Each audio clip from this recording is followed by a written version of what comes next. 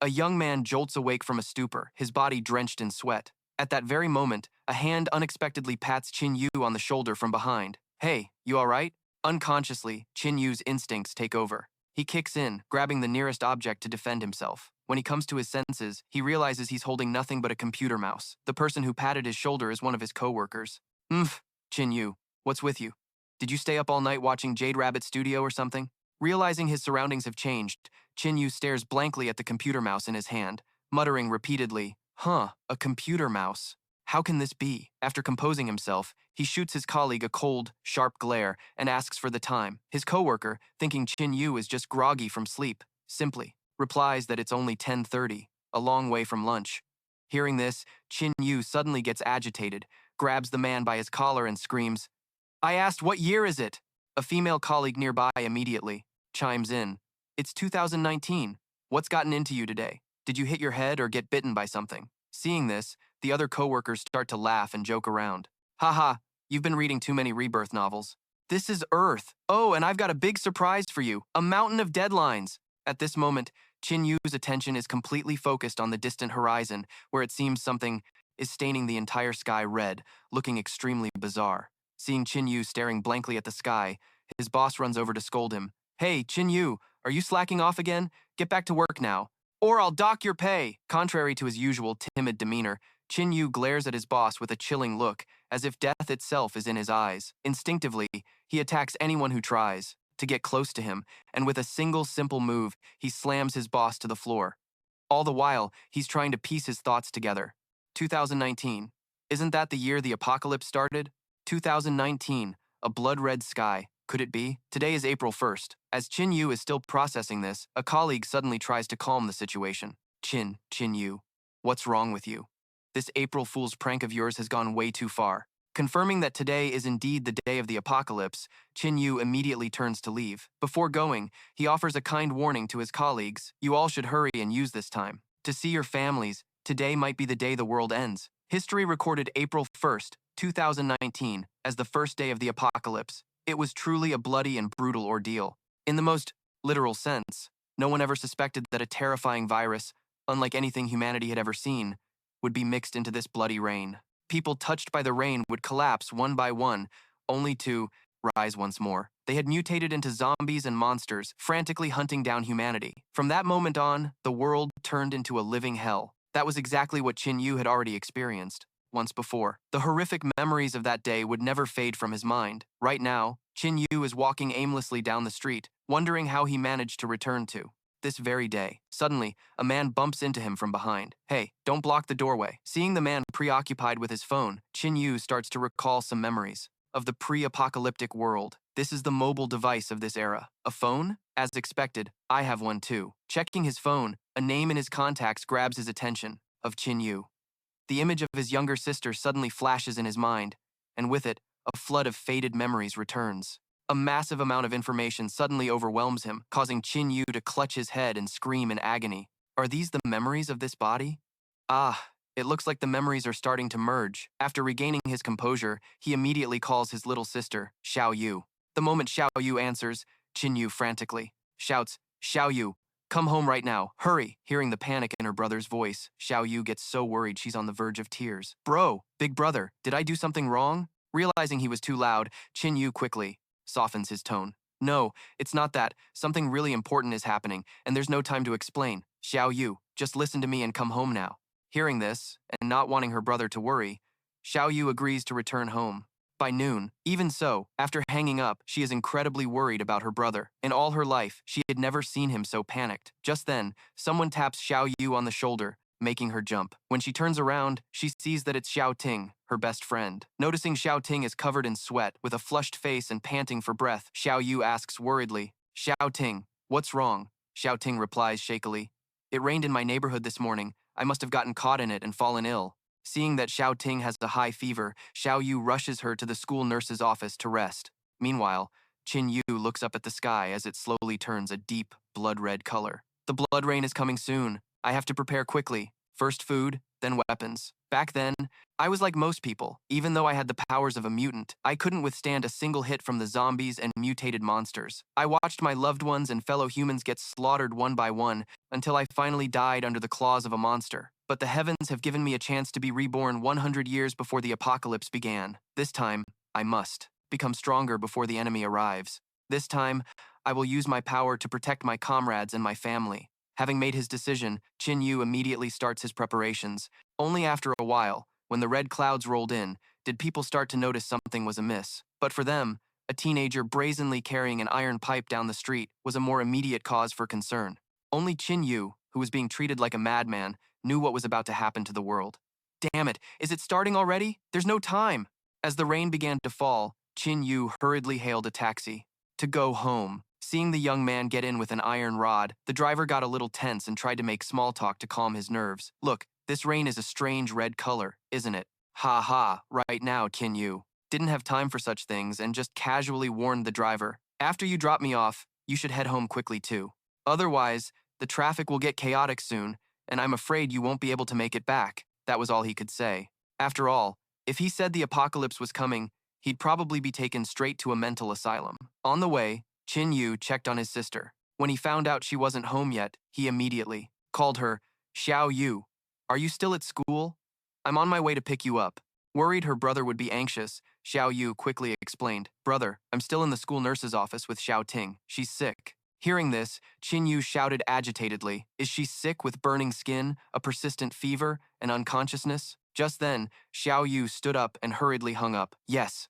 Oh, I think she's waking up. I'll hang up first. Because of that, she didn't hear Qin Yu's warning. Xiao Yu, get away from her. She's mutated. Worried his sister was in danger, Qin Yu, radiating a murderous aura, placed his hand on the driver's shoulder. Driver, please, step on it. Immediately, the driver slammed on the gas, screaming nonstop, Okay, just don't hurt me. Meanwhile, on Xiao Yu's end, Xiao Ting had woken up. Her two eyes were blood red, her facial muscles contorted into a terrifying expression. Xiao Yu and the teacher were still talking when Xiao Ting suddenly sat bolt upright, staring blankly at the two of them. Seeing this, the teacher hurried over to check on her. My dear student, you're still weak. Lie back down. I see your eyes are very red. Just then, Xiao Ting's pupils constricted, and countless red veins bulged in her eyes. She seemed to go mad, lunging forward and biting down hard on the teacher's finger. The teacher struggled to pull her hand back, but her finger was bitten so badly it was bleeding profusely. Why did you bite me? The terrified teacher backed away, not daring to get closer. But Xiao Yu, worried about her friend, approached to ask, Xiao Ting, what's wrong? Suddenly, Xiao Ting tilted her head back, a horrifying smile spreading across her face. Seeing this, Xiao Yu instinctively stepped back, her whole body trembling in fear. The teacher, unaware of the impending danger, was still sitting on the floor, trying to stop the bleeding from her finger. At that moment, Xiao Ting completely lost it, lunging at the teacher and viciously tearing into her. Witnessing this horrific scene, Xiao Yu was so shocked she froze. In place, by the time she snapped out of it, the teacher was already a corpse lying in a pool of blood. Only then did Xiao Yu let out a terrified scream. This also drew the attention of the crazed Xiao Ting. Without hesitation, Xiao Ting turned towards Xiao Yu, looking as bloodthirsty as a predator hunting its prey. Just then, Qin Yu arrived in the nick of time, sending Xiao Ting flying with one swing of his rod. Not giving his opponent a chance to react, Qin Yu pointed the sharp end downwards and, without a moment's hesitation, plunged it into Xiao Ting's neck. Seeing this, Xiao Yu was so scared she started crying, stammering incoherently, brother. You killed her. In contrast to her, Qin Yu calmly wiped the blood off his iron rod. She had turned into a zombie. She's no longer the friend you knew. Let's go. We need to get out of here quickly. We'll talk when we get home. This place will soon descend into chaos. After dealing with the situation, the two siblings went outside to head home and take shelter. Stepping outside, Xiao Yu saw the blood rain and, out of curiosity, held out her hand to catch some. Seeing this, Qin Yu panicked and rushed to stop her. Xiao Yu, don't touch this rainwater. But he was a step too late. A few drops of rain had already landed on Xiao Yu's hand. Seeing her brother acting so strangely, Xiao Yu asked worriedly, What's wrong, brother? It's just a little bit of rain. Hearing that, Qin Yu was a bit surprised and asked back, You don't feel that this rain is hot? Xiao Yu didn't understand what her brother was talking about and asked with a bewildered look, Hot? No. Is this acid rain? Qin Yu found this extremely strange and fell into deep thought. Weird. Even some people with certain antibodies to this blood rain would still feel the heat of the rainwater. But now wasn't the time to ponder these things. Qin Yu took out a raincoat he had prepared and gave it to his sister. For now, don't worry about this. Just put on the raincoat and try not to get any rainwater on you. Next, we have only one mission. Escape this place. Are you ready? We have to go. Immediately after. Qin Yu ran ahead, iron rod at the ready, prepared to attack anything dangerous. Getting too excited, Xiao Yu shouted to boost morale. Charge! Qin Yu was left speechless and hurriedly told his sister not to shout. Realizing her mistake, Xiao Yu quickly covered her mouth and quietly ran after him. By now, the streets outside had turned into a battlefield. Countless crazed people were continuously lunging at and tearing into those around them. Witnessing this scene, Xiao Yu was petrified with horror. Brother, what is happening? Seeing his sister stop, Qin Yu shouted anxiously, Xiao Yu, don't stop. We have to run straight home. After running for a while longer, the siblings' attention was caught by a scream for help from a nearby building.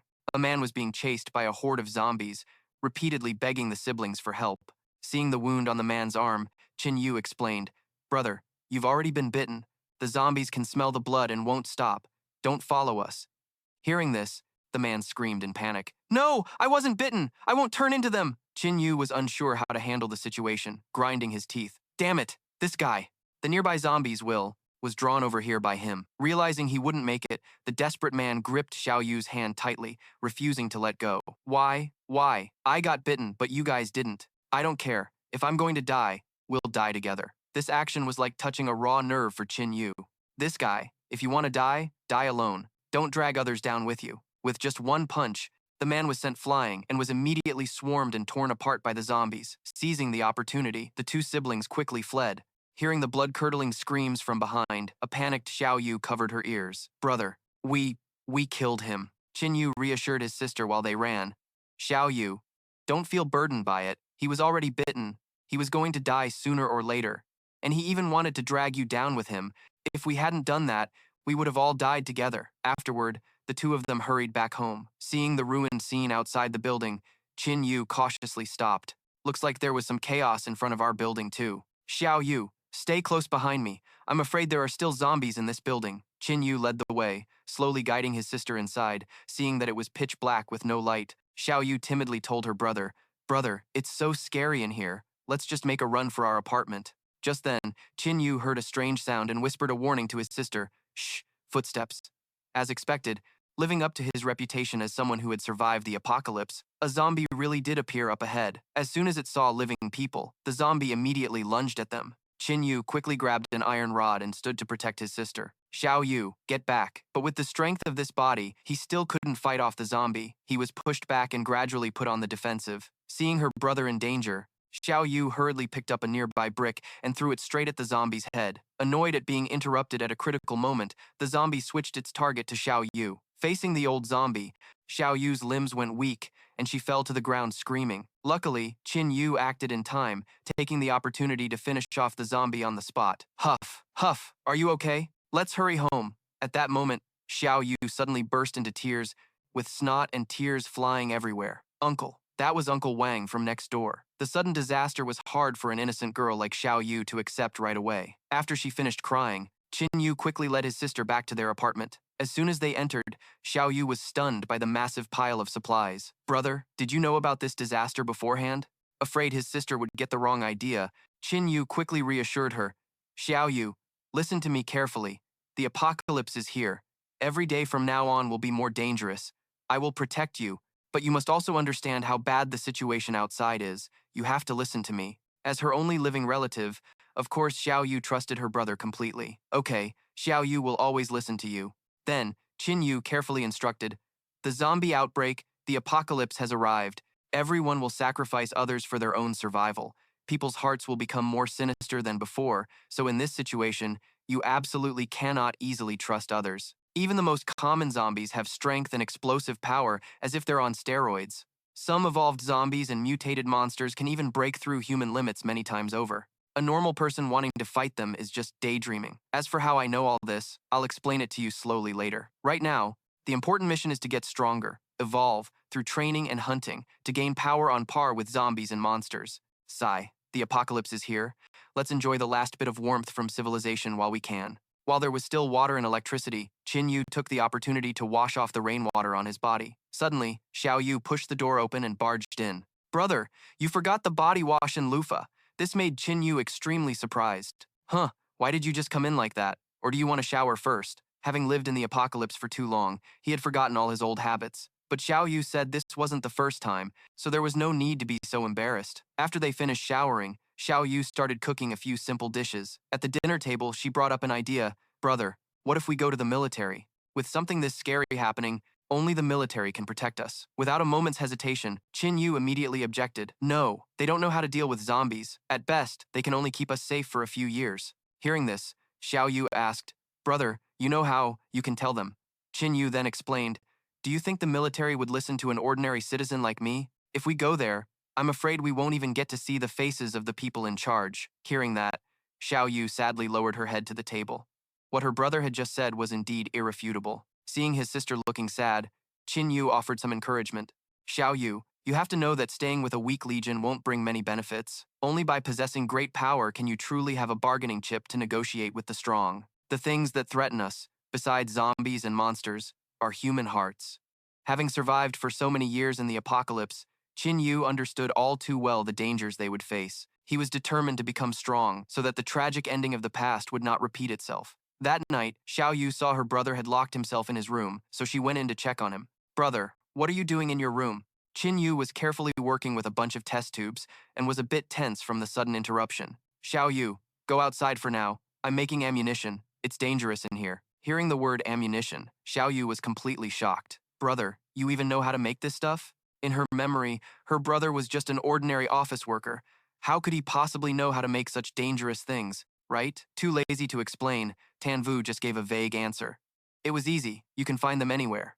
All right, hurry and close the door, or the house will become unbearable soon. Hearing this, Xiao Yu obediently left to let her brother focus on his work. After finishing what needed to be done, Tanvu lay on the bed, staring thoughtfully at the ceiling. It had been so many years since he had lain on a comfortable bed and slept peacefully. Just then, Xiao Yu came in hugging a pillow. Brother, I'm scared. Can I sleep with you? And so, on the first night of the apocalypse, the two siblings slept together. Before closing his eyes, Tanvu silently prayed, hoping that when he woke up, everything that happened today wouldn't be a dream. Early the next morning, the moment Xiao Yu opened her eyes, she saw her brother getting ready to leave. Big brother, where are you going? Tanvu gripped the iron pipe in his hand and said with a smile, I'm going to check on the other households in this building, and if there are any zombies, I'll take care of them. Hearing this, Xiao Yu asked her brother worriedly, didn't you say that with the strength of a normal person, fighting a zombie is just a daydream? At that moment, Tanvu's back suddenly seemed unusually broad. Your brother isn't a normal person. Don't worry, in my past life, I was a level 2 spear master, you know? After hearing that, Xiao Yu had no idea what her brother was talking about.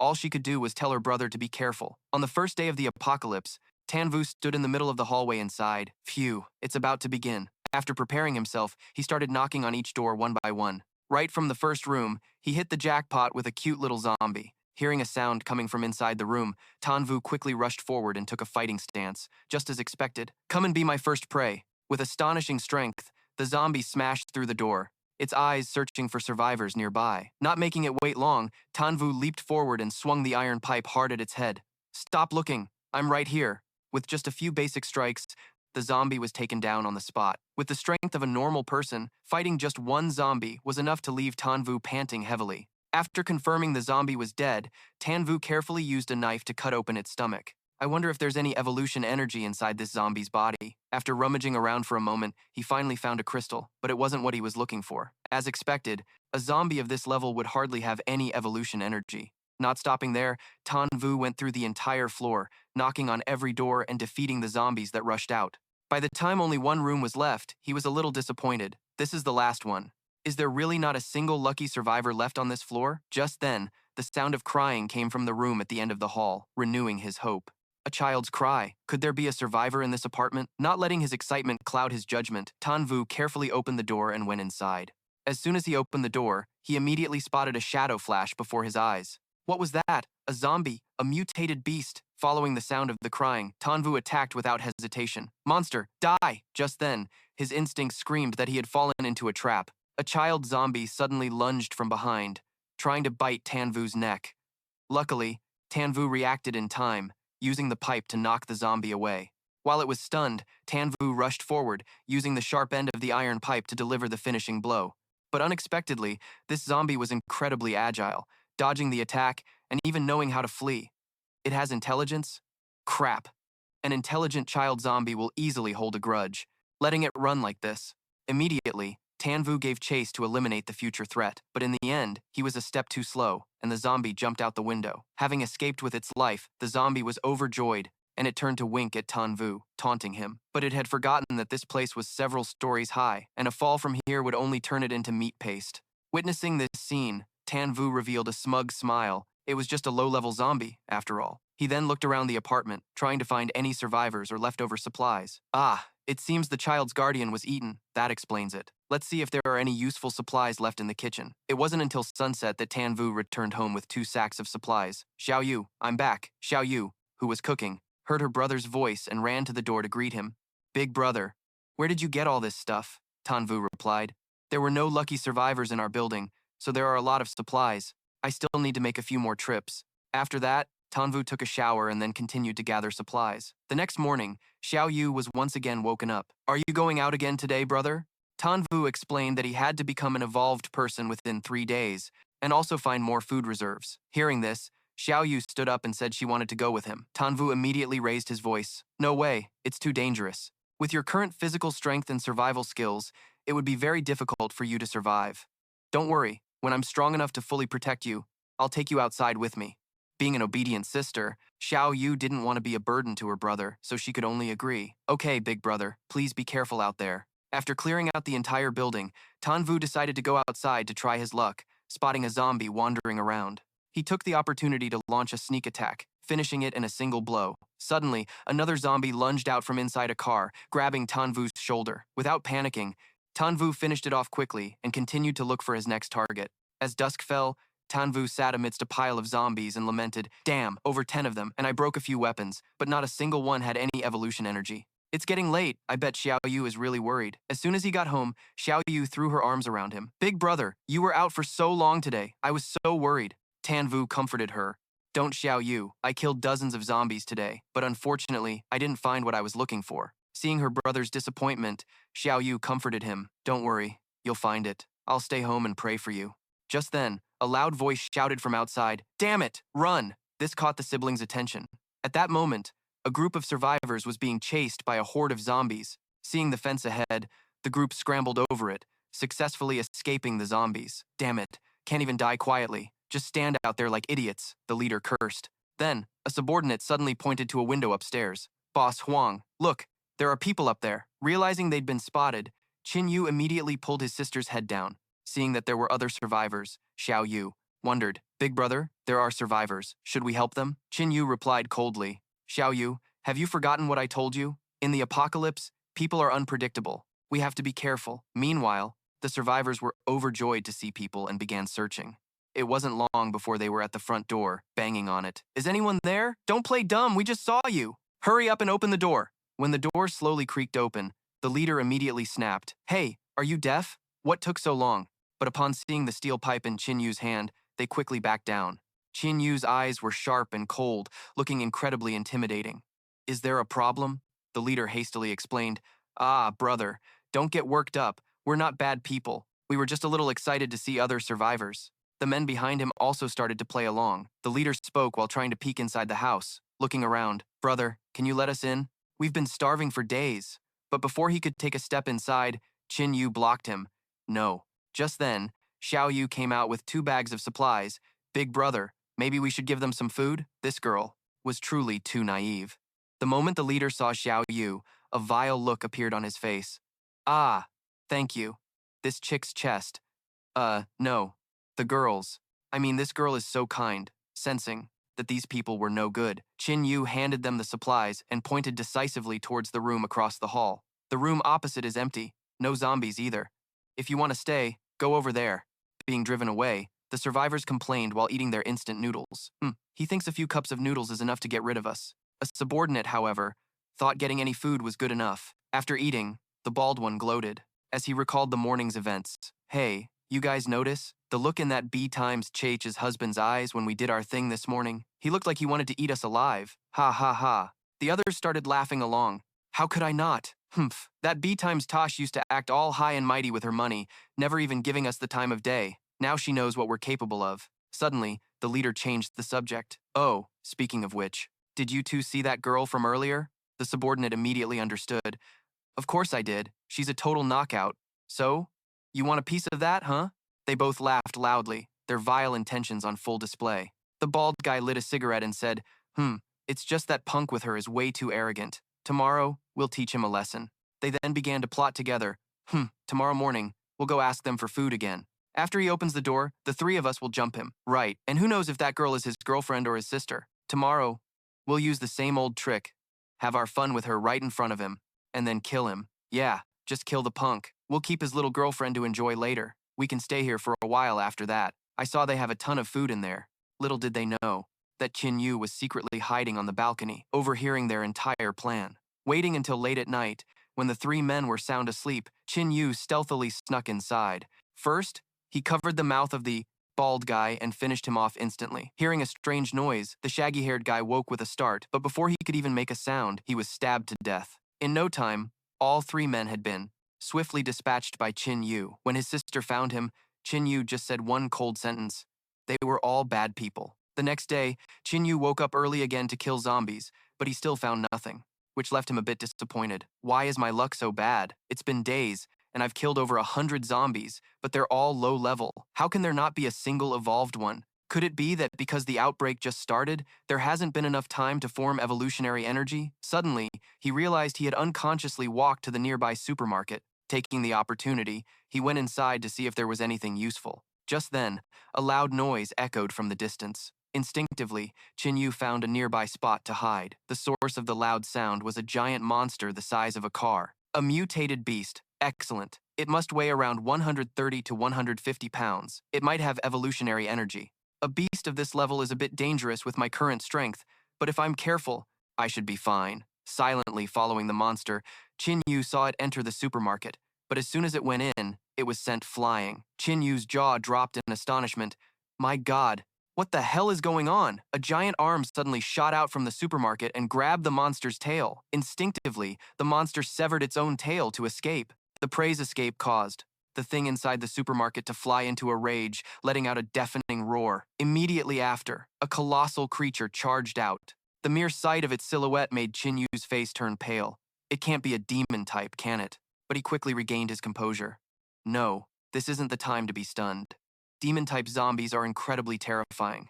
Even 100 years from now, when many powerful individuals have appeared in the apocalypse, but they could all be easily taken down.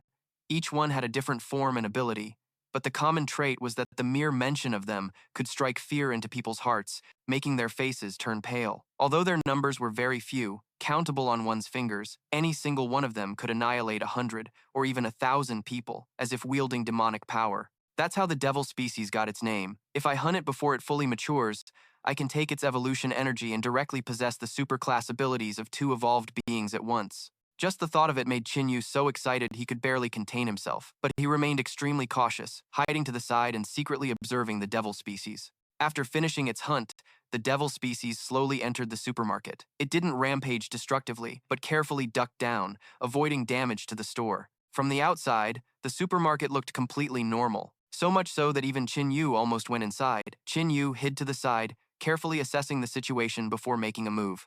This thing was smart enough to occupy the most well-stocked supermarket and wait for its prey to come to it. It's definitely a devil species, no doubt about it. Although it hasn't fully matured, with my current abilities, challenging it head-on is a suicide mission, but this is my best chance to become one of the strongest in this apocalypse. Besides, if I wait for it to mature, no one will be able to handle it. I'd probably just end up dying by its hand anyway. Gotta be brave. I've made up my mind. Let's risk it all and use this. After making his decision, Qin Yu carefully placed his backpack and approached the supermarket entrance. He took a deep breath, ran to the middle of the doorway, and shouted, "Hey monster, come and get me!" Hearing the noise, the devil species immediately rushed toward the door. The prey had taken the bait. Qin Yu sprinted straight towards his backpack. "Come on, enjoy your last hunt." The devil species charged outside, but seeing no one, it began to search. Just then, Qin Yu shouted, "Hey, over here!" The devil species didn't realize it was a trap and let out a deafening roar as it charged straight at Qin Yu. As soon as it reached the backpack's location, Qin Yu grinned sinisterly. Try this on for size. Suddenly, the backpack exploded, sending the devil species flying. Inside, the backpack was all the explosive that Qin Yu had painstakingly made over the past few days. Seeing the devil species take a heavy hit, Qin Yu laughed joyfully. Ha ha, awesome. This thing might look wrecked, but who knows if it still has the strength to counterattack. It's not too late to check on it after it's completely dead. To be safe, Qin Yu sat on the opposite side, silently observing the situation. Only after confirming the devil species was no longer moving did he cautiously approach. Looks like it's done for. Let's see what kind of good stuff it dropped. Suddenly, a mutated cat appeared, startling Qin Yu and putting him on high alert. Whoa, a mutated cat! Looks like getting this loot won't be so easy. Just then, the upper head of the devil species suddenly moved, devouring the mutated cat in an instant. Witnessing this, Qin Yu's face turned pale with fear. This thing was playing dead. Thank God I didn't rush over. To avoid any more surprises, I have to finish it off quickly. Glancing around, Qin Yu spotted several barrels of oil nearby. After some thought, he decided to burn the devil species to death. Severely injured, the devil species couldn't move, and could only watch as Qin Yu poured oil all around it and set it on fire. After waiting for the flames to die out completely, Qin Yu excitedly approached with a knife in his hand. Cough! Smells kinda nice. Let's see what goodies you have for me. After a bit of searching, he found the devil species evolution energy. This thing is really special. Even in my past life, very few people ever obtained one. Of course, Qin Yu hadn't forgotten about the mutated cat from earlier. Inside it was the familiar evolution energy he was used to. After collecting his loot, Qin Yu didn't hesitate to swallow the devil species evolution energy. Immediately, he felt a pain like he was dying and being reborn, as if his entire body was about to split apart. So this is the energy of a devil species? I never experienced an evolution this painful in my past life. Let's see what my strength is like now.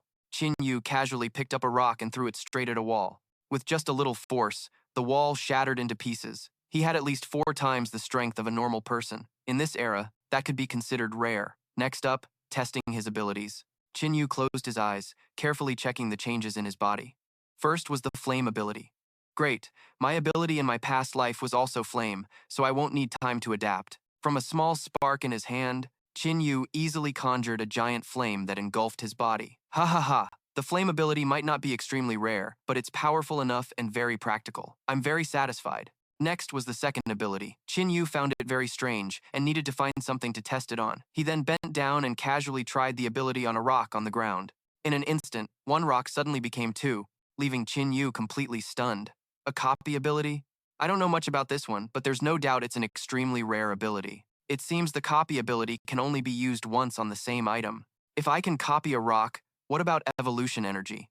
Just as Qin Yu guessed, the evolution energy could also be copied, and it had the exact same effect as the original. This ability is just too overpowered. Possessing 2 abilities at once was something Qin Yu had never even dreamed of.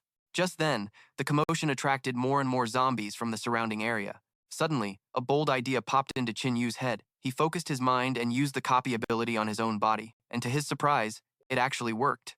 Without a moment's hesitation, the 2 Qin Yus charged. Facing the zombies, he was much more confident than before. Without exchanging a single word, the 2 of them coordinated with each other seamlessly. In no time, the remaining zombies were completely annihilated. But now, Qin Yu realized a major headache. He couldn't just live on with 2 versions of himself. He had to see if this copy ability could be dispelled. Fortunately, the copy ability could be dispelled, and the copied Qin Yu gradually vanished into thin air. While this ability was incredibly powerful, it wasn't without its side effects. The moment the clone disappeared, Qin Yu immediately felt a wave of exhaustion hit him, twice as strong as usual. Recklessly overusing this ability would be extremely dangerous. After resting for a bit, Qin Yu began searching the bodies of the zombies he had just killed for evolution energy. It seemed times had changed, as these zombies actually had evolution energy, which was perfect for Xiao Yu. After gathering his spoils, Qin Yu returned home. The moment she saw him, Xiao Yu rushed into his arms. "Big brother, you're late again. You had me worried sick." Qin Yu smiled and said, "Don't worry, your big brother isn't the man he used to be. From now on, I won't give Xiao Yu anything to worry about." But this time, Xiao Yu wasn't so easily appeased. "If you're going to be gone that long again, you have to take me with you." Qin Yu immediately agreed with his sister. "No problem, I'll definitely take you with me. Here, eat this, and you can become an evolved human too." Seeing her brother take out 2 strange-looking things, Xiao Yu was a little skeptical. An evolved human? Qin Yu explained that becoming An evolved human meant low-level zombies would no longer pose a threat. Hearing that, Xiao Yu swallowed the evolution energy without a second thought. When her brother asked if she felt anything, she thought about it seriously and answered, it would probably be tastier with a little sugar. He was completely speechless. Qin Yu could only facepalm in frustration. Who asked if it was tasty?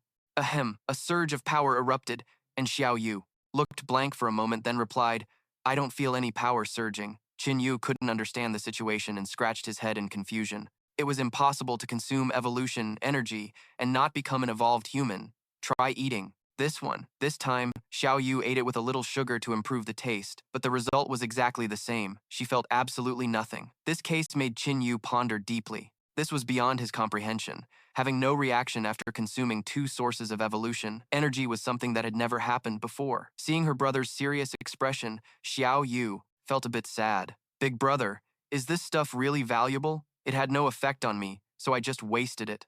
Qin Yu patted her head comfortingly. It's okay. For us right now, this isn't considered valuable, so don't blame yourself. After thinking for a moment, Xiao Yu timidly told her brother, It's not that I felt absolutely nothing. I just felt that it was really tasty, and eating it made me feel very content. Hearing that, Qin Yu was a little stunned and asked again, Very content? Xiao Yu was so happy she gestured excitedly. Yeah, it felt really good to eat, and I still want more. According to Qin Yu's theory, Xiao Yu's potential was so immense that she hadn't yet met the threshold to evolve. He would need to find many more sources of evolution energy in the future to test his theory. Setting the matter aside for now, the brother and sister had dinner together. After their meal, Xiao Yu was browsing online when she suddenly found some important information and called her brother over to look. Qin Yu calmly walked over, munching on an apple. The internet is still working? It seems the situation in many places isn't that serious yet. But the moment he saw the image on the screen, the color drained from Qin Yu's face, and he instinctively uttered a single word, otherworlders. Not understanding, Xiao Yu asked, Otherworlders? What are they? Big brother? Qin Yu answered grimly, disaster and death, zombies, mutants, the apocalyptic virus. If there's anything that could be worse than all of them combined, it's the otherworlders. Some unknown power had caused this already terrible apocalyptic world to tear open with several new spatial rifts. These rifts connected to a different dimension, allowing the alien creatures from that space to invade our world, and they were called the otherworlders. Countless grotesquely shaped monsters poured out from the spatial rifts. Their species and forms were bizarre, but they all shared one thing in common, a deep-seated hostility and killing intent towards the human race. No one knew why they came. No one knew what connection they had to the apocalyptic virus. But the one thing that was certain was that their appearance meant this city wouldn't hold out for much longer. Just hearing this much was enough for Xiao Yu to picture how terrifying the otherworlders were. Then, Qin Yu pointed to the one on the screen. This is the insectoid race of the otherworlders. They spawn from a central hive and reproduce endlessly. Once the insectoid numbers reach a critical mass, they will swarm, kill, and devour cities and villages for 100 miles around. Just like a plague of locusts. In their wake, they leave nothing but bones and death. There's no time to waste. Starting tomorrow, I need to get stronger, and fast. Hearing that, Xiao Yu asked to go with him. This time, Qin Yu didn't refuse. Given the current situation, it was time for her to start adapting to this apocalyptic life. 2 days later, Xiao Yu went out on a hunt with her brother. Her only job was to stay back and be his cheerleader. Her brother would take care of all the fighting. After several battles, Qin Yu noticed the zombies were also becoming stronger. As usual, after killing a zombie, Qin Yu would search for the evolution energy source, and this time he found one of a very high grade. With his copy ability, 1 became 2, and soon enough, Xiao Yu had consumed 10 sources of evolution energy. I feel it. I feel it.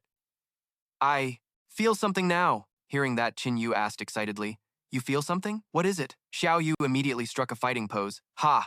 I feel like I could take down a bull with 1 punch right now. Qin Yu then, he continued. As an evolved human, your physical abilities and reflexes will be much higher than a normal person's. Try to sense it again. Maybe you have another special ability. After sensing it again, Xiao Yu felt something.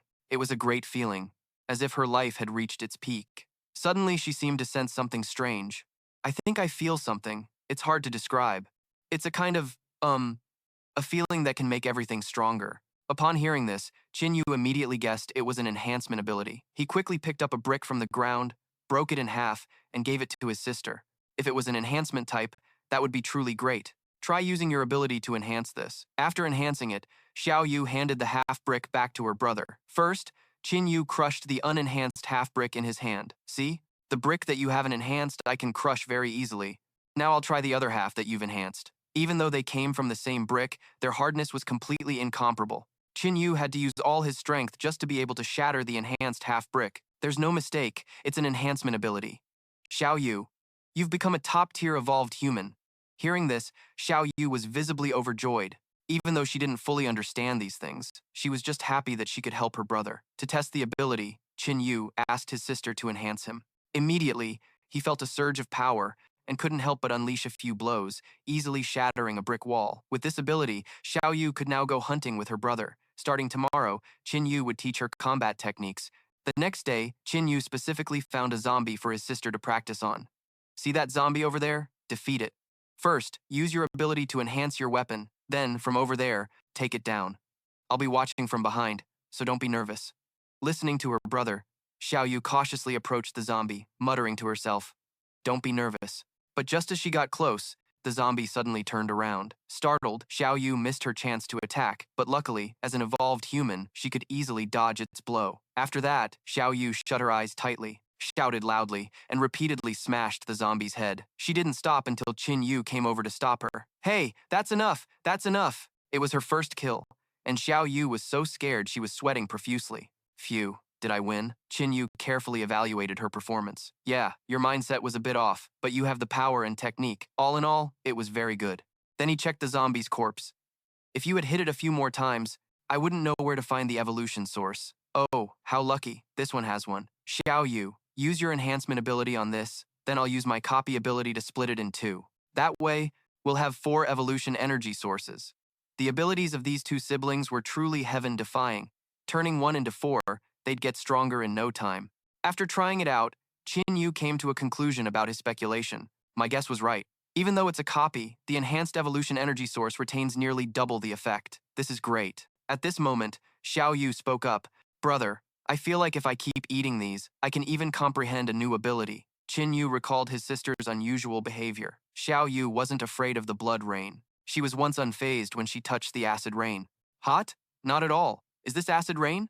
And even when she absorbed the zombie's evolution energy source, it wasn't like a normal person's reaction. The power overflowed, but she didn't feel it. He analyzed that she had a strange need for evolution energy. Tilting his head to look at his sister beside him, Qin Yu couldn't help but wonder if this was a good or bad thing, and what kind of changes Xiao Yu would undergo in the future. Suddenly, his train of thought was cut short when the siblings heard the crackle of gunfire not far away. Both of them were startled and looked in that direction. Gunshots. Qin Yu quickly made a decision. "Be careful. Let's go check it out," he instructed. "Xiao Yu, stay behind me and find cover. Be ready to hide at any moment." She obediently nodded. Okay. A thoughtful, worried glint appeared in his eyes. If they were robbers, he'd take them out and seize their supplies. On the other side, a dense horde of zombies was slowly advancing. Attracted by the gunshots, they gradually cornered a small group of soldiers. One of them spoke while shooting at the zombies. "Captain, we need to fight and retreat. We can't solve this zombie problem with just a few of our bullets." Another member of the squad also fired while falling back, providing cover for his comrades. "Xiao Zhang, don't you get it yet? The higher-ups want to get rid of our captain. Otherwise, why would they send just the 4 of us to rescue General Li? If we succeed, fine, but if we fail, we'll be punished when we return." The man named Xiao Zhang replied, "That's still better than dying here as zombie fodder. I'm almost out of ammo." The 4th person gave his serious opinion. "He's right, Captain. Even if we luckily defeat these zombies, we'll just encounter more. This mission is impossible to complete. You have outstanding abilities, yet you're being sabotaged by villains. In my opinion, the 4 of us should quickly find another place to survive." The man called Captain fired a few shots and let out a sigh. "How could I not have thought of what you've all said? But in this apocalypse, with just the 4 of us..."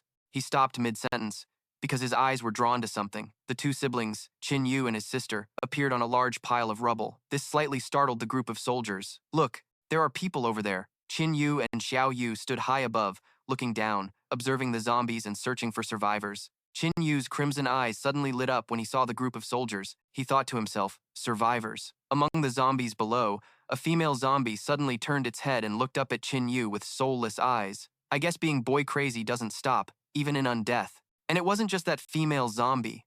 Almost all the zombies in the area started moving towards Qin Yu and his sister. He noticed this as well, but instead of panicking, he calmly let out a quiet, "Oh." Someone asked, "Why are all these zombies charging at us? Does our power have some kind of strong attraction to them?" Among the 4 soldiers below, one saw this as a rare opportunity and spoke up. "Captain, let's retreat while those two are attracting the zombies." The captain, however, refused. "No decent person would do that," he scolded. "Damn it, how can you even say that? Are you still a soldier? Listen up, give them all you've got. We save those 2 civilians, even if it means using our last bullet." The iron rod in Qin Yu's hand ignited, glowing red hot. He commanded, "Xiao Yu, give me a boost. Stay put and protect yourself. I'll take care of these zombies." She agreed. "Okay," and didn't forget to tell her big brother to be careful. Seeing the young man spring into action, the soldiers were so stunned they forgot to shoot. With a loud boom, smoke and fire billowed out as a sea of flames erupted, followed only by the blood-curdling screams of the zombies. "Ah!" The captain stood there, completely stunned. He wondered, could this be one of the legendary ancient martial artists? But even they aren't this over the top, felling so many zombies in an instant. From the other side came the sounds of thunderous impacts and screams. After taking a beating, all the zombies were left lying motionless on the ground. Qin Yu and his sister calmly walked up to the 2 soldiers. The soldiers lowered their weapons as a sign of goodwill. Grateful for their rescue, the captain introduced himself. "Hello, we are soldiers dispatched on a mission. I'm Captain Lin Feng." Qin Yu looked slightly surprised upon hearing the name. He repeated, "Lin Feng?" The captain asked timidly. Are you an ancient martial artist? That was incredibly dangerous just now. Thank you." For those who may not know, ancient martial artists represent the pinnacle of human strength and skill. They possess extraordinary abilities, can push their training to the extreme, and have an iron will. They don't even need to become evolvers to confront fearsome zombies. Some among them possess god-tier skills that would put evolvers to shame. This helps compensate for their inherent physical limitations. Unfortunately, even though Qin Yu wished he were one, he had to maintain a deadpan expression as he explained, "I'm not an ancient martial artist." Hearing this, Lin Feng let out a sigh of relief and began to recruit the young man for the military. "Brother, with skills like yours, you should join the army. You'd definitely have a great future." Qin Yu wasn't particularly interested in the offer, and simply replied dismissively, "I'm not the type to be tied down. I'll have to pass on the army, but I appreciate the offer." Lin Feng didn't press the issue, though he felt it was a shame that he couldn't recruit such a skilled individual. "That's a real shame. Since you're not interested, we'll be leaving now. If you ever need help in the future, I'll be sure to lend a hand." With that, he and his 3 squad members turned and left without hesitation. Xiao Yu looked at her brother, confused, and asked what was on her mind. "Big brother, usually when you meet other survivors, you can't wait to put them in their place. Why were you so respectful to that Lin Feng?" He didn't explain much, simply saying, "I recognize him." Then, Qin Yu delved into a memory from his past life, standing in a ruined city and gazing up at a hero's monument. He had asked his companion back then, "Why is there a statue here?" His friend explained, "This is a statue of Lin Feng. During the darkest era, S-rank evolvers were incredibly rare, especially one with immense power, who still fought to protect the weak. He eventually died in a battle at the Black Forest, becoming a martyr revered by later generations." Hearing that story, Qin Yu had fallen silent for a long while, lost in his own thoughts. Finally, he had exclaimed, "Oh, I remember now. Whenever the old-timers spoke of him, it was always with great respect." His companion climbed onto the hood of a car, burying his face in his hands, and sighed. "My fear of the Black Forest is even greater than my respect for Lin Feng.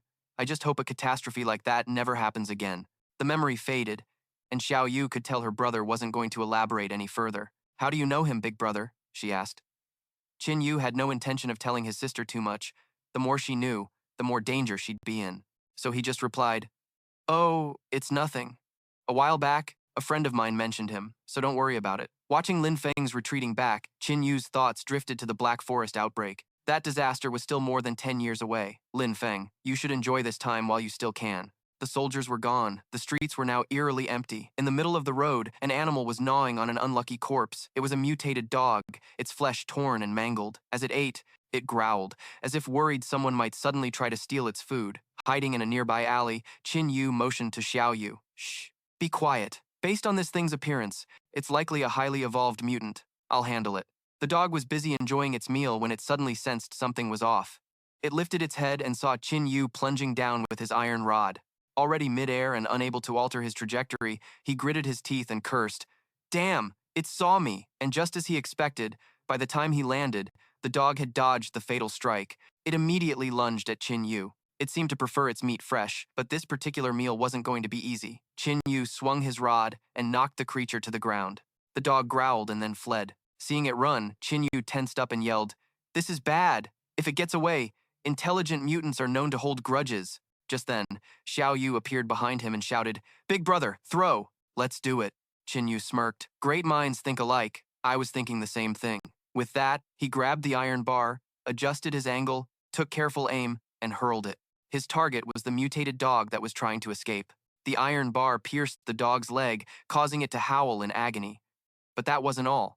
The bar began to glow red hot, as if it had been forged in a furnace. Instantly, flames erupted and completely engulfed the mutated dog, turning it into a roasted beast, a truly unexpected attack. As the flames died down, the dog was as dead as it could possibly be. Its body was charred black and smoldering heavily. The two siblings approached. Since Xiao Yu didn't really have any offensive skills, she hung back and asked timidly, "It's dead," Qin Yu said, holding a knife, ready to dissect the dog's body to look for an energy core. A mutant of this level should have evolution energy. His younger sister asked curiously, "Brother, isn't your ability fire? How come I didn't see you breathe fire or throw fireballs?" He replied while carefully carving up the dog, "It's not that I can't, but compared to shooting fire or fireballs, I prefer to imbue my flame power into my weapons. I might sacrifice attack range, but when combined with my fighting techniques, the power is greatly amplified, and the damage dealt to the enemy is much more significant." Hearing this, Xiao Yu's eyes lit up with absolute admiration for her brother. "So you're a melee mage?" Qin Yu retrieved 2 energy cores and chuckled in satisfaction. "What luck! This dog's body had 2 evolution energy sources. One was its own, and the other I'm guessing belonged to its prey." Xiao Yu crouched down to look at the charred dog and said in surprise, "There's something else here." She pulled a ring from inside the corpse of the dog. It was an old-looking ring. She had no idea what it was, and it didn't seem like something that could boost her power. She was about to toss it. This isn't as useful as food. But Qin Yu's sharp eyes had already spotted the ring. "Wait, Xiao Yu, could this ring be?" Looking at the golden ring with strange engravings, he exclaimed, "A treasure from a dimensional relic." He urged her, "Xiao Yu, quick, put it on and see what it does." Xiao Yu always listened to her brother, so she did as he said. Like this, the moment she put it on, the ring suddenly began to glow with an eerie blue light. It was as if the ring was sentient. It started to control Xiao Yu's hand. She cried out in alarm, "What's happening?" Blue fire shot out from the ring, burning fiercely for a moment. When it stopped, Xiao Yu pulled her hand back and asked her brother in shock, What was that?" "Like a walking encyclopedia," Qin Yu explained. "This is the power of a dimensional relic. It converts genetic energy into various forms of power and releases it. It seems this ring's power is fire, just like mine." Hearing this new term, Xiao Yu's eyes went wide with curiosity. "What's a dimensional relic?" Qin Yu explained. After the apocalypse began, pocket dimensions of various forms started appearing randomly all over the globe, different from the dimensional rifts. Although these pocket dimensions are incredibly dangerous, if you can clear their trials, you can obtain abundant loot. He didn't stop there, continuing. This loot comes in many forms. Some people find treasures containing dimensional power. Others awaken dimensional abilities and skills. It's largely thanks to these dimensional relics that humanity has managed to barely survive in this post-apocalyptic world. Xiao Yu looked at her brother with pure admiration. She clapped her hands and praised him. "You're so amazing, brother. You know everything." Qin Yu didn't let the praise lower his guard. He looked at the dog's corpse and analyzed the situation. The fact that this mutated dog managed to swallow a dimensional relic treasure means there must be an entrance to one nearby. Plus, the fact that even a mutated dog could make it out alive means that relic can't be too dangerous. It's just that the entrance isn't fixed. I wonder if we can find it before it relocates. With that, he gave his sister an instruction.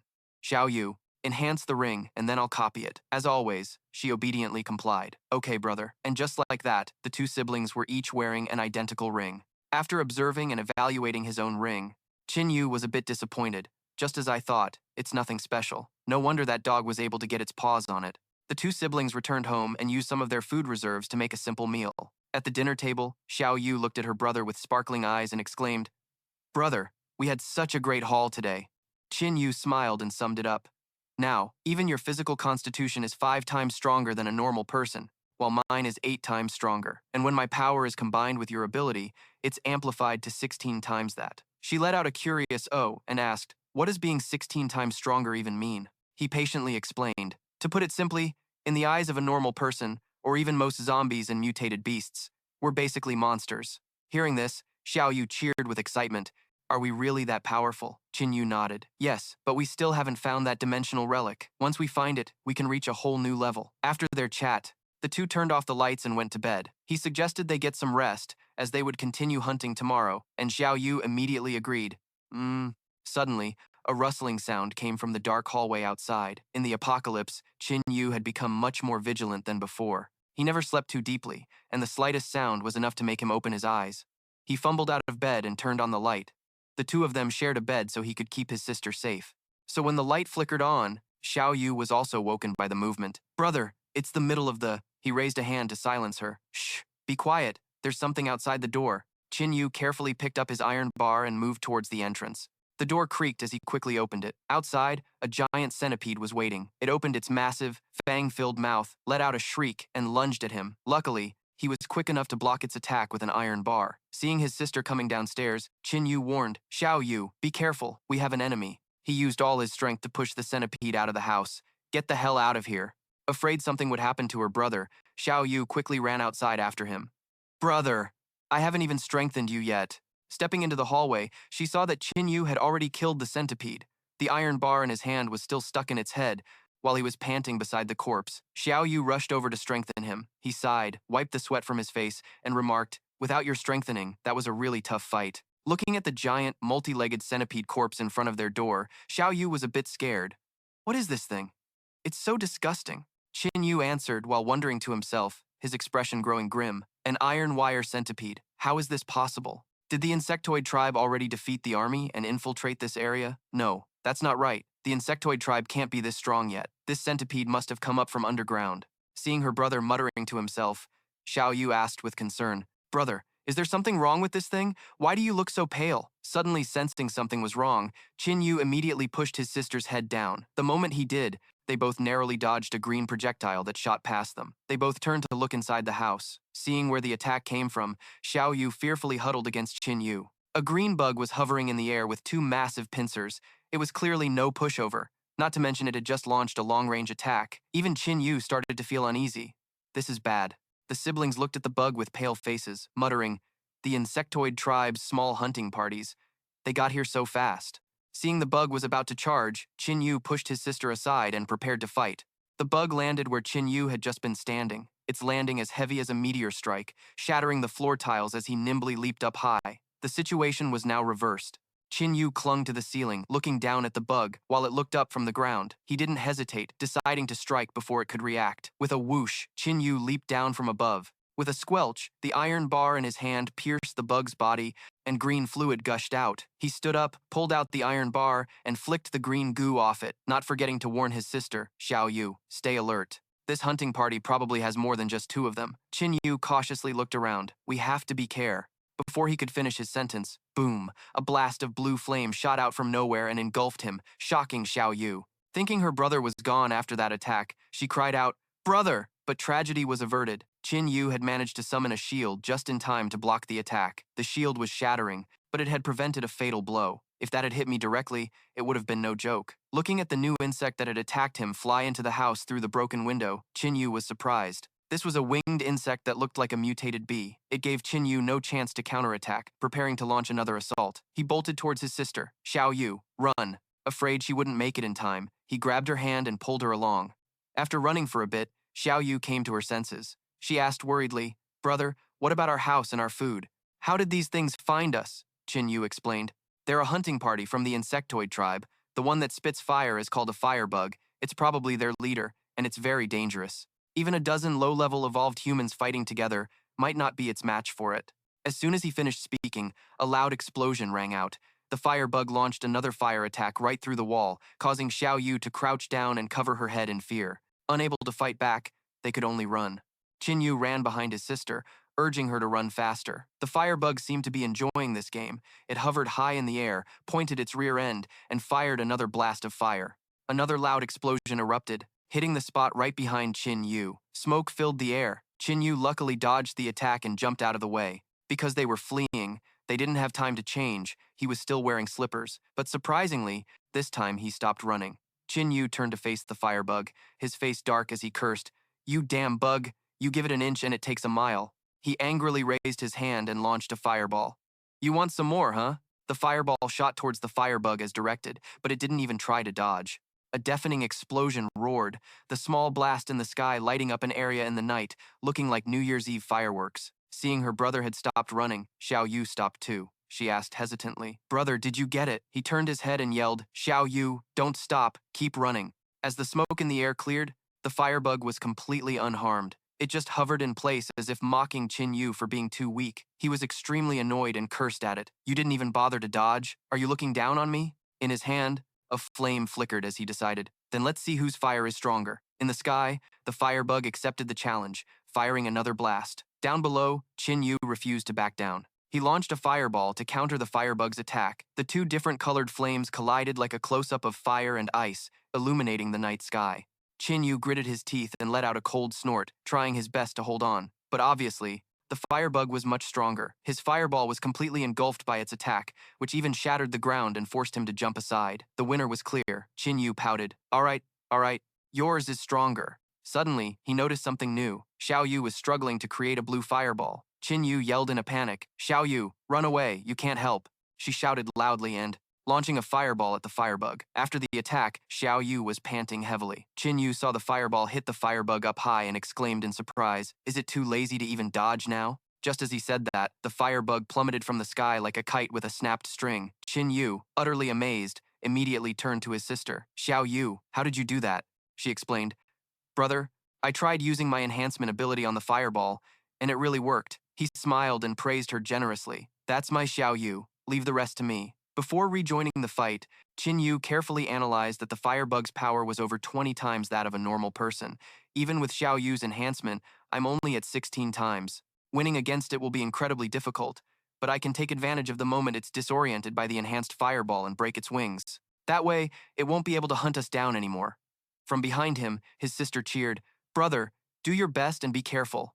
Just as she spoke, the firebug crashed to the ground. Qin Yu sprang into action. This was his chance. He built up momentum and dashed forward, and when he was close to the firebug, he split into two, creating a clone of himself. One on the left and one on the right, they cleanly sliced off the firebug's delicate wings. Once it was done, he coolly remarked, "Leaving your wings exposed was your fatal mistake." Suddenly, he felt that something was terribly wrong. After launching her attack, Xiao Yu had been panting for a long time. Now, she was coughing up blood. Seeing this, Qin Yu's heart leaped into his throat. She was his only family left. He screamed in panic, "Xiao Yu!" He put a hand on his chest and felt something different. After expending so much energy, he worried that the enhancement ability had vanished. Could it be that my cloning ability doubled the strain on Xiao Yu and her body couldn't take it? Suddenly, a massive, monstrous firebug appeared. It flapped its wings and flew towards him, its wings vibrating with a deafening buzz. What?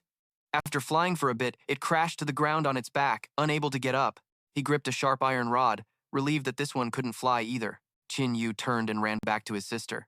"Xiao Yu, are you all right? Let's get out of here while it can't fly." "Okay." The two siblings fled, but they were unaware that the firebug was already starting to move. While helping Xiao Yu, he watched it and thought, "This bug is only fast in the air. On foot, it can't catch us." Just as he finished his thought, something suddenly appeared before them. They were blocked by a shocking sight. What is that? A zombie with a red mark suddenly emerged from the firebug's head. He pursed his lips as he looked at it. Another demon type. No, it's just a regular mutated zombie. Was it attracted by our battle? That zombie lunged forward, striking with its sharp, iron-like claws. Thanks to his quick reflexes, he managed to parry the blow, but the zombie was too fast, and sweat dripped down his face. Its strength is incredible, at least 10 times a normal person's, and I'm only at 8 times. It's much stronger than me. Seeing her brother tiring out, Xiao Yu risked using her power. He immediately disagreed, standing up and saying, "Xiao Yu, don't force it. If you use your power again, you'll collapse." He was determined. "I'll be the one to risk everything on this one." He accelerated, charging forward, gripping the iron rod tightly as he swung. Oh no! The zombie impaled him, and blood sprayed from the wound. His hands trembled as he struggled to grab its leg. She burst into tears, screaming, "Brother!" With the strength of a main character, he held on. But as he fought one enemy, another arrived. "Brother, be careful! The firebug is here!" A blue magical energy was gathering in its abdomen. A beam of light, a powerful, bright blue beam shot towards him, his face filled with worry and fear as he saw the light. With a massive bang, an explosion erupted right before her eyes.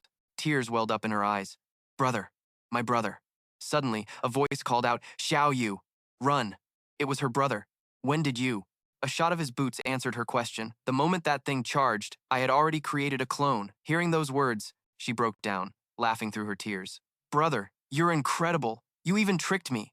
Back at the site of the explosion, the body that had been there was now gone. Just then, Qin Yu felt a sharp pang of pain. Xiao Yu quickly asked, "What's wrong?" Covering his mouth as he coughed, he realized that the pain his clone endured had transferred to him. "I'm fine. Let's run." It seems they had completely forgotten about the firebug, allowing it to step back and watch them flee. The pair stopped in front of a shop. "Hurry, get inside." They slipped under a pulled-down security gate and sat down to get some sleep, as they had been through hell all night. Yeah. As he closed his eyes, a persistent thought echoed in his mind. Starting tomorrow, I'm afraid survival will become even more difficult. Their journey continued as they searched for energy. From the zombie, some cores had dropped. Nice. We found evolution energy after killing just one. The two of them picked up the cores and consumed them. He looked at his sister, who was thrilled. I successfully raised my physique to 9 times. However, this alone wasn't enough to fill them up. Pressing onward, they carefully scanned their surroundings and discovered a green supermarket. "There's a supermarket over there." The two siblings were ecstatic when they saw it. "This is great." They hurried over, hearing voices coming from inside. "Hey, Zhangfeng, what are you scared of? I'm holding it. Hurry up." "Damn, what a useless coward." Qin Yu heard them and whispered, "There are people inside. I'll go in first, so be careful." "Okay." A man was restraining a wild zombie, while another guy held a bat raised high. "Zhangfeng, you little punk. I can't hold it much longer. If I die here today, it'll be your fault." The kid's voice trembled. I'm sorry. You can't blame me." The zombie suddenly broke free from the man's grip. "Damn it!" The atmosphere tensed. The zombie snarled, growled as it confronted him, while he was knocked into a stall. A shelf fell and pinned him down, causing him to struggle to escape. As he scrambled to turn over, the zombie charged. A scream pierced the air. "This is bad." Truong Fong is pinned by the shelf and can't get away. His face was a blubbering mess of snot and tears. "Help me! Help me!" The club smashed against its head and broke in two. Getting hit in the head made the zombie turn its attention, causing her to tremble in fear. I. It changed targets. The zombie attacked Tuna. Everyone screamed out in worry for her. Tuna. Suddenly, a figure dashed past. Even the zombie had to look up. Its head was grabbed, shocking the zombie itself. It was too fast to react before being dragged away. The floor cracked, leaving a crater where the zombie's head was smashed into it. Everyone stared in stunned silence, still unable to process what had just happened. He stood up and walked toward her, looking incredibly cool, a total stud. He gallantly offered his hand to help her up, making her blush. "Get up." Thank you." From behind, Tuvu called out curiously. "Tuna," hearing her name, she instinctively looked over. Tuvu, is that you?" Tuvu.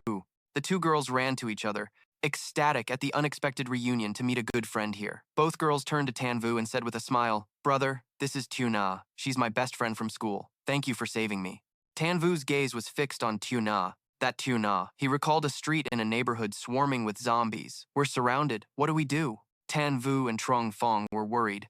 With so many zombies of this level, breaking through was impossible. "Damn it, I can't believe I'm going to die here." Suddenly, a scythe flew through the air. The zombies were sliced apart by the scythe. What's happening?" The figure of a woman in high heels appeared, and then her face was revealed. It was the goddess of death, so strong. Tanvu was just staring blankly until Tuvu called out, "Hey, why do you keep staring at her?" A hand suddenly touched Tanvu's shoulder.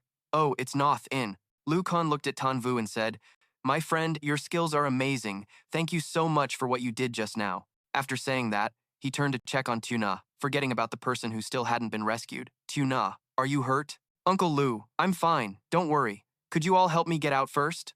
With lightning speed, Tanvu waved his hand, and the shelf went flying. Trung Fong was saved, and his face lit up with joy. "Nah, thank you so much for that. You're truly a beauty who saved a hero." An Li, with a harsh attitude, pointed straight at Truong Fong's face. "You call yourself a hero with that cowardly display? A dog would be more useful than you." Even Lu Kun questioned him. "The four of us all have weapons. Taking care of one zombie shouldn't have been a problem." "Truong Fong, you brat, you almost got everyone killed. Do you realize that?" Truong Fong didn't hold back and retorted, "Didn't this kid step in just in time? No one got hurt. Besides, this is my first time doing something like this. Who told you to give me the job of finishing off the zombie anyway?" Hearing these unpleasant words, Lu Kun grew irritated and snapped. "My plan was to seize the right opportunity. Tuna risked her life as bait.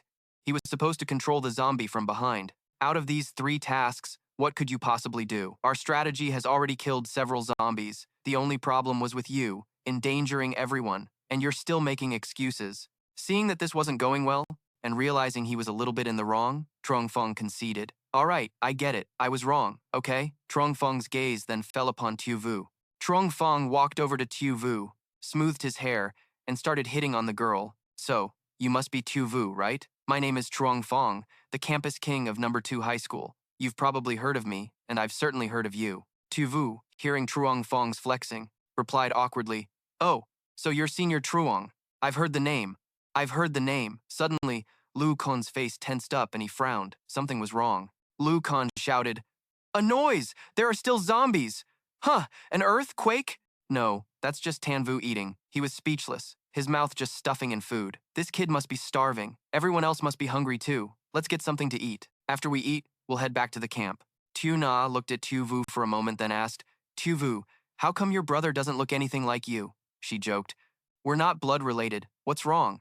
Got a crush on my brother already? Having been hit right on the mark, Tu Na blushed with embarrassment. You cheeky girl, since when did you start joking about things like this? Lu Kon put on his pack and led the way, followed by Tu Na and Tan Vu. They moved stealthily through the streets, trying not to make any noise that would attract zombies. After arriving in front of a large mansion-like building, after they went inside, Lu Kon announced, Everyone, we're back. Tan Vu walked in and scanned his surroundings. Then his gaze landed on a guy with a rooster comb hairstyle sitting next to an old woman. Tan Vu thought to himself, this survivor camp is full of the old and the infirm. Their combat strength is too weak. No wonder a girl like Tu Na was sent out to find food. If things continue like this, these people will have a hard time surviving in the apocalypse. Tu Na ran over, calling out to her grandfather. She called worriedly, Grandpa! She immediately sat down, opened her bag, took out a loaf of bread, and asked, You must be hungry, right? We found a lot of food this time. He coughed weakly a few times and replied, Tio Na, it's very dangerous outside. You must be careful. Lu Kon spoke up. Everyone must be hungry, right? Come and get some food. No pushing. One by one. Tu Na's grandfather looked at Tan Vu and asked curiously, This young man is? She quickly introduced both of them. Grandpa, this is Tan Vu, and this is his sister, Tan Tu Vu. If it weren't for them today, you wouldn't have seen your granddaughter again. He replied with immense gratitude. This place isn't some kind of paradise, but for better or worse, we can look after each other here. If you two don't mind, please stay. Come on over, the two of them replied in unison. Yes, Nina brightly requested. You all must be tired. Follow me and I'll find some empty rooms for you. She led Ethan and Yuna to find rooms. While they were walking, he suddenly spoke up and asked, Your grandfather must not be an ordinary person, she replied cheerfully. Of course, my grandpa is amazing. He's a miracle doctor who has healed countless people, much more skilled than those so-called department heads and traditional medicine specialists out there. Yuna was impressed. Oh, but your grandfather is coughing so violently. Could it be a serious illness he can't treat himself? Nina's expression suddenly darkened, and she explained, When he was young, he sustained injuries from practicing martial arts. Now that he's older, those old, accumulated wounds have resurfaced, which is why he's so weak today. Ethan had already noticed this, and indeed, he had felt that the old man had an extraordinary aura. Practicing martial arts should result in a healthy body. For him to have so many underlying conditions from his training, and hearing this girl say he's a practitioner of ancient martial arts, he must be one. He clenched his fist and thought, although my level 2A combat skills are considered very strong, looking back on my actual battles, my techniques are crude. If I face a true master, I'll inevitably expose my weaknesses. If I could get his guidance on training the Earth Devil system, reaching level 3 would be nothing. I might even take another step and reach the Grandmaster level. Then, Ethan asked her to explain the current situation. Nina, tell me about the situation at this shelter. She didn't hesitate to tell him everything about the camp. Most of the people here are survivors from the surrounding areas. We all gathered together to look after each other. We've barely been able to get by day to day. Mr. Liu is the most experienced and strongest among us. Every time we go out, he leads the way. His eldest son is also here. Mason is a rich kid, handsome and from a wealthy family, but when the zombie apocalypse happened, money became useless. Nina continued, The injured person is Mr. Li. Originally, he and Mr. Liu went out to find food, but he was careless once and suffered a serious injury, so Mason and I took his place. The two of us combined aren't even as strong as Mr. Liu alone. Hearing this, Ethan confirmed his earlier thoughts. Indeed, most of the people here are weak. If they were attacked, I'm afraid only a few could fight back. But there's no other way. To get guidance from that old man, I have to support this shelter. The scene changes to a dark room. Ethan was lying in bed, lost in thought. Without Yuna by his side, it felt like something was missing. He sat up, curious about what she was doing. I wonder if Yuna is asleep yet?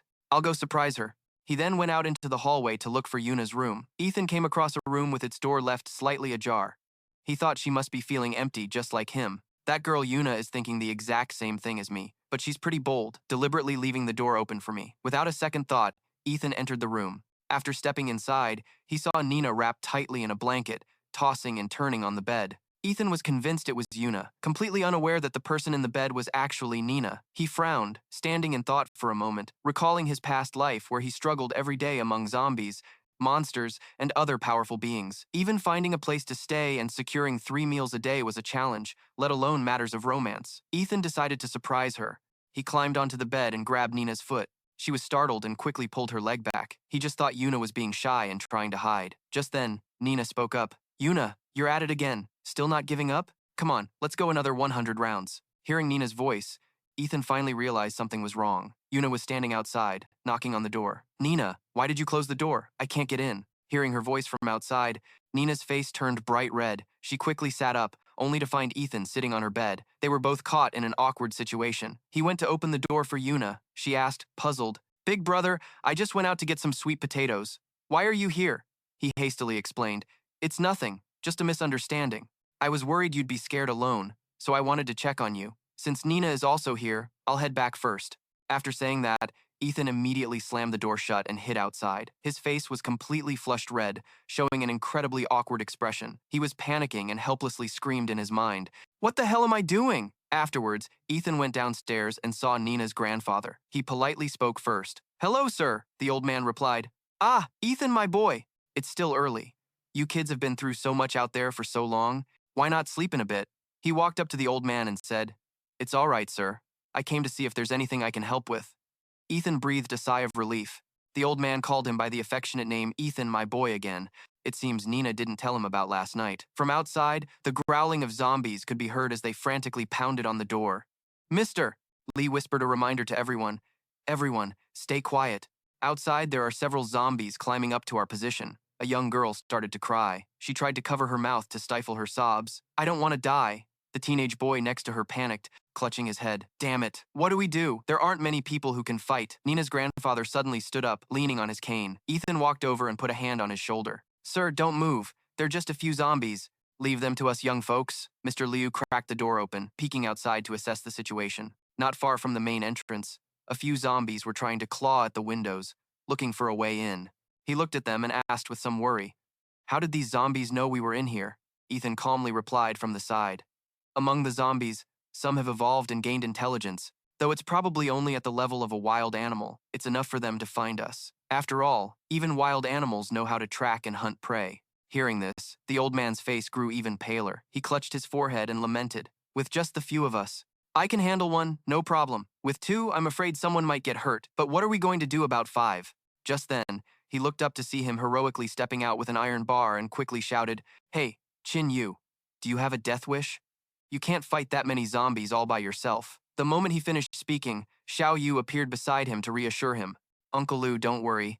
These zombies are nothing but a piece of cake for my brother. Qin Yu's move successfully drew the attention of the zombie horde. Without any hesitation, they snarled and charged straight towards him. As one lunged forward, he effortlessly jumped aside, dodging and finishing it off. He had just finished one when another attacked. Qin Yu leaned slightly to dodge. Then he, with eyes full of killing intent, turned and stared straight at it. Immediately, a massive, sky-shattering explosion occurred, and when the blast ended, the zombie was burned to a crisp.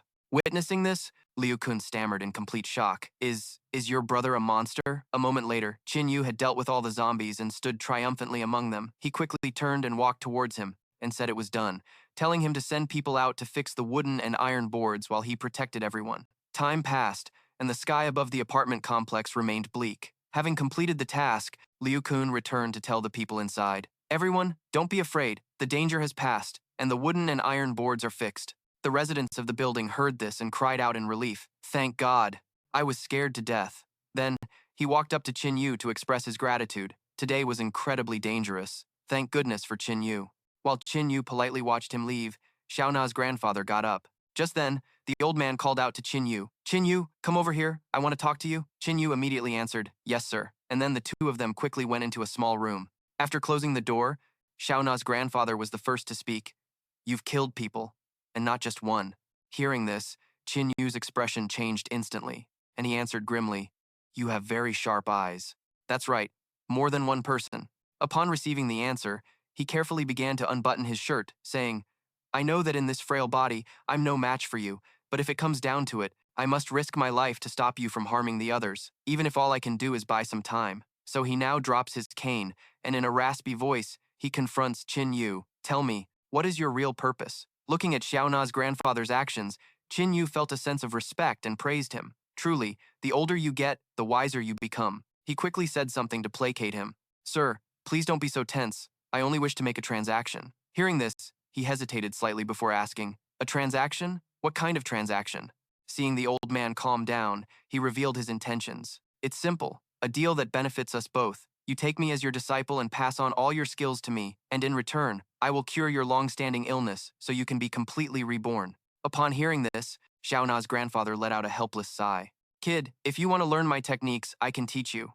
But I'm more aware than you are of how long I have left to live. You have your methods for dealing with zombies, but can you bring someone back from the brink of death? I don't need you to help me be reborn, but if you can protect Xiao Na for me, then it's not impossible." He paid no mind to whether the old man agreed or not, and slowly sat down to pick up the iron bar at his feet. "Sir, hearing you say that puts my mind at ease." As he spoke, he squeezed the middle of the iron bar, crushing it inward. Witnessing this display, Xiao Na's grandfather exclaimed in utter astonishment, "You! This power of yours!" Qin Yu wasted no words, throwing the iron bar aside and continuing, "Sir, I know a way to help you recover and even become as powerful as me. You will no longer need me to protect and care for your granddaughter, Xiao Na." Receiving this assurance and witnessing his strength, the old man agreed without further hesitation. "Kid, I have always kept my word my entire life. If you can keep your promise, I will pass down my life's work to you." Some time passed. In another well-equipped room, Zhang Feng was furious, pointing at Qin Yu and demanding loudly, "Why do I only get one piece of bread when he, who just got here today, gets 2 pieces?" Liu Kun immediately shut him down. "What's all the shouting for? He's been protecting all of us for the past 2 days. What's wrong with him eating a little extra? And you, what do you do all day but act like some rich kid? Why eat so much? To get fat for the zombies to eat?" Hearing this, he became even more furious, leaping up and shouting, "Uncle!" At that moment, Brother Li interrupted him. "Just eat. You're lucky you got a share at all. After that one time you helped, you nearly got me and Xiao Na maimed. You're a grown man. Who here is obligated to feed you?" Realizing that everyone was ganging up on him, Zhang Feng became extremely enraged, pointing at them and shouting, "Fine, fine. You've all had a problem with me for a long time. I'm leaving, so don't even think about stopping me." After saying that, Zhang Feng turned to leave, kicking over a chair to vent his frustration. Liu Kun watched him go and asked hesitantly, "He seems to be really leaving. Should we call him back?" Brother Li calmly snorted and replied, "Leaving? Please, he'll come crawling back soon enough." The person at the center of this argument finally spoke up. "It's okay. Xiao Yu and I are going out after we finish eating. If we see the kid, we'll just drag him back." Hearing that, Liu Kun sighed and hastily warned, "Qin Yu, the last time we found plenty of food, it should last us for a good while. You don't need to risk it again." Xiao Yu, at his side, quickly reassured him, "Don't worry, sir. My brother and I are both strong. That zombie can't do anything to us." A moment later, after finishing their meal, the two of them stepped outside. Suddenly, Xiao Yu called out to him, "Hey!" Hearing her, he immediately responded, "Yeah?" What he didn't expect was for her to pout and ask him a loaded question, "Whose body feels better, mine or Xiao Na's?" Hearing this, Qin Yu quickly explained, "It's not like that. You're one to talk. Who knew you'd jump into bed with her the moment you met?" Despite that, Xiao Yu still turned away sulkily and warned, "I'll let it slide this time, but the next time I catch you messing around on the side, I won't let you off the hook." Hearing such a phrase from her, he froze, completely stunned. Messing around on the side, where on earth did you learn that? The scene shifts, moving away from the apartment complex to the city, which is teeming with zombies everywhere. A steel rebar powerfully pierced the chest of a zombie on the ground. Qin Yu crouched down, searching for something and muttering, "This one doesn't have it either." Xiao Yu, who had just finished checking the other two, quickly reported, "These two don't have it either." After finishing up, he approached her and sighed in disappointment. Today was off to a bad start, when suddenly she leaned in close to him and said something confusing. "Hey, did you just fart? It smells really weird." Hearing this, Qin Yu laughed it off, not believing her. "Don't be silly. There's no way a fart of mine could smell that strong like that. There must be a lot of corpses around here or something." The moment he finished speaking, a mysterious sound suddenly echoed, causing them both to freeze. Xiao Yu, startled, let out a cry of alarm, What was that? Qin Yu wondered suspiciously. A roar that loud. Could it be it? He immediately proposed to her. Xiao Yu, follow me. We need to get to higher ground to observe. That stench and that roar are not normal. The two of them entered a building and made their way up the stairs. When they finally reached the rooftop of the building, they had no idea what lay ahead. But when they saw it, he gasped in shock. That's... She was also stunned, unable to believe her eyes, and stammered, "What is that thing? It's huge." A considerable distance away from them, a colossal monster was on the move. Looking closer, they saw it was a giant dragon that had just demolished a building. Qin Yu urgently warned her, "It's a guardian dragon. Be careful. If it spots us, we're dead for sure. I can't believe the apocalypse only started 2 months ago, and yet a creature has already evolved to this degree. In the future, this thing is guaranteed to become a beast lord-level monster." Hearing this, Xiao Yu asked blankly, "A guardian dragon? What's that?" He immediately cleared up her confusion. When a mutated beast is severely wounded and then infected by the zombie virus, it becomes a powerful guardian beast. Guardian beasts possess both the traits of a mutated beast and a zombie, making them even more terrifying than either one alone. From his explanation, she realized just how dangerous the situation was, her brow furrowing in concern. Then what do we do? While it's not paying attention, should we kill it? Qin Yu immediately shot down that risky idea. Absolutely not. It's too dangerous. We have to change our hunting grounds. The scene shifts, the location now a much more peaceful area than before. Xiao Yu, holding an energy core in her hand, cheered happily. "Hey, I found another one, and another one. That makes 3. He walked over, taking the energy core from her as he spoke with satisfaction. "I thought today was going to be a bust, but we've ended up with a pretty good haul." After handing it to him, she felt a little tired and rubbed her shoulder, suggesting, "Let's rest for a while. You've been hunting for so long." Without a second thought, Qin Yu agreed and pointed in one direction. "Let's go rest in there. We can check if there's any food too." A moment later, a steaming hot bowl of noodles appeared. As Qin Yu ate his noodles, he rubbed his chin and remarked to Xiao Yu, who was drinking water next to him, "It's unusually quiet around here." She stopped drinking and replied nonchalantly, "That's because we killed all of them." But he didn't see it that way and immediately countered, "No way. We only killed about 70 or 80 of them this morning. Don't forget, we're evolved. With our current heightened senses, we should be able to detect any zombie activity within a 1-kilometer radius. It's impossible that we wouldn't sense any movement.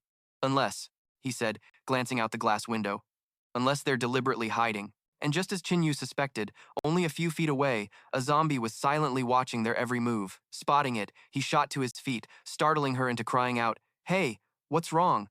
He grabbed his weapon and warned her, "Xiao Yu, get ready. Just as I suspected, we're being ambushed by zombies."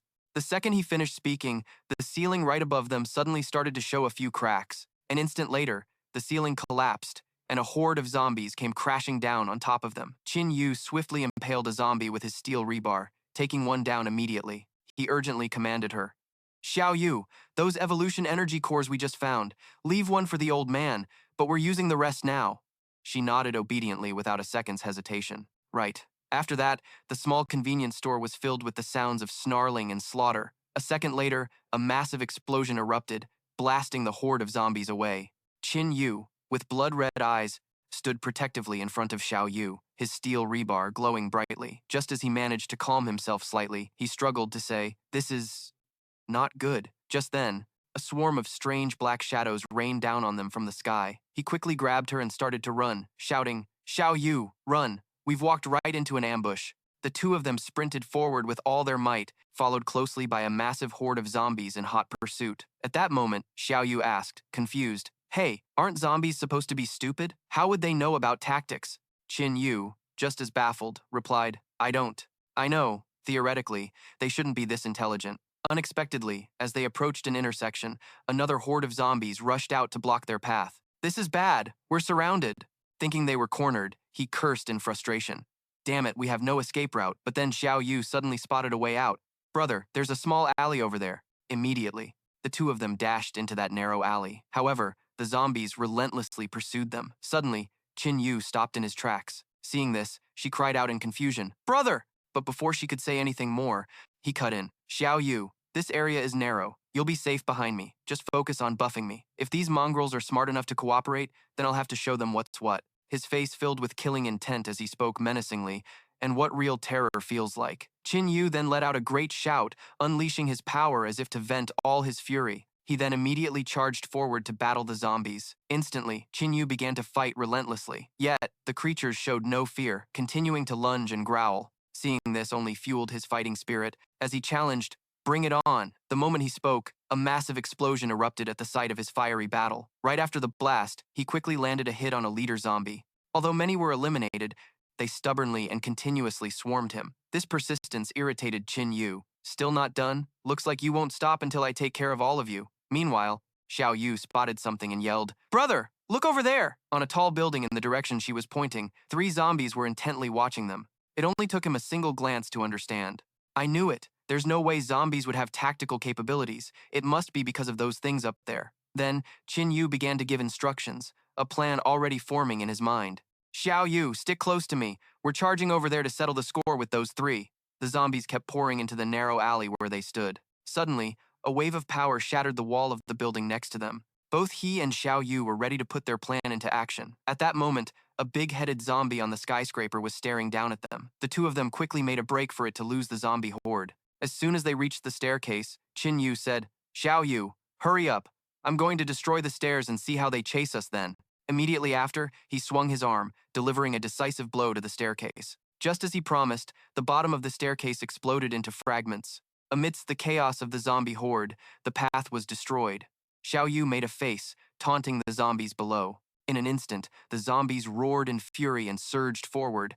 Seeing what they were doing, she quickly shouted, "Brother, look, they're even making a human ladder." He paid the zombies no mind and replied, "Ignore them. We need to take out those 3. The rest will scatter like sand. They're not a threat." Qin Yu decisively threw open the door, and it looked like the zombies had been waiting for him and Xiao Yu this whole time. A blue and a red zombie stood up, ready to leap into battle. Seeing this, Qin Yu quickly made an assessment.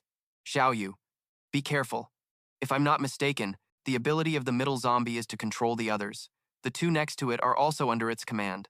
Then, she asked curiously, "So you're saying the zombies downstairs could coordinate because this one was controlling them?" After observing for a moment, he calmly confirmed, "That's right, it's the one in control. To command so many zombies at once, I fear its power might surpass even mine when I'm buffed." The moment Qin Yu finished his sentence, the big-headed zombie pointed and shrieked an order. Just as predicted, the red zombie instantly obeyed and charged toward him, creating large fireballs around itself as it gained speed. Then, the red zombie opened its maw wide, preparing to spew fire at Qin Yu. Seeing this, Xiao Yu immediately yelled, "Brother, fight its fire with your own!" His powerful flames clashed with the zombie's fiery blast. Suddenly, the blue zombie leaped out from within the fiery explosion. It swiftly and viciously swiped at Qin Yu. The perilous situation made her cry out in alarm, "Brother!" Fortunately, a blast of icy power knocked the blue zombie away. It was Xiao Yu, unable to watch any longer, who had intervened. "Get away from him!" After regaining his composure, Qin Yu immediately praised her. "Xiao Yu, great job." The iron rod in his hand struck the creature, but it seemed completely unharmed. Still, Qin Yu didn't flinch, intrigued by its resilience. Right after, the iron rod was enveloped in a blazing aura of power. He powerfully thrust the rod through the blue zombie. "Then how about you try this?" It seemed this attack inflicted immense pain, causing it to scream incessantly. While the blue zombie was still shrieking, Qin Yu quickly fell back, then carefully warned, "Xiao Yu, get back now." Without a moment's hesitation, Xiao Yu obeyed and took cover, as it appeared the blue zombie had become more enraged than ever. It unleashed its full power, freezing nearly everything in its vicinity. While hiding behind a wall, Qin Yu whispered, "Xiao Yu, stop the enhancement on me." Hearing this, Xiao Yu immediately tried to protest. But brother, he cut her off before she could finish. "I have my own plan. Now's the time," swiftly. Meanwhile, the blue and red zombies were frantically searching for any sign of them. Then, Qin Yu appeared right behind them, calling out to grab their attention. "Hey, what are you looking for?" He raised the iron rod in his hand, issuing a challenge. "Come and get me, you mongrels, you!" The moment they saw Qin Yu, they charged at him aggressively with a growl. In an instant, the red zombie pinned him firmly to the floor. This scene brought immense satisfaction to the big-headed zombie, who let out a laugh. Suddenly, something caught its attention, and it glanced to the side. It turned out Qin Yu had somehow dashed behind the big-headed zombie. Both the green and red zombies were also stunned and bewildered, their jaws dropping in disbelief. As if about to deliver the finishing blow, he growled while raising the iron bar in his hand. "Go to hell." Then, the magically infused iron bar pierced straight through the big-headed zombie's skull. This sight made them completely dumbfounded. Immediately, they collapsed to the floor as if all their strength had vanished. However, the green zombie still struggled to sit up, but not about to let it succeed. Qin Yu's iron bar plunged straight down into its head. The next moment, he let out a sigh of relief, considering the job done. Meanwhile, Xiao Yu's cheerful voice rang out, "Brother, quick, look! All those other zombies are scattering." As if he already knew, Qin Yu replied with a slight smile, "Of course, without a controller, the zombies below are worse than wild beasts." Next, he used a sharp knife to make a long incision on the big-headed zombie. It seemed Qin Yu had found something. Sure enough, hearing him, Xiao Yu asked curiously, "What is it?" The moment she saw the gem in Qin Yu's hand, she realized this one wasn't like the previous ones. It must contain incredibly powerful evolution energy. While observing it closely, he slowly replied, "This color is still a bit inferior to one from a demonic type, but it's still considered pretty." Amazing. Then, Qin Yu held out the gem. Same old rules. Copy and enhance. One for each of us. Xiao Yu quickly clasped her hands and exclaimed, "Awesome, awesome stuff." Suddenly, he seemed to feel some kind of power coming from the gem. Seeing Qin Yu pause, she asked curiously, "Brother, go ahead and copy it. Why isn't there a reaction yet?" It seemed he had discovered something strange hidden within the gem. Looks like there's an energy level suppression. Extremely curious, Xiao Yu asked, "Energy level suppression? That's a new term." Immediately, Qin Yu began to explain like a true teacher. What is energy level suppression? It means the difference in power between two individuals causes a level-based suppression. Simply put, if my energy level surpasses yours, then your enhancement effect on me will be greatly weakened. By the same token, the level of this evolution energy is much higher than mine, so it's going to take a lot of effort to copy it. Hearing this, she hesitantly guessed, "So, does that mean that spiky-haired guy?"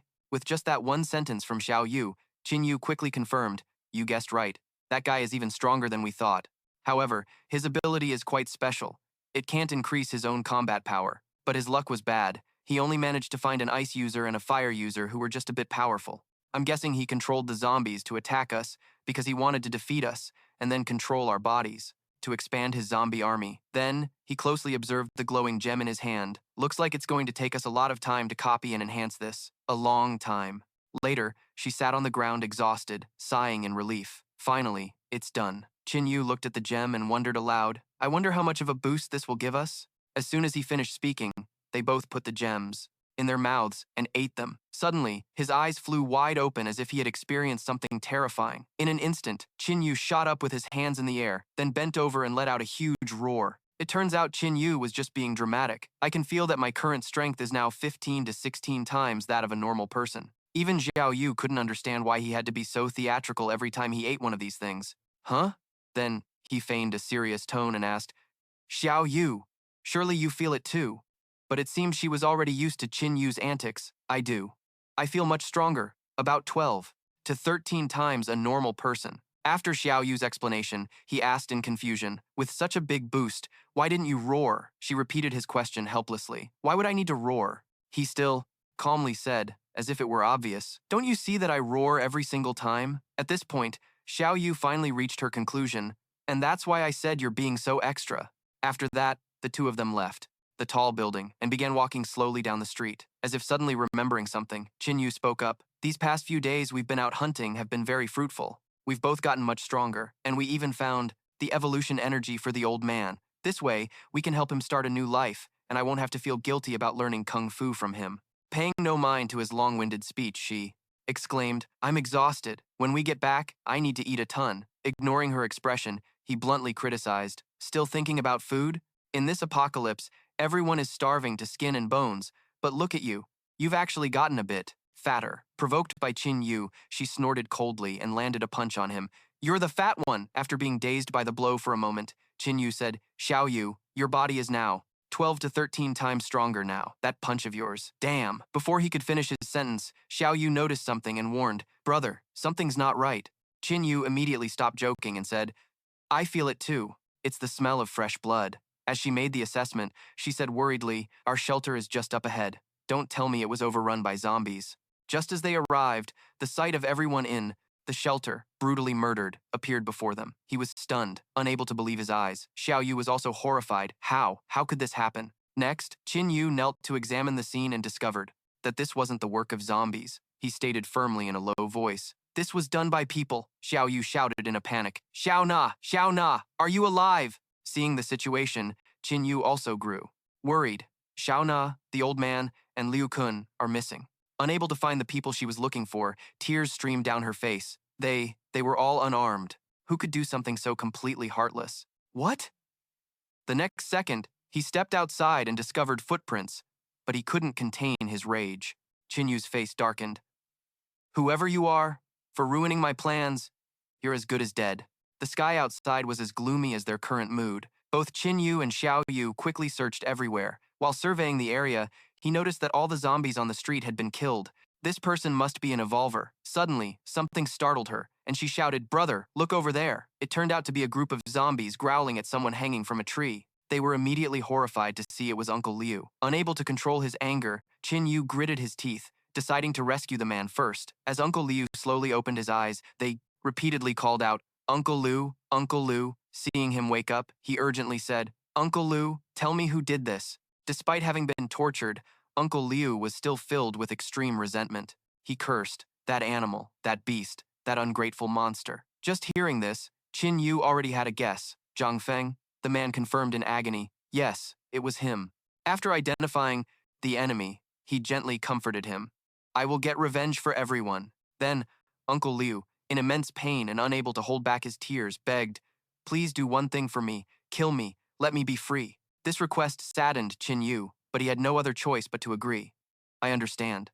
His last words rang out as he passed away. "Thank you." Immediately after, Xiao Yu, with a heavy heart, made an assessment. Zhang Feng, why him? Does he have the power to do something like this? Unless he also became an evolver. He spoke up to explain. Zhang Feng has the strength to attack zombies. Either he met someone who helped him evolve, or he awakened as an evolver on his own. In a flash, she caught on to the main point, self-awakened. Although furious, Qin Yu continued. He felt this possibility was more likely. Some people, when faced with danger and hardship, have their potential stimulated, and they self-awaken as evolvers. The scene shifts to a high-rise building where 3 thugs are standing guard. The black-haired lackey sighed, so tired. Hearing this, the bald lackey warned with a serious face, "Hey, be careful. We just got a new leader. Mess up and he'll have your head."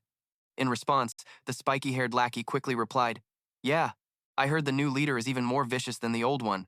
Flashing back to 2 days ago, Zhang Feng's voice, full of discontent, rang out. Fine.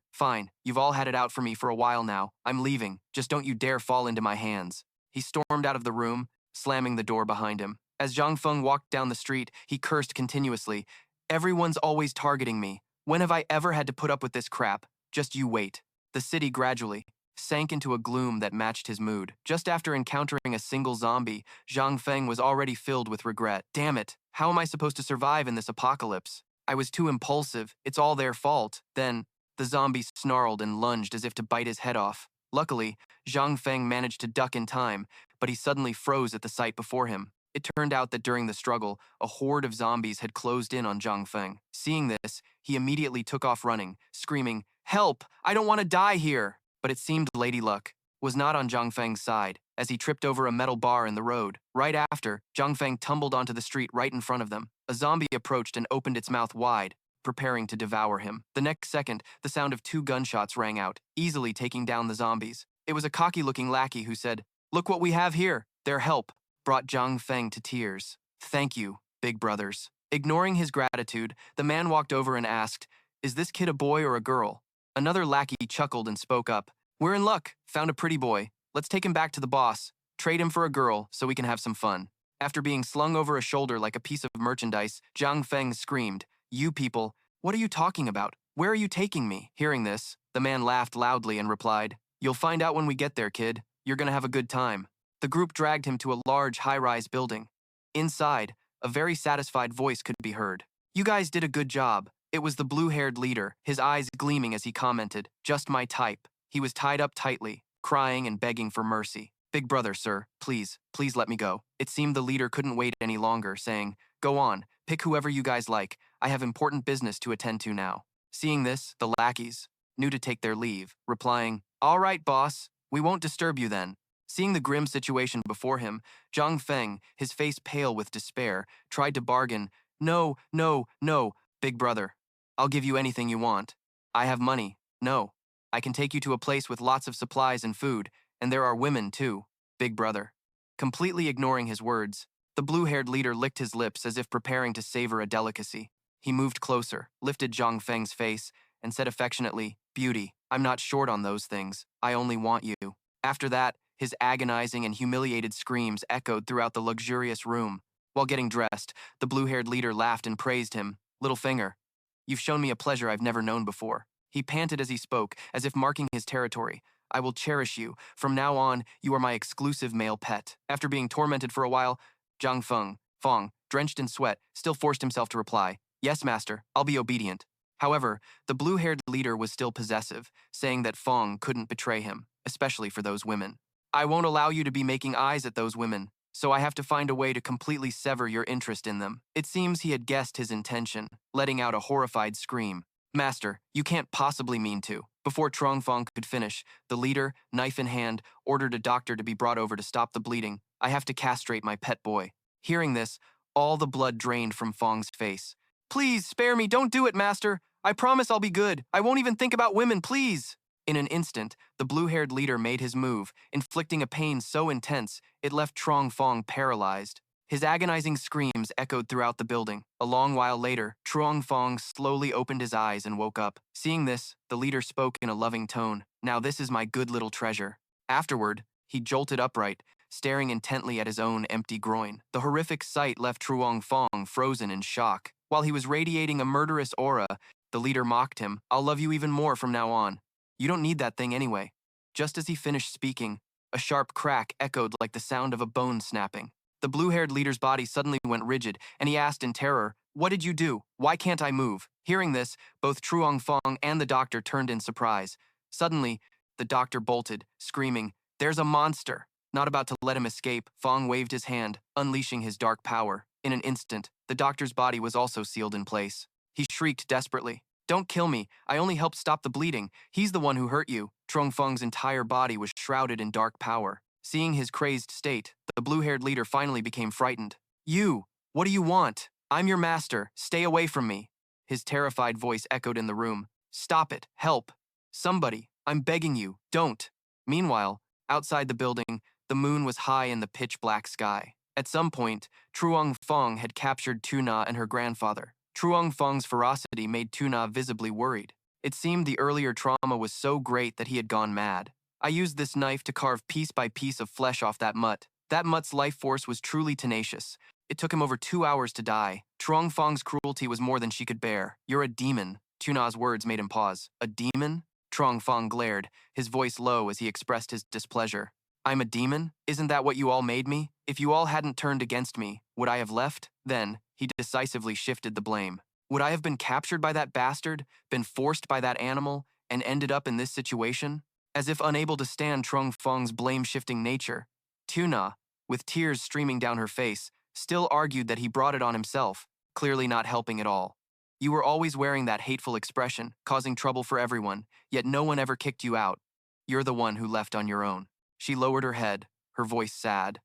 "We were all people in the same predicament. So how could you be so cruel, not even sparing the old or the young?" Despite this, Fong showed no signs of softening. "Who's in the same predicament as you? Now I'm strong. I don't need weaklings like you anymore.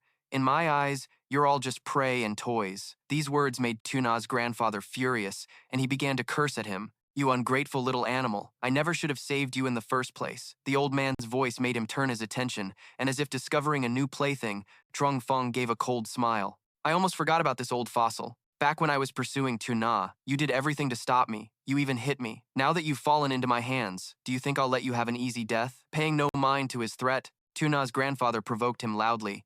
"This old man has seen his share of storms in his life, so bring on whatever tricks you have. If I, Bak Thin Hao, so much as flinch, then I'm no real man." Seeing this, Tuna immediately stepped in front of her grandfather, pleading, "Please don't touch my grandpa." The loving display in front of him made Fong extremely irritated. From outside the building, a voice rang out gruffly, "Halt! Who goes there?" It turned out that Tan Vu had found Fong's base. "Have any of you seen someone named Fong?" The black-haired lackey heard this and was confused. "Isn't that our great leader? He's not someone that mere lackeys can just meet whenever they want." Right after, the spiky-haired lackey was captivated by their looks. "Look, that girl's face and figure are both top tier. And that guy is pretty handsome too. I heard that before our new leader took over, he was the previous leader's pet boy, so maybe he has this kind of taste. Both of them could be useful. He quickly agreed. Makes sense. As if understanding the plan, one of the lackeys spoke up with a sneer. Since you've delivered yourselves to our doorstep, don't even think about leaving. You wanted to find our leader, right? I'll take you.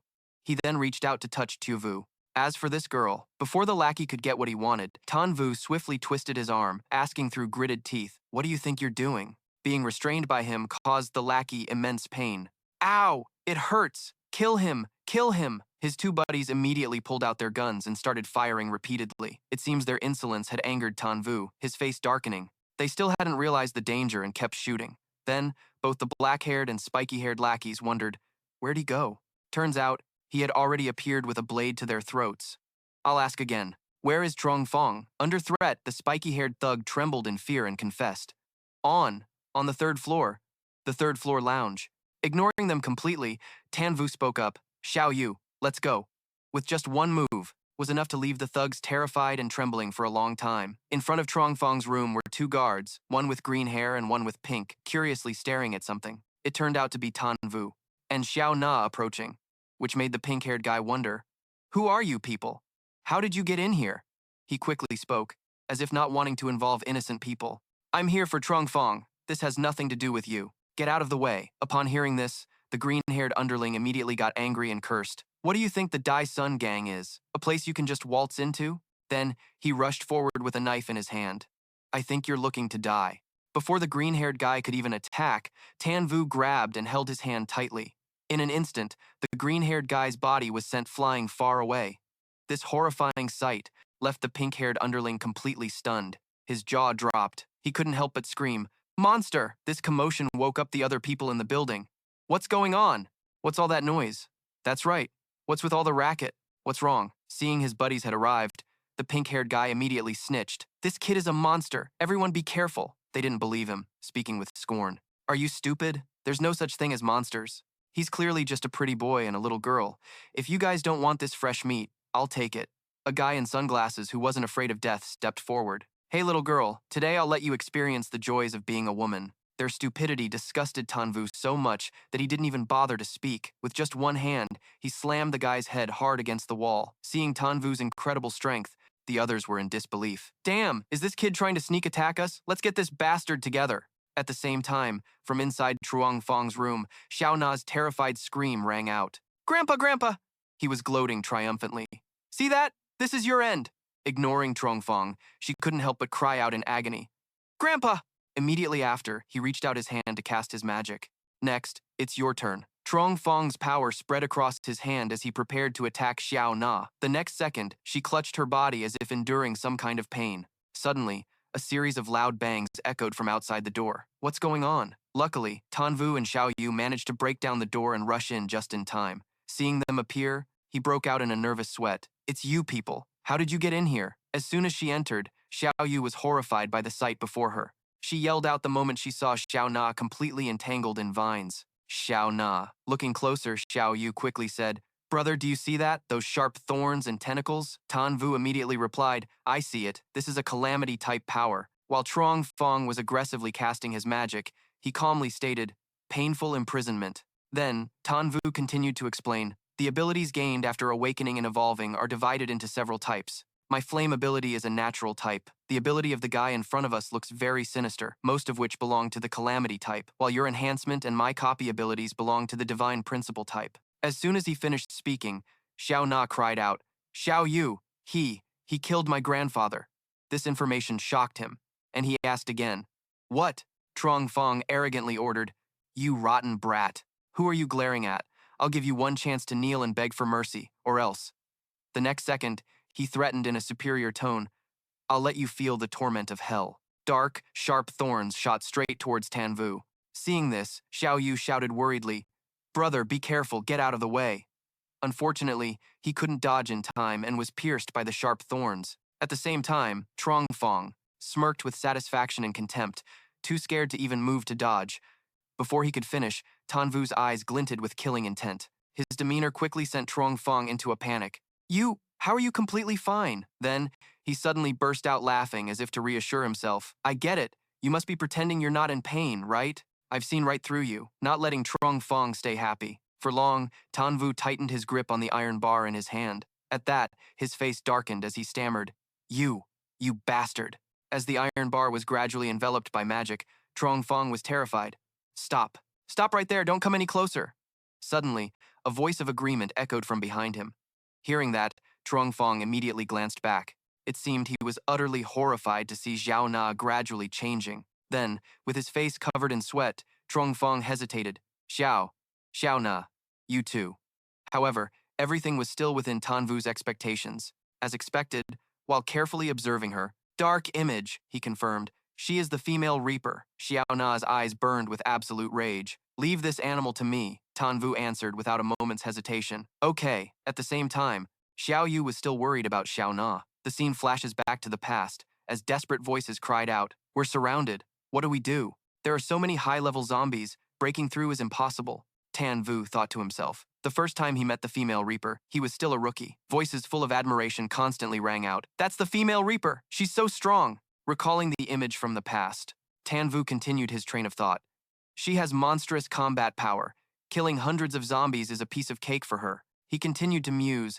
Moreover, she also has the title Advent of the Reaper, possessing an ability of the strongest calamity type. An image of the female Reaper appeared, looking bored and dejected. "It's over in a flash again. So boring." Tanvu narrated how her strength shook the apocalyptic world. No matter if it was humans, zombies, mutated beasts, or otherworldly races who fought her, none survived. Then Xiao He, beside the goddess of death, asked, "So, where should we go have fun next?" While recalling this, Qin Yu thought to himself, she's a complete loner. Unpredictable and acting on whims, she never showed malice or goodwill to anyone unless they were foolish enough to provoke her. Back in the present, Xiao Na, having awakened the power of the goddess of death, growled, "You used to follow me around all the time, and although I found it annoying, I never hated you. In the apocalypse, it's because everyone took you in and protected you that my family is dead." She advanced on him, questioning Zhang Feng's rotten conscience. "When you left, I thought you would realize your mistake and come back on your own. Everyone would have forgiven you then, but instead, you killed them all. I don't understand. We never did anything to wrong you." At this point, he finally knew fear and began to beg for forgiveness. I was ungrateful and treacherous. I'm worse than a pig.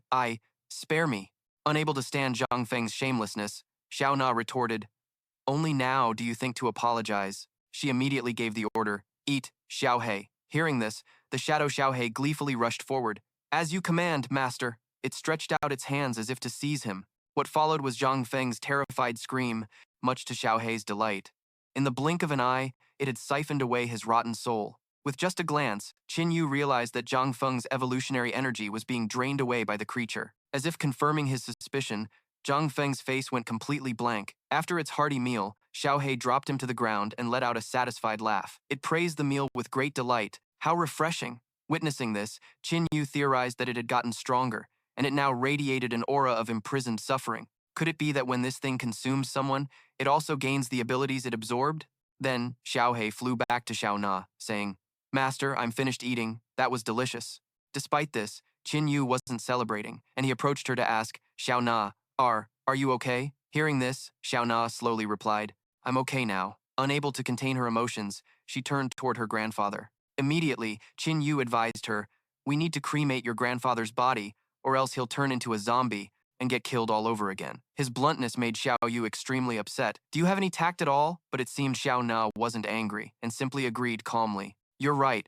I'll have to trouble you with the cremation." Without hesitation, Qin Yu waved his hand and fulfilled her wish. As soon as he was finished, he spoke seriously. "Xiao Na, I have a request." Qin Yu stated decisively, "Let your Xiao He fight me." Xiao Na immediately refused. "There's no need. My Xiao He is very powerful." Hearing this, Qin Yu calmly replied, "I know. You don't need to hold back. Just use your full strength." Seeing his determination, she agreed. "All right then, just stop when it's time to stop." However, Xiao He stammered, "Well, this old one. I actually can't beat him." This statement surprised Xiao Na. "You can't beat him?" It quickly tried to save face. No! It's because I was just born, wasn't I? I'm still just a child. Wait until I'm all grown up, and I'll definitely be more powerful than him." Their exchange left both Qin Yu and Xiao Yu speechless. After a moment of discussion, Xiao Na firmly refused. Then I'm sorry, Xiao Hei doesn't want to fight you. The dark sky was filled with twinkling stars beside a gentle moon. A while later, Qin Yu approached her and asked, "What are your plans from now on?" Without hesitation, Xiao Na held up the urn in her hands and answered, "Grandpa loved to travel. He dreamed of taking me all over the world, but I never wanted to go with him. Today, I want to fulfill his dream and take him all over the world." Her sincere words surprised him, and he thought to himself, in the future, rumors said the goddess of death wandered alone. Some said she was training, others said she was searching for treasure, but who would have known she was only trying to fulfill her grandfather's last wish? After a moment of thought, Qin Yu offered, "Don't go. Stay with me." His sudden words made her turn around. Xiao Yu quickly interjected, as if afraid she would misunderstand him. Her voice seemed to snap Qin Yu back to his senses. "I mean, the outside world is too dangerous. You can travel with us for now. With Xiao Yu, and once you're stronger, we can all take your grandfather to see the world together." He then tried his best to persuade her. "What's more, I guarantee that if you stay with me, you will get much stronger. At that point, we'll be such powerful beings that all the creatures of the apocalypse will revere us like gods." Xiao Yu also pleaded. "That's right, Xiao Na, please stay. He and I will protect you." Even Xiao Hei chimed in. "Even though I'm still a kid, protecting the boss is a piece of cake for me." Despite their pleas, Xiao Na was resolute. "I really don't want to have ties with anyone anymore. I just want to be alone. I'm sorry." Just as she turned to leave, Qin Yu tried one last time. "You're just leaving like this? I mean, I did save you 2 times. Are you just going to walk away?" Hearing this, Xiao Na paused in her tracks, but fearing he would upset her, Xiao Yu immediately tried to stop him. "Hey, just let her go." Xiao Na remained completely resolute. "I will remember the debt I owe you, and I will repay it in the future. But right now, I just want to be alone." Night fell over the towering high-rise building. A long while later, Qin Yu let out a deep sigh. Seeing this, Xiao Yu quickly began to imitate his desperate plea from earlier. "Don't go. Stay with me. I'll protect you." She teased. "What's the matter? Did a beautiful girl slip through your fingers? Feeling bitter about it?" Even so, Qin Yu just stared blankly, with a confused look. "You're making fun of me again. I'm interested in her ability. Her ability is definitely S-rank, maybe even several times stronger than S-rank. If she becomes our ally, she'll definitely increase our strength significantly." "Already used to his dense personality," Xiao Yu said dejectedly. I get it. You want to be the king of the apocalypse, defeat the Emperor King, battle through the heavens, seize the throne, and ascend to immortality." Her strange words made absolutely no sense to Qin Yu. "Where did you learn all that nonsense? And speaking of not being able to keep Xiao Na, that's your fault." Suddenly getting blamed, Xiao Yu retorted loudly, "Why is it my fault?" As if to tease her, he joked, "Who told you to come back so early that night? If you were a little later, she would have been mine." Qin Yu's audacity made Xiao Yu blush with embarrassment. Then, she ignored him and punched him once. "You're horrible!" After some playful banter, the two of them stepped outside the building.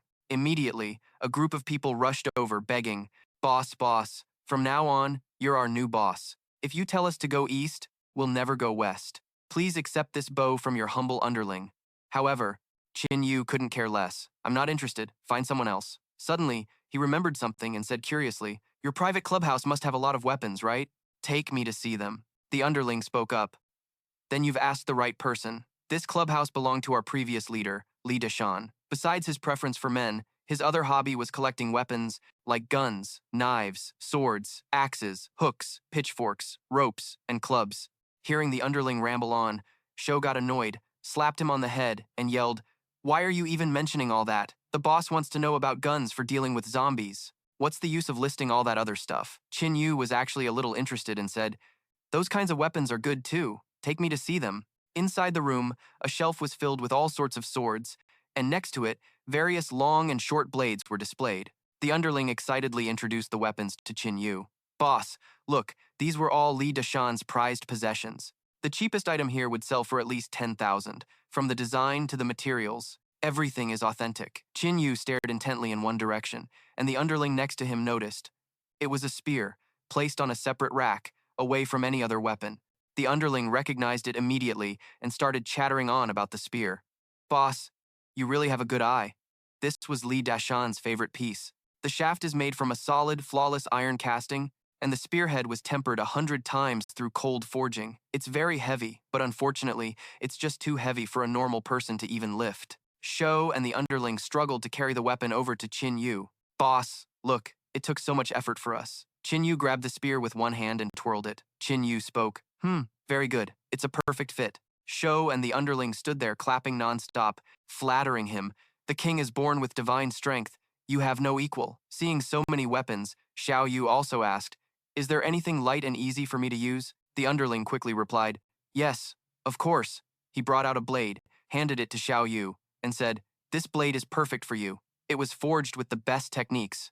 It's light, but incredibly strong. It can cut through iron like mud." Xiao Yu took the blade and swung it around wildly, laughing. "Ah, brother, this blade really is light." Xiao and the underling, terrified of being hit, turned pale and scrambled away, screaming, "Ah, miss, please be careful. It'll be a disaster if you hit us." Qin Yu spoke up.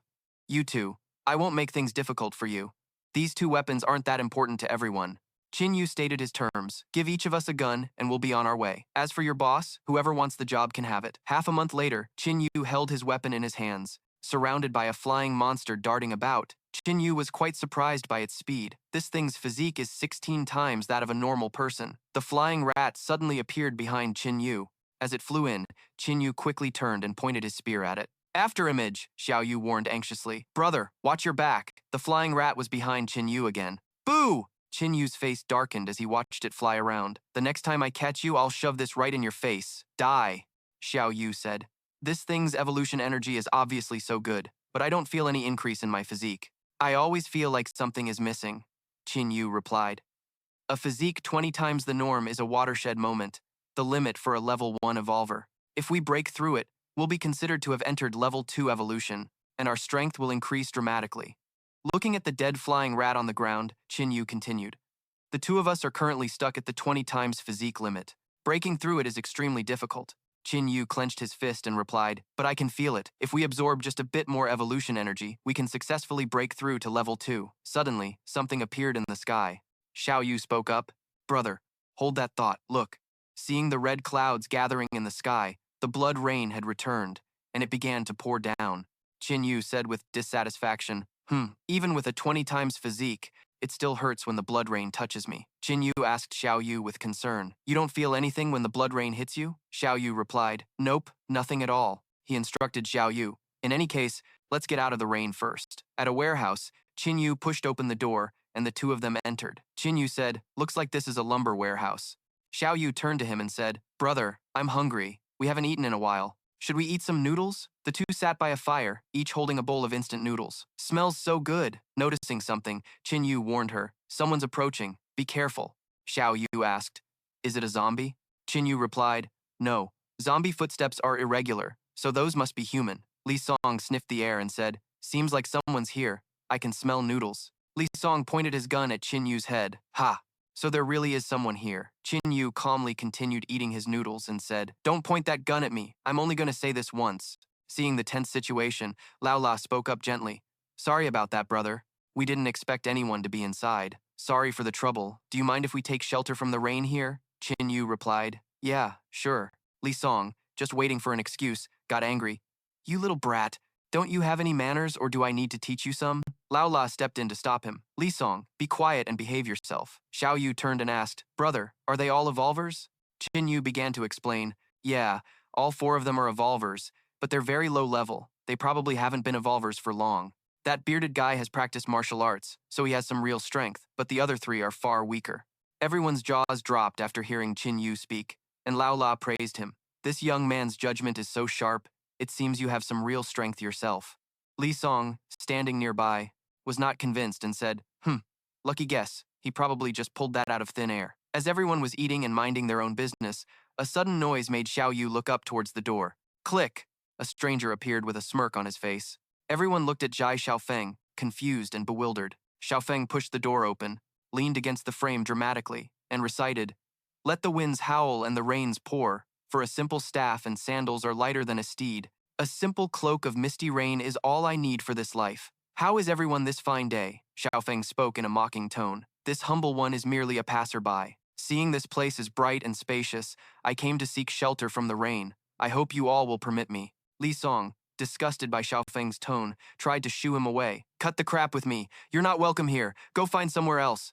Hearing this, Xiaofeng also lost his patience and snapped, If you insist on being so unreasonable, then don't blame me for being discourteous." Li Song, holding his gun, frowned and fell silent, seemingly unable to utter a single word.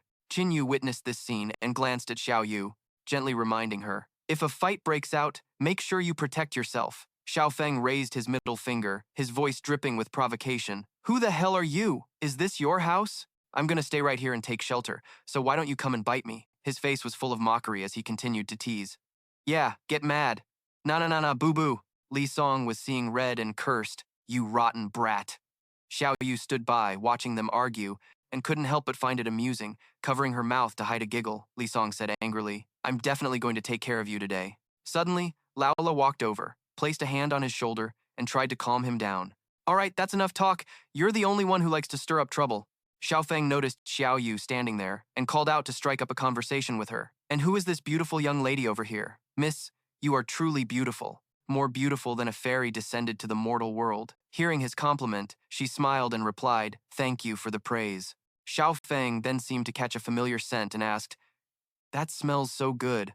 Is someone eating instant noodles? Is there any left? Could I possibly have a little?" Qin Yu smiled and pulled a cup of noodles from his bag as the other man drooled, then replied, "Sure, but I can only give you 1 cup. We don't have much left ourselves." Xiao Feng quickly took the cup of noodles, gratefully replying, "Thanks, I haven't eaten this in so long. I was craving it like crazy." He couldn't seem to contain his hunger, tearing open the cup and eating it raw. As Xiao Feng savored the familiar taste, he couldn't help but exclaim, "Ah, this is amazing. Pre-disaster food is getting harder and harder to find these days. All we can do is hunt mutated beasts to eat, and they're so dry and tough, with no seasoning either.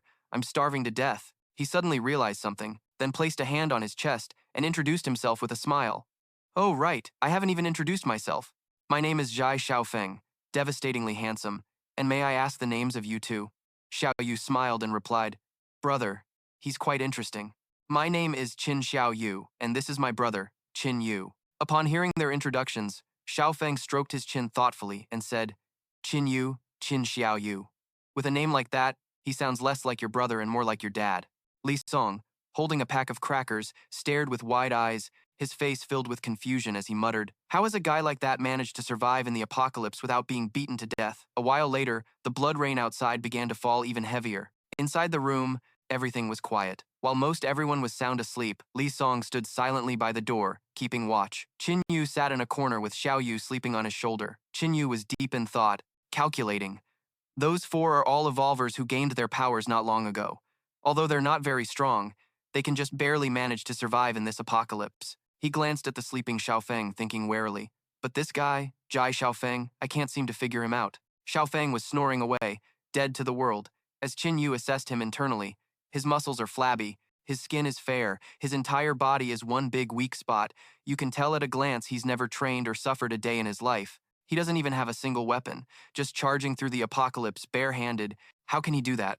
Li Song glanced at the people inside the building, annoyed, and snorted to himself, sleeping so deeply, not even taking turns on watch. "Aren't you afraid we'll get malicious ideas and kill you all? What a bunch of useless trash." Suddenly, a noise caught his attention. Li Song exclaimed, "What's that sound?"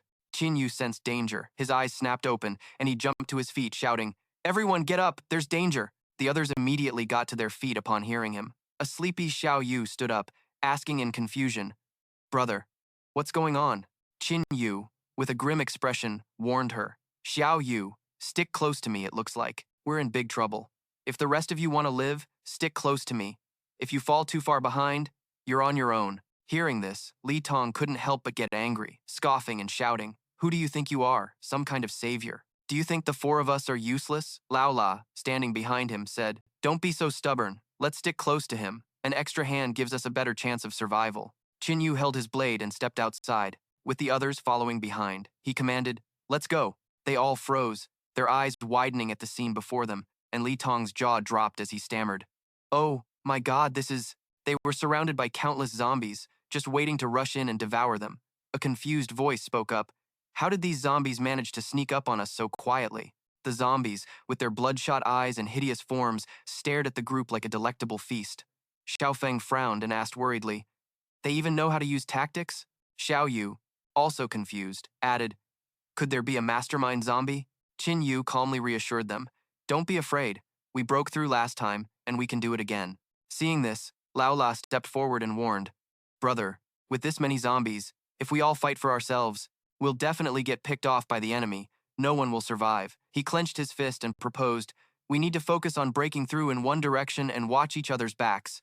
That's our only chance of survival. Then, Lao La pointed towards a group of zombies and ordered, all right, we'll break through in that direction. He activated his skin-hardening ability, his gaze determined, and his fists clenched, adding, we can't delay. Let's kill them. Li Tong and Zhang Kui activated their powers simultaneously, letting out a loud roar. Qin Yu frowned as he observed them, silently assessing their abilities. Skin hardening, muscle overload, and one with a berserker ability, all fighter types. Suddenly, a hand materialized a sword. Xu Qiang formed a red sword with his bare hands. His face was cold and expressionless. Qin Yu's interest was piqued. So they even have someone with a rare creation type ability. How interesting. Laola looked back at them and instructed, let's move. The three of you follow close and support us. With that, he charged at the zombies, taunting them loudly, come and get me, zombies! The zombies seemed to understand him. They growled and surged toward him. Laola rushed in and landed a solid punch on a zombie's face. Suddenly, a growling zombie lunged from behind before he could react. On another side, a zombie was slammed to the ground by a powerful arm. Zhang Kui stared at the zombie on the ground, his face twisted with madness as he raised his fist and yelled, kill, kill. Meanwhile, another zombie was violently hurled into a crowd of its own kind. After ruthlessly tossing the zombie aside, Li Tong panted heavily. Su Qiang also rushed in, slicing down zombies one by one. Qin Yu watched them, a hint of admiration in his voice and a flicker of approval in his eyes. This group isn't half bad.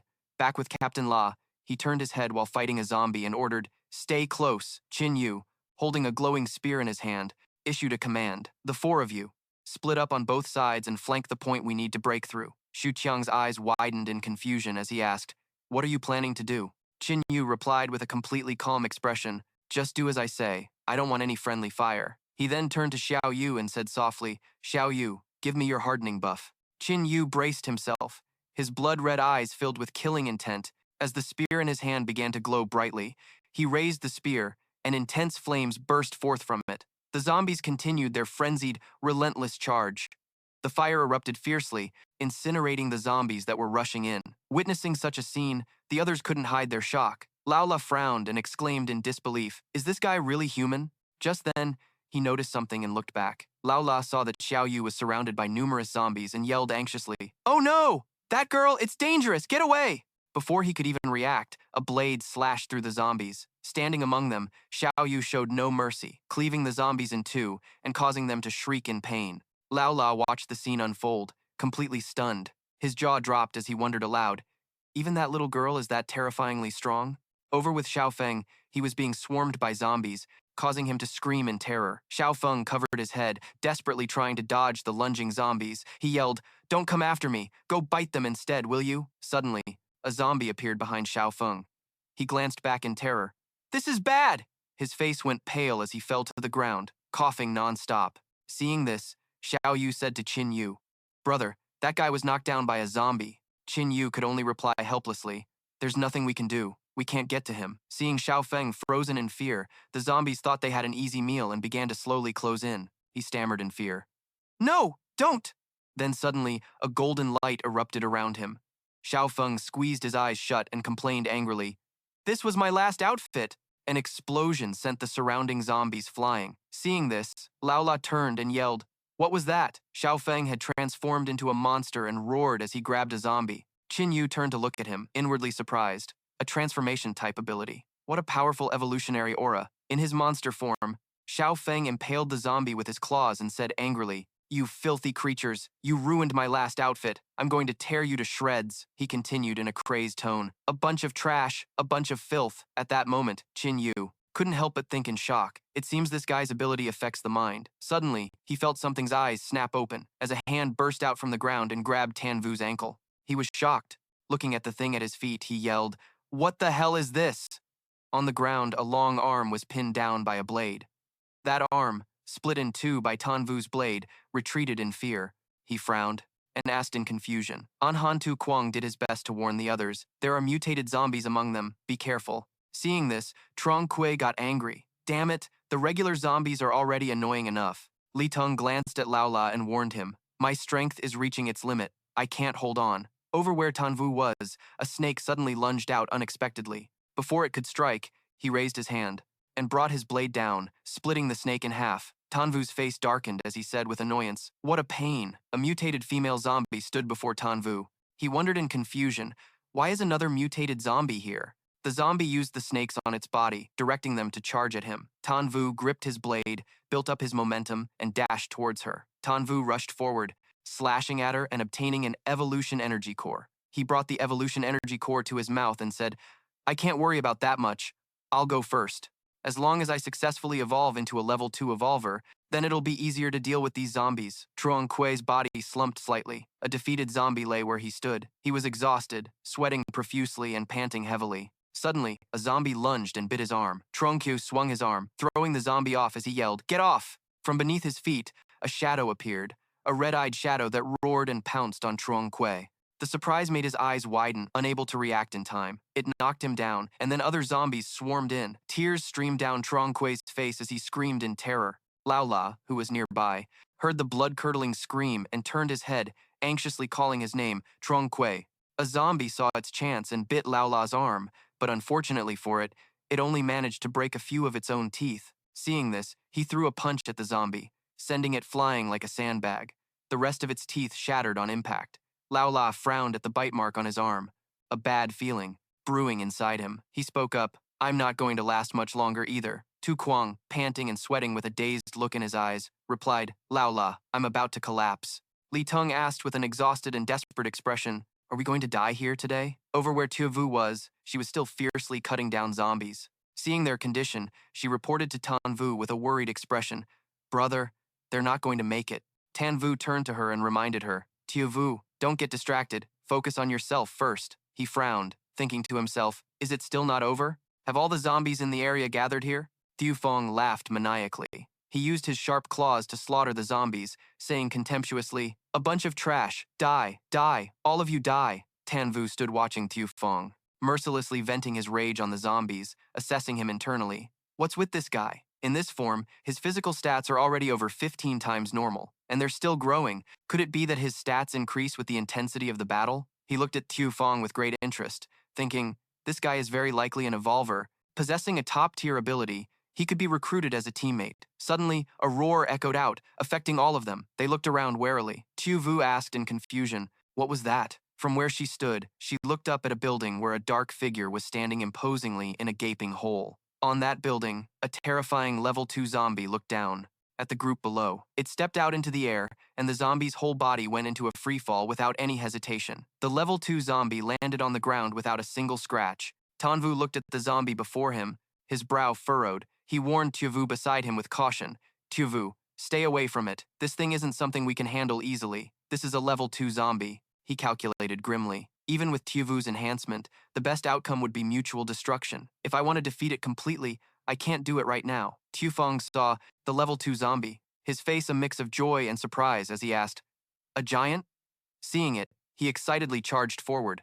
The other zombies were sent flying by Tu Fong as he laughed and said, "Finally, someone who can actually fight has appeared." Tan Vu saw him charging recklessly and quickly tried to stop him. "Wait, you're no match for it." Tu Fong ignored his advice and rushed towards the level 2 zombie. He raised his fist, ready to strike. The level 2 zombie quickly grabbed Thieu Fong by the neck, squeezing tightly. Tu Fong felt a surge of power flowing into him, and he screamed as his eyes began to glow. He swung his claws at it, his voice full of provocation. "Taste my claws!" The level 2 zombie cried out in pain and clutched its face, letting go of Thieu Fong's neck. His face showed utter astonishment as he felt an overwhelming surge of power. He exclaimed in shock, "This feeling of being filled with power is something I've never felt before. What is this?" Thieu Fong glanced at them, thinking to himself, could it be them?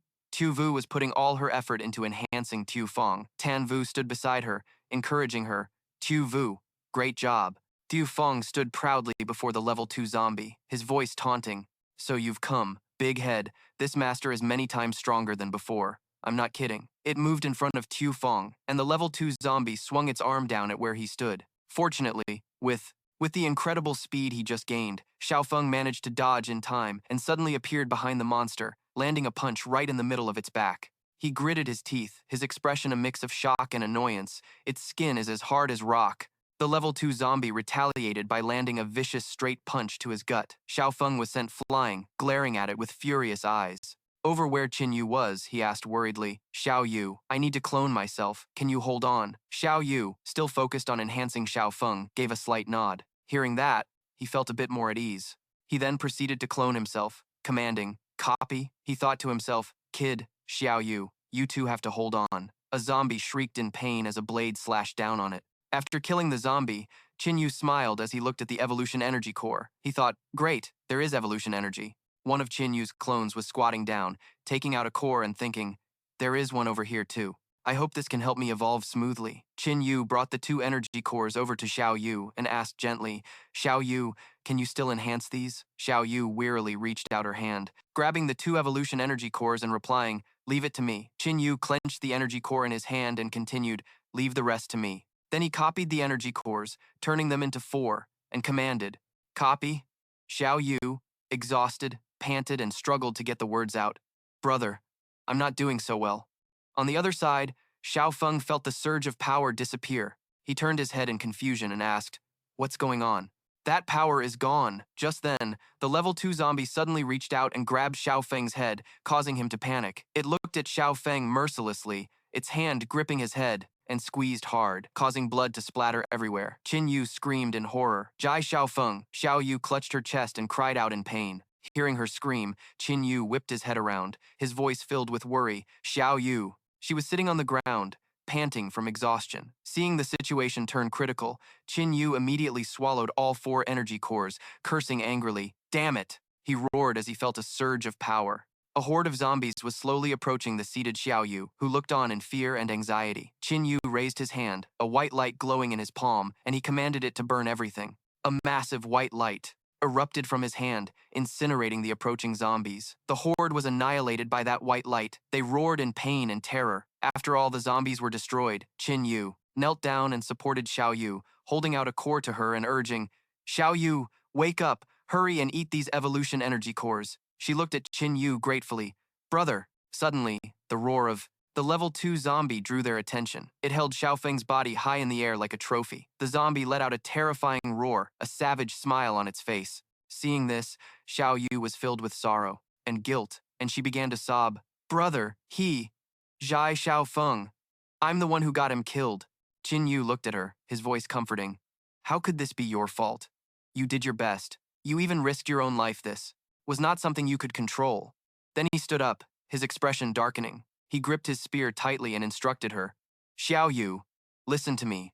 The stamina gained from consuming a large amount of evolution energy is very limited. Do not enhance me anymore. Just protect yourself. He looked towards the level 2 zombie, getting its attention. Qin Yu continued. As for this piece of trash, he stood tall, his tone menacing. You killed one of my comrades. Get ready to pay with your life.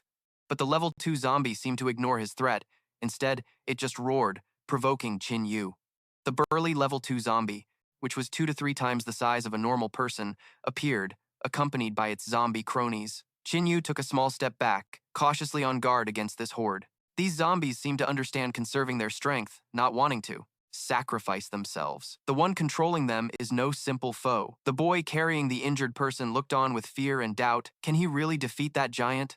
Xiao Yu had unwavering faith in her brother. He will definitely win, she yelled out in the face of the imminent danger. I believe in him. Qin Yu gripped his blade and moved forward, preparing to eliminate the level 2 zombie.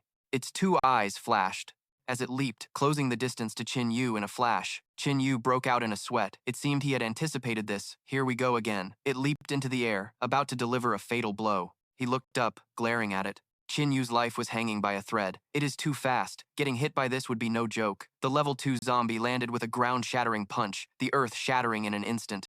The people on the street swayed with the tremor, unable to keep their footing. Qin Yu shouted a warning to everyone. Everyone, be careful, do not fall down, or else the shockwave will cause internal injuries. The zombie growled in anger, but Qin Yu's agility allowed him to dodge the fatal blow. It got up and continued its assault, its steel-like fist aimed for his face. Without blinking, he quickly dodged to the side. If he had not dodged that, Qin Yu would have been flattened just like that wall with a huge dent in it. Qin Yu turned around, unable to hide his surprise. Just the wind from its punch was enough to shatter the wall. Suddenly, the level 2 zombie appeared behind him out of nowhere. Without a moment's hesitation, he dodged the zombie's relentless attack. from behind. Looking at the zombie before him, Qin Yu felt this one was incredibly tough to fight. This level 2 creature was truly no pushover. The zombie was eager to take him down, so he immediately brought his blade up in front of him to block. But the zombie was too strong, slamming Qin Yu straight into a wall. He was thrown with immense force, the impact so powerful it cracked the wall. He lost a good deal of his strength, his entire body feeling unstable. This is bad. Without Xiao Yu's enhancement, going head-to-head is too reckless. I need a plan.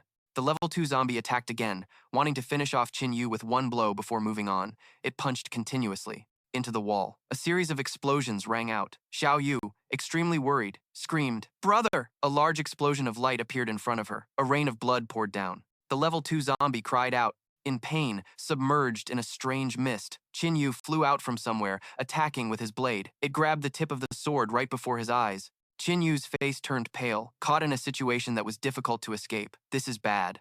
The level 2 zombie shoved the blade aside. Qin Yu couldn't grab it in time. He reached for it, but the sword was no longer in his hand. The zombie squeezed Qin Yu's face so hard he couldn't see anything. It lifted Qin Yu effortlessly into the air, its mouth stretching into a horrifying grin. Lao La, who was nearby, saw the imminent danger and yelled, "He's in trouble." It swung its arm and threw Qin Yu straight down, shattering the road surface. After seemingly finishing off Qin Yu, it suddenly turned around. Qin Yu had rushed out from nowhere to attack, yelling, "Die!" The staff in Qin Yu's hand began to glow. He shoved it directly into the zombie's body, his face emotionless. Burn to ashes. The glowing staff pierced the zombie, burning a massive hole through it. It screamed in hopeless agony. Under the rain of blood, the group breathed a sigh of relief, seeing their hope realize that he too was an evolved human. The entire level 2 zombie burned brightly in the dark night. Qin Yu turned his head away, not watching the zombie finish burning. Everyone around couldn't help but exclaim, "How is he so strong?" Qin Yu looked at the shimmering gem in his hand and said nothing. The other zombies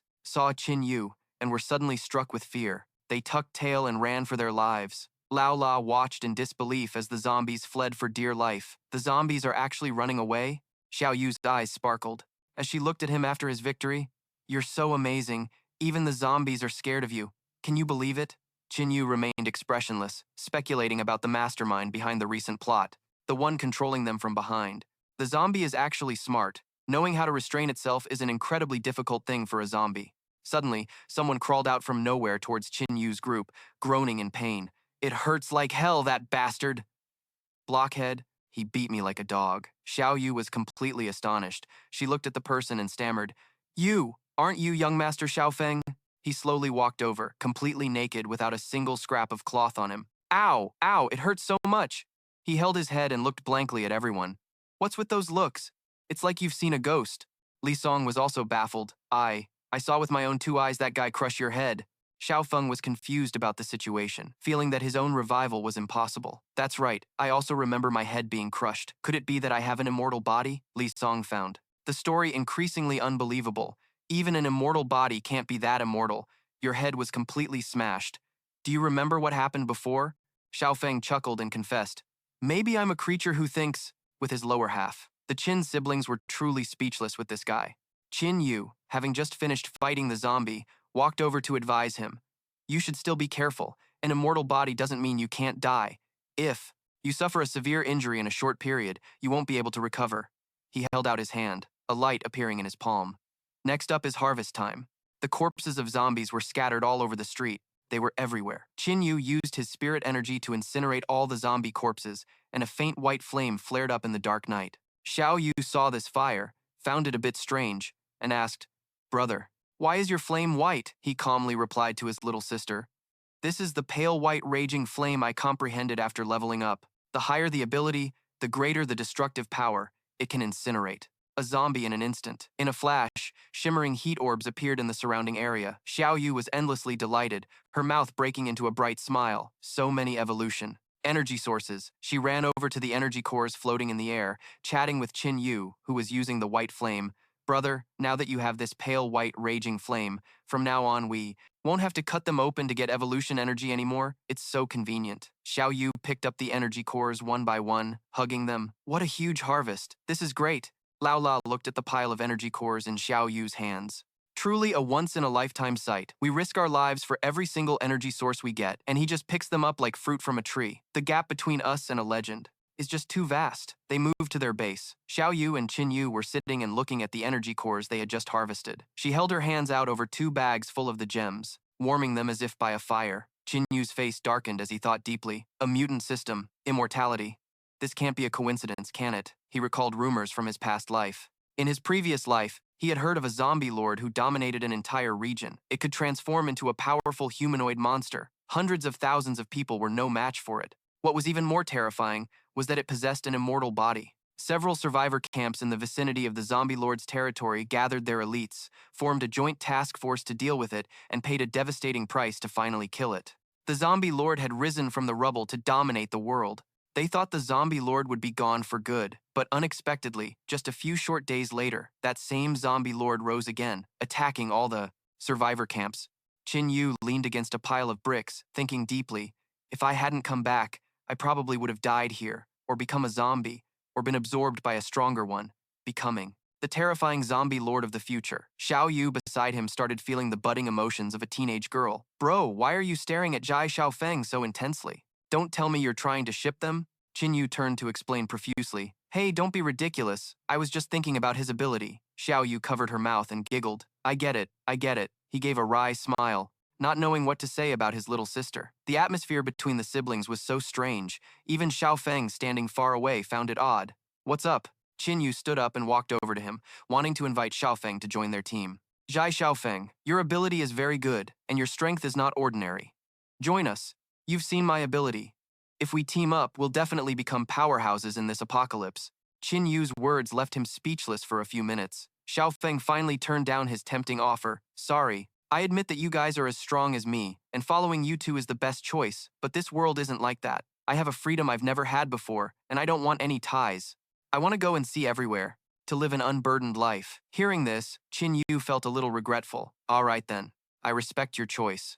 Thanks for understanding. The two of them left, and with every step, Qin Yu felt a sense of loss. Xiao Yu beside him thought her brother was so unlucky. Bro, you're so pathetic. You invited him twice and he didn't even care. He turned to his little sister, who he often considered a silly girl. You silly girl, seeing the elegant and refined girl speak more and more sharply. The two siblings walked out to where their teammates were waiting. Qin Yu held up a bag full of energy cores and told them, hold on, give about 20 of these to Jai Xiaofeng, and the remaining 30 or so can be split among everyone. Old Brown La was a bit reluctant.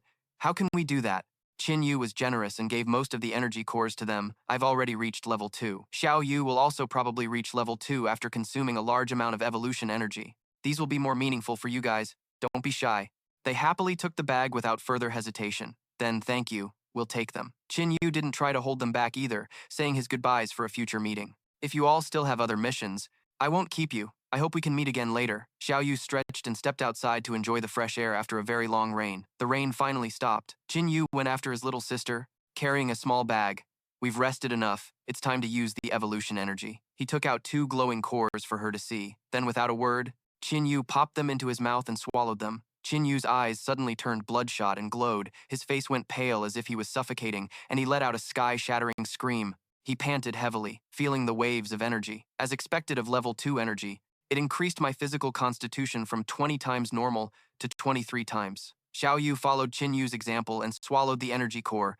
Then she mimicked his scream exactly. Qin Yu coughed a few times in embarrassment. You're being a bit dramatic. Xiao Yu scratched her head, giggling, when suddenly she felt a powerful surge of energy course through her. Qin Yu glanced at his little sister.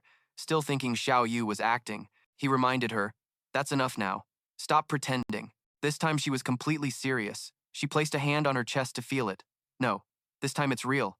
I've leveled up, and I've even awakened a new ability. Hearing this, a spark of interest about his sister's power appeared in his eyes. What ability? Xiao Yu held out her index finger, and a drop of fresh red blood floated from her hand into the air. She happily showed her brother it. I gave it a badass name. It's called Fresh Blood Slave. Qin Yu chuckled at her overly dramatic name. What's that? So dumb. That's really stupid. She glared warily at her brother, killing intent clearly visible on her face. What did you say? Xiao Yu began to demonstrate her power to her brother. She shot the drop of blood right onto the center of Qin Yu's forehead. The action was so fast that Qin Yu couldn't react in time. He touched his forehead, still not understanding the situation. What was that? It clearly didn't do any damage. Seeing him teasing her, Xiao Yu drew a few circles in the air to demonstrate her ability. I'm about to blow your mind. She pointed a finger at Qin Yu, but nothing seemed to happen yet. He just stood there frozen for a moment. My God, what is this? A clap of thunder suddenly rang in his ears, making him freeze for a few seconds. It turned out Xiao Yu's ability was to control others. She made her brother perform all sorts of different actions until Qin Yu had to beg her to stop. Xiao Yu, that's enough, that's enough. I'm losing face here. She laughed with a wide grin, as if she'd just returned from a successful revolution. Nope, a woman's revenge is a fearsome thing. She controlled her brother, making him do some amusing and slightly strange actions. Qin Yu gave a sly grin. You think I can't resist? Xiao Yu put her hands together to command her brother, her voice challenging. Just try to resist. The two siblings continued like that, one giving orders and the other following, for a while. She teased her brother until Qin Yu was exhausted and sprawled out on the ground, panting heavily. You little brat, you're going to be the death of me. A few zombies were fighting, pushing each other back and forth non-stop. It turned out Xiao Yu was controlling those zombies from behind. She immediately and happily boasted to her brother, I win again. I get to eat all the next evolution energy cores. Qin Yu replied with a deadpan expression, how lucky. Once again, he suddenly turned to another side, and sure enough, there was a strange vortex there. The vortex was round and a beautiful transparent blue to look at. Xiao Yu didn't know what it was, and moved closer to ask, what is that? Qin Yu had a vague guess. Could it be? The vortex was filled with strange and bizarre faces, then about 4 or 5 people walked out of it. Damn, old Liu. The trial was. Such perverts, the young man smirked. It was indeed the group that had just bumped into him and his sister. Tun Gia snarled and yelled, what are you looking at? Get lost. She pointed at the group and asked him, brother, how can they appear in the middle of space-time like that, as if they came from another dimension? Tan Vu glanced at his sister, his tone gently hinting, Xiao Vu, do you remember when I told you about the dimensional ruin? Xiao Vu touched her chin, thinking for a moment. Was it when we found that ring? You mentioned it then? Tan Vu chuckled, uttering a cryptic proverb. It was far at the edge of the sky, yet right under our noses. The guy impatiently yelled again. Are you deaf? I told you to get lost! She put her hands on her hips and spoke up, annoyed. Who do you think you are? We didn't do anything to you, and you're telling us to get lost. Tanjia was a bit stunned. It was a girl. His friend beside him nudged Tanjia back to reality. You're staring a little. As soon as Tanjia saw the beautiful girl, he slowly walked over. Hey, little sister, listen to me, or you two will suffer. Tanvu's patience had worn thin, and he growled, get lost. Tangia's face darkened, and he said challengingly, you're telling us to get lost? Kid, do you know who we are? Tanvu wasn't one to back down, his eyes turning bloodshot as he glared at them. Last chance, get lost, or I'll make it so you can't leave even if you wanted to. Tanya got angry and immediately rushed forward to throw a few punches. Then I'll have to see if you have what it takes. To him, this punch was nothing, and he quickly caught it. Tangia still looked down on his opponent a lot. You've got some skills. However, Tangia transferred demonic energy into his hand, and with just a little, Tanvu could feel the weakening ability of the calamity system. Tangia gave a treacherous smile. Tangia challenged him with a cunning tone. How about it? Still got any strength left? Tanvu grabbed Tangia's shoulder and demanded, how are you not affected? Tanvu's eyes darted seriously as he said, my strength has now decreased after being weakened by you. Tanya couldn't keep his composure. How? How is that possible? After being weakened by me, you're still this strong? His arm was swiftly caught by Tanvu. Tanvu swept Tangia to the ground, and Tangia cried out in pain. Just then, Lu Nam appeared and stopped Tanvu, who had a foot on Tangia's body. Friend, we acted rashly and offended you. I apologize to you. I hope you can spare his life. Tanvu replied, sparing him is fine. Now I'll ask, and you all must answer truthfully, or I'll take all of your lives. Lu Nam answered, go ahead and ask. We'll answer what we know. Tanvu said, what's your name? Who are you people? Lu Nam gestured towards his teammates. My name is Lu Nam. These people are... Tanvu cut him off. I'm not interested in them. Lu Nam's face paled, his expression a bit stunned, while the people behind him frowned in displeasure. Lu Nam said, we are all soldiers guarding Shengjing City. Tanvu pulled on one of Tanjia's arms and continued to interrogate him, as I thought. What were you doing inside? What's the situation in there? I'll stress this again. Don't lie to me, or the consequences will be severe. Lu Nam explained, inside is an incredibly magical place, almost like a strange dimensional space. After we entered, we had to undergo a trial, but we failed and were sent out here. Furthermore, each person can only take this trial one time. If you fail, there's no second chance. Tanvu rested his chin on his hand and speculated, so that means even if you fail, your life isn't in danger. Tanvu said to Tangia, who was pinned under his foot, consider yourself lucky to have such a good superior. Be careful in the future. Not every strong person is as reasonable as I am. Tanvu kicked Tanjia away. Get lost.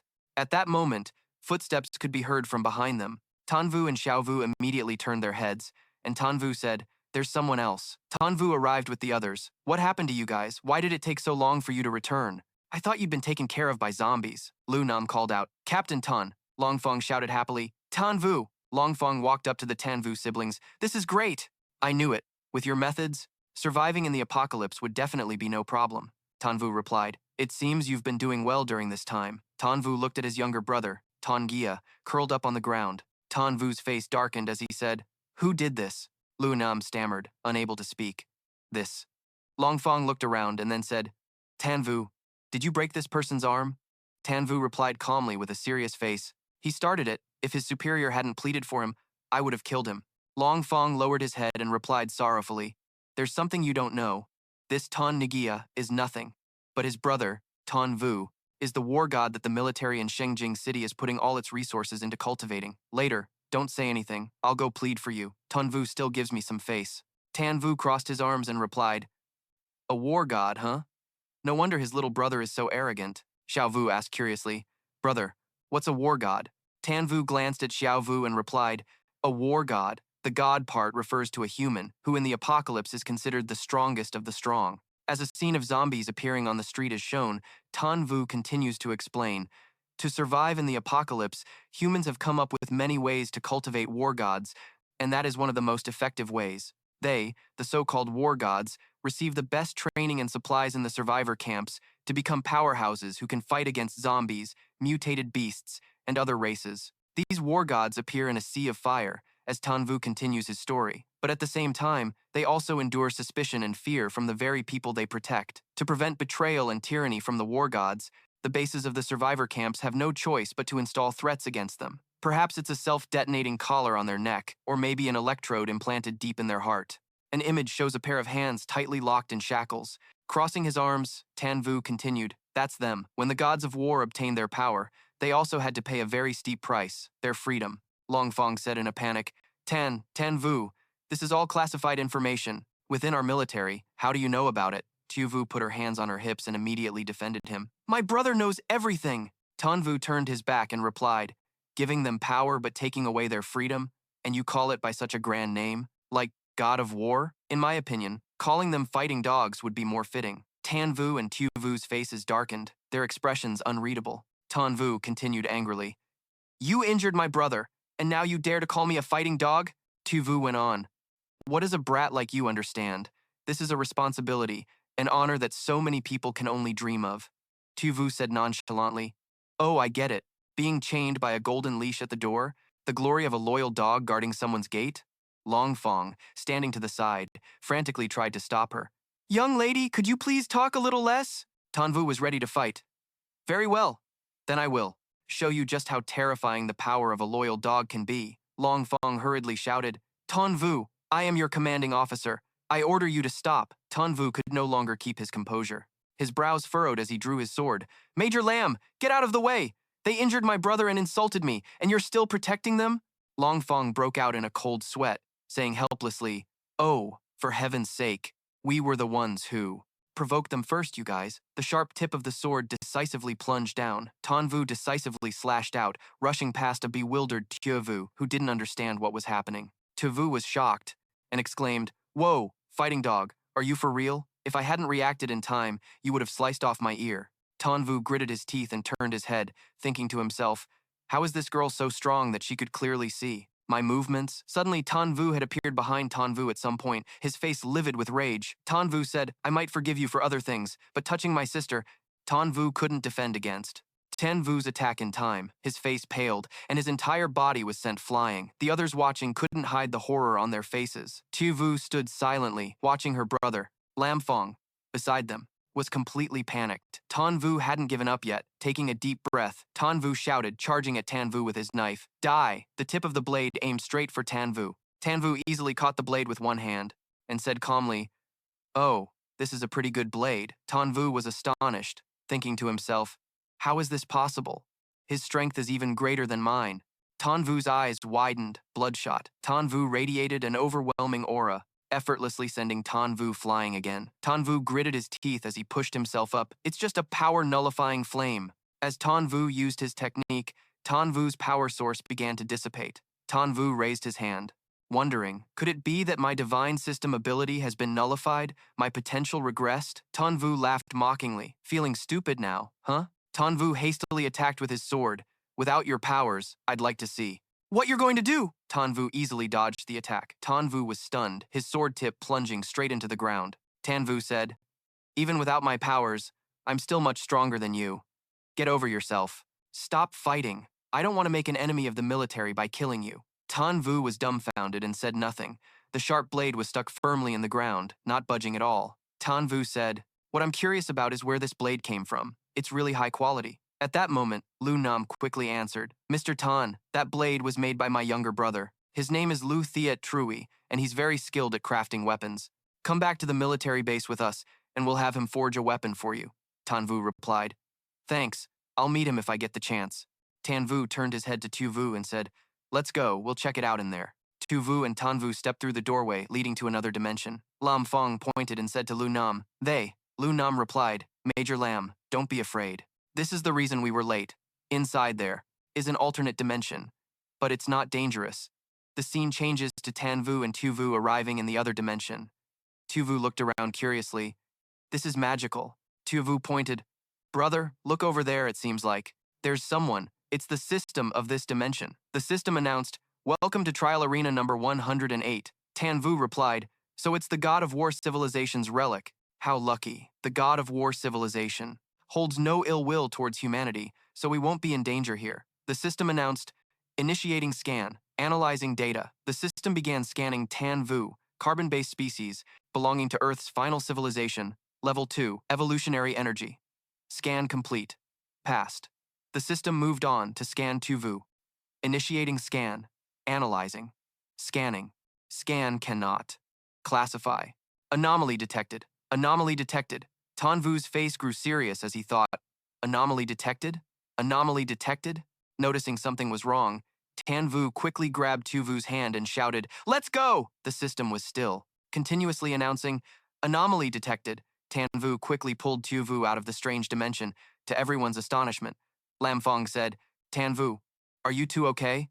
Lu Nam added, did you guys fail the scan too? Tan Vu thought seriously, anomaly detected. Tu Vu? Is she even human after all? Tan Vu's face darkened as he lowered his head. Could it be that she's an evolved zombie, with human intelligence, who can also disguise herself as a human? No, I have to confirm this. The blood color of humans and zombies is different. Human blood is bright red, while zombie blood is green. Tu Vu asked innocently, brother, why do you keep staring at me? Tan Vu held out his hand. Tu Vu, give me your hand. Tan Vu cut Tu Vu's hand, and she cried out in pain. Brother, you actually cut my hand! Tu Vu looked at the blood flowing out and said in surprise, why does my blood look different than before? Tan Vu stared at the bright red blood flowing from Tu Vu's hand as the crimson stream began to glow. Qin Yu asked confusedly, isn't it green? Xiao Yu frowned in displeasure. What green? Zombie blood is blue, and you cut your hand without telling me first. You're unbelievable. Qin Yu patted Xiao Yu's head. It's my fault. I was too tense. I'm sorry, Xiao Yu. Xiao Yu looked up and replied, but why is my blood glowing? It wasn't like this before. Qin Yu answered, don't be scared. Becoming an evolver means your body will be different than before. It's normal. It's okay, Xiao Yu replied. Really? Qin Yu continued. Xiao Yu, wait outside. I'm going into the ruins for the trial and I'll be right out. Long Feng said seriously. In that case, we'll go in with you. More people will be better. Immediately, Qin Yu and the others arrived in the subspace. Long Feng observed his surroundings. What is this place? The system approached and said, welcome guests. This is Trial Arena number 108 of the War God Civilization. Long Feng wondered. A War God Trial Arena? The system explained. The War God Trial Arena is a place the War God Civilization uses to train and test its young warriors, capable of creating many scenarios through trials. You will receive rewards, but the opportunity for the trial is a one-time thing. Failure means you lose the qualification to enter the trial arena for testing again. Long Feng said, what is this War God Civilization? The system patiently explained. The War God Civilization existed long before your intelligent civilization. They were once the masters of Earth. Long Feng was astonished. Once the masters of Earth? How is that possible? How have we not discovered you for so many years? The system replied, considering your intelligent civilization's level of surface terraforming, it only takes a few million years for natural activity to prove that many once existing ruins have been wiped clean. And 2 million years is just the blink of an eye for the Earth, someone asked. Then why did you all disappear from Earth? The system replied, apologies, insufficient authority, cannot answer. Qin Yu replied, we want to participate in the trial. What is the content of the trial? The system said, the content consists of 3 parts, a gene test, a willpower test, and a combat skills test. May I ask if we can begin? Qin Yu signaled, let's begin, the system announced. Target name Qin Yu, gene level assessed as 2S. The system turned to Lin Feng, gene level 2A. Finally, it was Sun Yu, gene level A. Qin Yu looked at the others and thought, besides Long Feng and Sun Yu, the rest are all at E and D rank, which is within my expectations. The system announced, next, we will conduct the willpower test. The surrounding scenery began to shake violently. Willpower testing devices rushed forward. Qin Yu was dazed and couldn't react in time. The testing device was already above his head. The willpower test begins. Qin Yu opened his eyes. He was floating in midair, surrounded by lightning. Qin Yu thought to himself, it seems this willpower test won't be easy to pass. The lightning grew more and more intense, and a final bolt struck Qin Yu. Qin Yu screamed in agony as lightning bolts continuously targeted him. He spread his arms wide, free-falling. Following that, Qin Yu fell into a sea of water. Letting his body float, Qin Yu thought, it's finally over. Qin Yu gradually sank to the bottom of the ocean. Lacking oxygen, Qin Yu covered his mouth and realized the test wasn't over yet. He hurriedly swam towards the source of light. At this moment, suddenly something held him back. Qin Yu's eyes widened in confusion. A chain had appeared on his ankle from who knows when. Qin Yu covered his mouth, struggling to find oxygen. His breathing became difficult, and he squeezed his eyes shut and frowned. At that moment, the chain on his leg disappeared. Qin Yu sat in the middle of the space, cross-legged, waiting for what would happen next. Qin Yu closed his eyes, drenched in sweat. Surrounding Qin Yu now was a sea of fire, he thought to himself. It's turned into flames. Next was a whirlwind of rocks and stones continuously aimed at Qin Yu. He maintained his balance and thought, is this what's next? Qin Yu slowly opened his eyes, his face covered in sweat. In the system hall, everyone was gasping for breath, lying scattered around. Someone screamed, it's so itchy, so itchy. Long Feng hugged his body while Sun Yu was panting heavily, his body drenched in sweat. The system announced, Qin Yu, S-rank willpower. Lin Feng, Sun Yu, A rank. The rest are B rank. One person coughed violently and said, this is too insane. It was excruciating. Qin Yu smiled and thought, great, double S-rank gene, S-rank willpower. Even if the final combat skills category takes a hit, my overall score won't be greatly affected. Long Feng patted Qin Yu's shoulder and said, Qin Yu, you really are no ordinary person. You're amazing. The system announced, the final category, combat skills. We have levels S, A, B, and D. Please make your selection. Sun Yu said, I choose A rank. Lin Feng followed, then I'll also choose A rank. Qin Yu replied, I choose S rank. The system announced, beginning the test. In this virtual environment, all abilities are forbidden. You only possess the physique of a normal person. Relying solely on your own combat skills, use your greatest ability to survive the zombie attack. The scene changed. Qin Yu stood before a white door stained with red. Qin Yu quickly scanned his surroundings. There's no cover or hiding place here, and I only have a normal physique. Surviving a zombie attack is impossible. This is an S-rank test. It's insanely difficult. From behind the door, terrifying screams and growls erupted. Qin Yu gritted his teeth, tightening his grip on his weapon. Here they come. The door opened, revealing complete darkness inside. The zombies from inside the door rushed out. Qin Yu used his weapon to fend off the zombies alone. A zombie appeared right beside him, and Qin Yu thought, damn it, back to a normal human physique, even wield.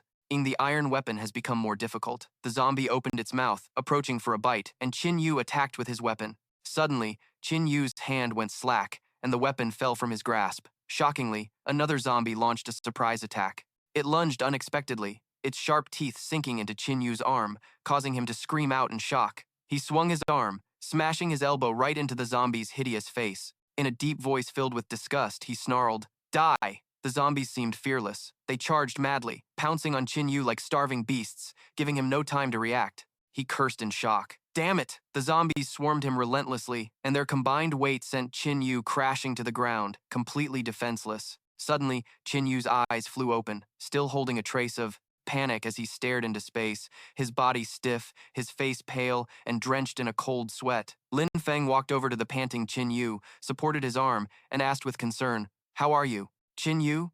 He turned to Lin Feng and explained, "I'm fine. This test makes you fight zombies with the strength of an ordinary person, and the sensation of being bitten is very real. The difficulty is extremely high. Everyone be careful." The system guide's voice rang out. Qin Yu. Survival time, 63 seconds. Kills, 12. Evaluation, S-Rank. Qin Yu smiled, clenching his fist in joy. "This is great," the system guide announced. "Congratulations, your total score has set a new record. You may choose 3 items from the reward list. Additionally, you have obtained the 1-star status of the War God civilization." She then projected the list of rewards. The mechanical voice sounded, "Please select 3 items from the list." Qin Yu looked at the rewards in amazement, exclaiming, "I didn't expect so many good items. Keratin enhancement, photochemical camouflage cloak, War Soul memory crystal." As he was intently studying the list, Qin Yu's gaze suddenly landed on a vial. He gasped, his voice a mix of surprise and joy. "A level-up potion." Qin Yu smirked, thinking to himself, "An injection that can instantly cause the user's genes to leap to the next level. I can't believe such a precious treasure appeared here. My luck is really amazing." Without a moment's hesitation, he pointed to the vial and said, "I choose this, the level-up potion." The system guide's mechanical voice announced, "Qin Yu has selected the level-up potion. You have 2 more items left to choose." Qin Yu thoughtfully calculated in his head. It can reduce damage from level 4 and below by 90%, and at the same time, briefly boost the War God armor's physique by 30 times. Maybe I can quickly master some combat skills from the War Soul memory crystal. These rewards are a perfect combination. Then, he suddenly spotted something. Qin Yu spoke up, his voice filled with a mix of astonishment and joy. "Wait, that's bloodburn ore. I'll choose this," the system guide announced. Qin Yu has selected the pure refined bloodburn ore. You have 1 item left to choose. Qin Yu clenched, his fist, his eyes sparkling with appreciation as he cheered quietly. As expected of an early-stage catastrophe, it's full of opportunities. "What's this?" "An evil eye necklace, a legendary grade treasure," the system guide's mechanical voice again announced. "The evil eye necklace is formed from the essence core of the evil eye alien race. All the essence in this necklace comes from a level 4 overlord." She explained that the evil eye necklace helps the wearer see through illusions and resist mental attacks. It can also activate the power of the evil eye, emitting a light with spirit-destroying force. After the mechanical voice stopped, Qin Yu thought, "I know exactly how difficult enemies with mental powers are. With this, I won't have to worry about that annoyance anymore." Then he walked over to a group of people and asked, "What rewards did you guys choose?" Lin Feng took out a ring and answered honestly, "I chose a spatial ring. The description seemed interesting, so I just picked it. I don't know its specific effects yet."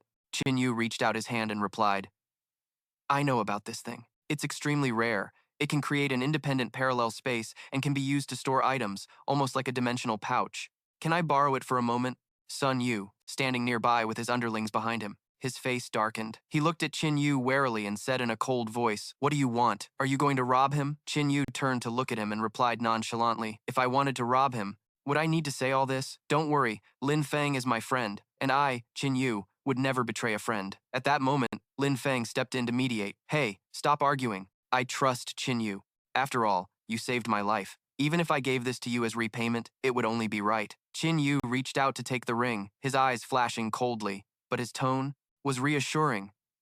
"Don't worry, I don't need it. I'll give it right back." Then, he used his ability to copy the ring, and in the blink of an eye, a perfect replica appeared beside it. Everyone present was stunned, their jaws dropping in amazement. Sun Yu broke the silence. "What just happened? It split into 2? Hearing this, Qin Yu smirked and explained, "This is my ability. I can copy any item into 2. Don't worry, it has no effect on your original." Lin Feng gasped, unable to hide the extreme shock and excitement shining in his eyes. "That's amazing. Truly amazing." Qin Yu excitedly gestured to everyone and announced, "I'd like to ask everyone to let me borrow your treasures for a moment. In the future, if you need anything, I, Qin Yu, will definitely repay you." Watching this, Sun Yu's face twisted with annoyance, and he muttered jealously, "This guy's strength was already monstrous, and now he has such a broken ability. With an ability like that, his gains will be far greater than ours." Later, on the road, Qin Yu asked Xiao Yu in surprise, "That was fast. When did you use it?" Xiao Yu replied nonchalantly, "While you were screaming your head off. I had enough time to use 10 of them." Qin Yu eagerly asked her, So, how is it? Did you level up too? Is your strength enhanced? Xiao Yu raised her arms to show off her power and replied, it definitely is. I've leveled up. I can feel that I can handle way more enemies now, and my enhancement ability can strengthen items for longer. Qin Yu smiled happily. Then hurry up and try it on this spatial ring. The ring emitted a dazzling blue light. He raised it to inspect it. After being enhanced, the capacity of this dimensional spatial ring has increased exponentially. After that, he handed Xiao Yu the firework bullet, telling her to try enhancing it. Here, try enhancing this one too. Xiao Yu asked in surprise, what is this? Qin Yu replied, this is a firework bullet. It's a treasure that martial artist took from a dimensional ruin. Its destructive power is immense, enough to blow up a level 3 monster. The scene then shifts to a tall building with lush green trees and clouds drifting lazily across the sky, creating a sense of clear tranquility. The streets below were also eerily quiet, as people hid in fear, the once bustling scene now gone. Although the siblings, Qin Yu and Xiao Yu, were sitting and resting in a store, they remained extremely vigilant. Qin Yu heard a noise. There's movement! Outside, a loud voice called out, Xiao Tong Tong! Xiao Tong Tong! Outside the store, two dark figures were chasing each other. Xiao Tong Tong. Don't be mad anymore. Look at me. I was wrong last night, okay? It turned out to be Xiao Tong and Bai Bing. Xiao Tong turned around and shouted angrily, keep your voice down. It's dangerous out here. Bai Bing put a finger to his lips, signaling for silence. My dear, you're telling me to be quiet with that voice of yours? He glanced at the building's name and realized they were standing in front of a supermarket.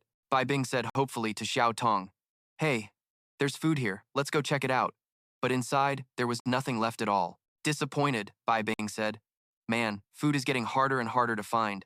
Beside him, Xiao Tong was also sad. Xiao Tong saw a large door, and a glimmer of hope returned. Bai Bing, there's a door here. It must be the warehouse.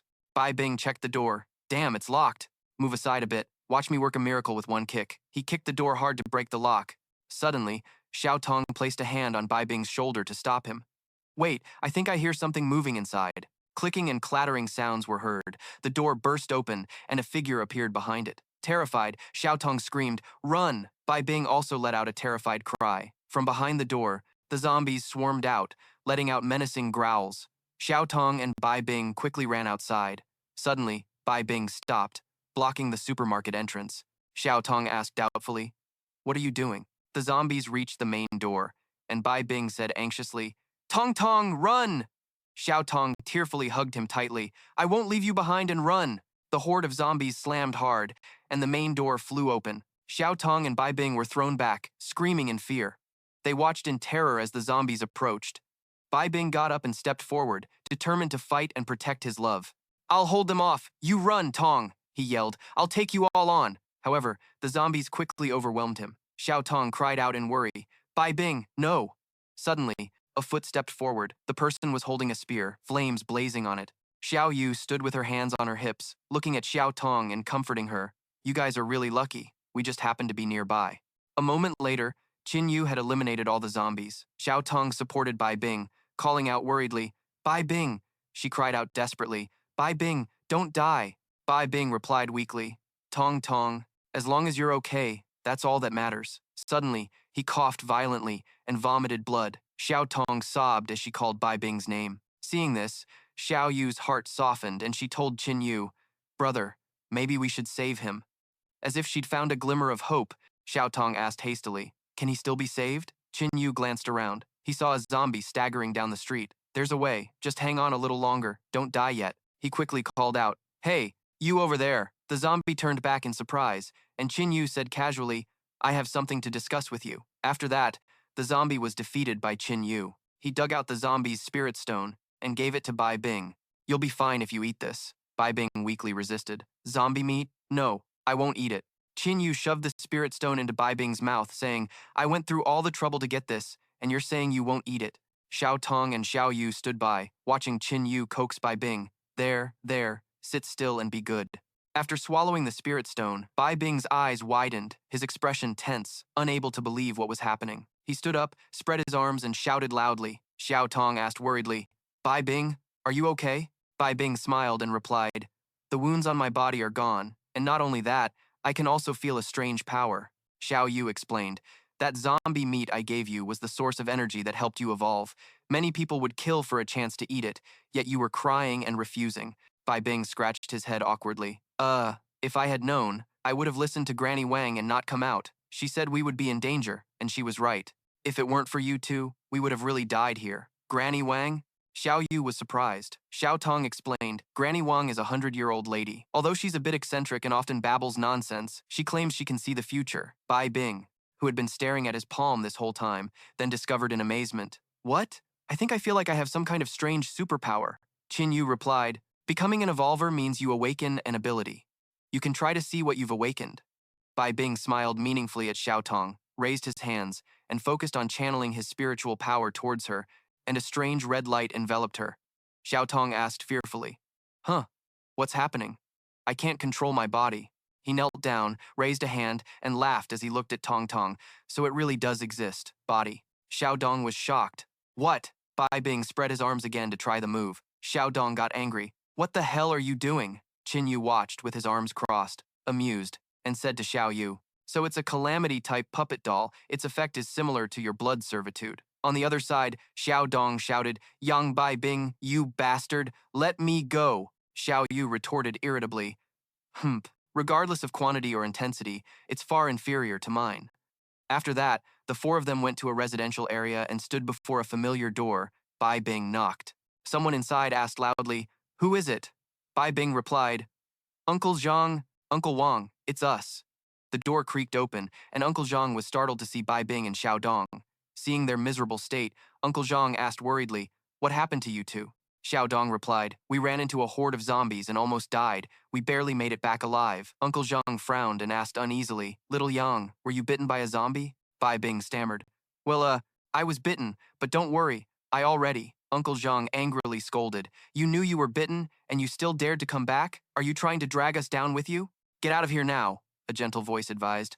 Let it go, little Zhang. Mrs. Wang came out from inside, leaning on a cane. She was coughing nonstop and wheezed.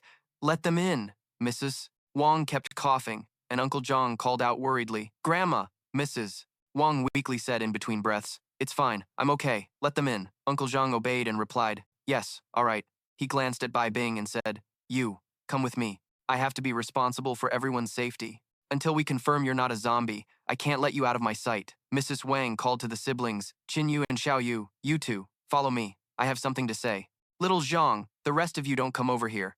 Qin Yu looked at Mrs. Wang suspiciously, thinking to himself, This old woman is no ordinary person. Outside, the bright sunlight shone all over the house. Xiao Yu got a chair and brought it to Mrs. Wang. Grandma, please sit down. Mrs. Wang smiled and said, Little girl, you are a good person. Mrs. Wang took the necklace from her neck. This old woman doesn't have much. I'll give you this necklace. She handed the necklace to Xiao Yu. Don't refuse. You must keep it safe for me. Xiao Yu took the necklace, flustered, and said, Ah, this. Thank you, Mrs. Wang looked at the two siblings, Qin Yu and Xiao Yu, and said softly, Now, stand still. Let this old woman take a good look at you. A strange blue light emanated from Mrs. Wang's eyes. Qin Yu was startled. After a moment, Mrs. Wang laughed heartily with joy. Good, good. I hope the flame of hope will grow stronger and never be extinguished. Qin Yu and Xiao Yu stared in surprise, not understanding what was happening. Mrs. Wang approached Xiao Yu, looking like she had no strength left. She coughed and said, Little girl, no matter what difficulties you face, don't give up. You are the most perfect being in this world. After saying that, she coughed nonstop. Xiao Yu worriedly asked, Grandma, are you all right? Qin Yu asked in confusion. Grandma, what you just said? Can you be more specific? Mrs. Wang wheezed. Go to the south, evolve to the peak. Also, Meng-O has left. Danger is about to descend. Qin Yu anxiously pressed. Danger is descending. What danger is it? Grandma, what's wrong? Before Mrs. Wang could answer, she collapsed to the ground. Xiao Yu put her hand to Mrs. Wang's nose to check and said sadly, Brother, she's not breathing anymore. Qin Yu comforted her. She used the last of her strength to say those words to us. Xiao Yu held up the necklace Mrs. Wang gave her and asked, What is this thing? Qin Yu examined the necklace. He didn't feel anything unusual. Maybe it's just a normal necklace. Let me try to copy it.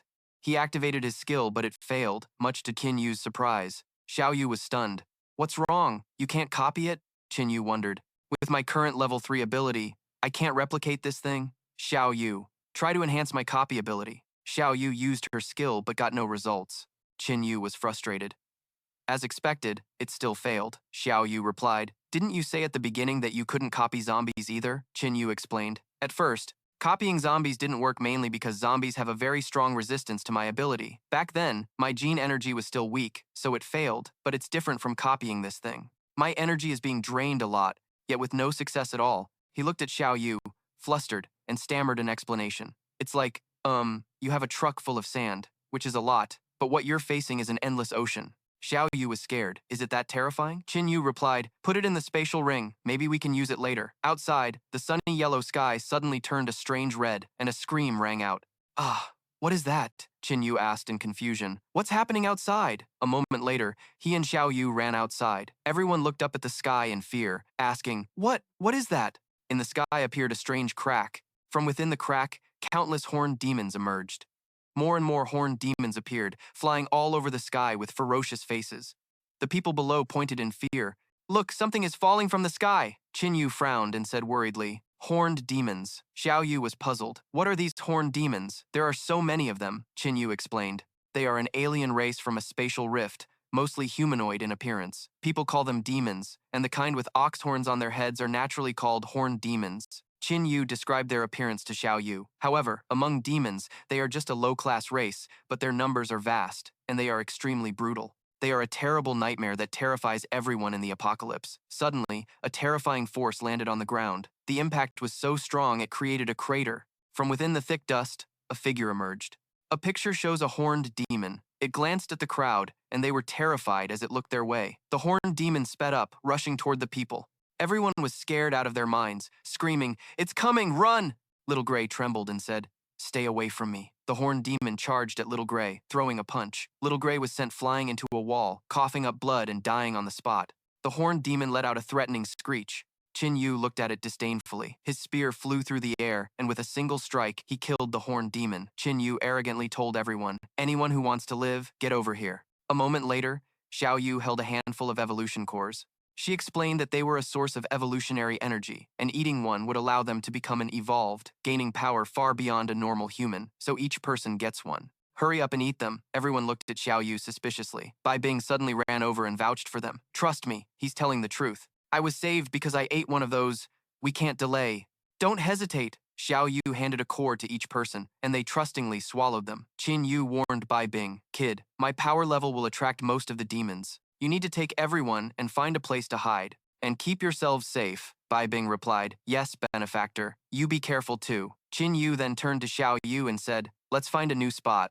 I want to use these things to test my level 3 power." Xiao Yu readily agreed. "Okay." Meanwhile, a horde of horned demons was tearing through the streets and buildings. Seeing their territory invaded, the nearby zombies shrieked in anger. They immediately charged toward the group of horned demons. But what chance did the zombies have against the horned demons? A zombie trembled as a horned demon crushed it like an ant. Suddenly, the demon slammed the zombie onto the ground, obliterating it on the spot. The horned demon roared proudly. Out of nowhere, Qin Yu's spear struck it directly in the head. The horde of horned demons was incinerated in flames. Qin Yu shot them a contemptuous look. Xiao Yu scoffed. "You made these things sound so terrifying, but they don't seem like much at all." Qin Yu continued fighting the horde of horned demons with his spear. Xiao Yu, right beside him, was just as formidable. She used her sword to cut the horned demons into pieces. The demons showed no fear, advancing in greater numbers and letting out horrifying screeches. Qin Yu thought to himself, "Using my full strength, I'm not afraid of these weakling mongrels, but fighting like this will quickly deplete my stamina and evolutionary energy," he warned. "Xiao Yu, we have to keep them from getting behind us. Follow me and we'll break through." Xiao Yu answered. "Right." The two siblings dashed forward with the horned demons in hot pursuit. Qin Yu's spear tore a hole through a glass door. He said to Xiao Yu, "In here." Qin Yu and Xiao Yu scrambled inside the building. Looking at the door, Qin Yu said, "This glass is so thick. When those mongrels charge in, we just need to." Before he could finish, the horned demons smashed through the glass door and poured into the building. Qin Yu's face went pale with shock. "You've got to be kidding me. That glass was so thick." "Oh no," Xiao Yu worried. "What are we going to do now?" Qin Yu unleashed his power, flames erupting around him. "What other choice do we have? We go all out." Moments later, even more horned demons appeared, the glow of his flames illuminating the street corner. A huge blaze engulfed the horde of horned demons, burning them all to a crisp. Qin Yu recalled the flames into his hand.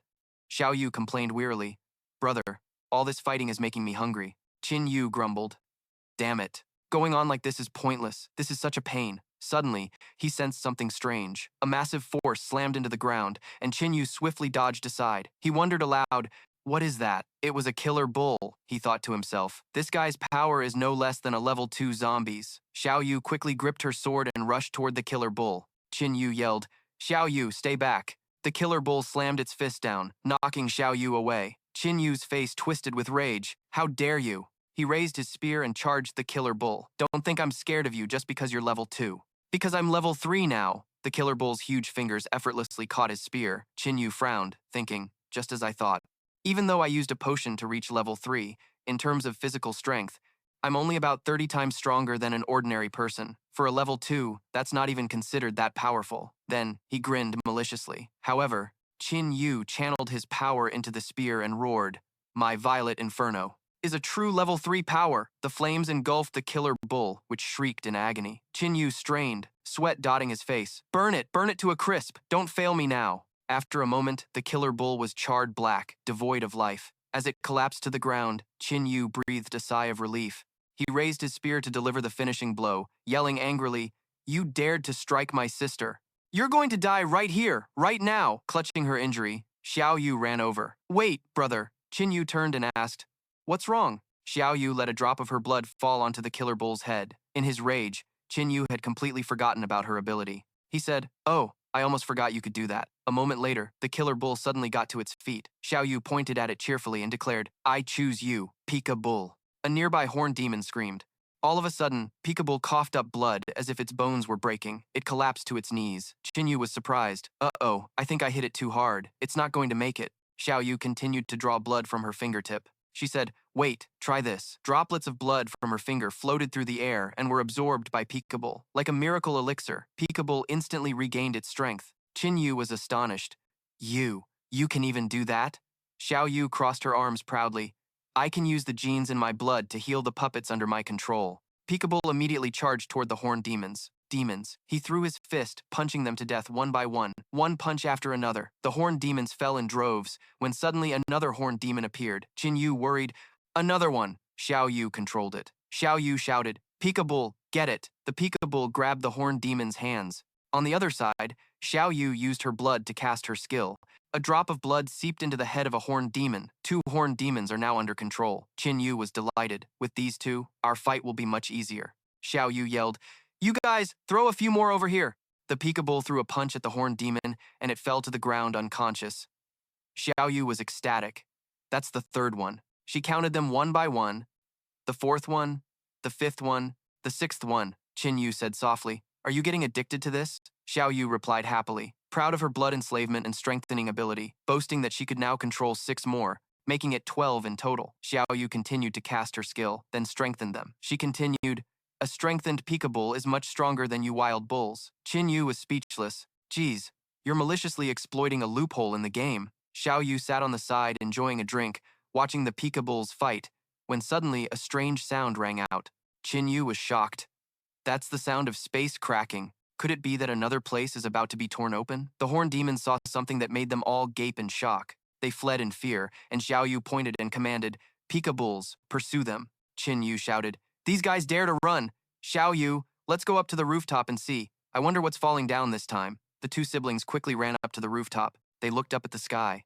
Qin Yu was astonished. There, in the crimson, overcast sky, a massive crack appeared, signaling that something terrible was about to happen. Xiao Yu asked worriedly, Brother, why do you look so pale? My Pika Bulls are here. What's there to be afraid of? Qin Yu was bewildered. This crack is different. This crack was torn open. He explained, Normally spatial cracks are unstable. Maintaining them requires an astonishing amount of power, and the things that can tear space apart are monsters with terrifying strength. Qin Yu said uneasily, Let's go. A savage laugh echoed from the sky. Where do you think you're going? I spent so much effort to barely tear this thing open. If you run, wouldn't all my effort be for naught? A monster was trying to escape from the crack. It shrieked, Don't stop me! A red beam of light shot down from the sky, creating a huge explosion on the rooftop. To this world, I never expected this world to have such delicious and tempting prey. Xiao Yu was surprised. It's a beautiful girl. Why would a girl come here? Qin Yu stood in front of Xiao Yu and said, This one, just by looking, you can tell is from an alien race, so don't let your guard down. The little lowly twirled a lock of her hair and replied, of course, it's for you.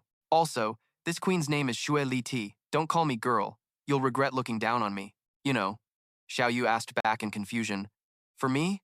Li Ti stuck out her tongue, licked her finger, and said with a wicked grin, not just any reason would make this queen waste her energy coming down here. This queen has never tasted blood as delicious as yours. As yours, she said contemptuously. Big sis, your world is too dangerous. Why don't you come her flesh and blood? Lati sneered. Do you have any right to speak here? In my eyes, she is prey, and you are trash, not even qualified to be prey. Hearing this, Tanvu angrily gritted his teeth and said, are you insane? Spouting all that nonsense, do you really think you're a god? And all that this queen crap? Isn't it disgusting? You want me to beat you up right now? Lati replied with a look of contempt. You tiny ant, do you have any idea what a great existence you're speaking to? Tanvu gripped his spear tightly, smirking as he cursed. Just another otherworldly being. I just killed a whole bunch of them. If you don't get lost, you'll end up just like those bulls. Xiao Yu worriedly thought to herself. Big brother is just bluffing. Lati was furious, her face turning dark. You compare me to those beasts? You ignorant ant. If you knew my true power, you would never dare to speak like that. Tanvu replied calmly. I know you're strong, and today I'm truly no match for you. But he raised his spear towards Lati.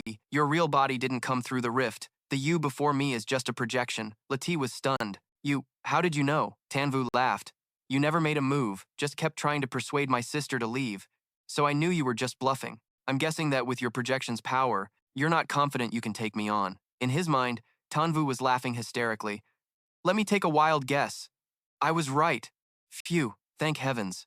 Lati was enraged, she hissed. Even as a clone, I'm more than enough to deal with you. Lati moved as fast as lightning. Seeing this, Tanvu broke into a cold sweat, so fast. Lati suddenly appeared in front of Tanvu. She flashed a gleeful smile like a cat playing with its prey, and taunted, surprise, old man. Tanvu used his staff to block Lati's attack. Her sharp claws were poised to strike him. He exclaimed, damn, these claws! This tough staff nearly snapped in two. Lati licked her fingertips, her face incredibly sinister. She said, ha, you've got some quick reflexes.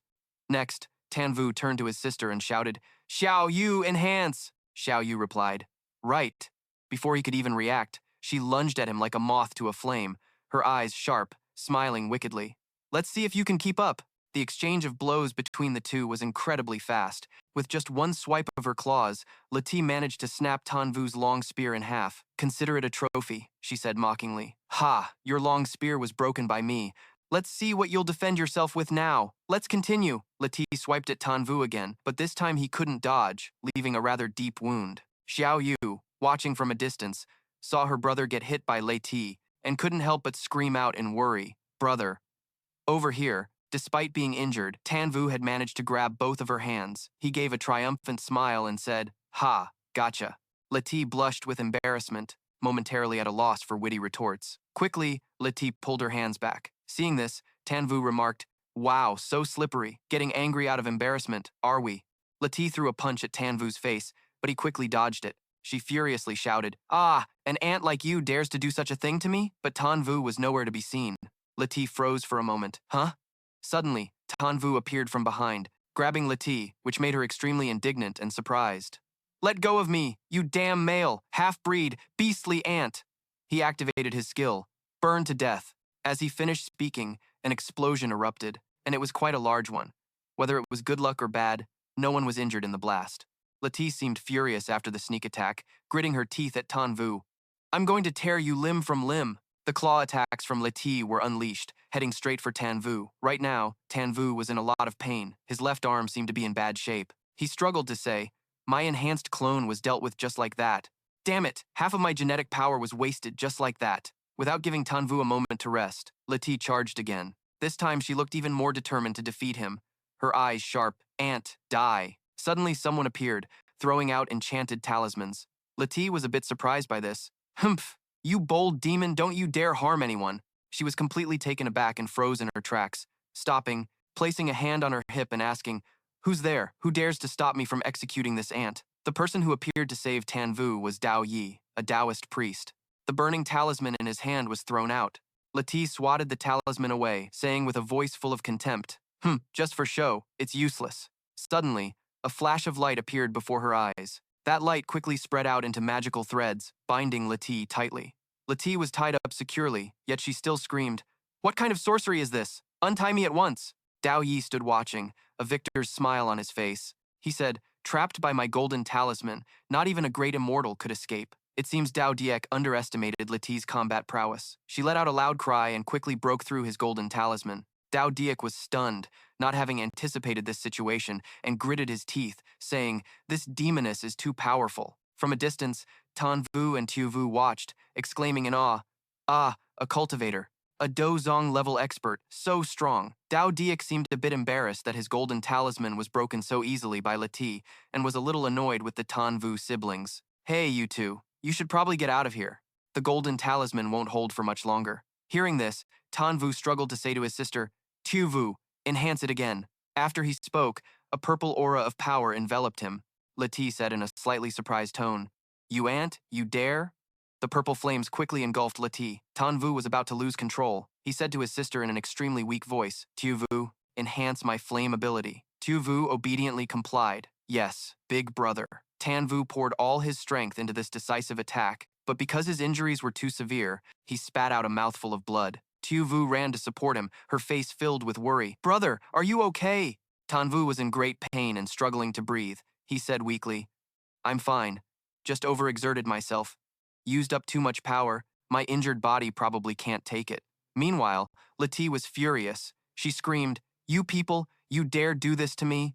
Seeing that Leti could still speak, Tanvu was very surprised that he hadn't been able to finish her off even after using all his strength. This still wasn't enough to defeat her? Dao Diek had lost his patience. He said loudly as if giving an order, "Are we really going to be defeated by this monster today?" The flames gradually faded, revealing Leti clutching her chest, flustered to the point of anger. Seeing this, Dao Diek couldn't help himself, losing all his composure as a Taoist priest. As blood gushed from his nose, this monster is really something else. Tanvu froze for 5 seconds, while Tuvu looked at her brother suspiciously, saying in an accusatory tone, brother, you did this kind of thing?" The most embarrassed person right now was Leti, who was absolutely livid. "Aunt, turn around. No looking." Dao Diek, seeing this steamy sight, couldn't control himself, and the amount of blood pouring from his nose was directly proportional to the anger of Leti. She then yelled, "And you, stop looking, suck that nosebleed back in. You people, just you wait." With that, she gradually vanished, but not before adding, this isn't over, just wait, just you wait for me." Leti disappeared, leaving the three of them standing alone on the building's rooftop. Dao Diek finally managed to calm down a bit, sniffing the last of his nosebleed back where it belonged. Now that things were calmer, Dao Diek clasped his hands in a formal greeting to the Tanvu siblings. "This humble Taoist name is Dao Diek. May I ask for your esteemed names?" His sister quickly answered, "I'm Tan Tiu Vu, and this is my brother, Tan Vu." Hearing their names, Dao Diek seemed to ponder something. Tan Vu, Tan Tiu Vu. Sounds less like siblings and more like father and daughter. Hearing Dao Diek's comment, Tiu Vu's expression became indescribable, completely frozen. She told herself, "Geez, someone said it again. Next time I'm not going to say our last name." He seemed to realize. He realized his last joke went a bit too far and quickly put on a confident smile to dispel the awkwardness. My apologies. This humble Taoist is a monk and doesn't interact with others often. If I've said anything to offend you, please forgive me." Then, Xiao Yu asked him seriously, "I saw you drawing talismans and chanting. Are you a cultivator?" He scratched his head, replying shyly, "Meditating to achieve enlightenment is the lifelong lesson for a monk. This humble Taoist has studied Taoist scriptures and the arts of yin and yang under my master since I was a child, but as for being a cultivator, I'm afraid I'm not quite there yet." Meanwhile, Qin Yu, who had been silent until now, cried out in pain. Dao Yi quickly stepped in to help Qin Yu. "Patron, you're seriously injured. Please sit down and let this humble Taoist treat you." Then he pulled out his set of tools, which included items a cultivator would use. There was even a first aid kit for emergencies. What a thoughtful person. Xiao Yu praised him cheerfully. "You even brought medicine and needles?" Dao Yi said sheepishly. This humble Taoist often travels for my studies, so injuries are inevitable. I'm used to carrying medicine and needles just in case." With that, he quickly used all his spiritual power and his medical knowledge to help treat Qin Yu. Before he began, he didn't forget to comfort the boy, Patron. Try to bear the pain for a moment. "Going back many years ago, when Dao Yi was still a child, I was an orphan, and a great master came across him. At that time, he looked extremely ragged and dirty. The master asked Dao Yi, 'What is your name, child?' 'They all call you little beggar, so this master will give you a Taoist name. I will call you Dao Yi, and I will take you to the mountains to practice cultivation. Time flew by, and from the homeless boy he once was, Dao Yi had now become the Taoist master's #1 disciple. Every day, he trained diligently and lived happily with his master, reciting the ancient scriptures. Great knowledge is vast, small knowledge is picky. Great words are plain, small words are argumentative. Just like that, 10 years passed in the blink of an eye, but the happiness did not last forever, as no one can be by your side for a lifetime. His master passed away. Master, may you rest in peace. As Dao Yi was mourning his master's passing, his master suddenly sat up in his coffin. His face was pale and gaunt, moaning endlessly. Seeing this, he couldn't hold back his horror and screamed, "Ma, master, you?" That thing lunged at Dao Yi, but fortunately, he was able to dodge it, and at the same time, he realized it was no longer his master, but some foul entity possessing his body. Dao Yi drew his sword, ready for battle. You insolent demon. Get out of my master's body. After that, a tense battle erupted between the two. Back in the present, the three of them were still on a building's rooftop. The sun was almost directly overhead, but they still hadn't made a move to leave. Xiao Yu offered some words of comfort. Don't feel burdened. That wasn't your master anymore. Dao Yi looked a little melancholic. Thank you. Afterwards, I heard on the radio that many people were like my master. It must be the work of evil demons. We Taoists live as recluses deep in the mountains, but in chaotic times, we must come down to save the world, which is why I'm here. Dao Yi continued, I never imagined the world would have become like this, with evil spirits running rampant and hardly any normal people left. But it's precisely at this moment that I feel the yin-yang arts I've cultivated for years have had a breakthrough. Hearing this, Qin Yu finally spoke up. So, what are your plans from here? Dao Yi gazed into the distance, answering seriously, I plan to leave this place. The sky above this city is filled with a murderous aura. I fear a great catastrophe is imminent. Hearing this, Qin Yu seemed a bit excited and quickly said, Coincidentally, we're also planning to leave here and head south. You should come with us. In contrast to Qin Yu's enthusiasm, Dao Yi touched his forehead, appearing to be thinking hard, but he quickly replied, That's great. The outside is full of those man-eating crazies, and I was just worrying about where to go. Xiao Yu immediately chimed in. Oh, those things are actually called zombies. Have you never watched a movie? He let out a small, awkward laugh and replied sheepishly, I've been cultivating on the mountain with my master since I was a child, only coming down occasionally for ascetic training, so I don't understand much about the secular world outside.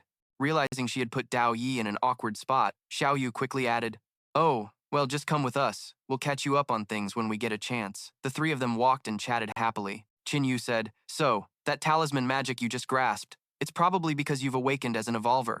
Dao Yi replied cheerfully, Wow, I knew it. No wonder I suddenly became so powerful. The three stood in front of a building, when a loud laugh echoed from inside. Ha ha ha, that feels amazing.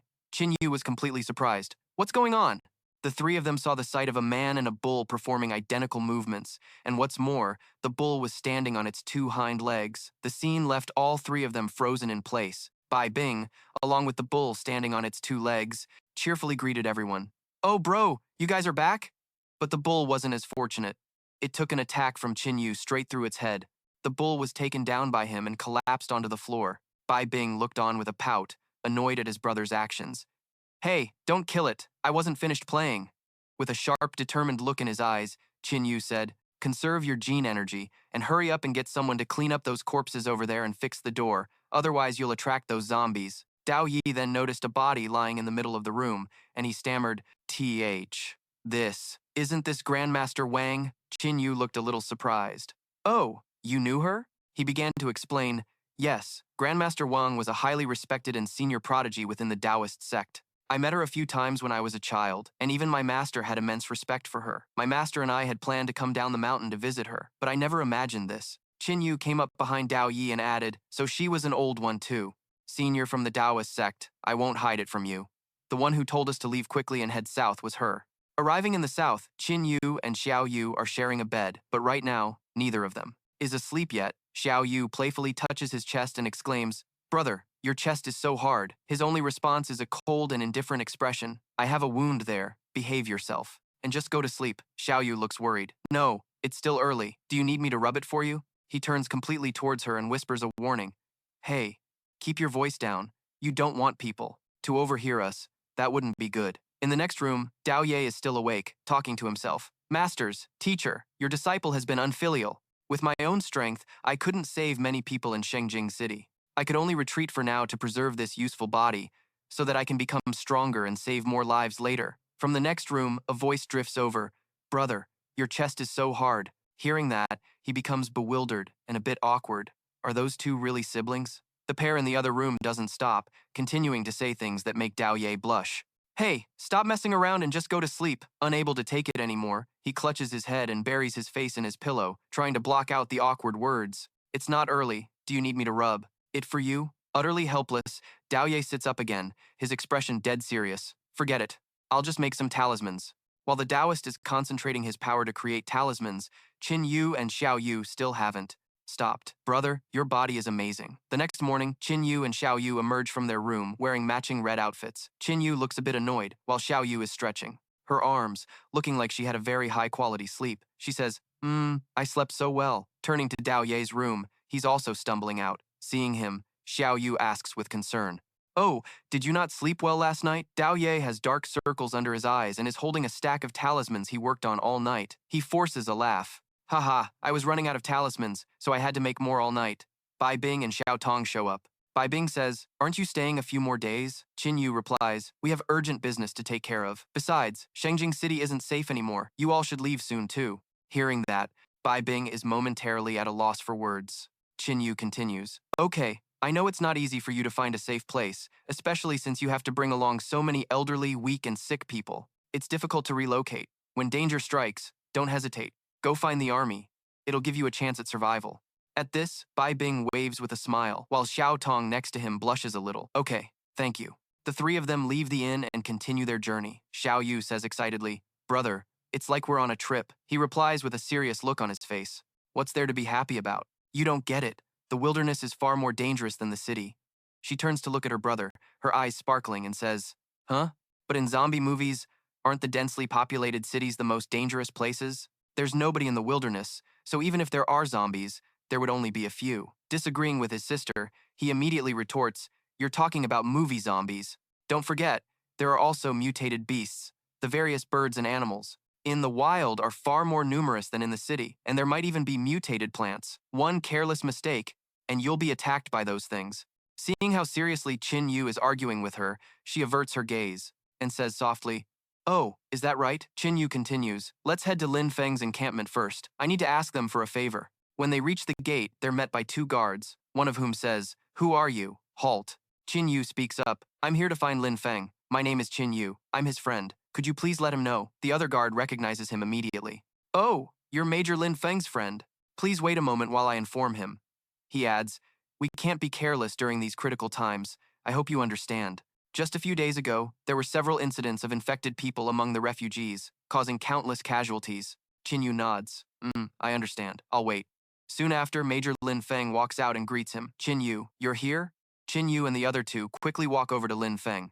Xiao Yu notices the people sitting by the side of the road and can't help but ask, Are all these people this weak? Lin Feng looks at Xiao Yu and replies, Miss, we can't help it. Food is scarce here, and these refugees just arrived, so we had to take them in. Even the able-bodied young men who can fight on the battlefield aren't getting enough to eat, let alone the elderly, the weak, and the women. Lin Feng leads the three of them inside, and on the way, they encounter some men with shaved heads, cursing at each other over the small amount of relief food. You bastards only give us this little bit of food. You want to starve us to death.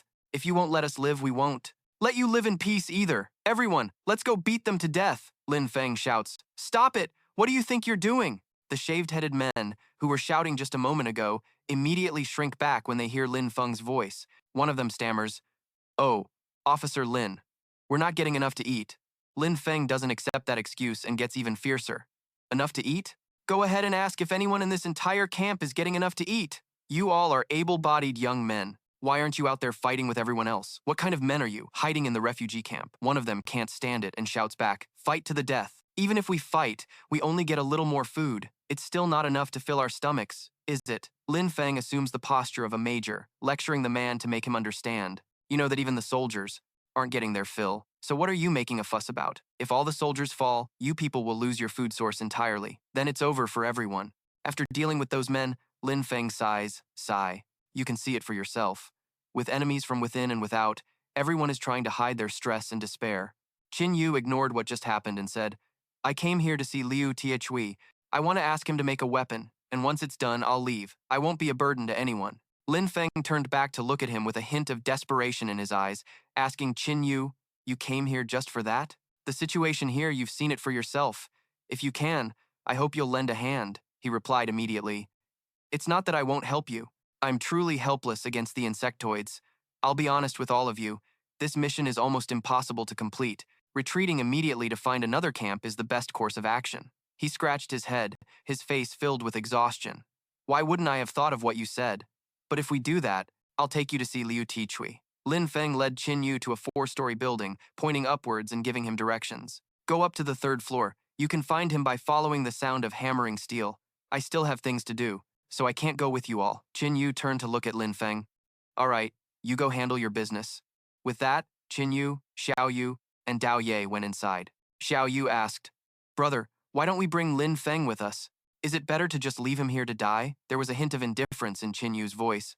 "He wouldn't agree. He's determined to defend this place until he dies." Dao Ye, as if understanding his feelings, spoke up in his defense.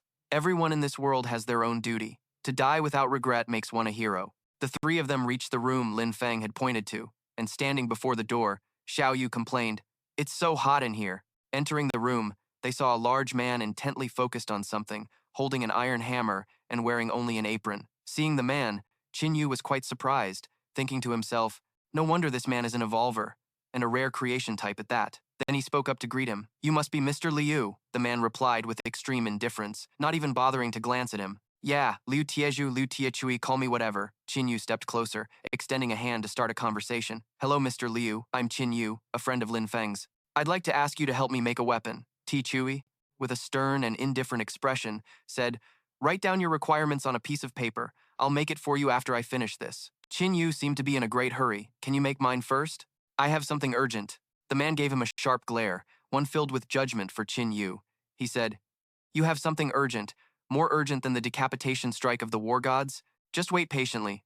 When I'm done, I'll make time to help you." Seeing that the situation wasn't looking good, Qin Yu quickly explained, "Mr. Liu, I'm a friend of Major Lin Feng." Before Qin Yu could explain, Tichui said, "Are you going to stop? I told you to wait, so just wait." "So what if you're Major Lin Feng's friend? Even if you were the commander's uncle, it means nothing to me here." As Qin Yu was thinking about how to persuade him, someone suddenly appeared and called his name, Qin Yu. Hearing someone call her brother's name, Xiao Yu also turned around, a hint of surprise in her voice. "Sun Yu?" Sun Yu appeared with a group of people, and he said, "Don't be tense. I didn't come to cause trouble. Why are you all here?" Sui Zhong, who was with him, couldn't help but ask, "This is the Qin Yu you said easily defeated you?" Sun Yu approached Qin Yu, his voice full of provocation. "Ha, this is great. With you joining us, we'll definitely succeed." Qin Yu held up a hand to stop him. He replied with utmost seriousness, "I think you've misunderstood. I came to ask someone to help me make a weapon. Once it's done, I'm leaving. As for your so-called decapitation strike, I won't be participating. I also advise you not to blindly go to your deaths like that." Sun Yu was a bit surprised, but he quickly composed himself and said, You're such a coward. This decapitation strike is for Shengjing City. Even if we sacrifice ourselves, we will be remembered by future generations and become heroes of the city." Qin Yu maintained his indifferent expression, looking at Sun Yu with an incredibly judgmental gaze. He said, "Are you an idiot? You sacrifice yourselves, and the insectoids will level the city. By then, no one will remember your heroic deeds, because everyone who knew you will be dead, understand?" Continuing his words, Qin Yu said, "All right, I'm not a hero, and I don't want to be one. If you can't convince him to make my weapon, then shut your mouth." Sui Zhong couldn't stand Qin Yu's arrogance and shouted angrily, "A coward is a coward. I see now that you only beat Sun Yu by a fluke. I, Li Sui Zhong, officially challenge you to a duel. If I don't teach you a lesson, you'll really think you're something special." Xiao Yu pointed at Sun Yu and Sui Zhong and said something that shocked them both. "Between the two of you, who's stronger?" Sui Zhong was a bit bewildered and found it hard to answer. "Why are you asking that?" With a serious expression, she picked her nose and said, "If you two are evenly matched, then don't bother challenging my brother. I could take both of you on with just one hand." Hearing this, Sui Zhong was so shocked he nearly fell over backwards, but he still retorted defiantly, "All right, you little brat, let me tell you, I'm not like other guys. Even if my opponent is a woman, I won't hold back." Tichui, who had been listening quietly this whole time, finally spoke up. "Wait." Tichui glanced back at them and asked, "You said you're leaving Shengjing City?" Qin Yu asked back, confused. Yes, why? The man frowned and made a proposal. I promise to forge your weapon first, but you have to promise me one thing. Qin Yu looked at him inquisitively and asked, Tell me first, what is it? Ti Chui stated his request. Take my grandson out of here, to Tianming City in the south. Promise me this, and I will forge your weapon. Qin Yu pondered for a moment, then answered decisively, That's possible. I will do my best to ensure his safety. Sui Zhang spoke up with an angry expression. Are you two done talking? When you're finished, I could make a move. Xiao Yu suddenly lunged forward, pressing her sword against his neck. She then withdrew it and ordered calmly, All right, it's over. Hurry and have Uncle Liu forge a weapon for my brother. Sui Zhang's face turned pale as he stammered in fear. How is this possible? Tai Zhu frowned at what had just happened, impressed by her strength. He turned back, his hands continuing, striking the red-hot iron. He continued in a reassured tone. With strength like that, I can rest easy with my nephew following you two. What weapon do you want? I'll get started on it right now. Qin Yu pulled out a blood flame stone. From his spatial ring, Sui Zhang exclaimed in shock. Isn't that Major Lin's spatial ring? Qin Yu frowned, replying matter-of-factly, It's not Major Lin's. That guy's ability is insane. It's a long story. Tai Zhu frowned in confusion, reaching out to take the blood flame stone. He asked, puzzled, What is this? It's still warm. Qin Yu replied, This is a blood flame stone. Please use it to forge a 2-meter-long spear for me. Tai Zhu looked at the item in his hand, sensed it was something extraordinary, and agreed. All right, I can tell just by touching it that this is an extraordinary material. The weapon forged from this will undoubtedly be a divine armament. He added, It's good, but there's not enough for a 2-meter spear. This amount is only enough to forge the spearhead. In my opinion, we should use blazestone for the shaft. Qin Yu asked, Blazestone? Xiao Yu, standing nearby, piped up curiously. What's blazestone? Qin Yu explained. Remember the firebugs that were chasing us? This blazestone is the organ they use to produce fire. It's incredibly hard and retains heat for a long time. While not on par with blood flame stone, it's still a rare material. The pieces of blood flame stone were cut down and tossed into the blazing forge. Tai Zhu stood before it with a frown, his voice filled with confusion. This material's melting point is too high. The forge is at maximum heat, and it's still not reacting. Seeing this, Qin Yu, holding a purple flame in his hand and staring intently at the forge, said, Allow me. Then he put his hand, wreathed in purple flames, into the forge without hesitation. Tai Zhu looked at the forge and warned, Wait, at this rate the forge won't hold. Qin Yu glanced at Xiao Yu and commanded, Xiao Yu, reinforce the forge. Upon hearing his command, she used her reinforcement ability on the forge, replying, Yes. Everyone else in the room stared wide-eyed, completely stunned by the sight. After the blood flame stone was molten, Qin Yu pulled it out and announced, It's ready. Tai Zhu took the glowing material and began hammering it into shape with all his strength. He turned his head and urged urgently, Add your blood, quickly. Qin Yu swiftly grabbed a knife and cut his palm. He held his hand over the spearhead, and his blood dripped onto the red-hot metal. The spearhead trembled violently as crimson veins spread across its surface. Qin Yu was completely shocked, thinking to himself, This spearhead, it's resonating with me. Tai Zhu held up the newly forged spear, his voice filled with satisfaction. This is the finest work I have ever crafted. I will name it the Blood Flame Spear. Yes, that's what we'll call it. Qin Yu took the new spear in hand, smiling as he said, Blood Flame Spear, I like it. He swung the spear, and a purple flame erupted along its trajectory. He assessed, to think it actually reached the quality of a D-rank treasure, and with added effects too. A purple flame unexpectedly wreathed the spearhead. Qin Yu stood the spear upright, and a crimson aura enveloped him. It ignited in a flash, burning away all the fresh blood, to temporarily boost speed and power. After the effect ends, the user is weakened from blood loss. Fresh blood backlash. When the blood flame spear damages an enemy, it absorbs their fresh blood to empower itself, and simultaneously transfers energy to the user, accelerating their blood regeneration. Qin Yu clasped his hands in front of his chest and said gratefully, Thank you, Master Liu. I will do my utmost to take your nephew to Tianming City. Tai Zhu clasped his hands as well, proposing, Excellent, Mr. Qin Yu, please wait one night. Tomorrow, I will make all the arrangements for him to leave with you. Qin Yu then spoke up, Master Liu. Tai Zhu smiled at the young man. Qin Yu frowned and suggested, You should come with us. You don't have to die here. Tai Zhu clasped his hands behind his back, looking pensive, and calmly refused, Me? I'm not going anywhere. I must stay and hold out until the very end. The next day, as the sun climbed high into the sky, its brilliant rays cut through the morning mist, illuminating a building. Inside the building, Liu Hui stood at their door, speaking shyly. Hello, you two. I'm Liu Hui. Qin Yu looked at him and asked, You must be Master Liu's nephew. Are you ready to leave yet? Liu Hui smiled and replied, Yes, I'm all prepared. Out in the hallway, a group of people was walking with a commanding presence. Dressed in formal attire, they approached Qin Yu's room. The man with white hair was War God Number 1, Gao Jiao. He had a ghastly pale face, earning him the nickname Ghost Jiao, and his ability was to transform into a ghostly soul. The man with blue hair was War God Number 2 of the 10 War Gods, Yang Jingling. He was around 25 years old, with handsome features, and was known as the Grass Lord, possessing the ability to control plants. Behind him was War God Number 3, Lu Yun, who could transform into a porcupine. Its quills were hard and black and could be shot out as projectiles. Beside him was the Commander-in-Chief, Li Wei, a man over 40 who played the part of a cunning anti-hero with deep-seated skills. Lin Feng walked at the front, calling out cheerfully, Qin Yu. Qin Yu glanced at the approaching group with a confused frown. Jingling spoke first. Well, it seems the saying heroes come from the young is true. You must be Qin Yu? I've heard Lin Feng speak of you.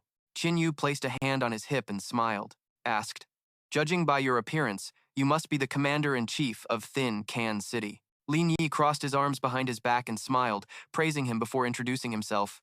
You have a sharp eye. I am Lin Yi, the supreme commander of Thin Can City. Qin Yu frowned as a realization dawned on him, silently mumbling, Lin Yi, could it be? He recalled what Lin Yi looked like in the future. He said, Lai Nagi, the future city lord of Tianmong City. I never expected him to be the supreme commander of Thin Can City right now. Qin Yu cupped his hands respectfully and replied, So it is, Commander Li. I've heard a great deal about you. Lin Ge immediately got down to business. He spoke carefully. Actually, I came to see you about something. Qin Yu turned away thoughtfully and then politely refused. You want me to join the attack on the broodmother's nest? I'm sorry, but I won't agree to that. Li Ningui laughed and replied, You've misunderstood. That's not why I came to see you. He stepped closer, continuing in a low voice. In this war against the insectoids, we don't have a shred of a chance of winning. You see that as well, don't you? Qin Yu asked suspiciously. What are you trying to say? Li Nagai shared his thoughts.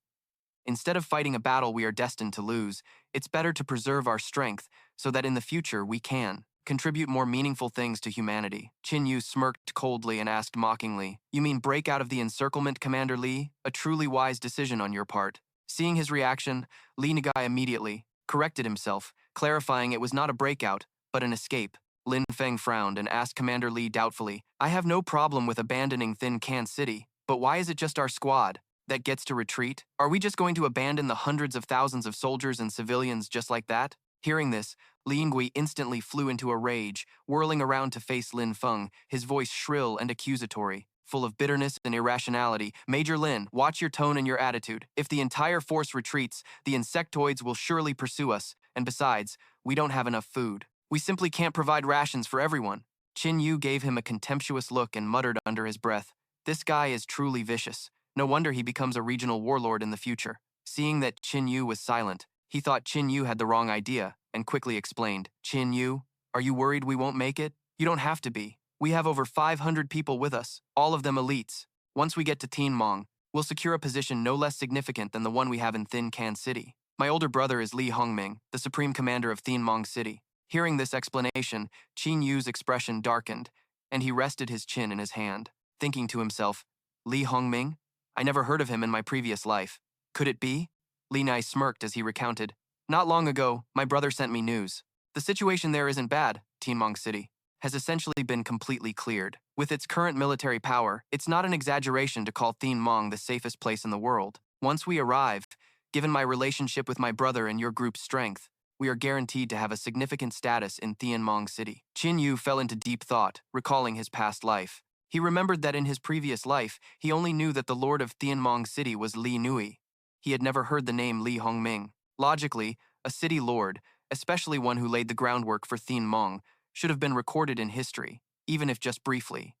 It seems, he rubbed his head and frowned, considering a possibility, that Lin Gui repaid kindness with betrayal, usurped power, and killed Li Hongming. Then, he covered up the truth, established a dictatorship, and used extreme censorship to completely erase all traces of Li Hongming. If that's the case, this Li Nugi is truly a ruthless figure. Dao Yi's voice was somber and filled with immense sorrow. Such a wicked deed, such a tragedy. Those who are abandoned. Their fate from now on will likely be grim. Liu Hui put his hands on his hips, defending Li Nigui. Commander Li doesn't have it easy. He was committed to Thin Can City from the beginning. He must have had no other choice to make a decision like this. He must be suffering immensely inside. Xiao Yu leaned in, casting a wary glance at the man, and whispered to Qin Yu, "Big brother, why do I get the feeling this guy is really creepy? Although with my power, taking him down would be easy, I feel a strange aura of authority around him that makes me afraid to go against him." Qin Yu looked at her with approval. "Xiao Yu, your intuition is correct. We have to be on guard against Lin Guai. He is a dangerous man." A short time later, a group of civilians gathered before a soldier, asking anxiously, "Where is everyone going?" One soldier explained to reassure the people there. "Everyone, please don't panic. We are just going to receive a shipment of food and supplies. We'll be back shortly." Hearing that, a man exclaimed happily, "That's wonderful. We won't have to go hungry anymore." The woman beside him put a hand to her chest and added pensively, "If that's true, we might be able to hold on until the day we finally drive out the bugs." Inside one of the vehicles, Lin Feng was brooding with an uncomfortable frown. He kept his lips sealed, not saying a word. Qin Yu seemed to sense his mood and patted his shoulder to console him. "Don't blame yourself. There was nothing you could do." Lin Feng gritted his teeth, his expression grim, his voice laced with self-blame. "They trusted us, they depended on us, and yet we're running away like cowards, leaving them with empty promises and false hope. By the time they wake up to the truth, it'll be too late. By then, the only thing left for them will be death." Lin Feng let out a faint sigh, his voice dropping, speaking as much to himself as to Qin Yu. "At least I can live with my own conscience." Hearing this, Qin Yu jumped up. "What? You're leaving them with nothing but despair. By then, they'll absolutely hate us." Qin Yu glanced at him and replied, "And so what? If we brought everyone along, the insectoids would surely hunt us down." He explained, his voice laced with irritation and cold logic. "Lin Feng, in the apocalypse, no one gives a damn about your conscience. If your conscience could actually save everyone, then it might be worth considering. It's useful if you can act on it, otherwise it's worthless. In matters of life and death, this is the best possible outcome. Hold on to that conscience of yours, so you can use it to burn bright when the time comes." Qin Yu's words hit Lin Feng like a bucket of cold water, leaving him stunned and lost in heavy thoughts enveloped by silence.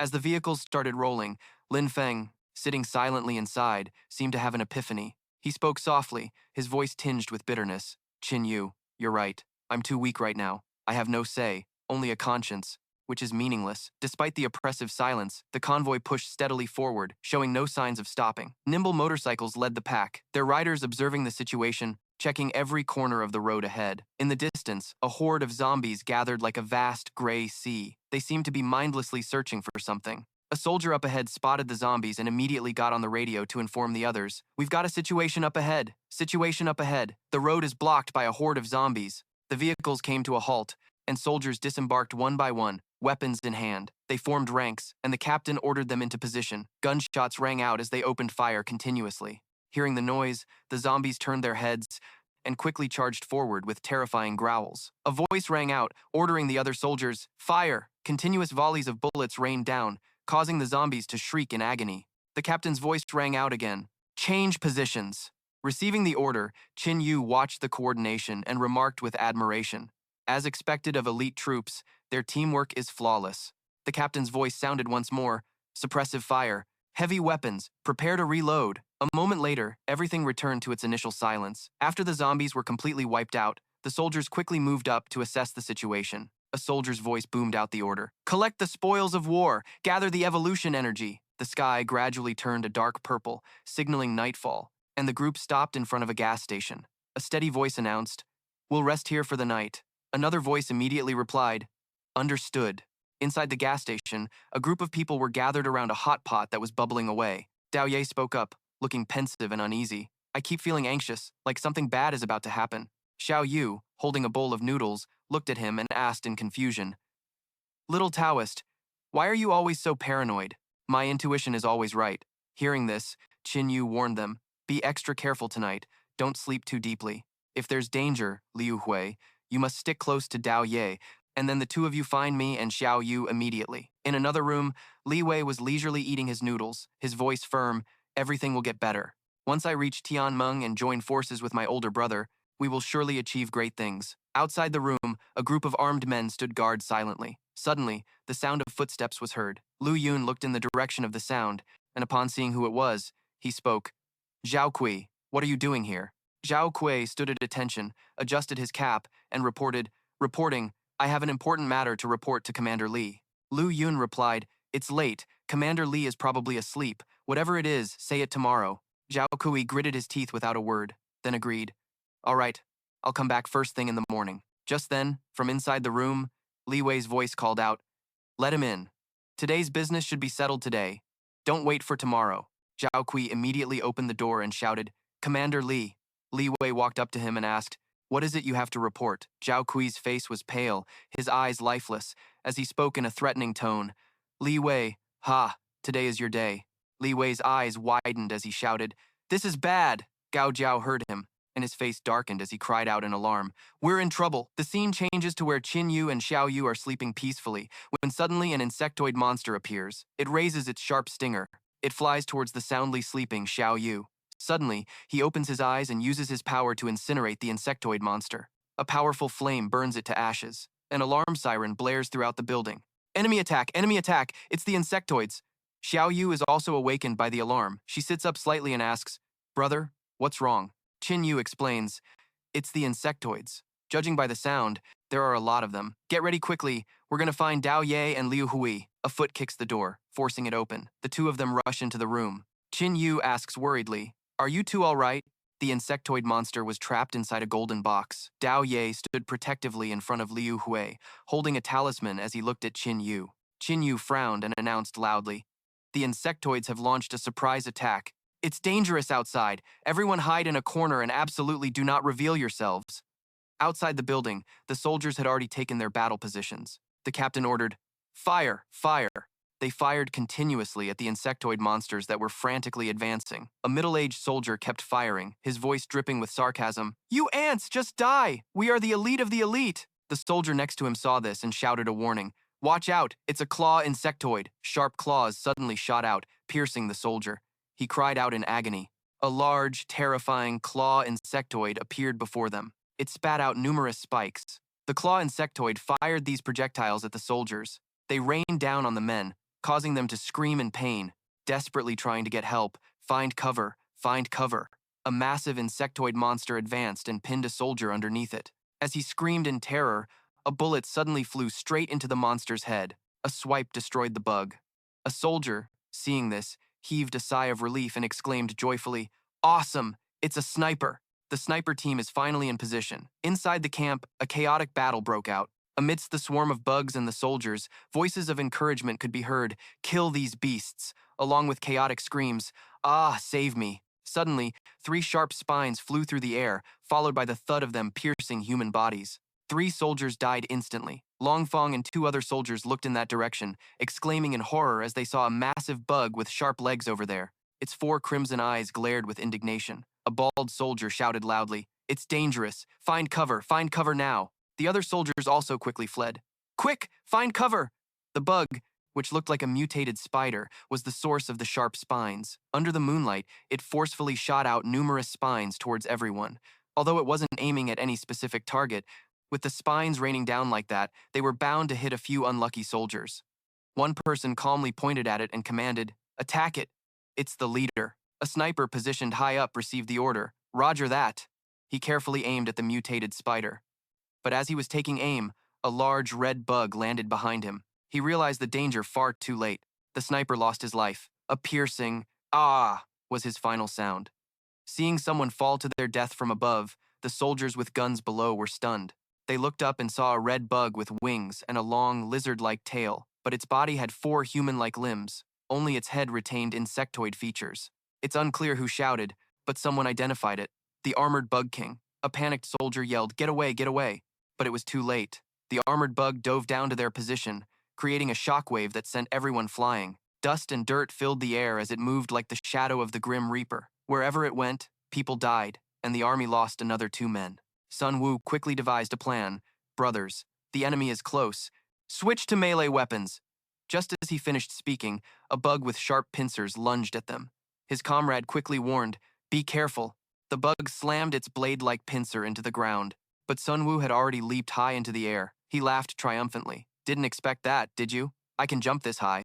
In midair, he flipped like a professional acrobat before landing.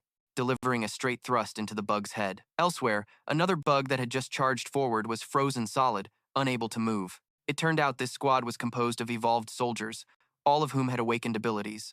The man who had just frozen the bug grinned victoriously. Nice one. These beasts never would have guessed we had a trick like this. But the armored bug still hadn't been dealt with, and one person noticed it, knowing he couldn't beat it alone. He called his comrades to gang up on it. Let's all go take care of the biggest one. And so, a man with a mutated hand and the bald man with a saber charged forward. Let's go. From behind, others launched their special abilities at it. There were explosive flames, lightning-like strikes, and even ice attacks, all sorts of colors and all kinds of attacks, aimed at destroying it in one go. Taking so many attacks like that, the armored bug was completely unharmed. A dangerous glint flashed in its eyes. With its incredible speed and agility, it lunged forward with 2 swift slashes. The 2 men who had just charged in were sent to meet their ancestors. A young man not in military uniform collapsed. In terror, he uttered his last words. Even with all that, we couldn't kill it. It seems today is the day I die. As the armored bug's claw was about to come down on his head, it suddenly stopped. It turned out to be busy blocking an attack from Qin Yu. The tip of his spear had struck one of its arms. The young man, having been saved, was utterly stunned and blurted out in amazement. Qin Yu's entire body glowed with a faint red light, looking majestic as he held his spear. The young man stared in bewilderment for a long moment. God of War. From above, Qin Yu landed heavily, driving his spear powerfully into the ground. A loud bang echoed as dust flew everywhere, forcing the soldiers to keep a wary distance. However, Qin Yu didn't look the least bit happy after hitting the armored bug. He looked at the spear in his hand and snorted coldly. Pinned by the tip of his spear was one of the armored bug's arms, but that was all, not its corpse. He couldn't help but remark, sacrificing a limb to block a fatal blow, huh? With a whoosh, the armored bug king's wing whipped past Qin Yu's face. He leaned back to dodge, and with another swish, it attacked his lower body. He managed to dodge that successfully as well, or he would have become a eunuch for sure. One person and one bug both retreated, watching each other warily and preparing for the next clash. A soldier, finally snapping out of his daze, looked at Qin Yu with concern and said, "He's not the god of war. I don't know him. Who on earth is this guy?" On the other side, Qin Yu was quite satisfied with his new weapon. For a normal strike to be this effective, this blood flame spear could truly be considered a divine weapon. The armored bug king had now flown into the air. Its recently severed arm had already grown back, as if it had never been cut off. Qin Yu tapped his spear on the ground. If a normal strike can do this to you, he began to channel his power, likely preparing to use a special move. A faint but formidable blood-red aura radiated from his body. Then try this. Qin Yu gritted his teeth and let out a pained scream. Ah! His eyes turned bloodshot, and the spear in his hand, infused with the blood aura from his body, glowed an even deeper red. Feeling the power coursing through him, he struck the armored bug's head with his spear.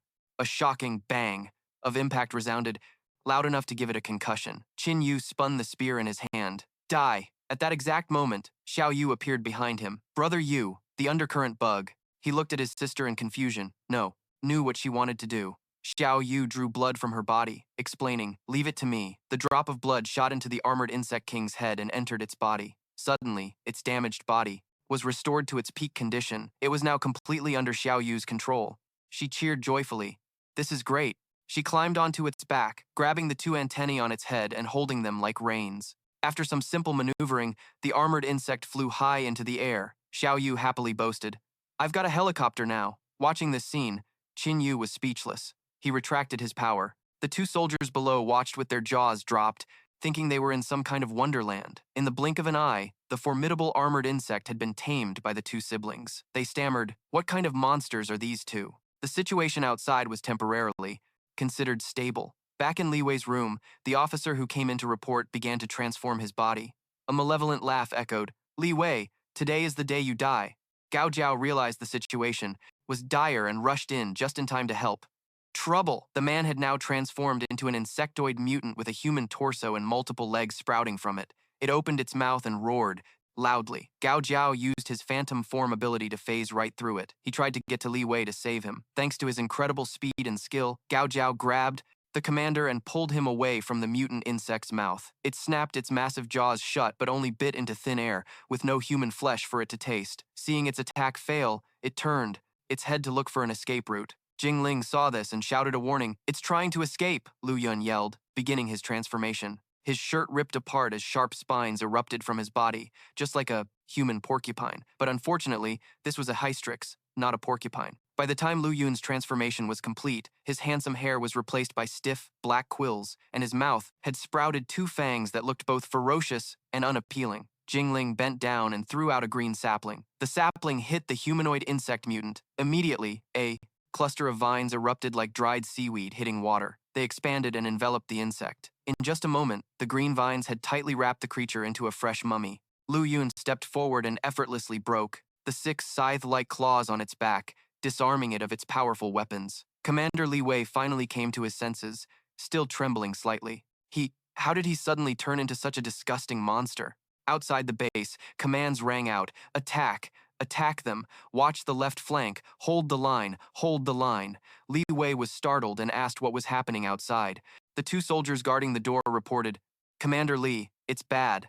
The insectoids are attacking, and the battlefield situation is critical. This news worried him as he thought, the insectoids are attacking. How is that possible? But befitting a commander, he only pondered for a moment before immediately giving an order, go help them, we must repel the insectoids. Gao Zhao's group of 3 heard the command and prepared to head out to assist. Before leaving, they didn't forget to instruct the soldiers there. Everyone, protect Commander Li, the others replied. Yes, sir.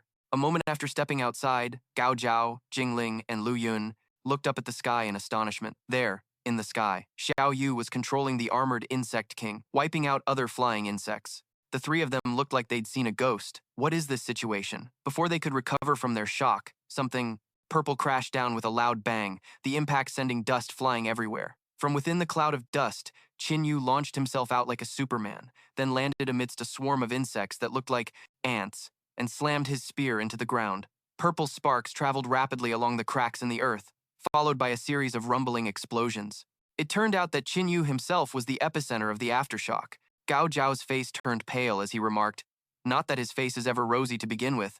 That's Qin Yu. He's too strong. Lu Yun was a man of action. Without saying much, he immediately charged forward. Just watching is making my hands itch. Let's go. Jingling waved his hand, sending numerous saplings flying in all directions, their green glow lighting up the night like fireworks. The saplings landed and grew into vines that were both flexible and sharp, piercing and tearing the insects to shreds. Xiao Yu watched with excitement, her sparkling clear eyes looking nothing like a warrior in battle. She burst out laughing. It's plants versus zombies, Gao. Jiao also joined in, drawing a sword whose blade flickered with an eerie purple aura. Seeing Xiao Yu and Qin Yu, he silently assessed, oh, so this is the power of a god of war? With a single slash, the sword in Gao Zhao's hand moved slightly, and an insect was split in 2, the cut as clean as slicing a cake. Qin Yu had noticed the movements of these 3 and paused for a moment. It was a purple shadow that flashed by, leaving a trail of insectoid corpses in its wake. Seeing this, Qin Yu realized, he is Gui Zhao. Gao Zhao's shadow darted forward, wielding dual swords, and combined with his abilities, slaughtering the insectoid horde was no difficult task. Qin Yu sank into his memories, recalling the information he knew about him. Although Gui Jiao's fame wasn't as widespread as Lin Feng's, anyone who heard his name knew his strength was significantly greater than Lin Feng's. Later, for some reason, Lin Feng left Li Wei's side. Not long after, Gui Jiao died, and no one knew the reason why. While lost in thought, someone called out from behind, Qin Yu! He turned his head to see it was Lin Feng, who was thrilled to finally have a chance to show his skills and fight alongside him. But he didn't notice a dark shadow approaching from behind. Qin Yu quickly warned him, watch your back! Lin Feng frowned and glared at the insect that had appeared right behind him. In just one blow, turning around, he flung the weak insect away with his ability. Qin Yu smirked in silent praise. Lin Feng had indeed awakened an ability worthy of a future hero. He was also curious to know what his ability was, so he stood by to watch a little longer. Just then, Lin Feng extended his hand, and a vortex of air formed in his palm.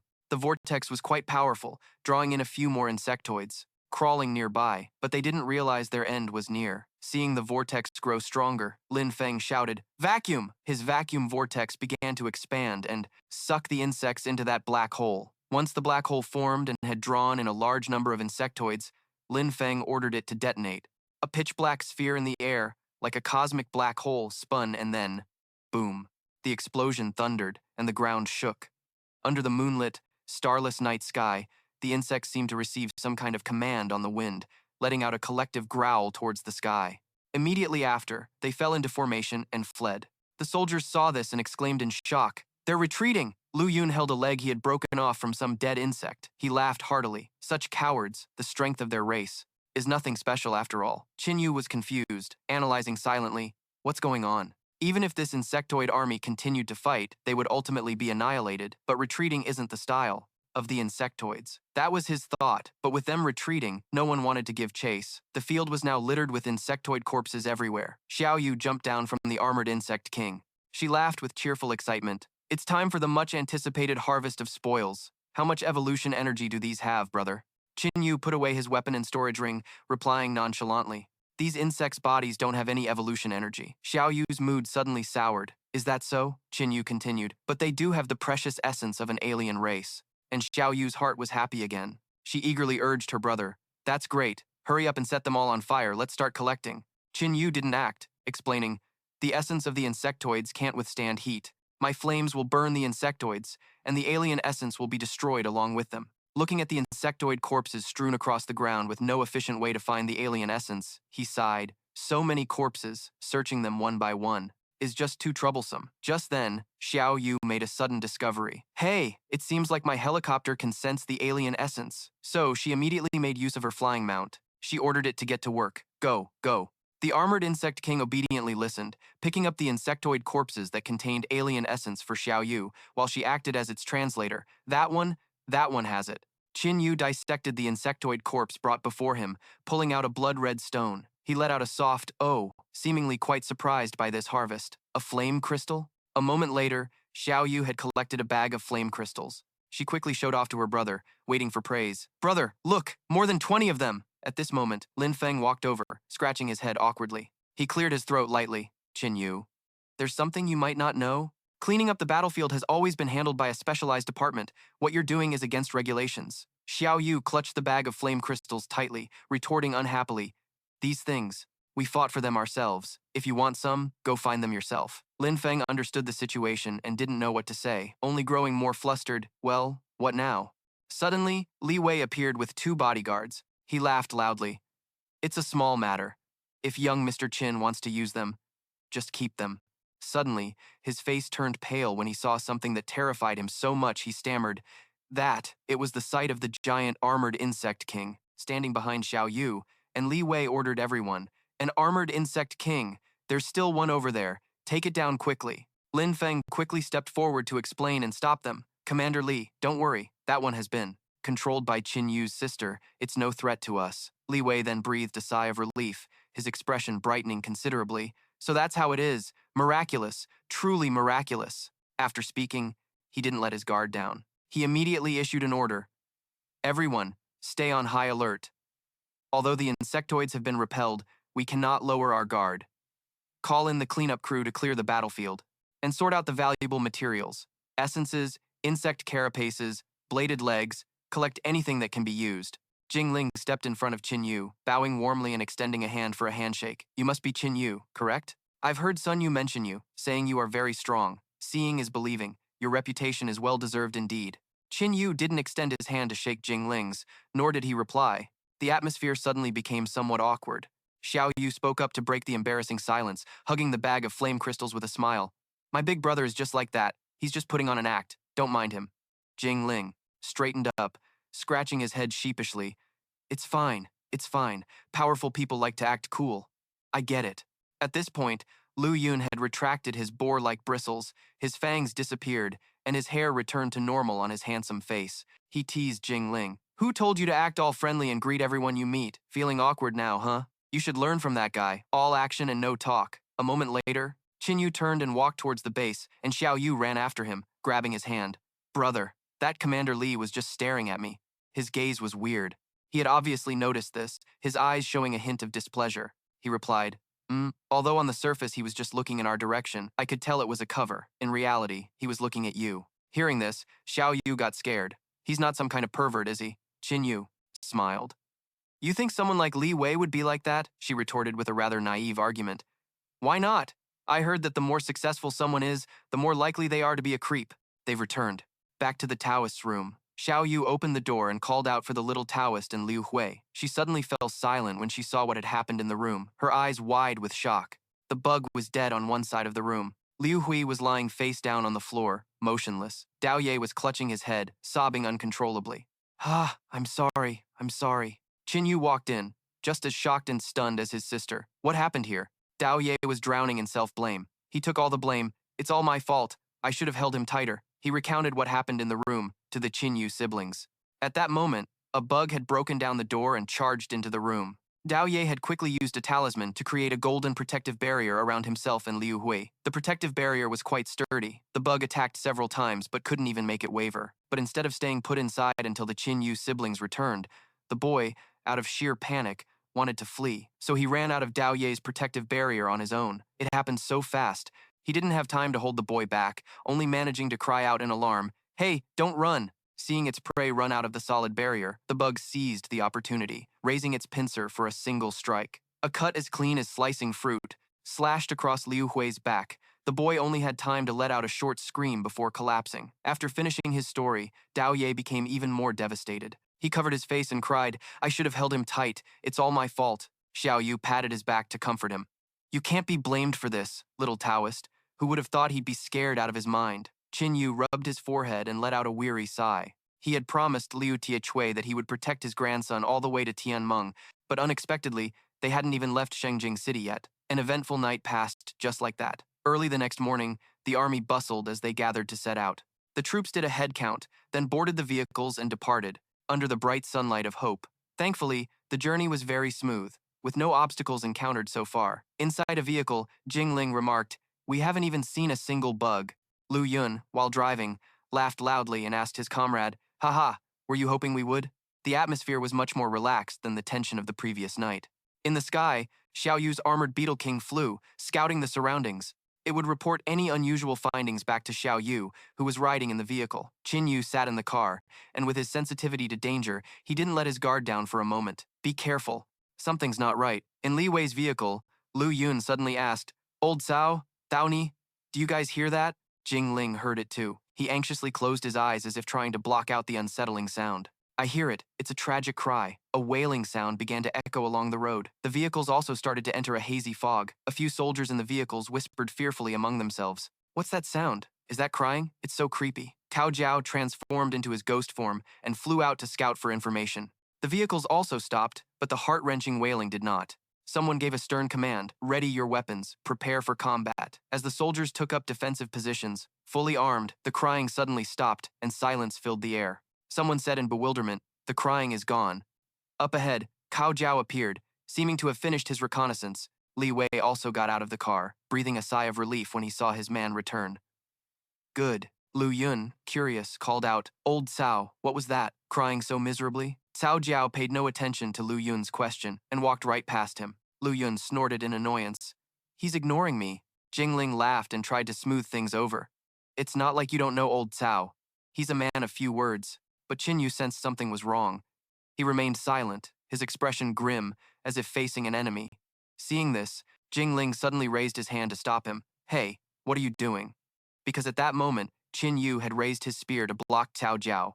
Xiao Yu also didn't understand why her brother was acting this way. "Bro, why are you attacking him?" From behind, a shocked Lin Feng shouted, "Qin Yu, what the hell are you doing?" However, Qin Yu didn't answer. He swept his spear, and Cao Jiao leaped up to dodge. Lu Yun immediately transformed into a porcupine and angrily yelled, "Damn, is this kid pretending to be with us just to steal our supplies?" Li Wei noticed something was off and stopped Lu Yun from charging into the fight. Wait, finally, Xiao Yu also realized something was wrong.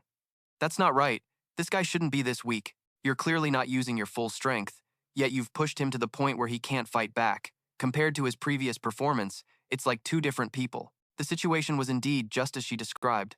Cao Jiao was only dodging, not fighting back, and certainly not using his ability to turn into a ghost.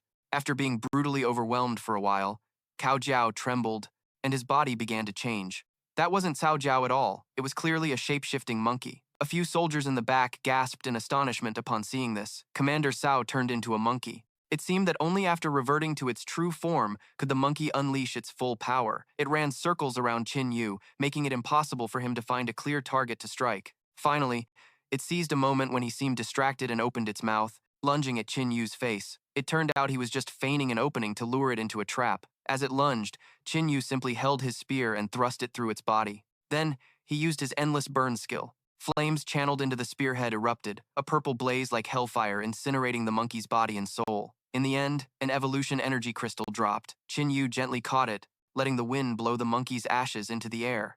Jingling now understood the situation, and he grew worried about his comrade. So, it was a monkey in disguise. Does that mean something happened to old Xiao? Lu Yun pointed in another direction. Look over there! Just then, the real Xiao Jiao returned, carrying the corpse of another monkey in his hand. Lu Yun was overjoyed. Old Xiao, you scared us to death. We thought you'd been taken out, right? Gao Jiao walked over and explained, after this monkey saw me, it just kept running away. It took me a lot of time to catch it. Commander Li Wei analyzed with his hands behind his back. One monkey lured one of our team members away, while the other disguised itself and blended in. I have to say, these mutated beasts are quite intelligent. After a head count, he ordered them to continue on their way. Traveling at the very back was Qin Yu's vehicle. He didn't rush to start it, but instead walked over to give the evolution energy to Dao Yi. Here, eat this quickly. Dao Yi had lived in the mountains for too long and was inexperienced with the world. Looking at the energy crystal in Qin Yu's hand, he frowned slightly. Can this thing be eaten? Xiao Yu urged him. Why not? It's delicious. Qin Yu also encouraged him. Your ability is very good. Eat it. After you're enhanced, you'll become even stronger. Dao Yi was still a bit hesitant, but since the siblings had insisted this much, he understood they meant well, so he reluctantly made up his mind. All right, I'll eat it then. Suddenly, Qin Yu turned to his sister, a little curious. Speaking of which, doesn't your bug need to eat? Xiao Yu just then remembered. Oh, I almost forgot. With that, she pricked her index finger and flicked a drop of blood onto the armored insect king's head. After absorbing the blood drop, its body began to shrink to the size of a stuffed animal. Holding the armored insect king, Xiao Yu explained things to her brother. Helicopter can eat meat, evolution energy, and even flame crystals. Basically, it can eat anything valuable, but my blood is the most effective. With his powerful sensory abilities, Qin Yu pondered for a moment. Why do I get the feeling that after it ate your blood, even though it got smaller, it became a little stronger? Is this also an effect of your ability? Xiao Yu didn't really understand her own abilities, so she didn't know how to answer. I don't know.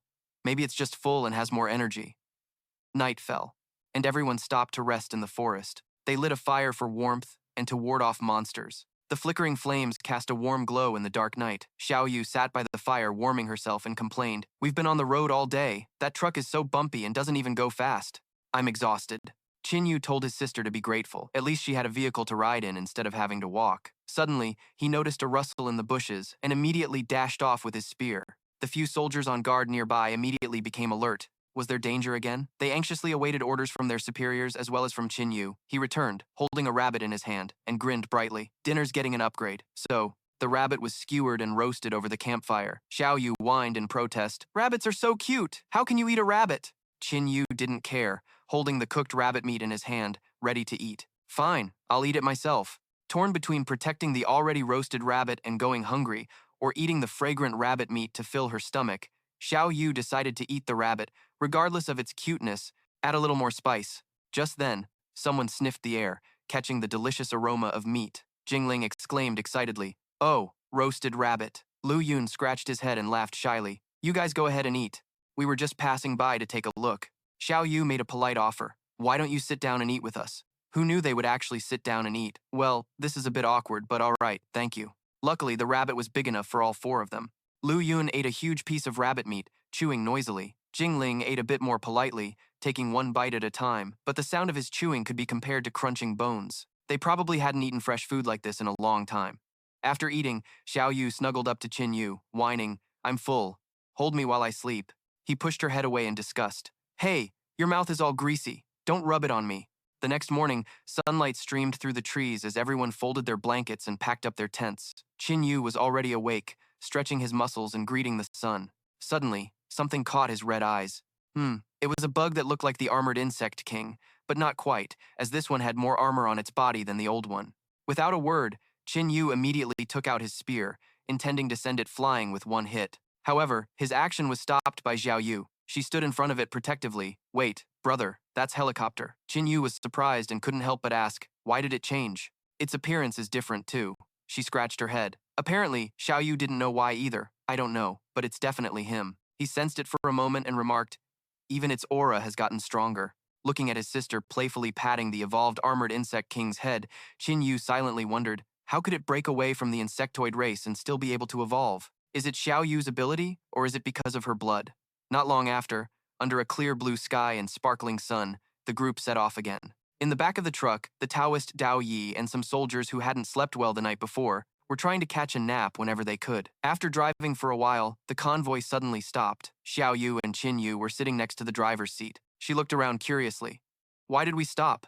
It turned out they had gone deep into the forest, and the path ahead was quite overgrown. The soldiers got out of the vehicles to check the situation. Lu Yun looked at the forest ahead and, wanting to ensure everyone's safety, suggested, "This forest looks endless. Who knows what dangers are lurking inside? How about we take another route?" Jingling smiled reassuringly and shared some information.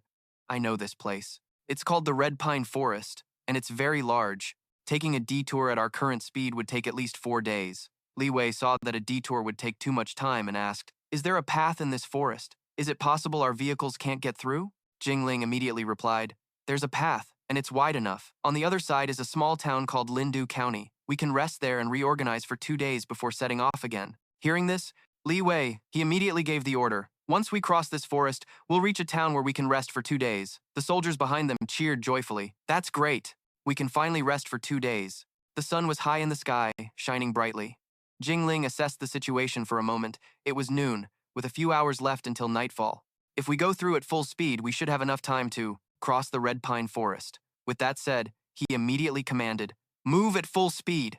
Their vehicle led the way, and when an obstacle was spotted ahead, someone notified the soldiers behind them. "Obstacle ahead. It needs to be cleared." The convoy stopped for a moment, and the soldiers got out with their blades to handle the obstruction. This constant stopping and starting annoyed Xiao Yu. She asked with a bit of irritation, "What is it now?" Up ahead, the soldiers were struggling to clear a path by hacking away at a thick mess of vines. Qin Yu found their efficiency lacking and, annoyed, decided to handle it himself. Cutting it bit by bit. Is going to take forever? Seeing that he was about to burn the vines with his purple flames, Lin Feng rushed to stop him. "Wait, Qin Yu! This forest is full of trees and highly flammable. It wouldn't be good if we burned the whole thing down." Since burning a path wasn't an option, the soldiers had to continue their hard labor.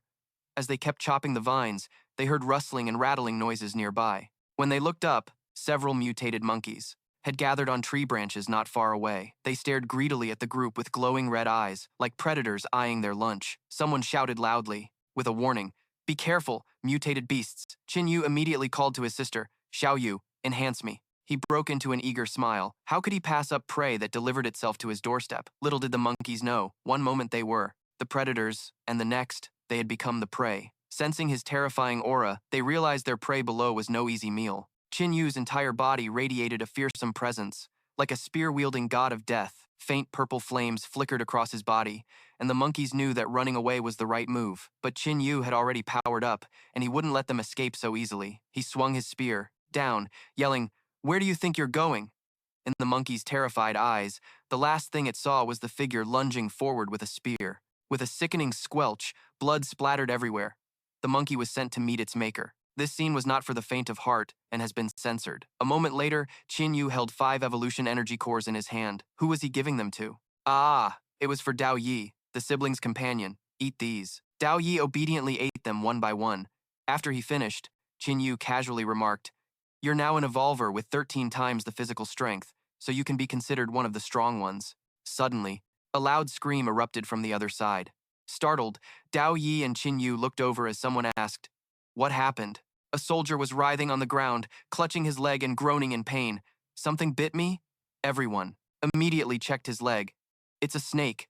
Those are snake bites." Right after they identified it, before they could even treat the wound, the unfortunate soldier began foaming at the mouth, took his last breath, and his soul ascended. Not far away, a snake was trying to escape. However, karma came swiftly. With a thud, a blade pierced through the snake's body, a fatal blow. "Farewell, snake." The one who killed it was a soldier from the squad. After avenging his comrade, he lifted the snake impaled on his blade, his brows furrowed with worry. "Everyone be careful. The venom from these mutated snakes is incredibly potent. A single bite can be fatal." Lin Feng and Jingling walked over, their expressions grim. "What's going on? We just got out of the vehicles and there's already a casualty." The group gathered to exchange information, unaware that bloodthirsty red eyes were watching them from the nearby bushes. Without any warning, a mutated hawk swooped down to attack. Several snakes also lunged out unexpectedly, sending the soldiers scrambling to defend themselves. Qin Yu carefully scanned his surroundings while warning his sister, "The deep wilderness is definitely more dangerous than the city." Xiao Yu, stay on high alert.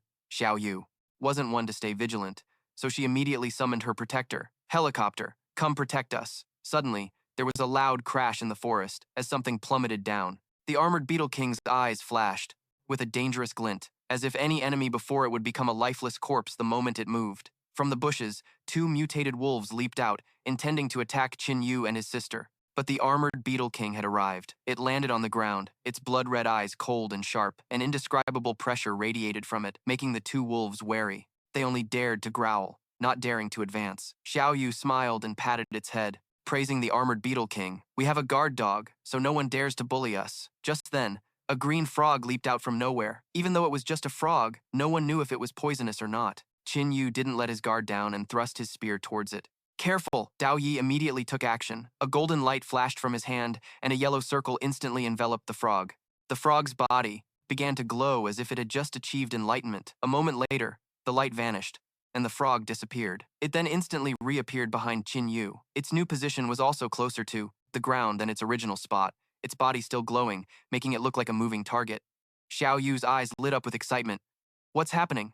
Why is it glowing like that? Qin Yu tilted his head and assessed. Spatial teleportation. Before he could act, the armored Beetle King swooped down, stomped on the frog, and finished it off. Dao Yi chuckled lightly, satisfied with his display of power. He explained, "That's my positional swap talisman. What do you think?" Qin Yu gave him a thumbs up. "Nice. How long does that talisman of yours last? Did I get your approval?" Dao Yi smiled sheepishly, feeling a bit shy. He shyly scratched his head and replied, "About 1 month. My talismans last for about 1 month. Any longer than that, and their power will gradually weaken until it completely disappears, turning into an ordinary piece of paper." Qin Yu nodded and instructed his teammate, "Okay, Dao Yi, make more of these displacement talismans. They'll be very useful." Perhaps sensing his intentions, Dao Yi gave a serious warning. "But I have to be clear up front, so you don't get hurt later. Not everyone can use this talisman. It won't work on overly powerful enemies, and you can't use it on yourself." After a battle with several mutated beasts, the sky began to darken. They couldn't continue on, not knowing what lurked in the shadows. Li Wei sighed and ordered, "We'll make camp here." He turned his head and instructed everyone to clear an open space before nightfall. The soldiers disembarked from their vehicles and began setting up camp. Qin Yu looked at his sister with concern and said, "Be extra careful tonight. Don't sleep too deeply." Xiao Yu pouted, complaining that she couldn't sleep soundly any night and that her body needed to grow. He didn't hesitate to call her out, saying that she slept like a log every night anyway, and if it wasn't for him waking her up. Hearing the siblings' conversation, Dao Yi blushed for some unknown reason, his mind wandering to who knows where. Later that night, the campfires were put out, and everyone retired to their tents. Of course, they had to be on guard in the wilderness, so soldiers were posted for the night watch. Suddenly, a rustling sound came from the bushes. A nearby guard immediately became alert, wondering what it was. The two soldiers didn't act rashly. One of them took out his radio to contact the other patrols. "Come in, we've got something over here." Soon, 2 other guards arrived. "What's up?" The man with the scar on his face explained. "There's movement over there. It's probably a mutated beast." Another soldier suggested, "Let's not be hasty. We'll go over and take a look." He then assigned roles. "The 3 of us will go first. You stay back and keep your distance from us. If we have to engage and the enemy is too strong, your most important mission is to wake everyone up immediately." The scar-faced man was assigned to sound the alarm and nodded. "Understood." The leader glanced at the surrounding darkness. "It's too dark. We need some light." As he spoke, a bright red flame ignited in his hand, illuminating the area around them. As soon as the light appeared, they saw a green viper with its jaws open, lunging at the 3 men. The man with the flame quickly launched a fireball at the snake and yelled, "Careful, it's a snake!" The fireball didn't seem very effective because the snake was still moving. His comrade shouted, "There's another one over here." A different green viper lunged, its massive mouth filled with sharp fangs. It wrapped itself around that soldier, who could only struggle to hold its jaws and prevent it from biting him. But with the snake coiled around him, it was only a matter of time before his strength gave out. Screams pierced the night air. The 3rd soldier was attacked by a snake that dropped on him from a tree. Seeing this, the scar-faced man in charge of the alarm screamed at the top of his lungs, "We're under attack! Under attack! Wake everyone up!" The soldiers, now awake, lit torches and raised their guard. "Attack! We're being attacked!" Li Wei was awakened by the commotion outside. He pushed open his tent flap and asked, "What's going on?" A frantic soldier ran over to report, "Snakes?" "Yes, snakes." He looked utterly exhausted, as if he'd just gone 10 rounds with the horde of snakes. Just as he finished speaking, more snakes appeared, slithering forward in a rainbow of colors. It looked like they were holding their annual convention. Faced with a green viper hissing at him with its jaws wide open, Lu Yun flinched. Who in the world stole their eggs? Seeing everyone in such a dire situation, Jingling took the blame with a heavy heart. This is all my fault. I made the wrong call. I shouldn't have led us down this narrow forest path. As the commander, Li Wei spoke up. I made the final call, so the responsibility is mine. No one should be blaming themselves. Right now, figuring out how to break through this siege is what's most important. He then yelled out his command.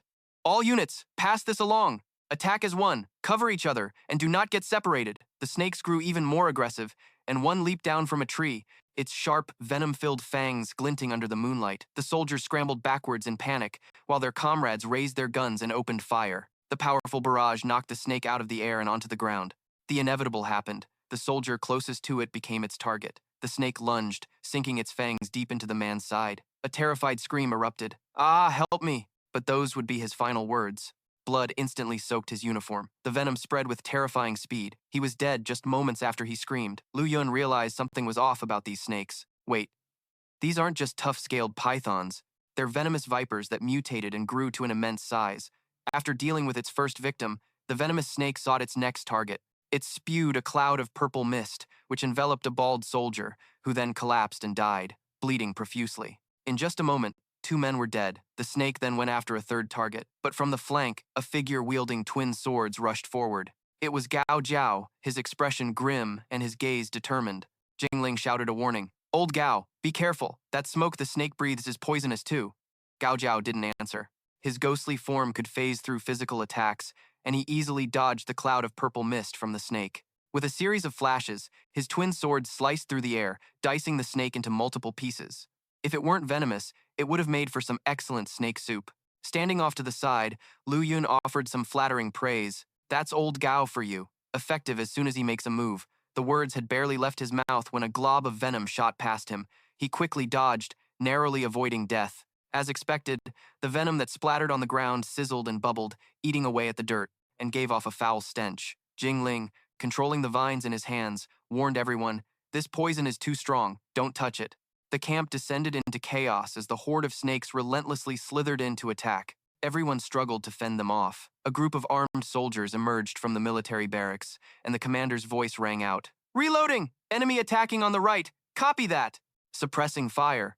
The left side has enemies breaking through.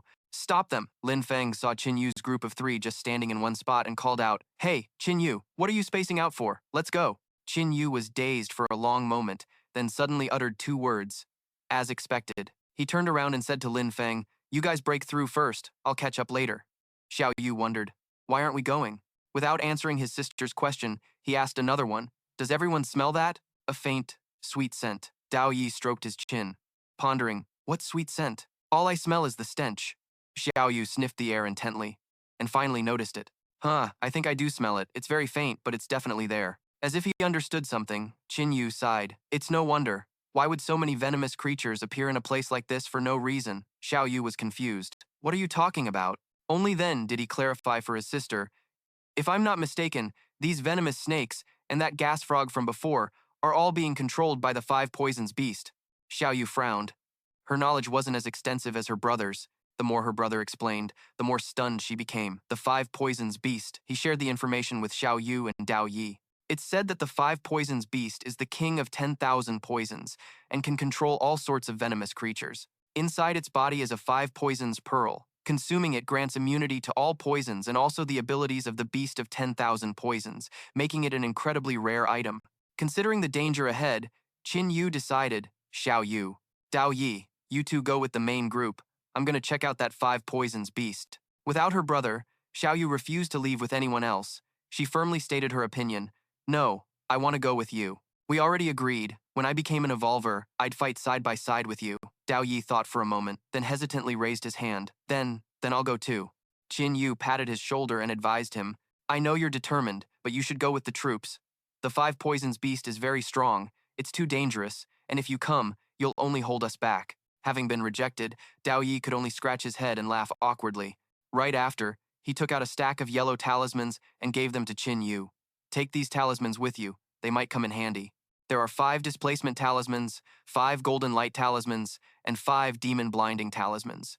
Qin Yu took them. He copied the talismans and said, "Thanks." He turned and gave Xiao Yu a small round pill. "Xiao Yu, I copied these anti-poison pills from the other people during the God of Combat's trial. Enhance it, then take it." Back on the other side of the camp, a snake suddenly appeared behind Lin Feng. Without any wasted motion, Lin Feng coldly reached his hand towards it and unleashed his skill, Vacuum Blast. With a loud bang, the snake was obliterated in an instant, its body sliced into many pieces that scattered down, but a figure was standing amidst the snake meat. The person who suddenly appeared was Dao Yi. Lin Feng didn't get a good look at the newcomer and was about to unleash another vacuum blast. Dao Yi spoke up to stop him. "Whoa, benefactor? Hold on, it's me." Lin Feng immediately shielded Dao Yi and concernedly asked about Qin Yu and his sister. "You're here. Where are Qin Yu and the others?" Dao Yi replied concisely. "Qin Yu and Xiao Yu went hunting." Hearing this, Lin Feng felt a bit inadequate. As expected of them, we're struggling just to stay alive, yet they're in the mood to hunt. Up ahead, the group of soldiers was struggling to break through the snake encirclement when someone suddenly reported, "The enemy has stopped attacking. What's going on? Be careful. They might be gathering strength for one powerful assault." The multicolored snakes that were attacking suddenly became dazed as if hypnotized. Right after, they turned and left without fighting anymore. Lin Feng was stunned to see them leaving in an orderly fashion. "They're retreating. Why?" Just then, a soldier saw the commotion on the other side and exclaimed in shock, "It's them. They've lured the snake swarm away." It turned out to be the siblings Qin Yu and Xiao Yu, along with the armored beetle king, and the horde of snakes was moving towards them as if drawn by the purple flames on Qin Yu's body. He just swung his spear once, and several snakes burst into flames and were sliced to pieces. His face was emotionless, his body turning a brilliant, blood-red color. He unleashed a skill, making his blood burn, and with another sweep of his spear, the charging snakes were chopped into multiple segments, the fresh blood from their bodies absorbed by the spear's tip. Qin Yu said domineeringly, "Drink your fill." Xiao Yu was no less impressive, holding a saber in her hand. Her saber techniques were decisive, and her footwork was agile. She eliminated quite a few snakes. Even the armored beetle king was just as formidable. With a single swipe of its claw, any snake that rushed towards it was torn in two. The soldiers clearing the path looked as if they had seen their saviors. They still held their weapons, ready to provide support at any moment. But everyone held on to the hope that if it was them, it would probably be no problem. Up ahead, Qin Yu decapitated a large snake with his spear when he suddenly froze for a second. "What's that smell?" He immediately turned to warn his sister. "This is bad, Xiao Yu. Get away." Xiao Yu was currently sitting on top of the armored beetle king. The two of them had just finished off a few snakes, and she was momentarily confused. Just then, a giant snake lunged upwards. It opened its blood-red mouth, intending to bite Xiao Yu. With a chomp, Xiao Yu quickly jumped off the armored beetle king's back. The snake missed her, but its fangs sank into the armor on the armored beetle king. Xiao Yu gasped in shock. Qin Yu was startled by the snake's size. "It's huge!" It seemed its fangs were stuck too deep, and the snake couldn't pull them out right away. Xiao Yu reached out her hand to enhance the armored beetle king. "King, helicopter, don't be afraid of it!" She told herself that it was now 60 times stronger. The armored beetle king didn't disappoint Xiao Yu, raising its claw to slash at the snake. In a fit of rage, the snake tossed the armored beetle king into the air. On the ground, the soldiers whispered that it was the girl's armored beetle. High above, it was unclear where the armored beetle king's wings were, or perhaps the power gap was just too large, but it took a powerful tail whip from the snake head-on, unable to avoid it. With several loud crashes, the armored beetle king was sent flying far away, knocking down several large trees. Xiao Yu panicked and called out, "Helicopter!" The armored beetle king didn't respond. It lay motionless on the ground, unconscious. Tears welled up in Xiao Yu's eyes. "Helicopter!" She was quite fond of this mount and bodyguard. She wondered if it could be saved this time. After eliminating a strong opponent, the snake turned to hiss at Qin Yu. He analyzed the situation. This creature had to be at least 60 times stronger, otherwise it couldn't have dealt with Xiao Yu's armored beetle so easily. To think the red pine forest had such a powerful mutated beast, it seemed that even after being reborn and possessing crucial information, climbing to the pinnacle of power would not be an easy feat. His face paled as he calculated the power difference. His own physique was about 28 times stronger than normal. Even with Xiao Yu's enhancement, the gap to 60 times was still vast. Based on physical strength alone, he couldn't possibly win. But if he added his copy ability and third-stage flames, he might still have a chance to win. While the snake hadn't yet attacked, he continued to formulate a plan. That giant snake had managed to approach without Xiao Yu or the armored beetle king detecting it. It probably had an ability for stealth or presence concealment. While such an ability is powerful for ambushes, it's not as formidable in a head-on battle. This is winnable. Qin Yu quickly made his decision and turned, "Xiao Yu, enhance me." She immediately cast her enhancement on him, while also checking on the armored Beetle King's injuries, and didn't forget to tell him to be careful. Now enhanced, Qin Yu's body began to glow as he gripped his spear and charged the snake. It was no pushover, opening its maw to spit venom. He nimbly dodged aside as the venom hit the ground, corroding it instantly with a sizzling sound like searing flesh. The snake tilted its head to bite Qin Yu's arm, but he smashed it with his spear, successfully slamming its head into the ground. The snake, however, refused to give up. It used its old trick, whipping its tail with immense force. Qin Yu swiftly dodged the dangerous attack, which was powerful enough to snap a large branch above his head. Seizing the opportunity, he used the tip of his spear to slash a line across its tail, channeling his level 3 purple flames to burn its flesh. The snake shrieked in pain from the surprise attack. It roared furiously and slammed its tail on the ground repeatedly, trying to use the earth and sand to put out the fire on its tail. After only a few exchanges, Qin Yu was already drenched in sweat. He wiped his face and thought thankfully that his spearmanship was masterful. If that last strike had gone any deeper, both he and his spear would have been knocked away by the tail. The giant snake aggressively swung its smoldering tail. It flicked its tongue and glared at Qin Yu. Qin Yu silently watched the whip-like tail swing towards him. He leaped up and swung his whip down, thinking to himself that his jump was a little slow and he should have used a clone to shatter it. The whip struck the giant snake's tail, and the sky suddenly turned pitch black. Qin Yu turned his head and reminded her, "Pay close attention. One small mistake and you'll lose your life." The giant snake opened its terrifying maw towards Qin Yu, his whip striking repeatedly but with little effect. Xiao Yu, Qin Yu's sister, choked back a sob. "Brother!" Xiao Yu looked at the armored Beetle King and made a decision. Xiao Yu bit her fingertip, drawing blood. She let a few drops of her own blood fall onto the armored Beetle King. The armored Beetle King's eyes fluttered open as it was revived. Xiao Yu held up her finger. "Drinking my blood can save you more than once." She looked at her already healing finger and thought, since I'm so strong now, I recover from injuries very quickly anyway. Xiao Yu took a knife and slashed her own wrist, crying out as her face twisted in pain. Blood from her wrist pooled out and was slowly absorbed into the armored Beetle King's body. The armored Beetle King stirred. "It was truly revived!" Xiao Yu exclaimed joyfully. "It worked!" Meanwhile, Qin Yu's battle was still raging. He threw out a mystical ring. It struck the giant snake, forcing it to recoil in pain. Qin Yu glanced at the ring on his hand. This ring allowed someone like him, who wasn't adept at controlling long-range flame abilities, to cast them effortlessly. It was truly a huge help. Unfortunately, the ring's power level was too low and couldn't handle his third-stage purple flames. If he used it continuously, it would surely be destroyed by the strain. Qin Yu looked up at the giant snake. He was no match for it in a direct confrontation. The only way was to slowly drain its stamina. The giant snake thrashed about, disoriented. The time was near. Qin Yu seized the opportunity. "This is it!" The giant snake's eyes were bloodshot as it bared its fangs and flicked its terrifying tongue. Qin Yu's eyes widened. "Damn it! It still has this move."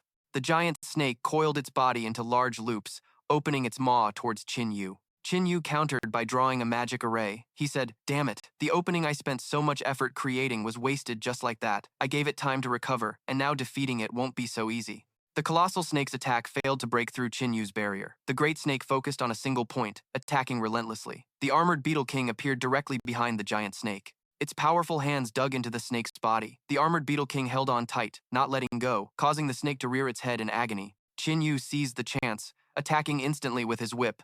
The snake opened its massive mouth towards the armored Beetle King, which was still clawing at its body. The armored Beetle King relentlessly swung its sharp iron claws, giving the giant snake no time to react. The great snake raised its head and shrieked in agony. Qin Yu gripped his spear, rushed forward with his weapon, screaming, "Die!" Qin Yu attacked the giant snake's eye. With a grim face, Qin Yu commanded it to burn completely. The spark pierced through the snake's head, and it opened its mouth wide. Xiao Yu looked up and whispered, "That's great, it worked." The snake was incinerated by Qin Yu's flames. The snake fell at Qin Yu's feet, its entire body charred. The armored insect king's gem lit up as it stood before Qin Yu. The armored insect king was growing stronger. Qin Yu said, "Xiao Yu, your ability is incredible." Xiao Yu replied, "If that thing hadn't sneak attacked me, my helicopter wouldn't have been defeated so easily." Qin Yu held the gem. It was his first time encountering such pure evolution energy. Same old rule. Strengthen, then copy. Xiao Yu spoke up again. "You go ahead and eat it. We still have to kill that 5-venom beast or whatever." Qin Yu patted his sister's head. "Don't be silly. It's just evolution energy. It won't increase my power by much if I take it alone. Not enough to be a deciding factor. You, on the other hand, are already weaker than me. Be careful. If you fall too far behind, I'll leave you. Xiao Yu threatened. If you dare leave me, I'll bring 12 Tier 3 monsters to hunt you down. Qin Yu looked at his fuming sister with a bit of caution. Whoa, better not mess with her. Xiao Yu sat in a corner hugging her head while Qin Yu screamed. Qin Yu let out a breath. As expected, this was no ordinary evolution energy. It directly boosted his physical strength from 28 times to 32 times normal, a four-fold increase. Xiao Yu replied, "That's right. I went from 23 to 29, a six-fold increase, which is more than you, and I didn't even scream." Qin Yu said, "All right, stop being so sarcastic with me." My blood flame spear absorbed that snake's blood chi and successfully upgraded from a D-rank treasure to a DD rank. Qin Yu turned to look at Xiao Yu. "Let's go find the 5-venom beast." Xiao Yu asked Qin Yu curiously, "Brother, how strong is this 5-venom beast? Is it stronger than that snake from before?" An image of a demonic spider appeared in his mind. Qin Yu said, "In terms of rarity and value, the 5-venom beast is definitely not inferior to a demonic species." Hiding behind a large ancient tree, Xiao Yu said, Brother, look over there." Qin Yu frowned. "Whoa, what is that disgusting thing?" Qin Yu signaled to Xiao Yu. "You stay here and keep watch. And buff me." Xiao Yu agreed. "Okay," Qin Yu said seriously. "To deal with this thing, it has to be a one-hit kill. If it gets a chance to react, it'll be very hard to handle." Qin Yu grabbed Xiao Yu's shoulders, his eyes gleaming. The armored insect king silently judged from behind. Standing before the armored insect king, Qin Yu's eyes lit up. "In a bit, you'll go over there and draw its attention from the front." The armored insect king immediately turned its head, looking in every direction. Qin Yu lowered his gaze. It knows how to refuse now? This armored insect king's intelligence has increased a lot. Could it be because of Xiao Yu's ability? Xiao Yu immediately moved to punish the armored insect king. "How dare you disobey my brother?" The 5-venom beast glanced around. The 5-venom beast planted its sharp iron claws into the ground. The 5-venom beast gave a savage smile. The 5-venom beast's two legs clamped down on a large, weakly twitching centipede. The 5-venom beast brought the centipede to its mouth and took a bite. Just then, the armored insect king appeared right behind the 5-venom beast. The armored insect king launched an attack at the 5-venom beast. The 5-venom beast stood motionless, staring at the armored insect king. The armored insect king silently faced off against the 5-venom beast. The armored insect king leaped and charged toward the 5-venom beast. The 5-venom beast swung its claw, clamping down on the armored insect king's arm. Suddenly, the 5-venom beast's eyes widened in shock as a sharp slash cut across its body. The 5-venom beast let out a pained scream and fell to the ground. The armored insect king stood with its hands on its hips, looking down at it. At that moment, Xiao Yu wondered, "Heli, what are you doing?" The armored insect king was flailing its arms and legs wildly to the side. Qin Yu said, "This is bad.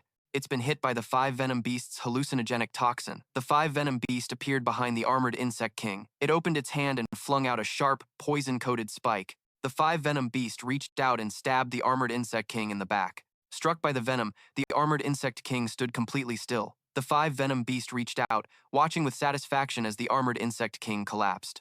The 5-venom beast reached down to finish off the armored insect king.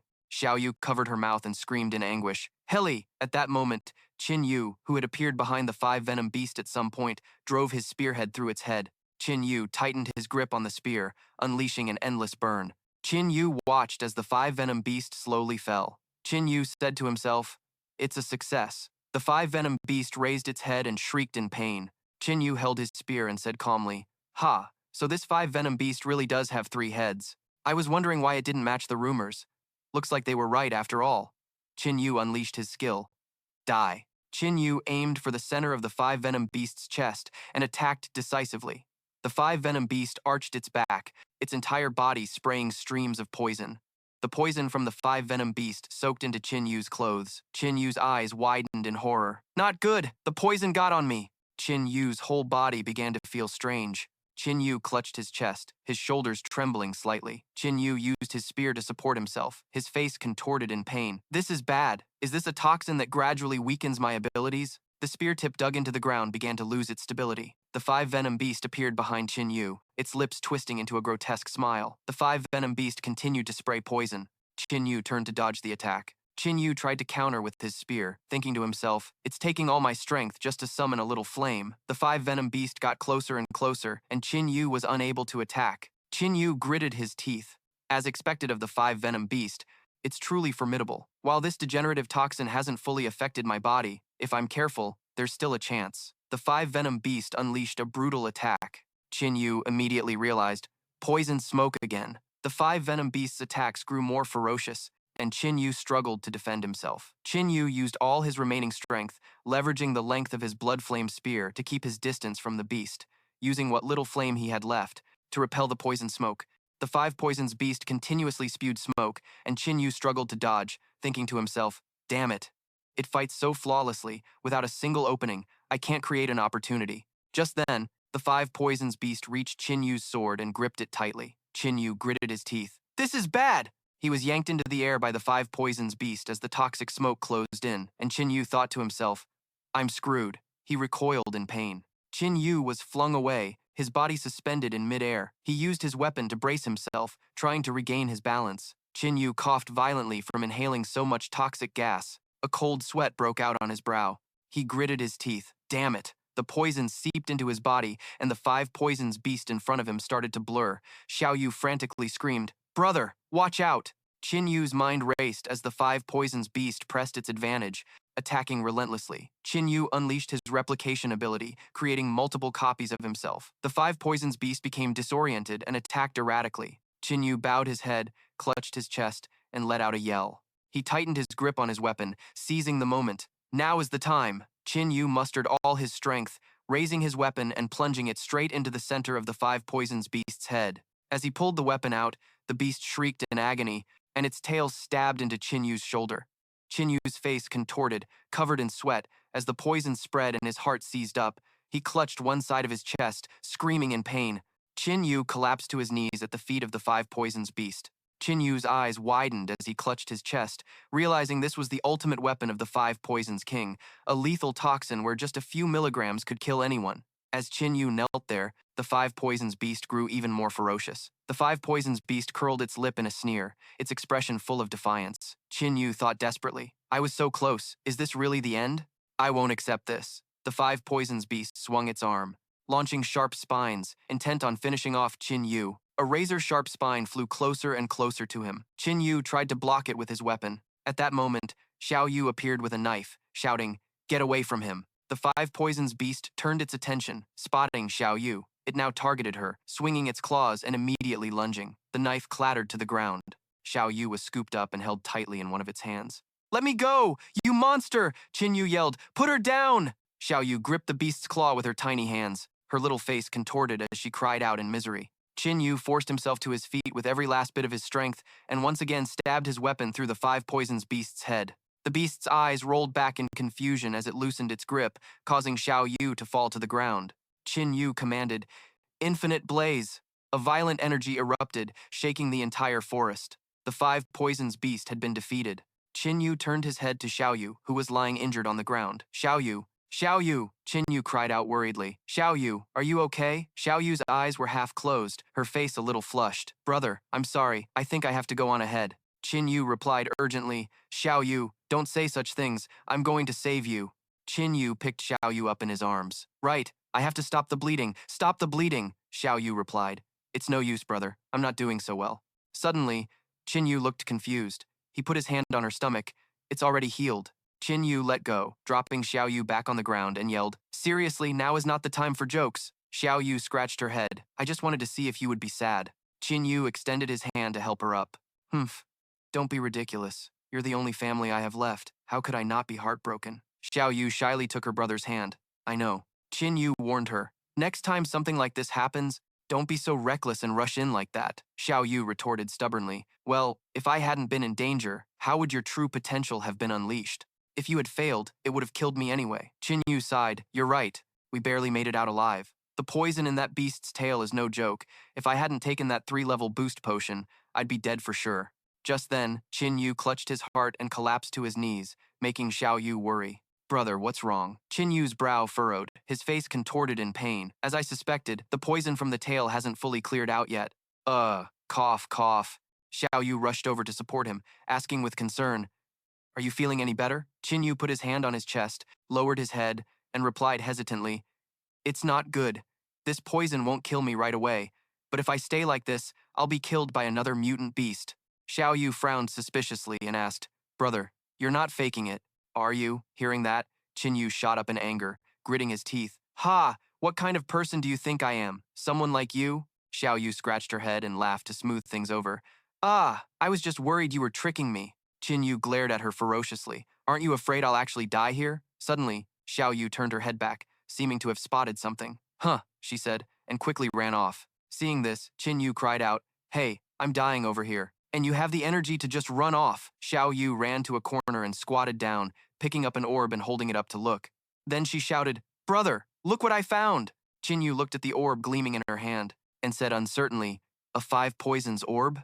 Xiao Yu smiled, holding the 5 poisons orb out in front of him. Here, if you eat this, you'll be immune to all poisons, right? He took it in his hand and thought, Replicate? Qin Yu peered at the 5 poisons orb for a moment, then exclaimed in surprise, I can't replicate it, just like that necklace from before. Skeptical? Xiao Yu also put her hand on it to try. You're right, my enhancement ability doesn't work on it either. She frowned and urged, Whatever, just eat it already. I think it's gross. Qin Yu obeyed, putting the 5 poisons orb in his mouth and swallowing it whole. Suddenly, he spread his limbs and yelled as a multicolored energy swirled around his body. Xiao Yu asked urgently, What's going on? What is it? The energy split into 2 streams, wrapping around Qin Yu's arms. He answered in amazement, Ha! Deadly poison, flames, and replication. I guess I have 3 abilities now. As he said this, he raised his hand, instantly mastering Supreme Illusion and purging 2 different toxins. Ha! Almost. Like mastering 2 types of abilities at once. Xiao Yu was so focused on watching that she let her guard down when something sharp started poking her. Huh. Xiao Yu turned to look, and it turned out to be the armored beetle king, lying pitifully on the ground. She made a cut on her index finger, and blood immediately trickled out. Ah! I almost forgot. Good thing you were here. Thanks. After absorbing Xiao Yu's blood, the armored beetle king stood up straight with its hands on its hips. Qin Yu also had recovered his strength. He walked over to the corpse of the 5 venom beast and said nonchalantly, The body of the 5 venom beast, I wonder if it'll have any other uses later. Whatever, let's just clean it up. No sooner said than done, Qin Yu collected the corpse into his spatial storage.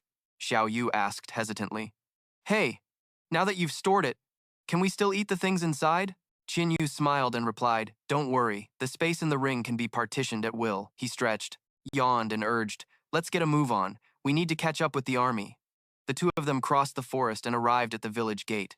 Xiao Yu looked around in surprise and said, Huh, weren't they supposed to get here first? She looked at the armored beetle king and ordered, Helicopter, go scout ahead. Qin Yu had already observed and assessed that the village was unusually quiet. It was one thing for there to be no people, but there weren't even any corpses. He had just finished speaking when Xiao Yu shouted, Bro, look over there. In the direction Xiao Yu pointed, a man in tattered clothes was squatting and doing something. Qin Yu quickly approached. Finally, something living. Even a zombie would do, and it turned out to be a pale-skinned zombie, voraciously eating a leg. Xiao Yu's expression turned serious, and she drew her blade, saying, I'll take this one. Qin Yu also dropped his playful demeanor that he usually had.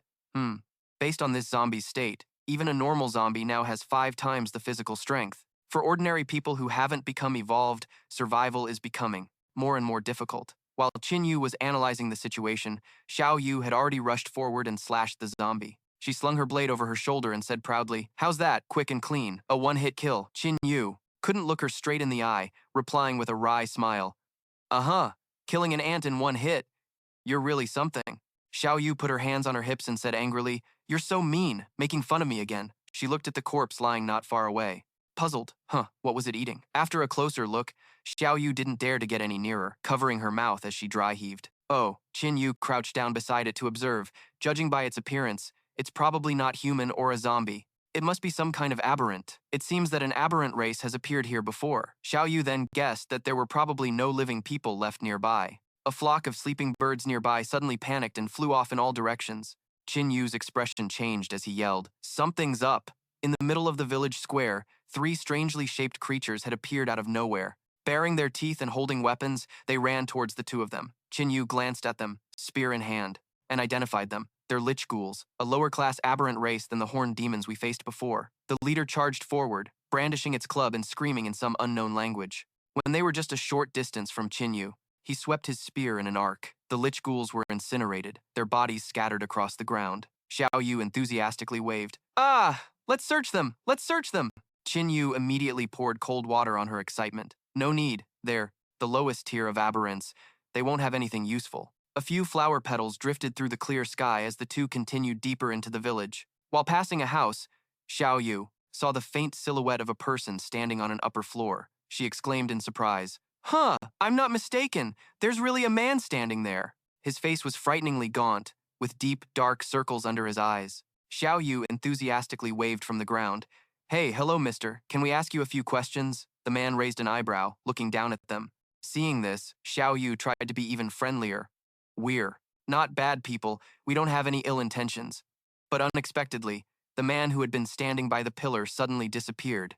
Qin Yu focused his senses, listening as the man inside gave orders, telling people to get their knives ready and light the fires. He looked at Xiao Yu and warned, "Xiao Yu, be careful." Just then, the man opened the door and asked cautiously, "Is it just the two of you?" Qin Yu replied, "Yeah." Seeing this, the man urged them, "Hurry inside, it's full of monsters out there." He led the two of them into the house. As they were walking, Xiao Yu suddenly spoke up, "Thank you." "Huh, that meat smells really good."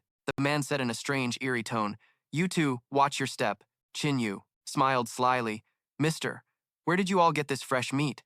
It's been a long time since I've smelled meat this good." The man acted generous and said, "You two came at just the right time. We were just cooking.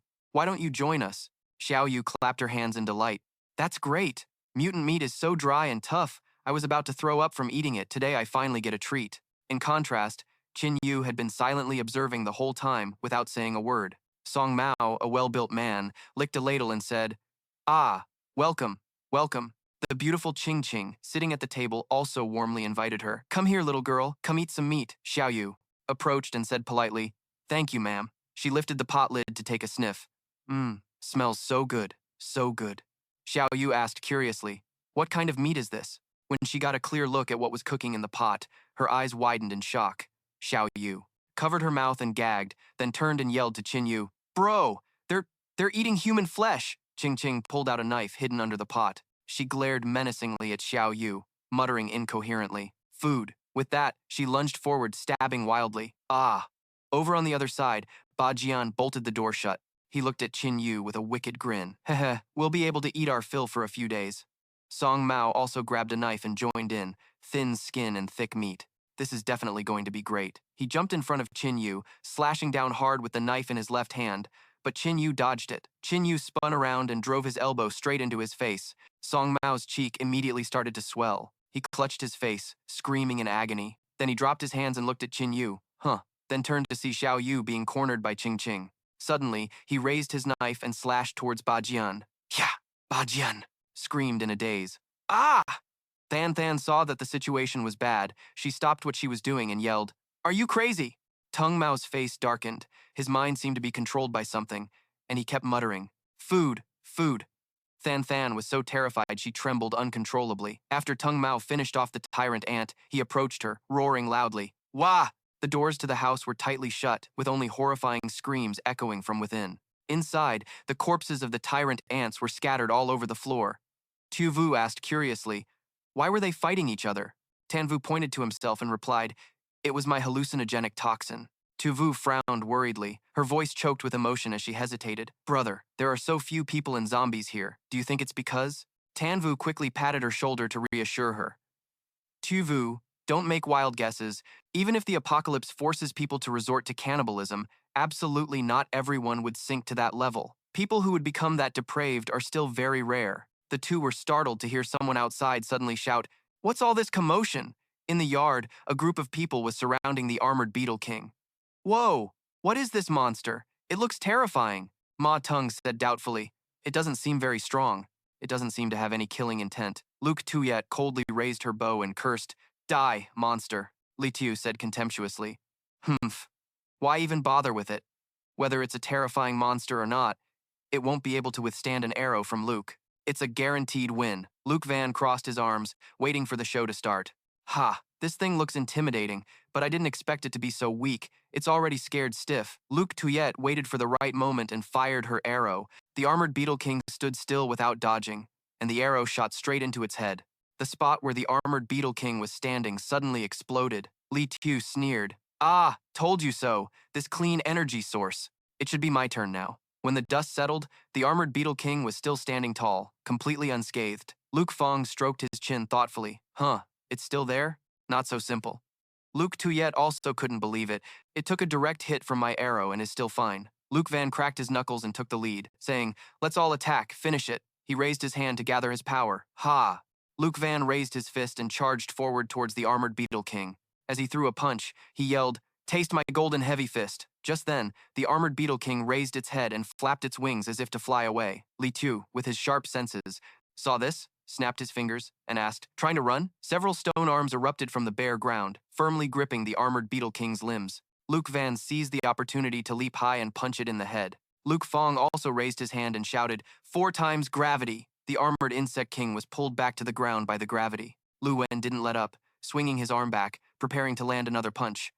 Ma Song stood behind them and said weakly, "Everyone, let's just ignore it. It's not right." It seemed no one was listening, as the armored Insect King's eyes suddenly flashed. Li Xiao crossed his arms and looked at him with contempt. "Ha, Ma Song. You're the only coward here." Ma Song frowned anxiously and quickly explained, "Brother Xiao, it's different this time. It's not like the other enemies we've faced." Li Xiao gave a sinister smile and raised one hand, replying, "If you say so, then it seems it's no simple foe." However, with a wave of his hand, Li Xiao instantly summoned a giant puppet several feet tall. He said arrogantly, "But in front of me it's nothing more than prey." The giant had a rugged body, but its eyes were incredibly sharp, and it wore a blue scarf around its neck. Li Xiao punched forward and ordered, "Crush it." The giant was 2 to 3 times taller than the armored Insect King, and it clasped its hands together into a fist, clearly intending to smash down from above. A flash of light streaked by, and with a deafening crash, the giant puppet was sliced by the armored Insect King's claws. Into 2 pieces, Li Xiao exclaimed in shock, "How is this possible?" Ma Song ran over, grabbed his arm and urged, "Run, run now. This thing is on a completely different level than us." While they were still stunned, 2 more arrows flew in. Lu Shui, positioned up high, shouted loudly, "Everyone retreat now. My light arrows have the most power. I'll cover the rear." Unfortunately, before she could even finish her sentence, the armored Insect King flew up behind her. Ma Song couldn't bear to watch, covering his eyes with his hands and screaming, "Ah!" Lu Wen also yelled in terror, "Xiao Shui!" Lu Shui was too horrified to speak, as the armored Insect King's claws were just a few inches away from her. Qin Yu and Xiao Yu had escaped the house and were heading this way. Hearing Xiao Yu's voice, the armored Insect King froze. Lu Wen hurriedly tried to stop them. "Who are you people? Get out of here. This monster is incredibly strong." Li Xiao said maliciously, "Brother Lu, let's get going. We can let these 2 hold it off for us." The armored Insect King flapped its wings and flew up to look at Xiao Yu. Seeing this, Lu Wen stubbornly called out, "Hey, little girl, do you have a death wish?" Only Ma Song stammered, They're so strong." The armored Insect King landed on the ground, and Xiao Yu quickly patted its head comfortingly. "Good boy. I'm sorry. I won't leave you alone again." Li Xiao was completely dumbfounded by this scene. What is happening? This monster isn't attacking her, and it's even... Lu Wen ventured a guess. Could this monster be a pet she trained? Li Xiao seemed to understand a little. "Maybe she has an ability like mine. This is a pet," she summoned. "But why is this insect so much stronger than my giant puppet?" Xiao Yu stood next to the armored Insect King, hands on her hips, and demanded, "Why were you attacking him? He didn't do anything to you?" Lu Wen waved his hands and smiled appeasingly. "Ah, we're truly sorry. We didn't know it was your pet." Xiao Yu wasn't listening, turning to continue stroking her little armored Insect King. Qin Yu asked coldly, "Who are you?" Lu Wen smiled and introduced himself. "Ah, my name is Lu Wen." He pointed behind him and said, "This is Li Xiao. The slightly older one is my cousin, Lu Feng. The youngest is Ma Song, and is my sister." After Lu Shui's introduction, Lu Wen said curiously, "You 2 don't look like locals." Qin Yu replied, "We're from Shengjing City." Upon hearing the words Shengjing City, the expressions on Lu Wen's group's faces changed. Xiao Yu found their reactions hard to understand, tilting her head and asking, "Is something wrong?" Lu Wen quickly composed himself and answered, "Oh, it's nothing. We were planning to go to Shengjing City to seek refuge, but luckily, we were blocked by the monsters in the Red Pine Forest. Otherwise, it would have been a wasted trip." At this point, he unconsciously lowered his voice. "This isn't a good place to talk. Follow us. As an apology, I'll treat you all to a meal. Food is very hard to come by here now." Xiao Yu couldn't help but recall the sight of Tong Mu and Qing Qing eating in that house. She ran to a corner and retched violently. Although Lu Wen didn't understand what was happening, he still asked with concern, "Are you okay?" Xiao Yu wiped her mouth and waved her hands dismissively. "Ah, it's nothing. Mentioning food just made me remember something disgusting I saw."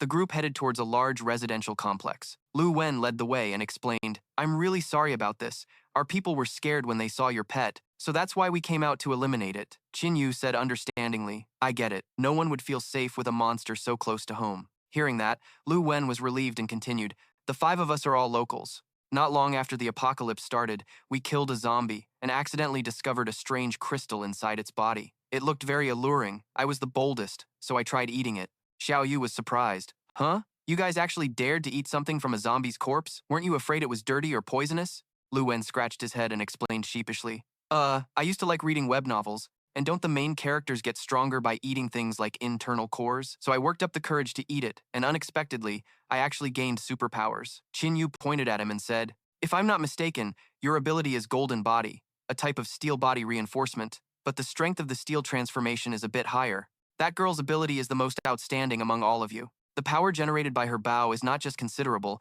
it also has strong piercing properties, making it very effective against opponents with tough armor. As he was speaking, the door suddenly opened. Liu Shen, peeking from behind the door, called out, Xiao Wen, you're all back! But instead of Xiao Wen, she saw the armored beetle king and screamed in terror. Lu Wen touched her arm to calm her down. Hey, don't be scared. That's their pet, it's not dangerous. Liu Shen was so scared she could barely speak. Monster! Lu Wen quickly urged her. Liu Shen, prepare some food, the best we have. The six of them gathered and sat down. Xiao Yu happily opened a food container. Ah, it's been so long since I've eaten anything this good. Lu Wen turned to ask seriously. Qin Yu, you mentioned earlier that you're from Shengjing City. What's the situation like over there now? Xiao Yu was focused on the important business of eating, so only Qin Yu replied, Shengjing City now belongs to zombies and mutated beasts. Soon, it will also be attacked by the insectoids. It's already a dead city. He tilted his head and asked, I'm very curious. What's the situation like for you guys here? Why are there so few people? Lu Wen sighed and said, to be honest with you, after the apocalypse began, first a large rift opened in the sky, and countless imps came down from it, killing anyone they saw. He frowned as if pondering something. Then something strange happened. The people here just seemed to vanish into thin air. Qin Yu asked doubtfully, vanished? Lu Wen nodded. Yes, they really just vanished. No trace of them, dead or alive. They just disappeared like that and never reappeared. Qin Yu rested his chin on his hand, thinking, could it be a dimensional ruin? A dimensional ruin could make people disappear like that, so the danger must be immense. He asked curiously, if you all know that many people have disappeared here, why are you still not leaving? Lu Wen replied sorrowfully, because we've discovered the reason for their disappearance. We believe it's caused by a monster. Qin Yu was surprised. A monster? Lu Sui saw her brother fall silent and quickly added, it is that monster. It secretly ate all of them. Our little sister, Lu Mang, was also eaten by it. Lu Wen said decisively, the reason we're not leaving is because of that monster. I have to avenge my sister. He clenched his fists, suppressing his anger. Qin Yu silently observed his reaction. He said thoughtfully, a monster that can eat everyone in the village. Its strength is not weak. With your current strength, can you defeat it? Li Xiao, who had been silent until now, suddenly spoke up. Humph. Last time we fought it, we injured it and made it flee in panic. The next time we meet it, we will definitely kill it. Qin Yu was intrigued. Describe the monster's appearance to me and tell me about the battle you had. Lu Wen recalled that time, about half a month ago. That day, the five of them went into the forest together to fight a monster. Phew, we finally defeated it. Lu Wen took the crystal from the monster's body. Mang, this is for you. Lu Mang took it with both hands. Suddenly, several strange sprouts appeared on the ground. Vines quickly shot out from the ground and grabbed Lu Mang. Everyone who witnessed it was stunned. Mang, what's happening? Lu Mang's arms and legs were bound by Ru Hua. She cried hysterically and struggled desperately, but it was all in vain. She was swallowed whole by Ru Hua. The ground around them shook again, kicking up a cloud of dust. Everyone ran towards Ru Hua's location, but it had already vanished without a trace. Only a large pit remained, proving it had once been there. After hearing the story, Qin Yu muttered, a mutated plant. Lu Wen looked at him and asked, Qin Yu, do you know any more information about man-eating flowers? Qin Yu quickly shook his head. I don't. As if remembering something, he said, by the way, have you guys seen a troop of over 100 people pass through here? He answered without a second thought. No, if that many people passed by, someone would have known. They weren't eaten by the man-eating flower, were they? Qin Yu hadn't seemed to consider this possibility. He said nothing. Lu Wen gathered his courage and spoke up. Qin Yu, you guys are like us, people with special abilities. I hope you can help us kill that monster. Qin Yu thought to himself. This man-eating plant. No matter how powerful, it couldn't have eaten them all. Qin Yu always felt this matter wasn't so simple. But despite his thoughts, he agreed out loud. All right, we'll help you. Lu Wen shot to his feet. He said joyfully, That's great, but the county town is so big, where can we even find it? Qin Yu speculated. According to what you said, there were 6 of you back then, and it swallowed your little sister. I'm guessing she wasn't its prey. Lu Wen still didn't quite understand what he meant, so Qin Yu explained, Whether it's a zombie or a mutated beast, hunting for evolution energy is their instinct. Its target was probably the evolution energy she had. At this, Lu Wen agreed. What you're saying makes sense. Qin Yu crossed his arms. If it's coming for evolution energy, then we don't need to find it. We have evolution energy. It will naturally come to us. With that, Qin Yu turned to look at Ma Song and asked the teenager, Your ability is sensory. Can you sense zombies and mutated beasts? The well-behaved Ma Song replied, Ah, I can. Lu Wen interjected, We'll go with you. This place is dangerous. Before he could finish, Qin Yu cut him off. No need. We'll be back soon. Li Xiao scoffed, Do whatever you want. Who cares? Ma Song began to focus his senses. Then he looked at Qin Yu and said seriously, There are 2 zombies in that 2-story building over there. The 3 of them went to the building. As they walked down the hallway, Ma Song suddenly stopped and pointed to a room. It's in that room. Just as he finished speaking, 2 zombies burst through the door. Qin Yu watched them stagger forward. Ma Song cried out in terror, Brother Yu, what are you doing? But Qin Yu didn't even have time to hear him. He dashed forward and grabbed the zombie's head with his bare hands. Qin Yu slammed it straight into the floor. The 2 zombies that were alive a second ago were now a pile of bloody pulp. Ma Song stared wide-eyed, exclaiming, Even Lu Wen, the best fighter among us, would have to put in a lot of effort to deal with 2 zombies. This guy won with just his bare hands. He's a real monster. Over here, Qin Yu suddenly shouted. Ah, lucky. Both of them have one. Ma Song went to the window and looked out. He pointed in a direction and said, There's an evolved zombie over there. The 3 of them ran down to the courtyard, where a tentacle grew out from a wall. Ma Song frowned and warned, Be careful. This one's really strong. Qin Yu grabbed the tentacle and gave it a powerful tug. The zombie hiding inside the building was dragged out. It bared its claws and stared fiercely at Qin Yu. He still held its tentacle firmly in his hand, endless flames. The zombie was incinerated by the raging fire. Ma Song was shocked speechless. This level of power was too terrifying. Xiao Yu took the zombie's evolution energy and said happily, Ah, got the goods. Qin Yu glanced at Ma Song. Continue. He obediently replied, Okay. The 3 continued their hunt, and another zombie was knocked flat on its back. Xiao Yu ran over to its corpse with a bag to search for the goods. Soon enough, they had collected a bag of evolution energy. Only then did Qin Yu say with satisfaction, This should be enough. He took the bag from Xiao Yu. Duplicate? Another bag of energy appeared instantly. Qin Yu took out 4 evolution energy crystals and gave them to Ma Song. Here, you earned this. Eat it quickly. Ma Song cautiously took them, still in disbelief as he held them in his hand. For me? I've never gotten so many at once. Thank you. Everyone returned to the gathering point. Lu Wen looked at the bag on the table and said in astonishment, Over 20 evolution energies in less than 2 hours? That's way too fast. Qin Yu gestured with his chin towards Ma Song. It was thanks to Ma Song's ability that we found so much prey in such a short time. Unexpectedly, the boy disagreed. It wasn't even 2 hours. Most of that was just travel time. They seemed to kill the zombies in an instant. Hearing them praise each other, Lu Wen didn't know what more to say. All right, what do we do next? Qin Yu gave orders. Everyone will take turns on watch, in teams of 2. Report any movement immediately. Night fell, and the moon began to rise high in the sky. It was Qin Yu and Xiao Yu's turn to stand guard. Xiao Yu sat on the watchtower and asked, Brother, will it come? Qin Yu answered nonchalantly, Maybe, but it's not 100% certain. Over in their building, it was unusually quiet. Lu Shui sat next to Lu Wen. She said sharply, Big brother, I don't think those 2 are sincere about helping us. After hearing this, he didn't argue. In the apocalypse, who would sincerely help a stranger?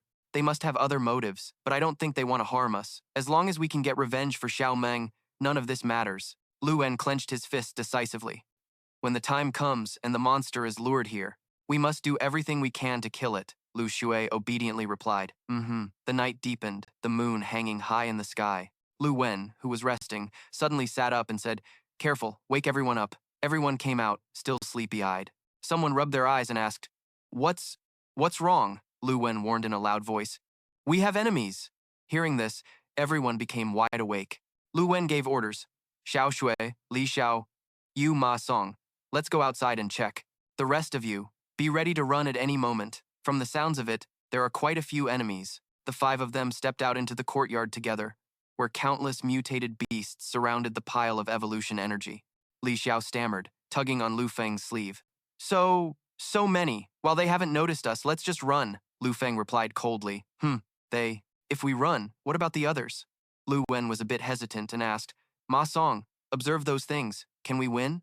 Ma Song put his hands together and focused his observation. Horrified, he said in fear, Brother Lu, we can't win without taking casualties. A mutated cat beast suddenly turned its head and screeched, Meow! It roared and lunged forward. Meow! Lu Wen grabbed it and shouted, This is bad. There are countless cats gathered here. They all meowed in unison. Lu Wen gritted his teeth and yelled, Get into formation. The enemy has spotted us. The 5 of them gathered together as the horde of cats began to surround them. Lu Wen shouted, Xiao Shui, get to high ground now. Lu Shui immediately jumped onto a roof, drawing her bow and saying worriedly, Got it, big brother. Be careful. Lu Feng spread, his arms wide to concentrate his power, gravity suppression. The pack of cats was set ablaze by a fireball, screeching in agony. Lu Wen used his golden heavy fist to punch one away. Ma Song stood watching with his blade as the horde of cats surged toward the group again. Li Xiao let out a long shout and smashed them to death. A giant rose from the ground at Li Xiao's call, immediately joining the fray and crushing the cats with its fists. The two, Qin Yu and Xiao Yu, were still standing on the watchtower. Xiao Yu asked curiously, Brother, aren't we going to help? Qin Yu observed the situation below and replied, Don't be hasty. Let's wait and see. A large cat beast managed to grab Lu Wen's arm, but he threw his arm and sent the cat beast flying, but it took the opportunity to slash Lu Wen's chest. 3 bloody claw marks appeared on his chest, and he angrily kicked it far away. Get lost! Lu Wen clutched his chest and collapsed, coughing up blood. The cat beast coiled itself to build momentum, pouncing to attack the injured Lu Wen. Li Xiao saw through its intentions and growled, You'll have to get through me first. The giant caught the cat beast with both hands, but unexpectedly, it immediately used its claws to shred the giant's face. Li Xiao frantically turned and shouted, Sister Lu, my puppet is about to give out. Hurry and shoot it now. As Lu Shui's arrows flew, flames erupted around the giant, blazing fiercely. And yet, the cat beast leaped from the fire completely unscathed, furiously charging toward Lu Shui's position. The situation was dire. Lu Shui crouched and stared intently, while Ma Song, overcome with terror, screamed, Out! It's not something we can defeat. Everyone scrambled to run. Hearing the sound, the cat beast's eyes widened and it switched targets. Ma Song shrieked in fear, Help! Help me! A light from nowhere suddenly flashed, startling the cat beast. It was pierced through by a pillar of light, and the cat beast stretched out with a final, agonizing cry. The cat beast's shriek fell silent as it was pinned to the ground by Qin Yu's spear. On the ground, a dumbfounded Li Xiao stammered, Qin Yu, he's that strong? The other cat beasts were also sent flying, and it turned out to be Xiao Yu, who had jumped down riding the armored insect king. The cat beasts were drawn to her, and they pounced toward Xiao Yu. The armored insect king flapped its wings to evade, then counterattacked the cat beasts with its claws. They stood up on their hind legs as if to chase after Xiao Yu. She gave them a cold, sidelong glance. Xiao Yu leaped down from the armored insect king's back. She drew her blade and with a single slash, sent cat beasts flying in all directions. Xiao Yu landed on the ground, her blade sweeping in an arc, and several more cat beasts were slashed in half. She swung her blade relentlessly, tearing the cat beasts to shreds. Li Xiao, standing beside his giant, stammered, Doesn't she just rely on summoning beasts? How can she also fight like that? Ma Song's eyes lit up. He clasped his hands to observe and then let out a sigh. With this level of combat, we're safe now. There's no need for us to help. Amidst the pack of cat beasts, something suddenly zipped past, and the perceptive Qin Yu spotted it, a level 2 mutated shadow cat beast. He thrust his spear at it, but the creature dodged. The shadow cat beast transformed into a snake and wrapped itself around his arm.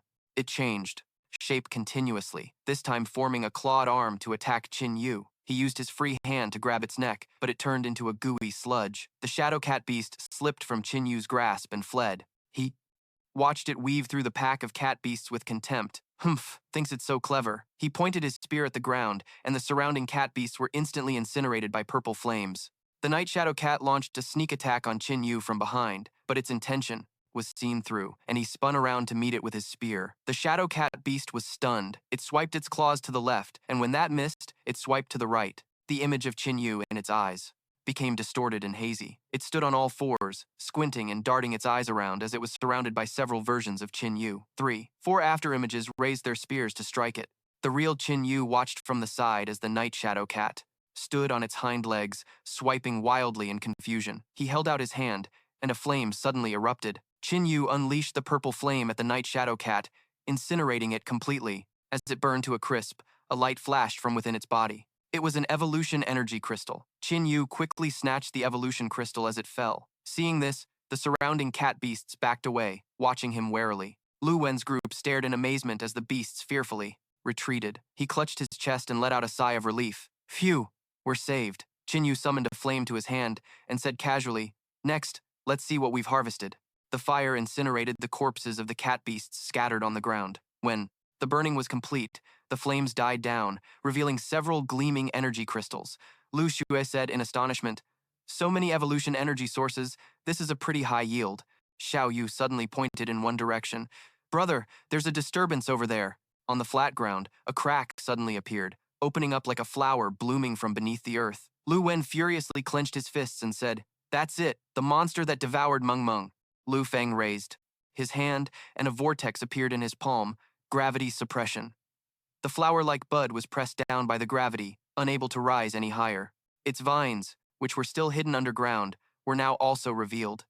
Its entire body was now out of the ground, an ugly yellow flower bud. It suddenly bloomed, revealing countless sharp teeth inside its pistil. Qin Yu frowned, and Xiao Yu stared as the flower spread its petals wide, siphoning the evolution energy. Lu Van gritted his teeth and unleashed a golden heavy fist, intending to kill it while it consumed the evolution energy. A pitch-black vortex appeared in Nu Hoa's mouth. Luke Van grimaced as he was sucked inside. Li Te was terrified beyond belief. It ate him again. Tan Vu was stunned, and Luke Tuet was also dazed. Ma Teng's mouth hung open in horror, unable to speak. Luke Fong screamed furiously, "I'll kill you!" Just then, Tu Vu pointed and said, "Look over there." In the direction she pointed, another Luke Van fell out of thin air, landing headfirst on the ground. Pff! Tan Vu silently deduced it was a space-time ability. Luke Tuyet leaped down from the roof. She drew her bow, aiming straight at Nu Hoa. Don't even think about escaping this time. Nu Hoa's petals spun like fan blades, showing no intention of dodging her arrow. The moment the arrow hit, it created a massive explosion. When the dust settled, Nu Hoa was completely unscathed. It resumed forcefully, sucking evolution energy into its mouth. Tan Vu's eyes flashed as he muttered, "Got it." He retracted his spear into his ring. Then, Tan Vu crouched down and started picking up the evolution energy crystals. Tu Vu cried out, "Brother, are you really that greedy? Now is not the time." Still picking them up? Seeing its tasty meal being snatched away, Nu Hoa grew enraged. Watching Tan Vu clutch the pile of energy, it couldn't wait any longer and lunged at him. Nu Hoa lashed out at him with a vine. The energy crystals scattered everywhere, and it immediately sucked them into its mouth. Tan Vu fell onto the ground, rubbing his head as Tu Vu ran over to chide him. "I told you not to be so greedy." Suddenly, Tan Vu raised a hand to his lips and smirked deviously. Watching Nu Hoa intently, he announced cheerfully, "I got it." The moment he spoke, the creature began looking all around itself. Strangely, Nu Hoa saw 6 figures of him surrounding it. Suddenly, a circle appeared in the sky, gradually expanding. It was a space-time rift. While Nu Hoa was still searching for something, the rift began to radiate power. Then, the creature froze in place as if hypnotized. A moment later, Nu Hoa saw another 6 figures of Tu Vu staring intently at it. While the illusions continued to multiply, her voice was heard. "Brother, what's wrong with it?" It was Tan Vu who had made his move, and he explained calmly, "It's been hit with my ultimate hallucinogenic toxin. It's currently in a state of uncontrollable hallucination." Seeing Tu Vu raise her sword, he quickly put out a hand to stop her. "Hold on. This thing's ability is incredibly rare. It would be a shame to kill it outright. Let's subdue it first." Tu Vu seemed to be struggling. "Brother, it keeps wiggling around. I can't restrain it." Hearing that, Tan Vu instructed, "No problem. We'll beat it up a bit first. Just be careful not to kill it." Right after, he eagerly landed several kicks on Nu Hoa. She immediately joined in, kicking with all her might. "Take this, and this." After being beaten for a while, it lay flattened and trembling on the ground. In a flash, he gently picked it up in his hand. "Okay, now let's control it." Amidst her excitement, the space-time rift grew even larger. Suddenly, Nu Hoa's resistance put Tan Vu on alert. "This is bad, don't let it get away." The rift was now larger than ever, continuously emitting a powerful suction that threatened to pull everything in. He yelled in confusion while holding it tightly. "What's going on?" The moment he spoke, he, Nu Hoa, and Tu Vu were all yanked inside. Without any hesitation, the rift sealed shut as if it had never existed. All 3 of them, Luke Van, Li Tie, and Ma Teng, were stunned by the sight. Despite this, the armored insect king quickly flew in pursuit. Fortunately, it managed to enter just in time, into the space-time rift. Inside the dimension of the rift, Tanvu, Tuvu, and Nu Hoa were in freefall. Despite falling, he angrily clutched Nu Hoa in his hand, threatening it. "Stop struggling, or I'll roast you for a meal." After they landed, Tanvu asked curiously, "Where are we?" Looking up, Tuvu spotted the armored insect king helicopter. "Did you get sucked in too?" After a moment, Tanvu theorized, "This is likely this thing's ability, creating a subspace. Tuvu, control it now and have it take us out of here." Hearing this, she immediately pricked her fingertip for blood. To Nuhoa's astonishment, the drop of Tuvu's blood flew towards it. The droplet quickly adhered to one of Nuhoa's petals. Then, the colored patterns on its petals began to fade. As Nuhoa shrank down, Tuvu's voice was heard. "Done," she happily announced to the armored insect king. "Helicopter, you have a new friend now. What should we call you?" "We'll call you Nuhoa, okay?" Without waiting for an answer, Tuvu quickly commanded, "Nuhoa, take us back." Before Nuhoa could obey, Tanvu lunged forward, swinging his spear and yelling, "Watch out!" His attack created a huge explosion. Before them stood Tuet Kong, firmly gripping the spear. "How did you find me?" His appearance put Tanvu on high alert. "Get back!" It seemed the loud commotion had terrified Nuhoa more than ever. It trembled and hid behind Tuvu, prompting her to say, "Brother, look! This guy scared Nuhoa into this state." While holding his battle stance, Tanvu demanded, "Who are you?" Or should I say, "What are you?" Ignoring his question, Tuyet Kong calmly ordered, "Give me the world-devouring flower." To me, his words made Tanvu silently wonder. What's a world-devouring flower? That must be the thing Tuvu just tamed. For this guy to show up here, he must have space-time abilities too. Right after, Tuet Kong pointed at Tuvu and explained, "It's that thing behind her. It constantly eats the dimensional walls of our world, causing our space-time to chaos. I'm under the king's orders to hunt it. Hand it over to me, and as for you all," he finished his explanation with a sick smile, "just be good and become my sweet treats." Suddenly, Jukong stared intently at Xiao Yu and remarked, "Your blood is unlike anyone else's. It smells so good, so alluring. Eating you will make me evolve again." Hearing this, Qin Yu immediately made a judgment. "You're a zombie." His deduction quickly sent the man into a rage. "Zombie? How dare you lump me in with those mindless beasts? I am of the immortal clan, the ever-living immortal clan." It seemed Qin Yu had figured something out, pondering to himself. The immortal clan. Hearing that, a confused Xiao Yu asked, "What's the immortal clan?" The next second, he immediately explained that they are zombies evolved to their absolute peak. They possess intelligence and call themselves the immortal clan. The difference between them and regular zombies is like the difference between a human and an ape. Jue Kong remained incredibly arrogant as he threatened, "Obediently hand over the world-devouring flower to me, and I'll grant you all a comfortable death." His confidence made Qin Yu burst out laughing in derision. "What damn immortal clan? That's just a fancy name for a zombie, you brainless creatures. You sure know how to flatter yourselves." His contemptuous attitude infuriated Jue Kong. What did you say? We are the perfect race. A filthy ant like you dares to disrespect us?" Qin Yu continued in a provocative tone. "Then why don't you tell me, how many of you perfect beings are there?" Unaware that he had fallen into a trap, the man boasted with great pride. "About 5 of us." As soon as he heard this information, Qin Yu quickly analyzed it internally. The apocalypse only just began, yet zombies evolving into the immortal clan have already reached this scale. That's even faster than he had imagined. Then Qin Yu asked again, "What's your name? And what's your king's name?" Jue Kong still foolishly answered, "My name is Jue Kong, and my king's name is..."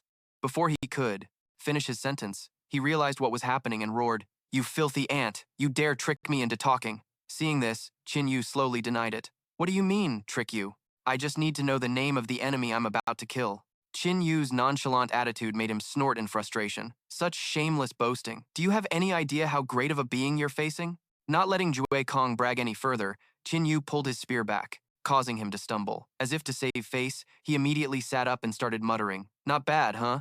You've got some power. I bet you've never met an opponent stronger than me, have you? No wonder you talk so arrogantly. Like that." Ignoring Jue Kong's smugness, Qin Yu readied himself. "A physique 60 times the norm, far surpassing my own. But unfortunately for you, even if you are 60 times stronger, you're still no more than a level 2. He immediately raised his spear high and charged forward to attack. "Take this." In the next moment, Jue Kong decisively caught the head of the spear. Jue Kong's expression slowly darkened, and he looked extremely annoyed. "Don't you get it yet? With your level of strength, you can't possibly..." He paused for about 2 seconds, then something suddenly shocked him, and he yelled, "What?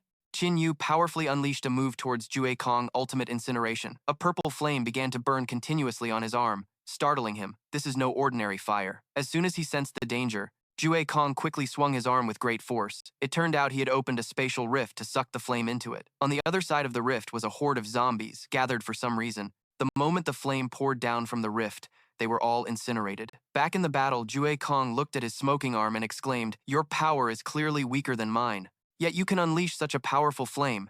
Interesting." After a moment of observation, Qin Yu also offered some praise. "So you really do have a spatial ability." Then, Jue Kong opened another portal and said confidently, "But unfortunately, no matter how strong your fire is, it's no match for me." After a 2-second pause, Jue Kong swiftly appeared behind him. "Can you appear and disappear unpredictably like me?" Luckily, Qin Yu detected him in time and spun around to defend. He seemed a bit worried, analyzing in a low voice, "My opponent's physique is nearly 60 times stronger, while mine is just over 30. In terms of raw power alone, my opponent has an absolute advantage and can completely overpower me." Qin Yu's voice continued. "Moreover, this space doesn't feel solid. I can't get any leverage, so I can't use my full strength." Hearing this, Xiao Yu began to cast a spell from a distance. "Brother, enhance!" Before she could finish, he immediately stopped her. "Not yet. This time I want to see if my skills alone can defeat an enemy physically stronger than me." Qin Yu's calculation made Jue Kong sneer. "Kid, I don't know if I should call you clear-headed or just plain stupid. If you already know you're weaker than me, how do you still dare to run your mouth?" Despite the man's scorn, Qin Yu quickly retorted, "Don't get it twisted. My physique may be weaker than yours, but my skills." Then Qin Yu unleashed a burst of energy, asserting, firmly, "Are more than enough to beat you 10 times over." In an instant, he sent Jue Kong flying, making him stumble backward. As Jue Kong opened a spatial rift, he gritted his teeth and sneered, "Cheap tricks." His figure flew into the rift and vanished without a trace. Seeing this, Qin Yu became more vigilant than ever, constantly looking left and right. Suddenly, Jue Kong appeared with his claws raised, right behind him. But unfortunately for him, Qin Yu had already detected it and dodged the sneak attack. It seemed Qin Yu was deep in thought, trying to figure out how to deal with Jue Kong's troublesome ability. Wisps of smoke constantly drifted around, making Jue Kong think angrily to himself, "You damn brat, your fire has filled the entire space with dust." After thinking for a while, Qin Yu realized something. "I get it now. Your cheap tricks."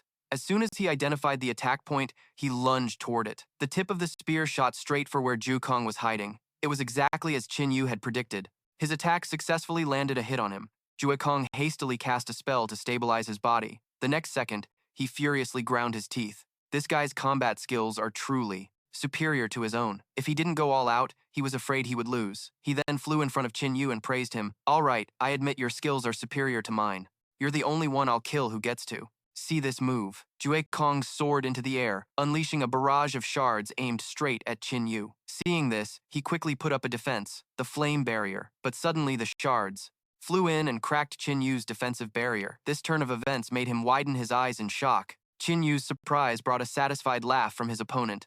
"These aren't glass shards, these are shards of space. No matter how tough your bones are, getting sliced by space itself will turn you into soft tofu." Jue Kong then used his hands to tear open a new spatial rift. The shards of space relentlessly rushed in, as if trying to annihilate him. Not stopping there, he caused the surrounding space to fracture even more. It seemed Jue Kong had decided to play for keeps with Qin Yu. He used every ounce of his strength and let out a great roar. Right after, the shards continued to surround him. They moved swiftly, managing to land a few stabs on Qin Yu. Yet, he endured the pain and glanced back, wondering, "Isn't it working yet? Taking effect?" The next second, Jue Kong formed a black orb between his palms. He quickly clasped his hands together and yelled, "Shatter!" The moment he finished, even more shards shot forward with determination. Qin Yu calmly ignored their assault. Suddenly, Jue Kong's power completely vanished. "Why has my power suddenly disappeared?" Just as planned, Qin Yu let out a triumphant laugh. Hearing Qin Yu's laughter, he furiously demanded, "What did you do, you ant?" A flashback of Jue Kong's earlier taunt appeared. "Damn you, your fire is kicking up dust." Qin Yu quickly reminded him, "Remember what you said? That my fire was kicking up dust all over the place." Then, Qin Yu immediately explained, "My fire incinerates everything. It doesn't produce a single speck of dust. What you saw was something else." Waving his hand, he continued, "I originally wanted to use a hallucinogenic toxin on you, but its color is too bright, and I was afraid you'd notice. Fortunately, the degenerative toxin has a dull color, which was perfectly concealed by the gloomy surroundings and my flame ability." Without giving Jue Kong a chance to reply, Qin Yu quickly curled his lip into a smirk. That's why I said, even if your power is greater, when it comes to just battle tactics and combat experience, you're still leagues below me. His absolute confidence enraged Jue Kong, who threatened, You just wait. When my king gets here, he'll make sure you die. Without a complete corpse, in the blink of an eye, Qin Yu's spear slashed forward. You won't get that chance. His firm declaration made Jue Kong's brow furrow deeply. What did you say? Before he could finish his sentence, a surge of power shot through him, killing him instantly. Afterwards, Qin Yu clutched his face in pain and collapsed to the ground. Seeing this, Xiao Yu rushed over anxiously. Brother, are you hurt? A moment later, he struggled to get up and instructed her. I'm fine, it's just a minor wound. It will heal quickly. Xiao Yu, hurry and get the evolution energy. This place is endlessly dark. If that guy gets too far away, he'll be hard to find. She immediately obeyed his command. To Ruhua, hurry and bring back the evolution energy. Ruhua obeyed, holding the energy on its leaf with a covetous look. It seemed Xiao Yu knew exactly what it was thinking. Ruhua. After she scolded it, Ruhua dejectedly handed over the evolution energy. Upon receiving it, Xiao Yu noted with curiosity, this orb looks a bit different from the previous ones, while Xiao Yu held the evolution energy orb in her hand. Qin Yu confirmed, of course it's different. This one orb is equivalent to 5 of the ones we got from the Great Serpent's scales. Hearing that, her eyes lit up. So that means if we use our replication enhancement, it'll be 20 times more effective than the serpent's? He suddenly scratched his head and said, we also used replication enhancement on the one from the Great Serpent before consuming it, so it's actually still only 5 parts. Seeing Ru Hua drooling over the evolution energy, Xiao Yu ran over and scolded it. You want to gulp it down again? If my brother didn't protect you, you would have been captured already. Go, the zombie corpse over there is what's for you. The moment she finished her sentence, it immediately began to radiate a power that enveloped its entire body. Seeing Ru Hua's eagerness, Xiao Yu snapped, Hey, you have to wait until after the replication enhancement to eat that, can't you? Have a little patience. After being scolded, it turned away in a huff. Seeing Ru Hua's little rebellion, she flew over and teased it. What's this? Still pouting? It's not like I'm not letting you eat at all. Suddenly, it opened its petals wide and let out a huge roar, and a swirling vortex appeared, shocking Qin Yu. That's space-time turbulence. This revelation made Xiao Yu excited and curious. What's space-time turbulence? Can it be used to travel through space-time? He quickly shattered her dream. In your dreams, you'll be torn to shreds. Run! Qin Yu's terrifying warning sent Xiao Yu scrambling to grab hold of Ru Hua. Next, he waved his hand, pulling Jue Kong's corpse into his spatial ring. The moment he finished, Ru Hua wrapped its vines around Qin Yu, Xiao Yu, and the armored insect king. It immediately shot off in the opposite direction, as if trying to escape the pull of the space-time turbulence. As Ru Hua fled with all its might, he commanded, a little faster. Xiao Yu quickly shouted an explanation. Ru Hua says it has reached its limit and can't go any faster. Brother, we're about to be torn apart. Following that, it shot like a bolt of lightning toward a specific point, shocking Qin Yu. Ru Hua, what are you doing? In an instant, Ru Hua forcefully spat out an enormous burst of energy. Its action made both Qin Yu and Xiao Yu cry out in alarm. On the other side of the portal was a place teeming with plants, mutated ones. A large crack suddenly appeared in the bright red sky. From within the crack, Qin Yu and his group were in freefall. Fortunately, the Insect King armor managed to catch him and Xiao Yu in time. As she observed their surroundings, she asked curiously, Brother, where are we? Looking down from above, they saw swarms of mutated plants gathered together. It seemed they had already spotted Qin Yu and Xiao Yu. After a moment of observation, she realized something and asked Ru Hua, Is this your home? Xiao Yu's conversation with it made him ask curiously, You can understand what it's saying? She quickly denied it and explained, Of course I can't understand it, but I can guess its thoughts. Ru Hua is saying this is where it was born, a small world. It was being hunted in that space-time, which is why it fled to our world. Hearing this, Qin Yu caught the key point and repeated, A small world? Noticing his curiosity, Xiao Yu turned to warn him, You can be surprised later. Countless mutated plants below are all staring at us. After a long moment, Qin Yu calmly asked, Xiao Yu, quickly ask your flower if it can take us back to our world. She then listened to Ru Hua for a moment before replying. Ru Hua said getting us back is no problem, but it overexerted itself in the space-time turbulence and needs at least 1 week before it can travel again. Moreover, it's about to collapse. He carefully observed the strange land around them, choosing a safe place to land first. Just 1 week, that's not too long. We have plenty of food and water in our spatial ring, so survival won't be an issue. Xiao Yu looked around at the scenery in bewilderment. Brother, are we still on Earth? Hearing that, Qin Yu pondered for a moment and replied, yes and no. It's hard to explain where we are, but it's not the Earth you're familiar with, but rather a different plane of Earth. The horned people and the rending demons we've encountered before are probably from places like this, creatures that exist on another plane of Earth. As he began his description, an image of the universe appeared. For example, the universe is like a book, and the world we live in is like one of its pages, with Earth located in a special position on that page. We have to punch a hole through the page to get back to the previous one. This information left her stunned. I don't get it. Qin Yu knew she wouldn't, and chuckled. It's okay if you don't understand. I don't really get it either. I just heard someone else explain it. They mentioned something about gravitational dynamics. It's like getting zapped. Makes no sense. Suddenly, Xiao Yu pointed in a direction and exclaimed, Brother, look over there! Following her finger, he saw the sight of clothes hanging out to dry. He quickly turned, confused. Are those clothes? Why would there be clothes here? Then, Xiao Yu suddenly remembered. Something, brother. Have you forgotten? Weren't the people from the village missing? Upon hearing this, Qin Yu made a deduction, so they were sucked into this world.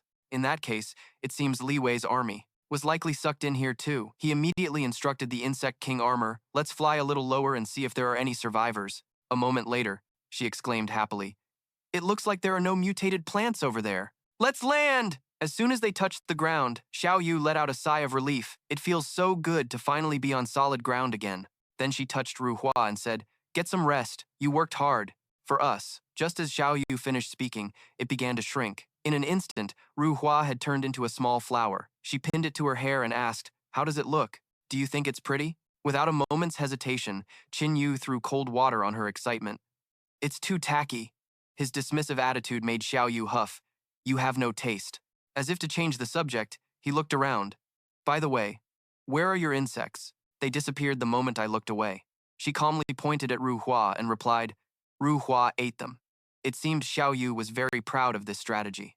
Inside Ru Hua's stomach, there's a small space that belongs to it, which can hold a lot of things. So, still think it's tacky? It's much better than your spatial ring. Suddenly, she let out a small cry, pointing ahead. Look, there are people! After a closer look, Xiao Yu was overjoyed. This is great! We've finally found other people! While they were still celebrating, a voice roared, Stop right there! It was Gu Yong and his cronies approaching them. Who are you two? Qin Yu calmly replied. We mean no harm. Just like you, we were sucked in here. Their appearance made Shen Zhang curious. Another two people. Has this god-forsaken place become a tourist attraction? Or something? Suddenly, their attention fell on Xiao Yu's beauty, making her step back nervously. Just as expected, Tao Ye crudely unbuckled his belt, remarking, What a lucky day. This girl is gorgeous. Seeing the situation, Shu Nuo immediately stepped forward to stop him. Tao Ye, don't scare her. His courage frightened Kong Wei. Hey, there are a lot of them. Let's not get involved. That Tao Ye guy completely ignored Shu Nuo's attempt to stop him. Why don't we just have some fun first, then kill them? It'll be like they were never here. Right after, Shen Zhang licked his lips in agreement. I like the sound of that. Despite their persistence, Shu Nuo kept trying to persuade them. Hey, have you forgotten what Boss Zhou said? We're supposed to bring any survivors we find back. There's strength in numbers. It's the only way we'll survive here. But it seemed his words had no effect on them. Shen Zhang's eyes widened as he threatened him. Nonsense. Stop trying to use your Boss Zhou to scare me. You should know that Boss Jin is the real one in charge here. So this is none of your business. Get lost. But I'm warning you, if you dare say a word, you'll regret it. As soon as he finished, they began to approach with sinister smiles. Next, their troublesome behavior caused Qin Yu to became annoyed and coldly warned, I'll only warn you once. Back off now and you won't have to lose your worthless lives here. It seemed Shen Zhang had never met someone so confident. This kid's got some nerve, huh? After we're done here, we'll kill you all. Then Gu Yong sneered and added, if you're in such a hurry, we'll just kill you first. Gu Yong's entire body began to harden, his skin turning a stony gray color. Petrification. Attack. He used his petrified arm to grab Qin Yu by the throat. Not letting Gu Yong have his way, he immediately punched and shattered his stone arm. The blow caused Gu Yong extreme pain, making him scream continuously. While he was stunned, Qin Yu quickly rushed forward. Gu Yong managed to recover and transformed his entire body into stone, completely petrifying himself. Just as he finished transforming, Qin Yu came up and struck him once. Immediately after, Gu Yong's entire body shattered into pieces. The horrifying scene before them left Shen Zhang and Tao Ye completely stunned. Then, an agitated Shen Zhang transformed. Tao Ye also changed his form, stubbornly saying, the two of us will attack together and kill him. After that, Shen Zhang used his lightning-fast speed to run circles around Qin Yu. Can you keep up with my speed? His eyes remained calm but held a look of contempt as he glanced at him. Surprise. Since when did Tao Ye get close to Qin Yu? Time to suffocate you. He then sprayed a sticky liquid onto his face. Shen Zhang seemed very pleased, rushing forward to praise him. Nice one, now watch me. But unfortunately for him, Qin Yu managed to grab Shen Zhang by the face, terrifying him. What? Before he could recover, Qin Yu slammed Shen Zhang's entire body into the ground. Seeing this situation, Tao Ye panicked and screamed, Shen Zhang! Suddenly, Qin Yu's eerie voice rang out, confusing him. What did you say? As if wanting to explain it clearly to Tao Ye before he was wiped out, he slowly replied, I said, you're about to die, yet you still have time to talk nonsense. However, Tao Ye remained stubborn. I'll let you die in my sticky fluid. As soon as he finished speaking, the fluid from his body enveloped Qin Yu. A moment later, his entire body was covered by Tao Ye's sticky liquid. The sight made Xiao Yu unable to resist commenting, You're so disgusting. After that, the eyes of Qin Yu flashed with a red light. He calmly waved his hand, and in the next second, a spark of fire completely incinerated the fluid. Qin Yu's terrifying power made Shu Nuo tremble. You guys. Qin Yu quickly noticed their fear and comforted them. You're not like them, don't worry. As long as you don't have any malicious intent, I won't kill the innocent. Suddenly, from a distance, panicked voices rang out. What happened? How did you do that? While the flames were still burning fiercely, he spoke calmly. I hope you can explain it to me. I really don't want to kill innocent people due to a misunderstanding. Although Qin Yu had explained, Shu Nuo was still afraid. Brother, man, don't get agitated. We're not bad people. Those three were the exception. Hearing this, he quickly made a request. All right, please explain the situation here to me. He immediately began to speak. It's like this. Everyone here are survivors who were swallowed into this world. Everyone wants to survive, so they help each other out. Boss Joe, Boss Jin, and Boss Sunday. Suddenly, a group of people arrived, asking in a loud voice, What's going on? It turned out to be Boss Jin who had arrived. He threatened in a low voice. Who did this? Without any fear, Qin Yu quickly answered, I did, but fearing he would get angry, Shu Nuo anxiously spoke up, wanting to explain. Boss Jin, it's like this. Before he could finish, Boss Jin raised his hand to cut him off. Those three people, I know what they're like, but what about you, kid? You killed my men, which is like slapping me in the face. Hearing this tone, he completely understood and asked back, What do you want? While observing the tragic state of his men, he said in a raised voice, Those three were terrible, and they did a lot of bad things. I understand all that, but if you have the strength to take on three at once, and win so easily, it shows that your strength cannot be underestimated. But they had their uses and helped with quite a few things. Now that you've killed them, we've suffered a loss in combat power. The next second, Boss Jin's calculations were clearly visible on his face. As long as you're willing to work for me, we can consider what just happened as them bringing it on themselves. I won't hold it against you. How about it? Without a moment's hesitation, Qin Yu shook his head and refused. I won't work under anyone. Boss Jin seemed to have anticipated this answer. The strong should have the pride of the strong. But let me remind you, when facing a powerhouse stronger than yourself, a certain amount of respect and caution is still necessary. Despite this, he was annoyed and released his power. Qin Yu quickly identified him as a level 2 evolved. Boss Jin praised them condescendingly. Very good. It seems you two can tell the difference in strength. I was one of the first people to arrive here. I became a level 2 evolved more than 2 months ago. More than 10 days ago, I went through another upgrade. The strength I have now is something you can't even imagine. His excessive arrogance made Xiao Yu unable to hold back a loud laugh. Her mocking attitude made Xia Fang indignant, who snorted coldly and loudly boasted, You little brat, you dare be disrespectful to Boss Jin? Do you have any idea how many mutated beasts Boss Jin has killed? Xiao Yu didn't bother to care and whispered, I don't care how many he's killed. In any case, it's not as many as us. While she was childishly taunting them, Qin Yu issued a challenge. How about this? You fight me. If you win, I'll follow you. If I win, the matter with those three people is dropped. It seemed Boss Jin was just waiting for these words from him. Fine, no problem. Immediately after, Qin Yu turned to leave and reassured her. Don't worry. I'm not interested in killing indiscriminately. I'll know when to stop. I won't take your life. His firm tone made the man grow fearful, thinking to himself, to speak so arrogantly even after knowing Boss Kim's strength, it seems this kid really has some skills, but there's no way Qin Yu is stronger than him. Suddenly, from a distance, a steady footstep approached. It was Boss Zhou, who looked confused by the scene before him. What's going on? Upon seeing his arrival, Shu Nuo ran over joyfully. Boss Zhou, you're here! Boss Zhou looked back and forth, asking Han. Old Kim, you're here early? Shu Nuo, Kong Wei, what's going on? Where are Gu Yang and his men? Hearing this, he glanced at Qin Yu and hesitantly explained, Boss Zhou, Gu Yong, and his men were killed by that guy. They wanted to. After finding out what happened, he finally understood the full story. I get it. Old Kim, are you about to make a move on them? As if to reassure him, Boss Kim calmly said, Old Zhou, stay out of this. Don't worry, I won't kill them. I'm just going to teach them a little lesson so they'll willingly join me. Despite this, he still wanted to get involved. Boss Kim seemed to notice, and Boss Sun quickly stopped him. Old Zhou, he killed his people after all, so even if it's a matter of face, he has to do something. Since Old Kim said he won't kill them, you don't need to worry. Back with Qin Yu, a familiar figure suddenly appeared, waving enthusiastically. Qin Yu's heart skipped a beat. In a flash, Xiao Yu recognized him and waved back. Little Taoist, is that you? It was Dao Yi who had spotted them, exclaiming, This is great. Everyone was worried about you. I knew it. One big snake is no match for the two of you. Seeing that he was alive, he quickly asked Han, It's great that you're okay. How are Commander Li and his people? Just as Qin Yu finished his sentence, Li Wei approached, calling out to Qin Yu. Before he could say more, Lin Feng laughed heartily and exclaimed, Qin Yu, you two really are all right. Their familiar exchange surprised Boss Zhou. Old Li, you all know each other? Without a moment's hesitation, Li Wei confirmed, We do. Qin Yu helped us a great deal on our journey. Next, Lu Yun sidled up to Boss Kim and advised with a laugh, Boss Kim, planning on fighting him? You're no match for him. Don't say I didn't warn you. His warning made Boss Kim break out in a cold sweat as he thought, Li Wei's subordinates are all masters. Originally, the three factions have over 1,000 people, yet Qinglun, Old Zhou, and Old Sun only have 6 level 2 evolvers among them. But Li Wei, with only a few dozen men, has 4 level 2 evolvers, he observed while thinking continuously. Li Wei's arrival has drastically changed the dynamics.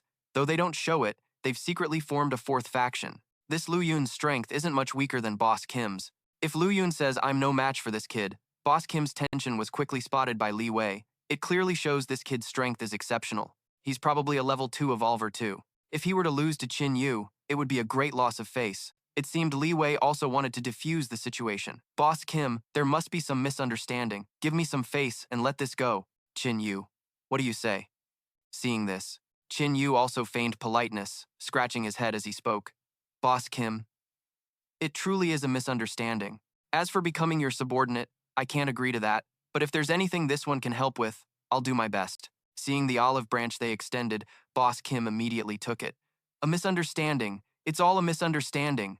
Qin Yu, since you've put it that way, I won't be unreasonable and make things difficult.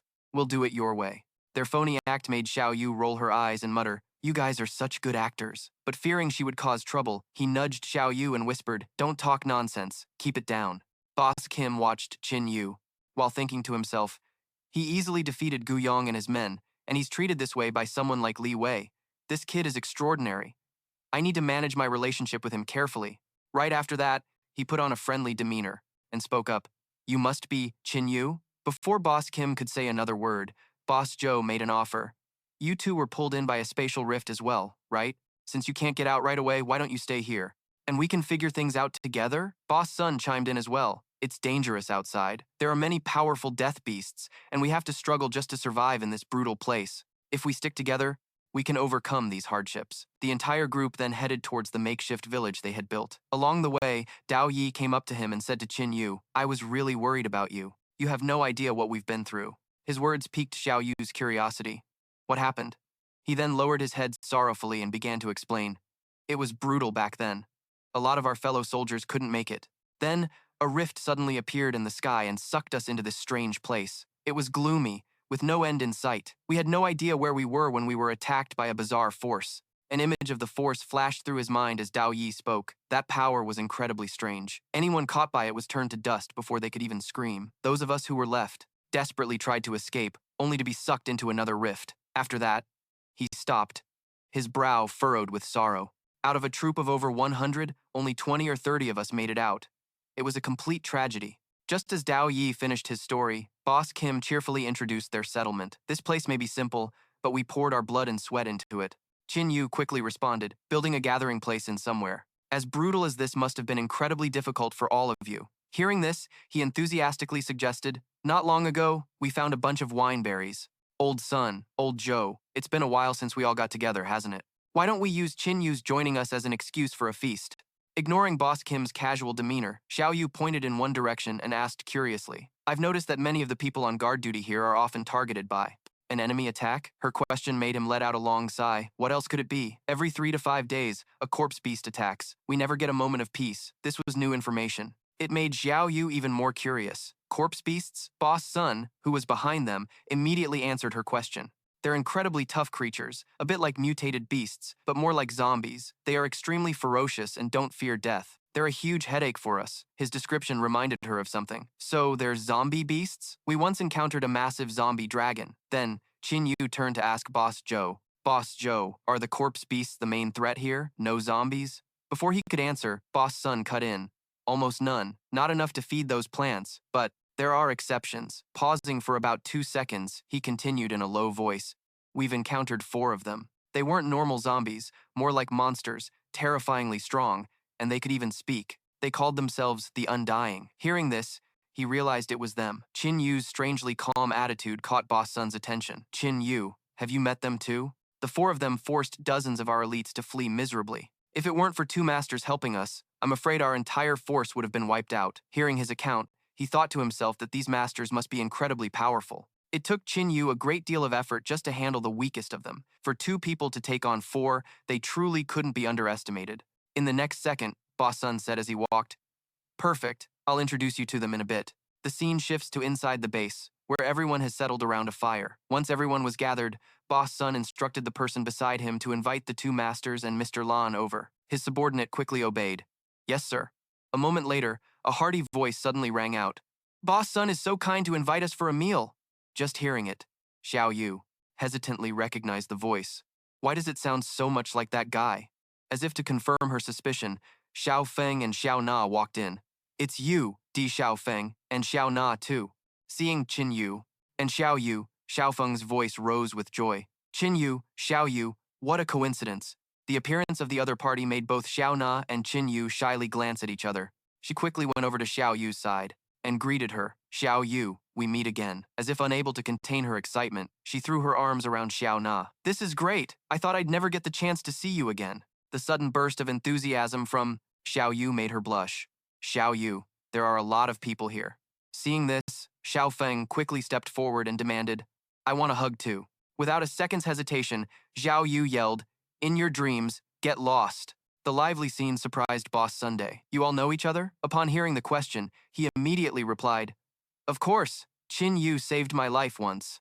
Boss Joe smiled and called out, Mr. Lan, come sit over here. From outside, Mr. Lan walked in with an imposing air. Qin Yu observed him seriously as he walked past. After just a brief look, he realized from the way the man walked that he was definitely an ancient martial artist. Next, Boss Joe announced loudly, Bring out the food. A group of lovely girls quickly brought in plates of food. Xiao Yu quickly picked up a strange fruit and asked curiously, What is this? I've never seen it before. Hearing her question, he explained sadly, There are no animals here. Besides us, there are only zombie beasts and mutated plants. We can't just eat zombie beasts all the time. We have no choice but to eat these mutated plants. It seemed this hardship had rendered Qin Yu speechless. Nevertheless, she still took a curious bite. As soon as she ate it, Xiao Yu quickly spat it out, complaining, This is awful. It's bitter and hard. Boss Jin also sighed deeply. We have no choice. There's really nothing else. This stuff tastes terrible, but it's very high in energy. But fearing that Qin Yu and Xiao Yu would be offended, Boss Zhou immediately spoke up. We may not have fine food, but we have fine wine. Bring out the wine fruits. In a flash, the girls brought the juicy wine fruits to them. The appearance of the wine fruits made Xiao Feng extremely happy. Here it comes, the wine fruit. This strange fruit made Qin Yu suspicious. Wine fruit? Right after that, Boss Zhou's proud voice rang out. This wine fruit is very rare. It's risky to harvest it. As the juice slowly trickled out, he continued, The aroma is rich, and it even has the scent of wine. It's a rare delicacy. Boss Zhou's description made her excited. It smells so good. I want to drink it. Suddenly, he raised a hand to stop her. Wait, Qin Yu's vigilance angered the man. He questioned loudly, Qin Yu, what do you mean by that? Are you afraid I've poisoned you? This old Zhou might not be some great hero, but I pride myself on being an upright and honest man. Not wanting to anger Boss Zhou further, he quickly explained, Boss Zhou, don't misunderstand. I'm not saying you poisoned it. I'm saying there's a problem with this thing itself. Qin Yu's judgment confused Boss Sunday. A problem with this fruit? We've eaten it several times. It's not poisonous. He pondered for a moment before offering his theory. If I'm not mistaken, this fruit grows on piles of zombie and zombie beast corpses, with its vines and roots twisting right through the bodies. Just the first sentence startled the man. That's right, so what? Is there a problem? As expected, Qin Yu's face darkened as he stated firmly, this thing isn't a wine fruit. It's called a corpse blood fruit, a poisonous fruit formed from the corpse blood vine. Everyone immediately became anxious, stammering, What? What is that?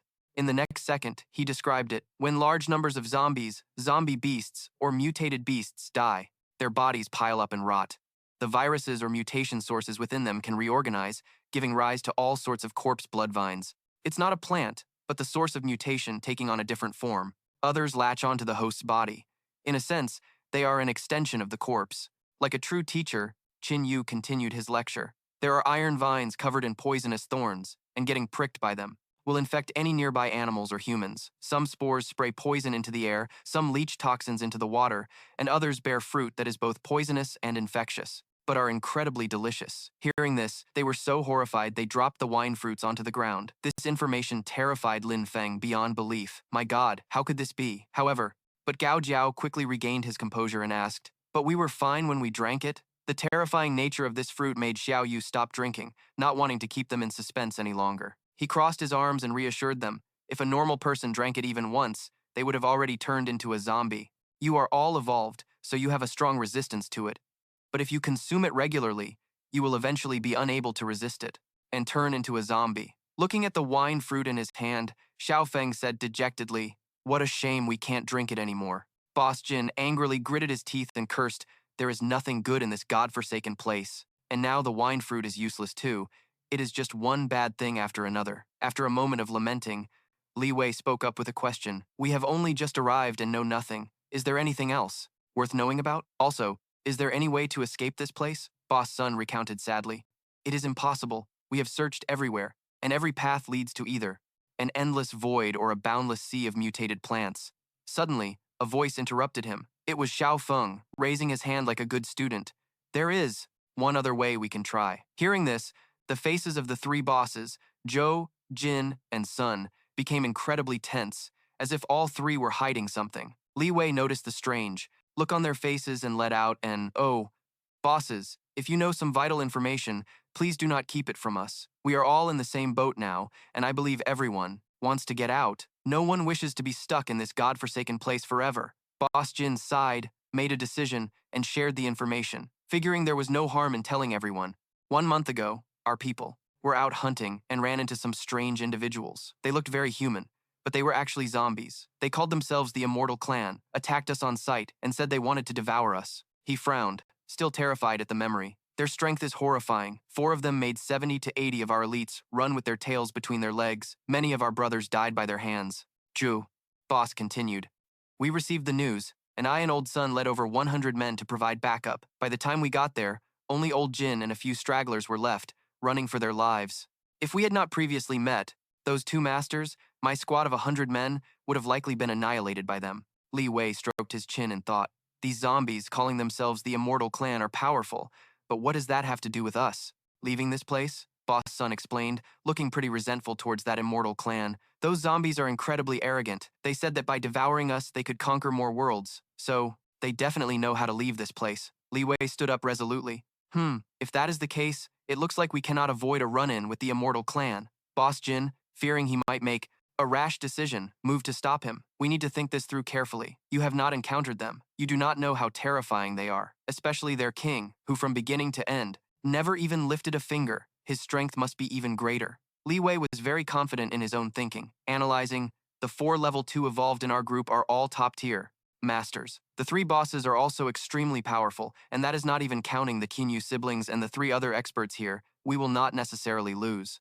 Xiao Feng crossed his arms scornfully and interjected, Boss Jin, you are way too timid. You were only defeated by them that time. You guys had not even reached level 2 back then. Now you are all level 2 evolved and much stronger than you were. Do not underestimate yourselves so much. Xiao Na agreed with his words. That is right. Back then, Di Xiaofeng and I were able to hold off 3 of them, just the 2 of us. This time, with so many masters, defeating them is not impossible. Boss Jin was persuaded, his confidence growing. You all make sense. Our strength is on a different level now, compared to being trapped in this hellhole forever. It is better to go all in. Qin Yu, who had been quiet this whole time, suddenly asked, I have one question. What is their king like? Xiao Feng pointed to his head, suggesting the immortal clan was mentally unhinged, and said, those guys probably have their brains fried by the virus. They have been brainwashed by some cult.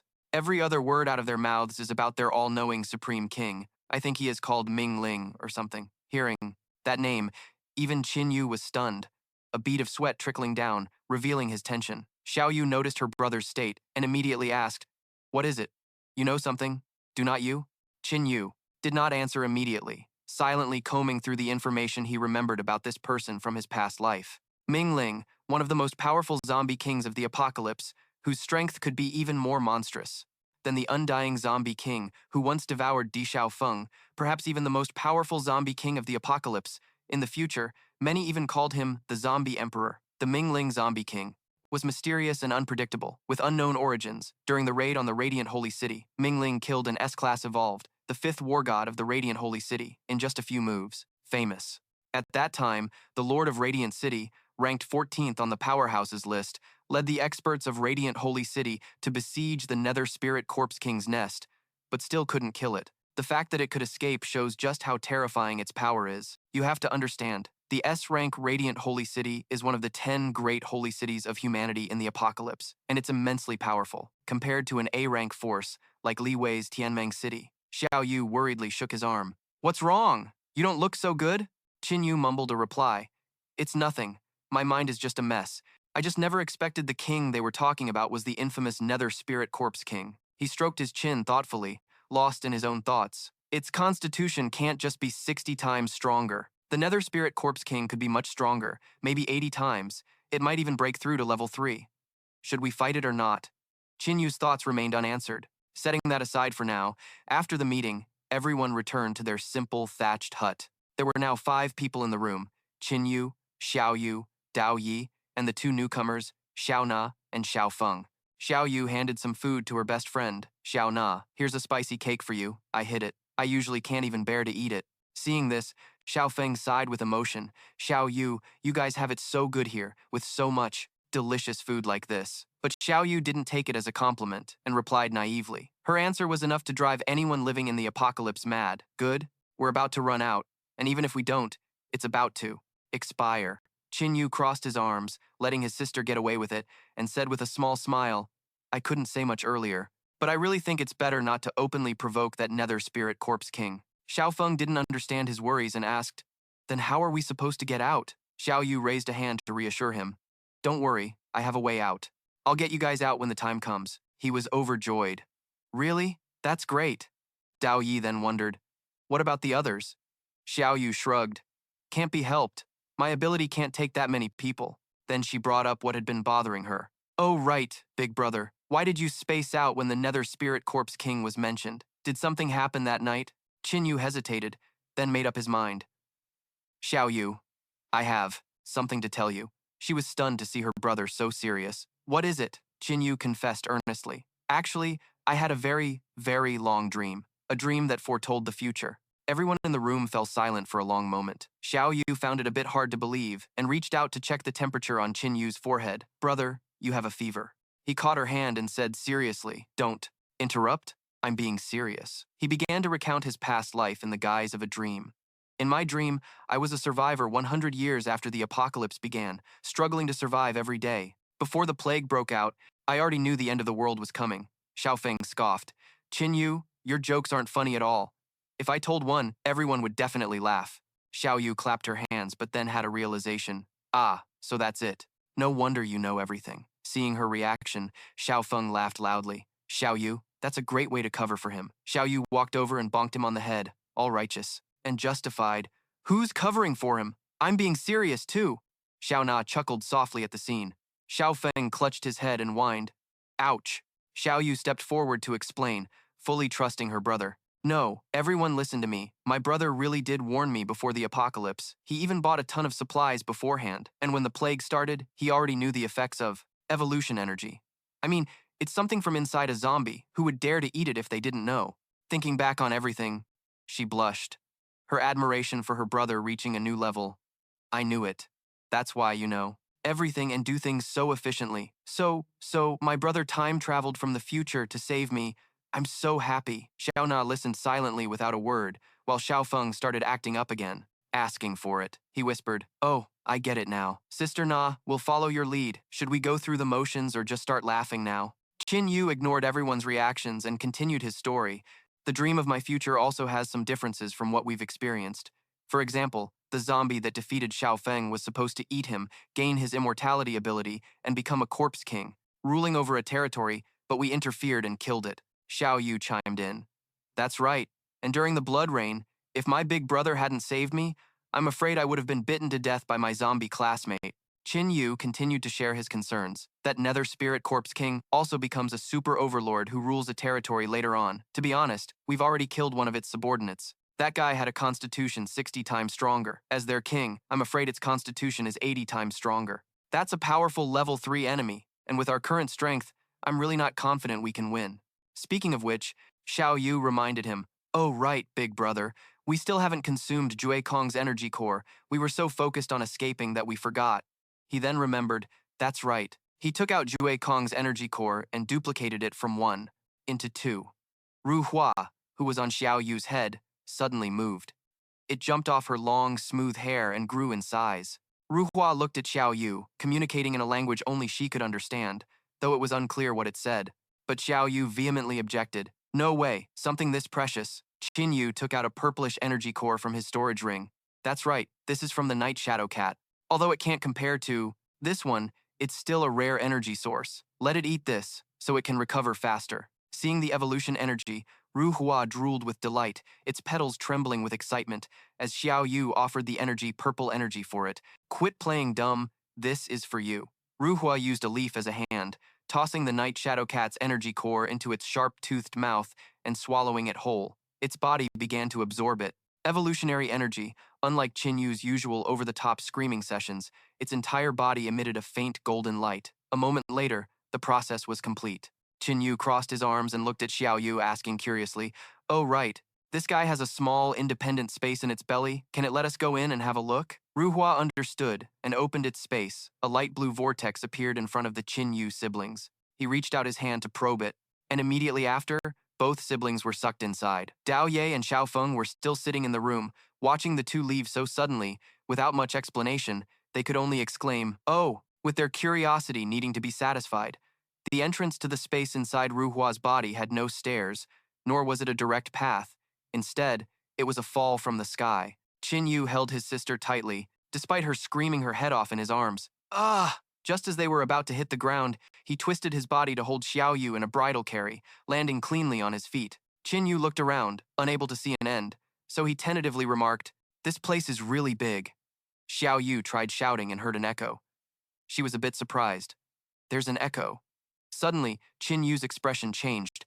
Something was approaching very fast. It turned out to be the mini-sized armored beetle king. It flew over to act affectionately towards Xiao Yu. She held it in her arms and comforted it. There, I know, you've had it rough." It obediently folded its wings and lay still in her arms, chirping pitifully. After comforting the armored beetle king, Xiao Yu surveyed the space. "Brother, with such a large space inside Ru Hua's belly, maybe we can bring everyone out." Qin Yu looked around and agreed. "Yeah, if we fill this place up, it wouldn't be a problem to fit 200 to 300 people. We could get everyone out in just a few trips." After saying that, he knelt down to check the ground. "I wonder if it can let sunlight in. If so, we could grow some plants here. Then we wouldn't have to worry about food." After inspecting the space, the Qin Yu siblings and the armored beetle king went outside. He squatted down and stroked Ru Hua's petals. "I'll definitely give you what I promised."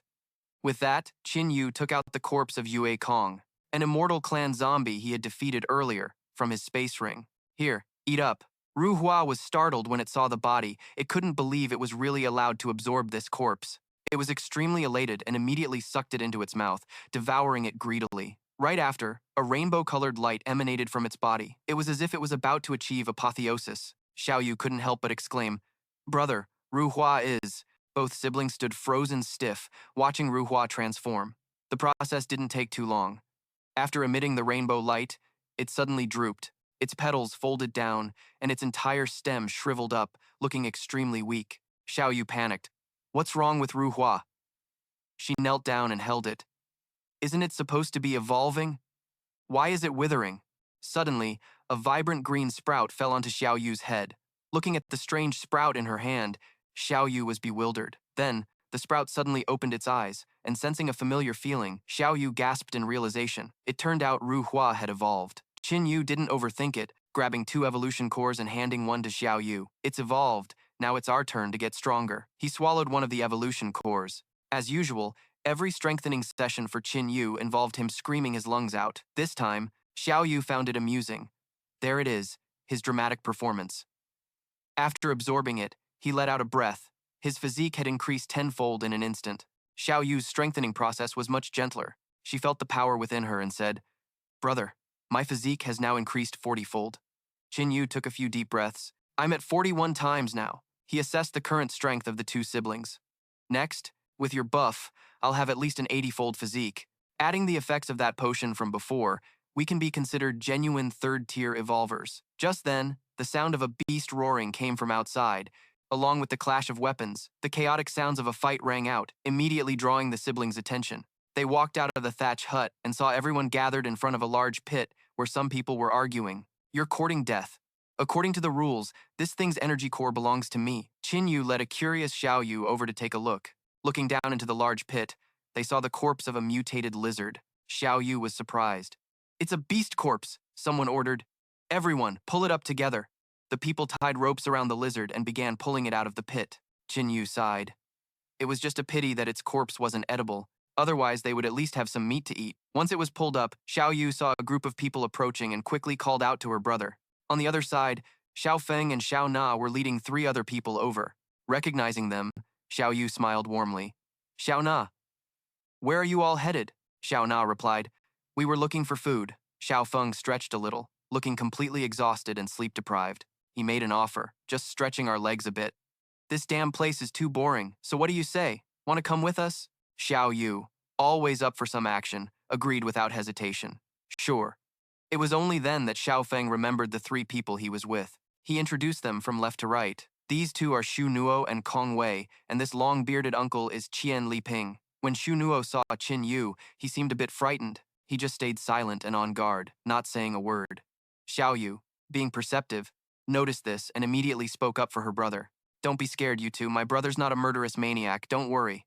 The group formed a team and started wandering around this space where the sky was perpetually blood red. Since Qin Yu was new and didn't know the situation, he asked, "How strong are the zombie beasts here?" Xiao Feng shared what he knew. "Most of them.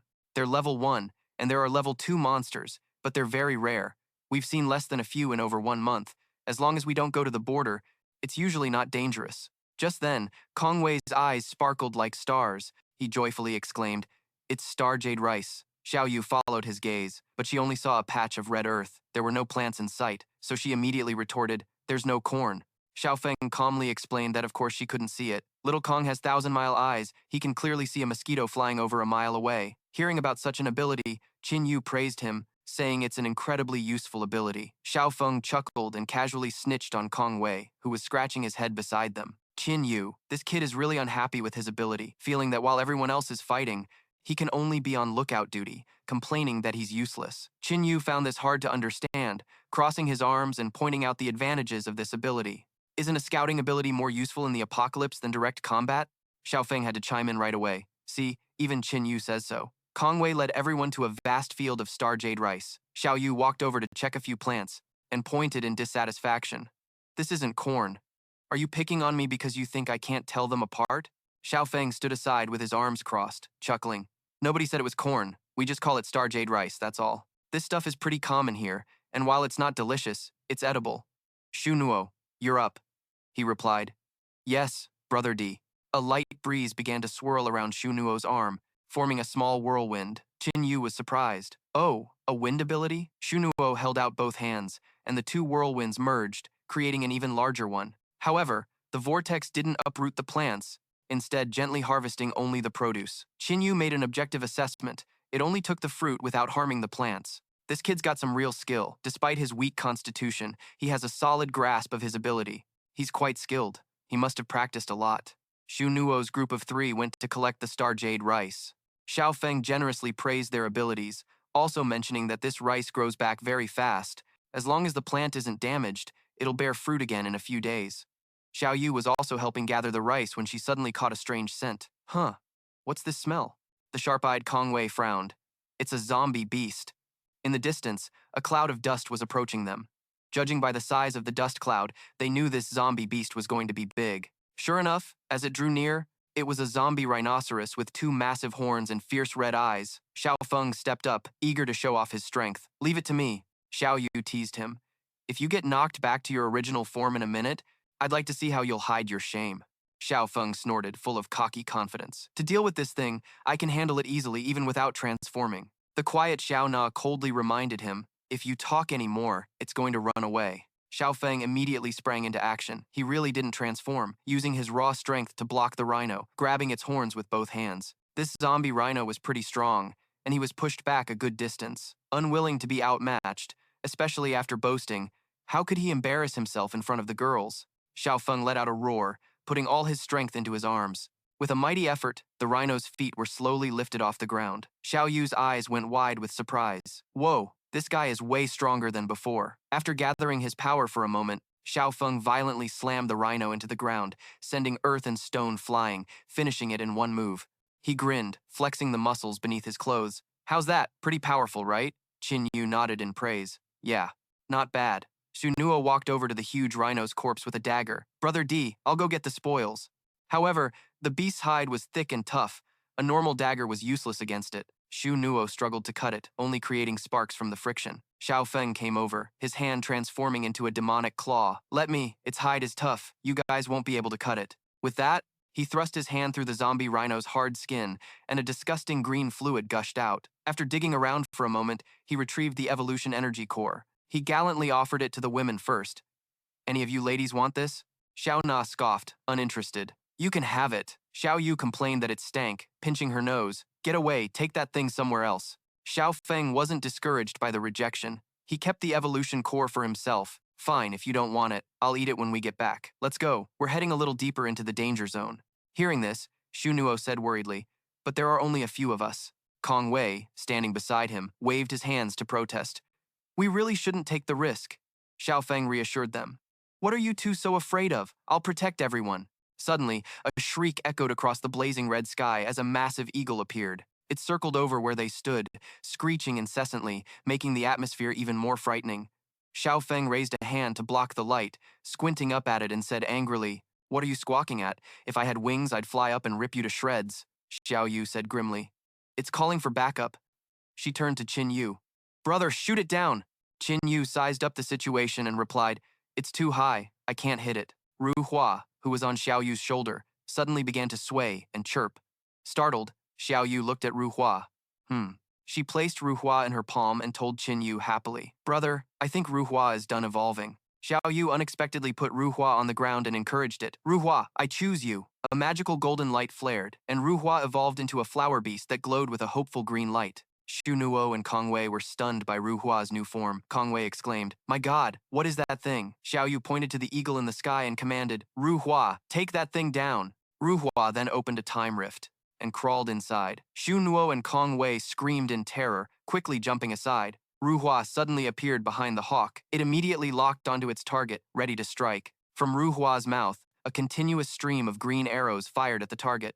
The hawk swiftly dodged, but no matter how it tried, it couldn't escape the shower of arrows. Each arrow quickly transformed into ropes that tightly bound the hawk. Xiao Feng stammered in amazement. Such a powerful summoned beast! The hawk was completely tied up and crashed to the ground. Xiao Feng stepped on it and said smugly, So much for being smug. Did you think no one could touch you way up there? Shu Nuo quickly drew his knife and offered, I'll help everyone get the evolution energy. Xiao Feng sighed. Man, little Shu, you don't have to serve everyone like that. Shu Nuo scratched his head, laughing awkwardly. It's okay, I'm used to it. I don't mind getting dirty. Qin Yu unleashed his flames and said, No need, stay back. Shu Nuo tried to advise him, This body won't be incinerated that quickly. Ignoring Shu Nuo, Qin Yu used his flames to burn the hawk. Seeing Qin Yu's flames, Li Xin was completely shocked and asked curiously, Why are Qin Yu's flames purple, and how are they so strong? Qin Yu explained, With a flame ability, the color of the fire changes at different stages of evolution. Xiao Feng whined petulantly, Qin Yu, you're the worst. Why didn't you burn the last one for me? I got stinky blood all over myself. Qin Yu calmly teased back, Wasn't I just too stunned by your dashing good looks to remember? A moment later, Kong Wei pointed towards a grove of trees, warning everyone, "Up ahead is the territory of man-eating plants. Be careful." The group continued onward. Ahead, mutated plants appeared all around them. They began to surround the group with their vines. Xu Nuo and Xiao Yu led the charge into battle, with the others following close behind. Suddenly, a green vine covered in dense thorns shot out in another direction. It quickly grabbed Kong Wei's leg. Kong Wei was yanked to the ground, and he looked up to see the mutated plant opening its mouth wide, revealing its sharp teeth. He let out a terrified scream. A blade flashed, slicing the mutated plant in half. Xiao Yu put her hands on her hips and snapped, "You don't need to yell that loud. I heard you. You're making my head buzz." Kong Wei scratched his head, flustered, and stammered, sorry." Qin Yu walked forward and stepped on a piece of bone. He seemed to hear something, murmuring in surprise. Qin Yu's eyes turned blood red as he yelled with a serious face, "Be careful, danger's coming." Suddenly, countless vines whipped through the air, shooting towards them. In a panic, they all dropped to the ground, covering their heads. "Get down!" The vines extended, revealing their sharp thorns. Qin Yu quickly unleashed his flames, warning everyone, "Stay down and be careful." He used his fire to incinerate the swarm of mutated plants. Under the might of his flames, the mutated plants quickly withered away. White bone fragments emerged from the ashes. Xiao Yu pointed, shouting in shock, "Whoa, look, human bones." Xiao Na picked up a piece of bone and after examining it for a moment, she confirmed, "This isn't human. Human bones have 12 segments, but this one has over a dozen." Xiaofeng picked his nose and joked nonchalantly, "So what? It just grew a few extra pieces." Qin Yu said gravely, "If I'm not mistaken, these were likely the original residents of this place." Suddenly, Qin Yu's eyes flew open as he yelled, "Careful, another enemy!" A ripping demon shot out from the tall grass, charging at them. It threw a powerful punch towards Qin Yu. Qin Yu swiftly blocked the blow. The ripping demon was stunned by Qin Yu's strength. Furious, it immediately switched tactics and swiped its claws at Qin Yu. On high alert, Qin Yu dodged the follow-up attack. Then, he grabbed the ripping demon's arm. Qin Yu dropped his stance and violently slammed the creature to the ground. Xiao Feng quickly rushed in, shouting, "My turn, my turn!" He unleashed his power, and a green light completely enveloped the ripping demon. It died without a chance to react. Qin Yu picked up the ripping demon's hand and held it up for Xiao Yu to see. Xiao Yu said calmly, "I recognize this. Isn't this the same kind of ripping demon we fought in that village?" Qin Yu stroked his chin, looking thoughtful. It's not exactly the same." He continued, "Its two arms clearly don't belong to this ripping demon." Xiao Yu asked, "Is it a mutation? We've seen plenty of weirdly shaped zombie monsters before, so it's not that surprising." Qin Yu quickly dismissed the idea. "No, this one is different. At the joint there are obvious stitch marks. This was probably done by a person." Kong Wei asked in astonishment, "Who would do this? You think there are some mad scientists around here?" Xiaofeng sensed something was off and cautiously said to the group, "Hey, hold on a sec. Do you guys feel that? I think we're being watched." Xu Nuo scratched his head anxiously. Where? I can't see anything." Xiao Na added, "I feel it too. Something is definitely paying attention to us, but it's weird. When I try to focus on it, I can't pinpoint its presence, like it's intentionally concealing itself." Xiao Yu also sensed something strange. She confirmed, "I noticed it the moment we got here, but I didn't detect any hostile intent, and nothing happened, so I didn't pay it any mind." Hearing that, Qin Yu advised everyone, "Let's head back now to avoid running into trouble." Later, after the group had returned to camp, the two siblings sat down to talk. Xiao Yu asked, "Bro, did you discover something today, didn't you?" Qin Yu replied, "I did. I suspect this world may be the territory of the evil sorcerer clan." Xiao Yu asked, confused, "The evil sorcerer clan? What's that?" Qin Yu explained, "Like the war god clan, they are an ancient race.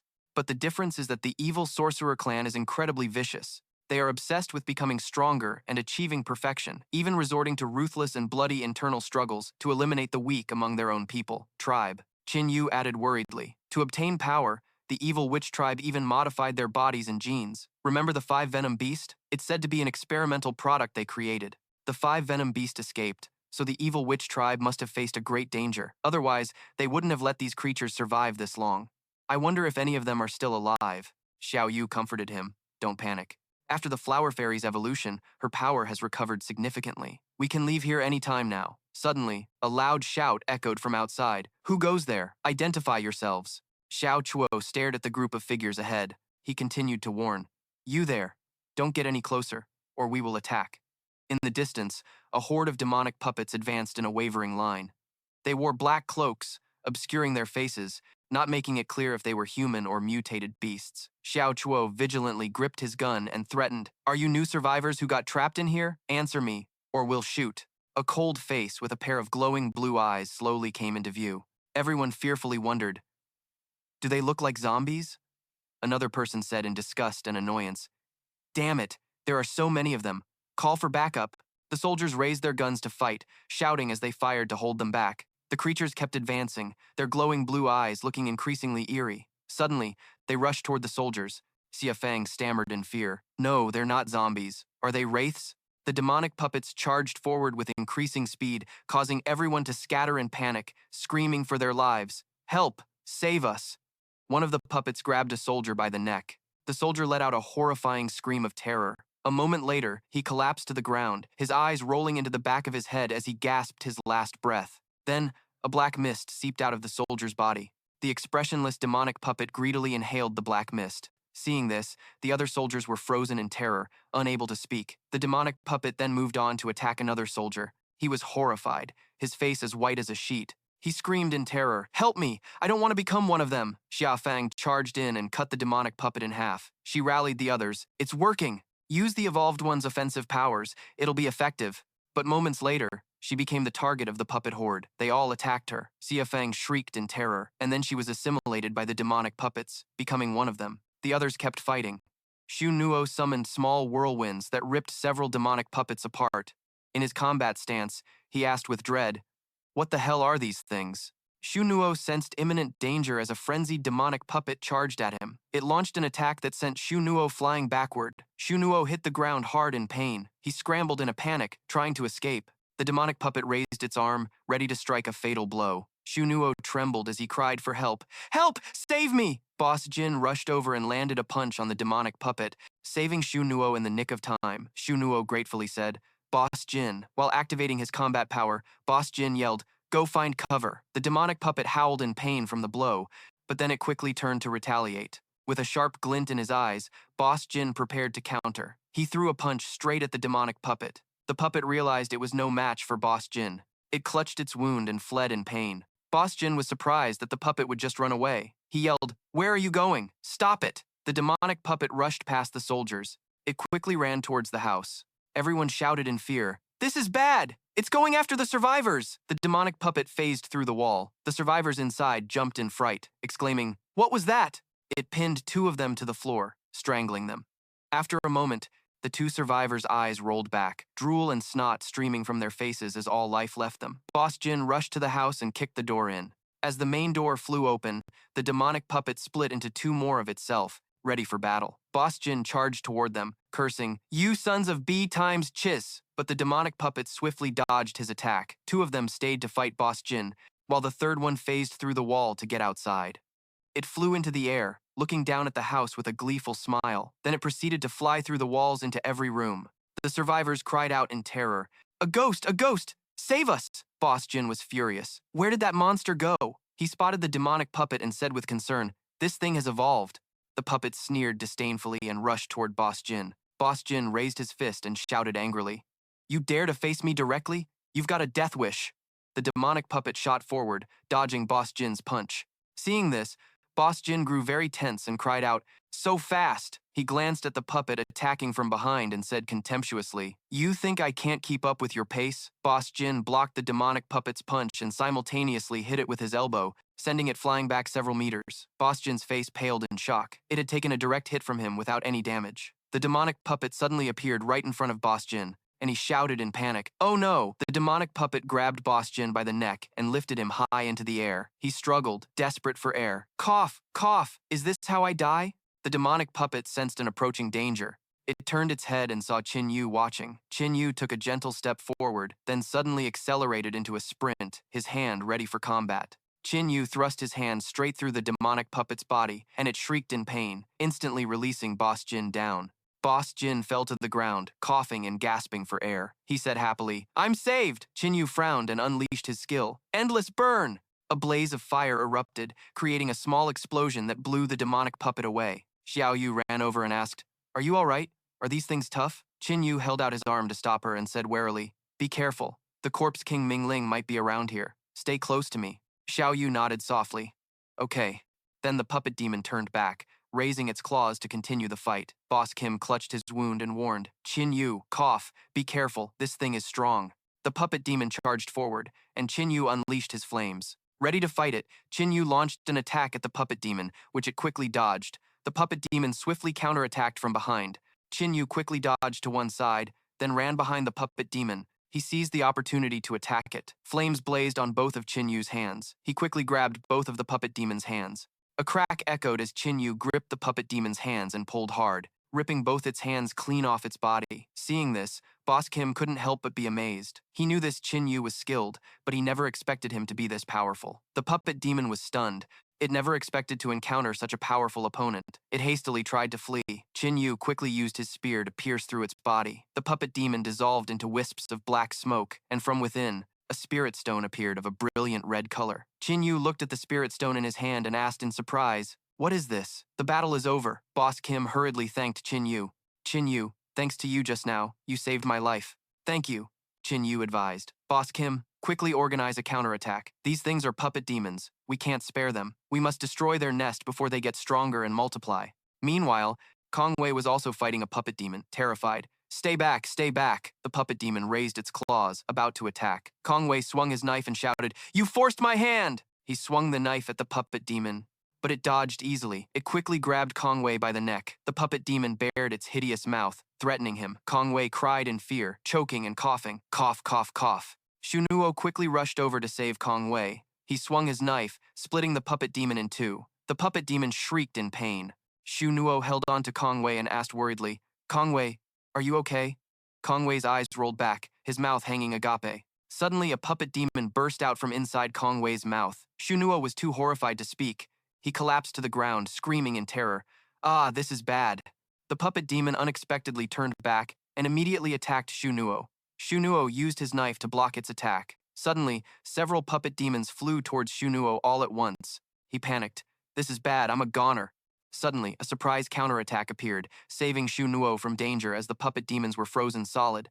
Mr. Leng chided irritably, "Get up.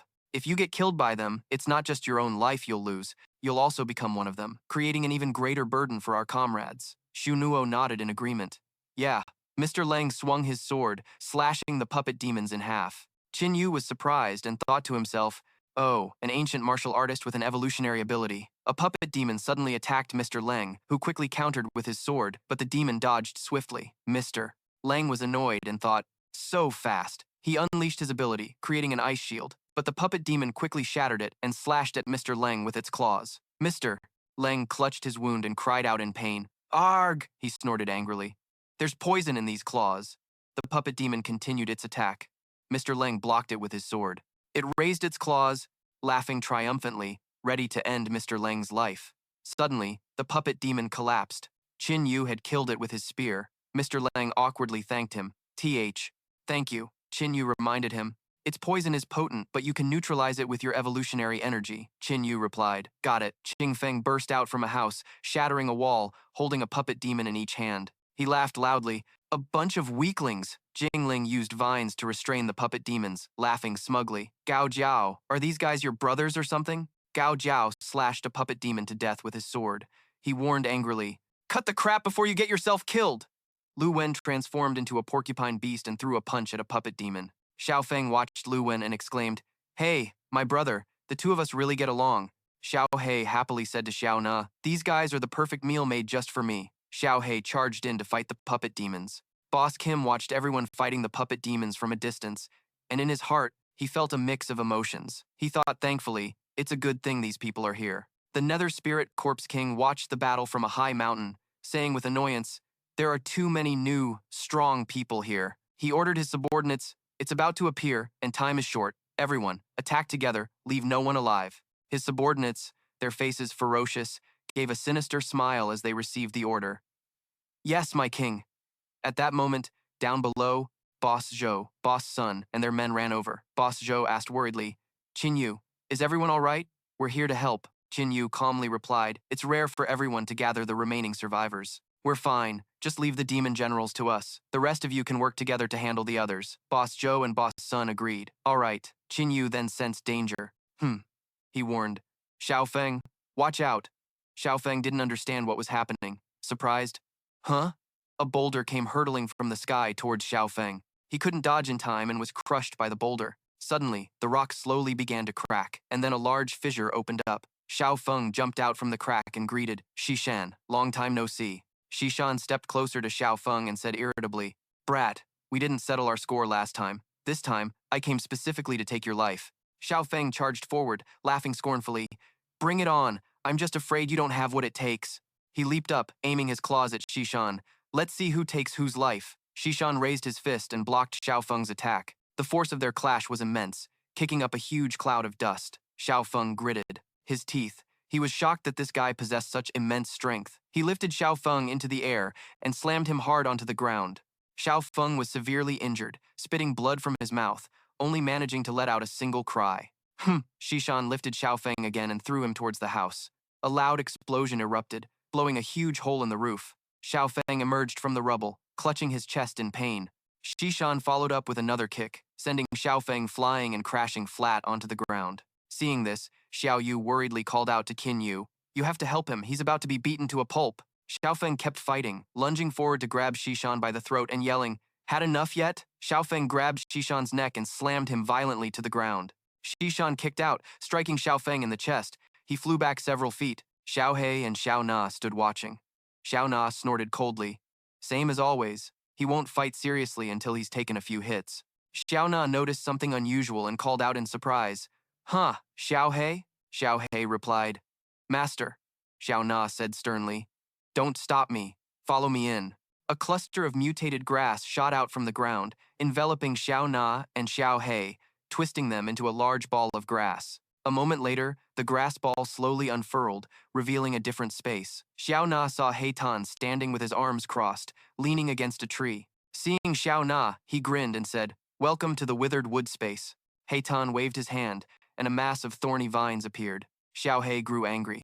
You think you can harm Master with this pathetic little trick? He unleashed his power, and the vines surged out from the ground in greater numbers. Xiao Na used a curse, causing the vines to gradually wither and die. The vines dried up all at once. Heitan exclaimed in surprise, Oh, a withering curse. Xiao He flew behind Heitan, but he was detected. Xiao He lunged to attack Heitan, but he swiftly dodged. He sneered, You think you can sneak attack me? Xiao He quickly attacked again. He placed a curse on Heitan.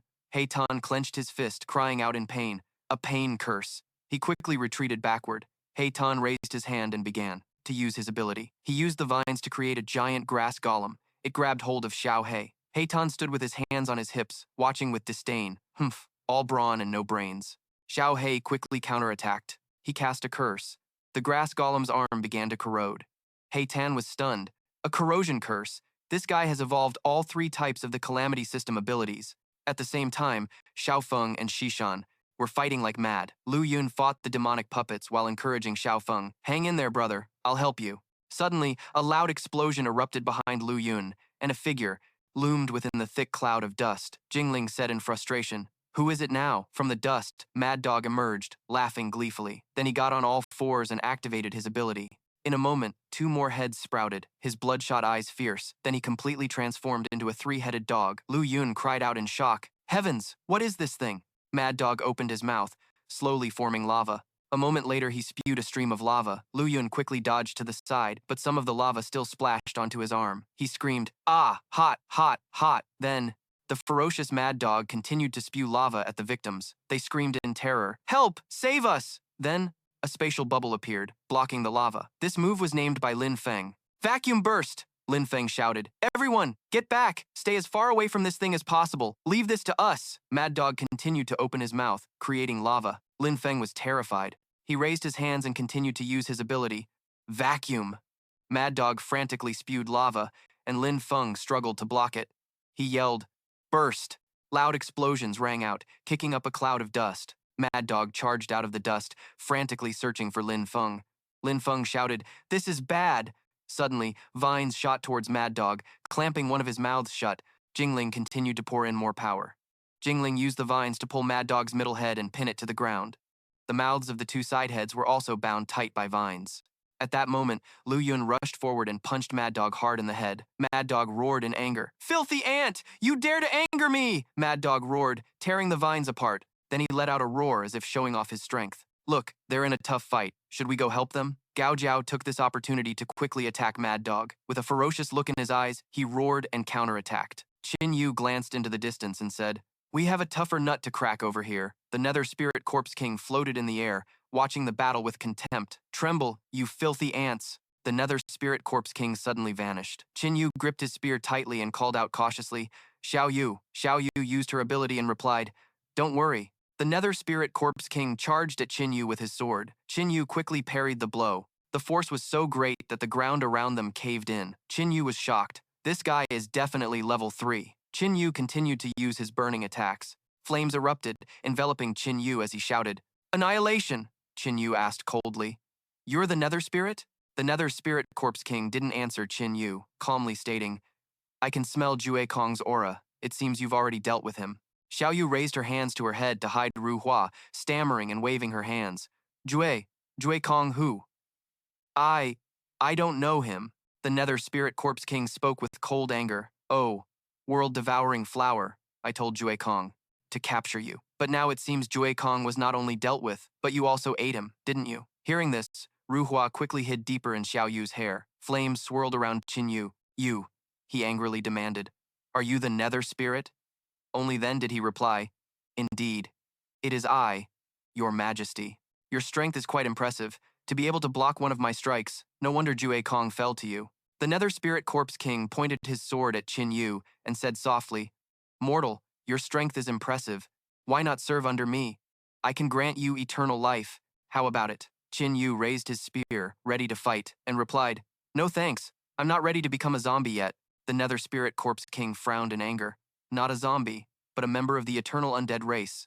Qin Yu said nonchalantly, "I don't need that either. I prefer being human." Unable to persuade Qin Yu, the Nether Spirit Corpse King's tone changed. "If that's the case, then you can pay for Jue Kong's life with your own." He swung his sword, charging from behind Qin Yu. Qin Yu quickly raised his spear to block. The Nether Spirit Corpse King's strength was so immense that it pushed Qin Yu back several meters. Pressing his advantage, the Nether Spirit Corpse King charged forward again, and Qin Yu quickly fought back. He powerfully thrust his spear towards the Nether Spirit Corpse King, who blocked it with his sword. The tip of Qin Yu's spear ground against the Nether Spirit Corpse King's blade. Qin Yu exerted his strength, and flames flared up, causing a massive explosion. Then Qin Yu noticed the demonic puppets behind him. He quickly flew up and incinerated them with his flames. The Nether Spirit Corpse King suddenly emerged from the rubble, swinging his sword to attack again. Caught by the surprise counterattack, Qin Yu quickly raised his spear to block the Nether Spirit Corpse King's slash. Qin Yu glanced behind him, where Xiao Feng and Xishan were still evenly matched. Xiao Feng noticed Qin Yu's gaze, turned to look, and huffed. Suddenly, a red flash of light struck him in the face. He clutched his face in anger and yelled, "Don't hit the face when you fight! Have some class, will you?" Xishan attacked angrily. How dare he get distracted? Xiao Feng and Xishan locked hands, blocking each other's moves. Xishan angrily let go. Xiao Feng gritted his teeth and replied, "You let go first." After a moment, with the stalemate unbroken, Xiao Feng furiously shouted, "So you won't let go, huh? You'll regret this." Xiao Feng slammed his head hard against Xishan's. A dented crack appeared on Xishan's head, and he cried out in pain, "Ah, you brute!" He also angrily slammed his head back into Xiao Feng's and said, "My head isn't made of dough." Xiao Feng fell flat on the ground, struggling to get up while screaming miserably. "Ah, it hurts like hell." By now, Xishan was exhausted, panting heavily and muttering in annoyance, "This brute can sure take a beating." Mingling relentlessly slashed with his one-handed sword, and Qin Yu raised his spear to parry. The clash of their weapons was absolutely deafening. Mingling struck down with all his might, and Qin Yu leaped to the side, dodging as the spot where he just stood was shattered into rubble by the sword. Seeing this, Mingling sneered, "Humph, mortal, you've proven your strength, being able to withstand my assault for so long. You are the first." Qin Yu wiped his mouth, panting, "If this keeps up, he's going to kill me." Mingling stared at him coldly. "It's just a shame you were foolish enough to decide against joining us, which leaves me no choice." With that, he charged straight at Qin Yu with his sword. "Die." Qin Yu was startled and dodged to the side. Mingling sneered, and while Qin Yu was distracted, he reached out. Ah, an opening. His pale hand shot towards Qin Yu's face, who only had time to yell, "Crap!" Mingling brutally grabbed his head and slammed it into the ground. Xiao Yu cried out in fear, "Brother, let him go!"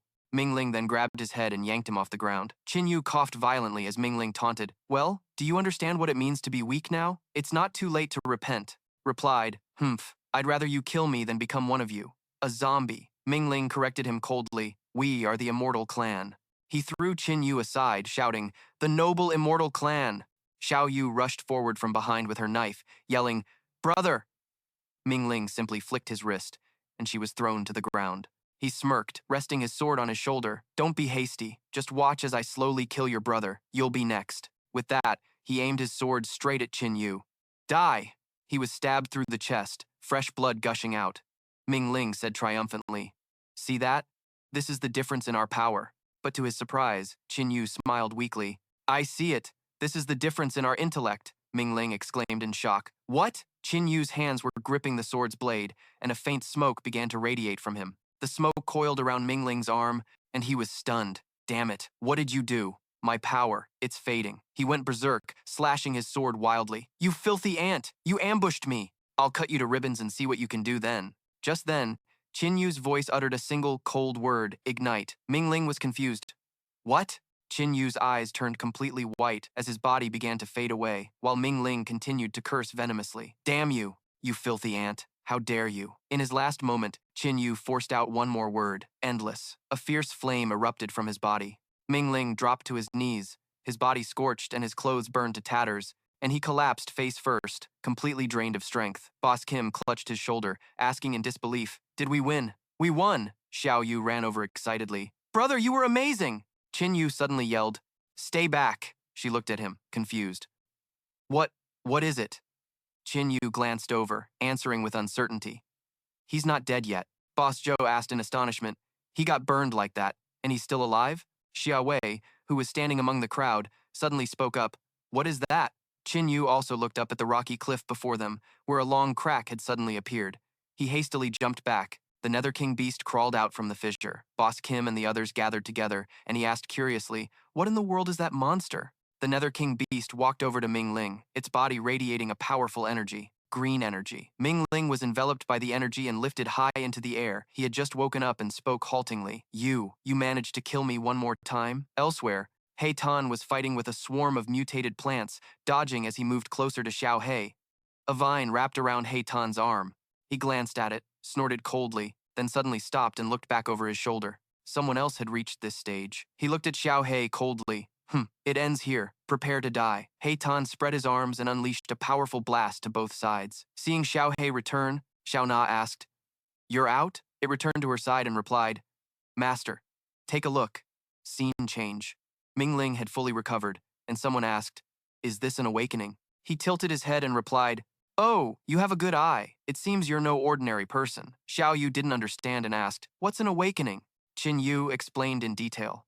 When one's ability to control pure flames reaches its peak, the highest realm is to comprehend its awakening. For example, the awakening of my flame ability is to become an incarnation of fire. He turned to look at Mingling. "If I'm not mistaken, the giant beast behind you is your awakening. What's it called?" "The Undying Nether King Beast." Mingling was a bit surprised. "Oh, I named my awakening in my heart and have never told anyone." "How did you know?" He sneered and said, "But whatever, from this day forward, I officially declare its name is the Undying Nether King Beast." Haha, the Undying Nether King Beast? Finish him. Qin Yu, seeing the dire situation, turned and called out, "Xiao Yu, this guy is far beyond our capabilities. Quickly have the world-devouring flower get us out of here." Xiao Yu asked, confused. "But what about the others?" Qin Yu glanced around and immediately decided, "We can't worry about them. Just take whoever is closest." Mingling pointed and sneered. "Running? You're far too optimistic. None of you are getting away today." Thunder roared in the crimson sky, and a fierce wind swept through. Mingling looked up, annoyed, and cursed, "You damn ant, interfering with this king's important business." In the middle of the sky, a massive ship appeared, and everyone looked up, some asking about it curiously. He Tan rushed over and urged, "My king, you must conserve your strength. The main business is what's important." Mingling looked at Qin Yu with a disdainful smile and warned him, "You ant, you're lucky to have escaped with your life, but don't celebrate too soon. You're all just delaying the inevitable." After speaking, he boarded the ship, and his subordinates followed him. "Are we leaving?" Dao Ye, holding a burning talisman, frowned and asked, "Are those guys gone?" Boss Zhou, hearing this from behind, said, "It's good that you're still alive." Everything else can be rebuilt. Boss Sun was a little worried.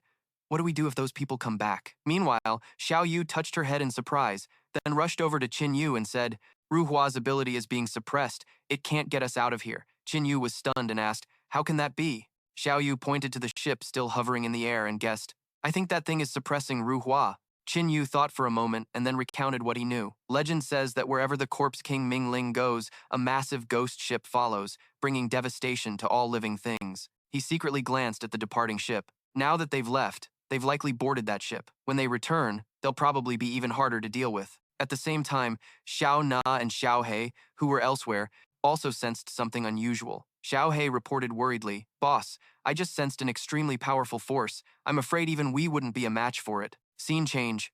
Everyone gathered and thought in silence. Suddenly, a voice rang out, There's only one way now.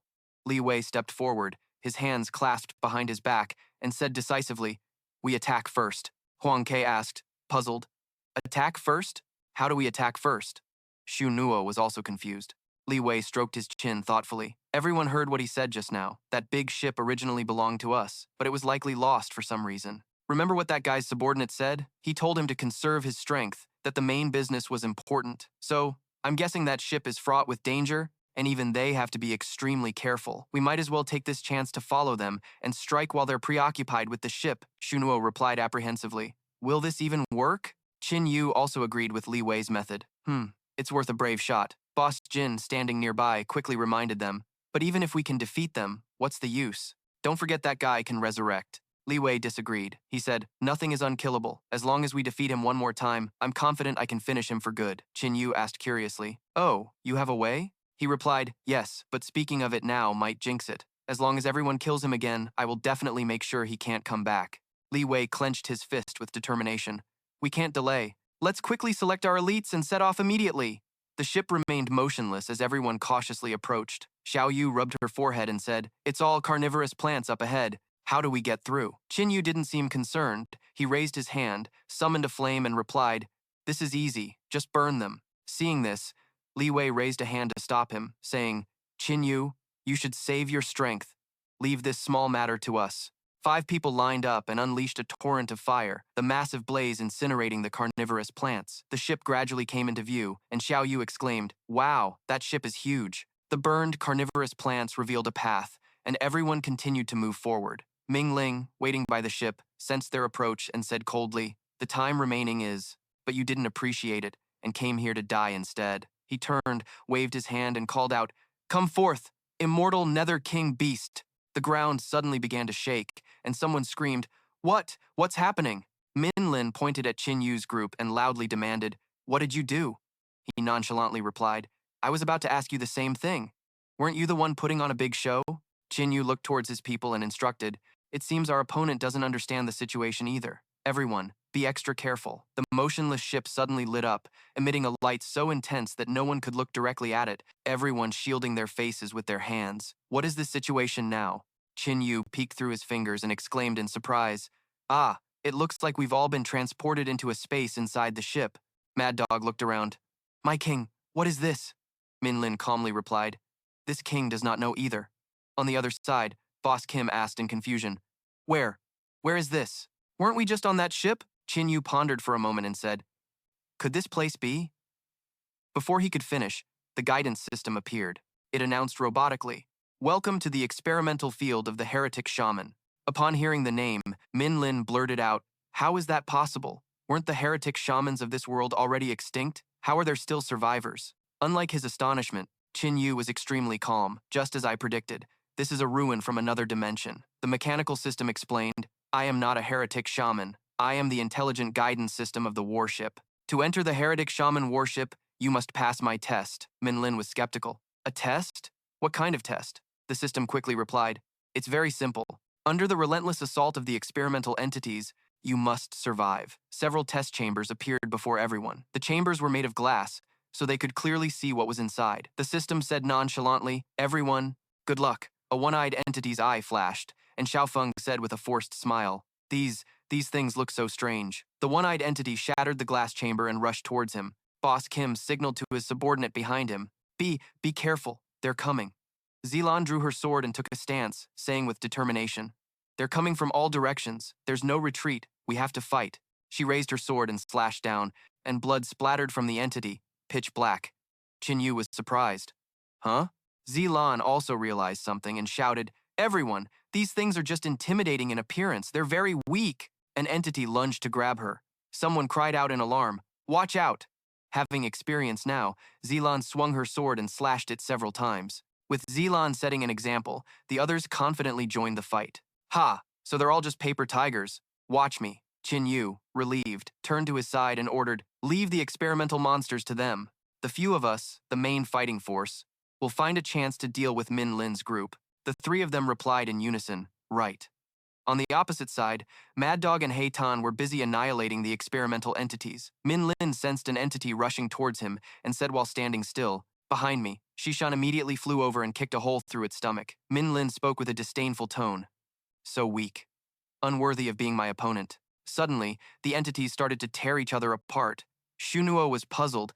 What are they doing? Slaughtering each other. One entity bit off the head of its own kind and chewed voraciously. Xiao Yu watched in shock as they devoured one another. After an entity finished eating its own kind, it became much stronger. It reared up and let out a loud roar. Huang Kui, with sharp perception, immediately shouted, It's evolving! Kill them quickly before they can evolve. Huang Kui was impaled by an evolved entity and cried out in pain. Boss Kim noticed its change and said, The rate at which it's getting stronger is too fast. Qin Yu took his spear and stabbed it through the heart of the entity that had just attacked Huang Kui, shouting, Endless burn! After dealing with it, he turned and said in a stern voice, Don't just stand there. Those with abilities, go deal with the highly evolved test subjects.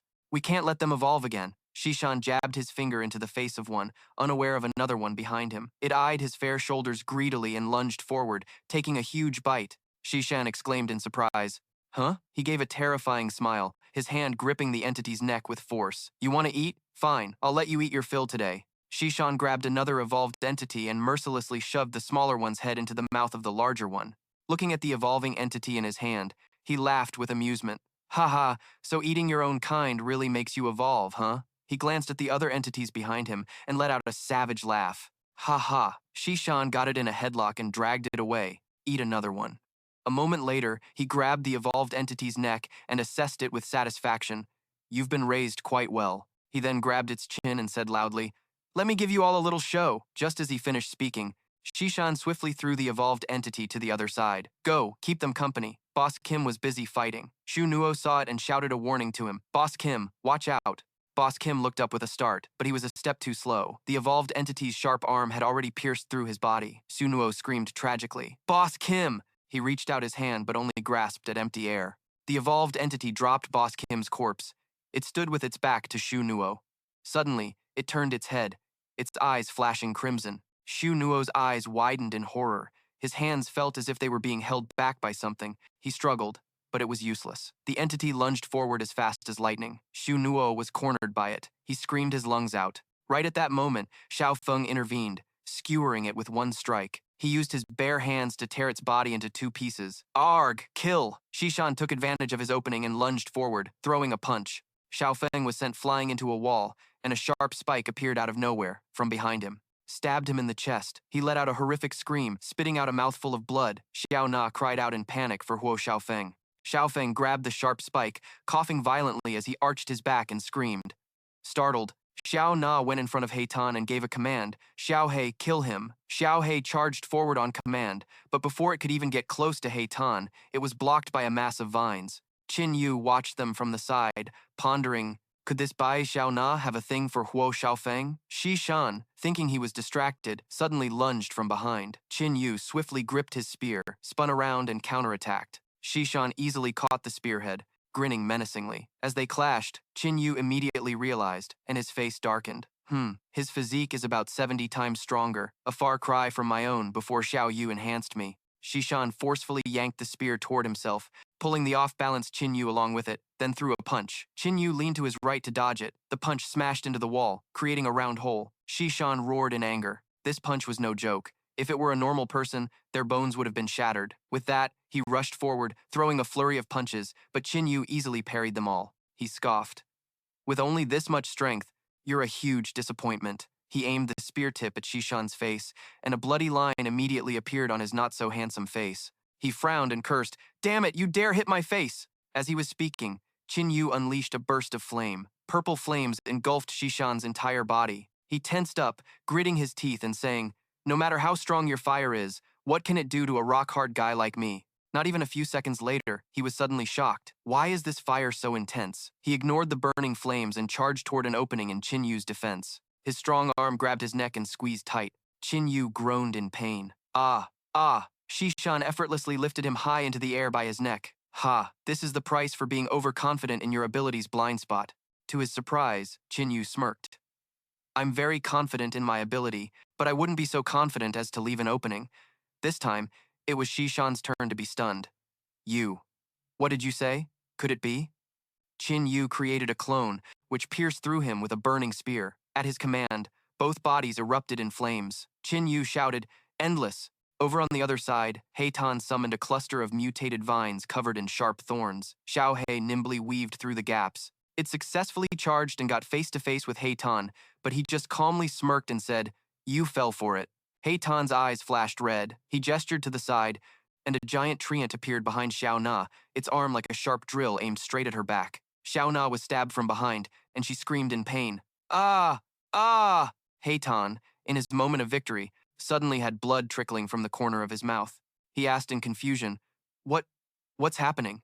Xiao Na, who was just bleeding profusely from the stab wound, was now completely unharmed and told him, "I'm revived." Xiao Feng grabbed Heitan's body in his hands and lifted it high. He said with some anger, "You guys killed me again. It's pissing me off." After saying that, he ruthlessly threw Heitan to the ground. He lay sprawled on the ground, coughing weakly, his chest oozing black blood. Shishan's situation was no better. He collapsed to his knees in pain, clutching his chest. "Ah!" Quang Quan was beaten back into his original form as a three-headed hellhound.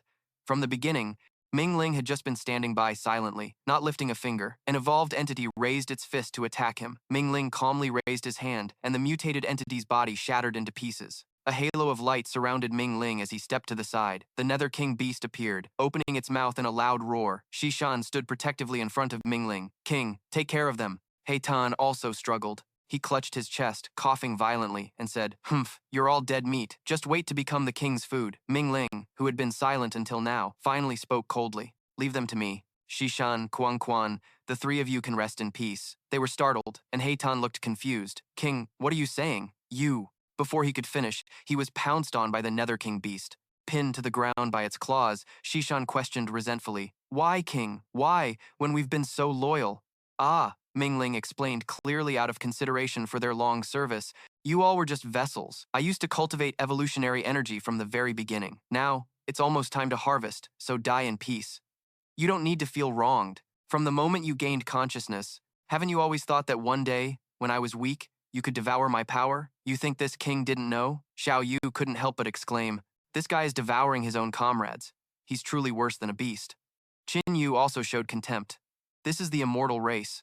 Even if they evolve intellectually, they have no humanity. For immediate gain, they can sacrifice anyone." The Nether King beast, having eaten its fill, let out a satisfied roar. Xiao Hei watched and muttered incessantly, "This is going to be troublesome. It's evolved a golden bloodline. I originally thought I had a 30% chance of taking it down with me, but now I don't even have 10%. Its voice accidentally reached Qin Yu's ears. He thought in confusion, how does this guy know about the golden bloodline? Plus, he said he had a 30% chance of taking the Nether King beast down with him. This thing is definitely not simple. Xiao Feng, fearless of death, growled and charged forward. "Take this." Qin Yu quickly tried to stop him. "Hey, don't go! That thing's physique is 100 times stronger." It was too late. Xiao Feng was sent flying by the Nether King beast. It lowered its body to build momentum, its sharp claws pouncing on Xiao Hei. Xiao Na cried out in terror. "Xiao Hei," Qin Yu couldn't help but exclaim, "so fast." Xiao Mei was so scared she couldn't form words. This monster." The bald guy was also shocked. It defeated 2 strong fighters in just 1 move? Best among us. No one paid any attention. Li Nigi stood in the corner, laughing sinisterly. Ha ha ha. Suddenly, Li Nigi's eyes shot open, and he let out a horrifying loud laugh. Seeing his unusual state, Lu Yun spoke up worriedly. "Commander Li, sir, what's wrong with you?" Li Niu's loud laughter puzzled the Nether Spirit Corpse King. "What are you laughing at?" He immediately replied, "I'm laughing at how stupid you are." This contemptuous answer enraged him, causing him to retort, "You filthy ant, are you insane?" Lin Jui's strange behavior quickly caught Qin Yu's attention. Something was wrong with this guy. Then, he began to radiate a source of dark energy, starting to say strange things. The golden bloodline of the immortal Nether King beast outside, plus the warship, wasting so many days seems to have been worth it after all. This surge of power made the Corpse King speak up. No matter who you are, I acknowledge your strength. For the strong, I can spare your life. Take your subordinates and leave now, or else. His arrogant words made Lin Gui scoff. Spare my life? Can't you see the reality of the situation? Right now, you should be the one kneeling and begging me to spare yours. Unable to contain his rage any longer, the Nether Spirit Corpse King ordered the Nether King Beast to kill him. Upon receiving the command, it immediately lunged forward, raising its claws towards him. This critical situation made Gao Jiao extremely worried, and he yelled, "Commander Li, be careful." Just as he finished speaking, the Nether King Beast slammed a powerful blow down where Li Ning'ai was standing. But not as it had hoped, he had managed to dodge the terrifying attack in time. Without hesitation, the Nether King Beast swung its tail at him again, but in a flash, Li Ning'ai had already flown to another spot. His agility and combat power baffled Qin Yu. How did Commander Li suddenly get so strong? Long Feng, standing beside him, answered hesitantly, "I don't know either." Immediately, he made a deduction in his mind. Something was wrong with Li Ningui. If he had this kind of strength, saving all the survivors of Shengjing City would have been no problem, yet he chose to leave with only the elite troops. Furthermore, how did Li Engi get so strong? Is he even human anymore? Then, the Nether King Beast continued its assault, striking out with its claws. It seemed that Li Nui had grown tired of running, as he stood his ground and held out a hand. Lu Yun was stunned by the sight before him. He could block a direct hit from this monster. Lin Gai showed no fear, raising a single finger tauntingly. "I'll give you one chance. Use your strongest form, so you won't have any excuses when you lose." Hearing this, the Nether Spirit Corpse King smirked, as if mocking his overconfidence. "As you wish, Nether King Beast, release your full power." The next second, it unleashed its full strength, lunging forward with a massive roar. After observing for a moment, Gao Jiao finally realized something. You're not Commander Li. Who are you? What have you done to Commander Li?" Upon hearing this question, the being inside Lin Gui's body gave a cold laugh and slowly turned. "Who am I? That night, you all already saw me, and as for your Commander Li, he's gone, of course." His vague words made him grit his teeth and shout in anger. "What do you mean that night? Who the hell are you? Stop hiding and tell us." Baxa proudly introduced herself. "My name? You can call me Baxa." Her conversation with Gao Jiao quickly made the Nether King Beast even more aggressive. The Corpse King also couldn't stand this disrespect. "Filthy ant. You'll pay the price for your arrogance. Nether King Beast, tear him to shreds." Hearing the command, it shot forward like a flash. Before anyone could react, the Nether King Beast landed a powerful kick on Baxa. Then, a figure was sent flying far away. It turned out to be Li Nugi's body, which was now embedded in the wall after the attack. But it didn't have to wait long, as his entire body began to deform. Immediately after, Baxa emerged from Li Nugi's body. Her presence terrified everyone there. The Nether Spirit Corpse King immediately understood upon seeing Baxa's true form. "No wonder you're so strong. I was wondering how a human could have evolved to the point of being an even match for the Nether King Beast. So you're not human, you're from another race." Hearing this, she denied it. "Human? I am not one of those lowly creatures. I am a great creator, a world-creating god who has given birth to countless lives." After discovering the truth, Gao Jiao immediately became enraged. "You bastard, I'll kill you." Fortunately, Long Feng managed to stop his impulsive move. "Calm down." While trying to hold Gao Jiao back, he tried to explain, "Don't be reckless. Don't sacrifice yourself for nothing. We must avenge Commander Li, but not now." Qin Yu also quickly stood in front of them and said, "Don't be afraid." However, Xiao Yu remained calm. "I'm not afraid." A moment later, the Corpse King asked in confusion, "If you're not human, do we still have a reason to fight?" Baxa immediately replied in a matter-of-fact tone, "Even if I were human, what reason would you have to fight me? But I want your Nether King Beast and your ship." As soon as he heard this, he instantly prepared a fighting stance, saying, "If that's the case, then let's settle this." The Nether King Beast quickly obeyed and charged forward to attack. Without a moment's hesitation, the Corpse King shouted, "Soul Guard!" Then, it opened its mouth and let out a massive roar, making everyone around clutch their heads in pain. While everyone was suffering, Baxa just watched calmly. Immediately, she focused her mind, causing everything around her to tremble. A colossal wave of power erupted from Baxa's body, striking the Nether King Beast head-on. Her terrifying magic horrified the Nether Spirit Corpse King. How? How is this possible? The Soul Guard failed. Your spiritual power is even stronger than the Nether King Beast's." As expected, Baxa snorted coldly and retorted, You know nothing. What a coincidence. Spiritual power happens to be my area of expertise, controlling a few. Tens of insectoid races? Could their mental power be weaker than yours? After observing and gathering information for a while, Qin Yu voiced his question. You are the insect queen. Lin Feng, along with Gao Jian and Lu Yun, also seemed surprised by this information. This is the target of the decapitation strike we failed to complete last time. The broodmother? Your deduction earns my praise. Little boy, your knowledge is vast. No wonder Li Wei thought so highly of you, but I'm just a clone, not the main body. In a flash, Qin Yu realized, I told you so. It's a good thing you listened to me. Otherwise, that decapitation strike would have been on our own heads. Without a trace of fear, he turned to ask, what about Shengjing City now? Baksat slowly replied, Shengjing City has been conquered by me. Don't worry, most of its residents are still alive. They are prime natural seeds, and soon, Tianmeng will also become my territory. Just as she finished speaking, the growling of the Nether King beast drew her attention. Baksat raised her hand and cast a silencing spell. Then, it fell silent, no longer making a sound. Seeing the situation, the Corpse King worriedly and hesitantly questioned, You, what are you trying to do? As if to answer his question, the Nether King beast let out a heaven-shaking roar. It seemed the Nether Spirit Corpse King had sensed something. He couldn't believe it. How could the link between me and the Nether King beast be severed? The next second, it bowed its head as if it had submitted to Baksat. Its attitude gradually turned hostile towards the Corpse King, leaving him speechless. It turned out she had seized control of the Nether King beast. This is perhaps the most promising body I have ever controlled. It immediately let out a ferocious roar, as if responding to Baksat's praise. The Nether King beast's bloodlust terrified Shunuo. Stammering, we're dead, the Nether Spirit Corpse King. Right after his words, it decisively turned and stared at them, making them tremble in fear. Despite his worry, Boss Sun quickly stepped forward to shield everyone. You, what do you want with us? Baksat spoke smugly. Turns out I should be thanking you all. If it weren't for you, I would have left here long ago, and I wouldn't have met these guys, let alone captured the evil witch warship and the Nether King beast. Then she looked at Xiao Yu and said, Your performance along the way has greatly intrigued me, especially you.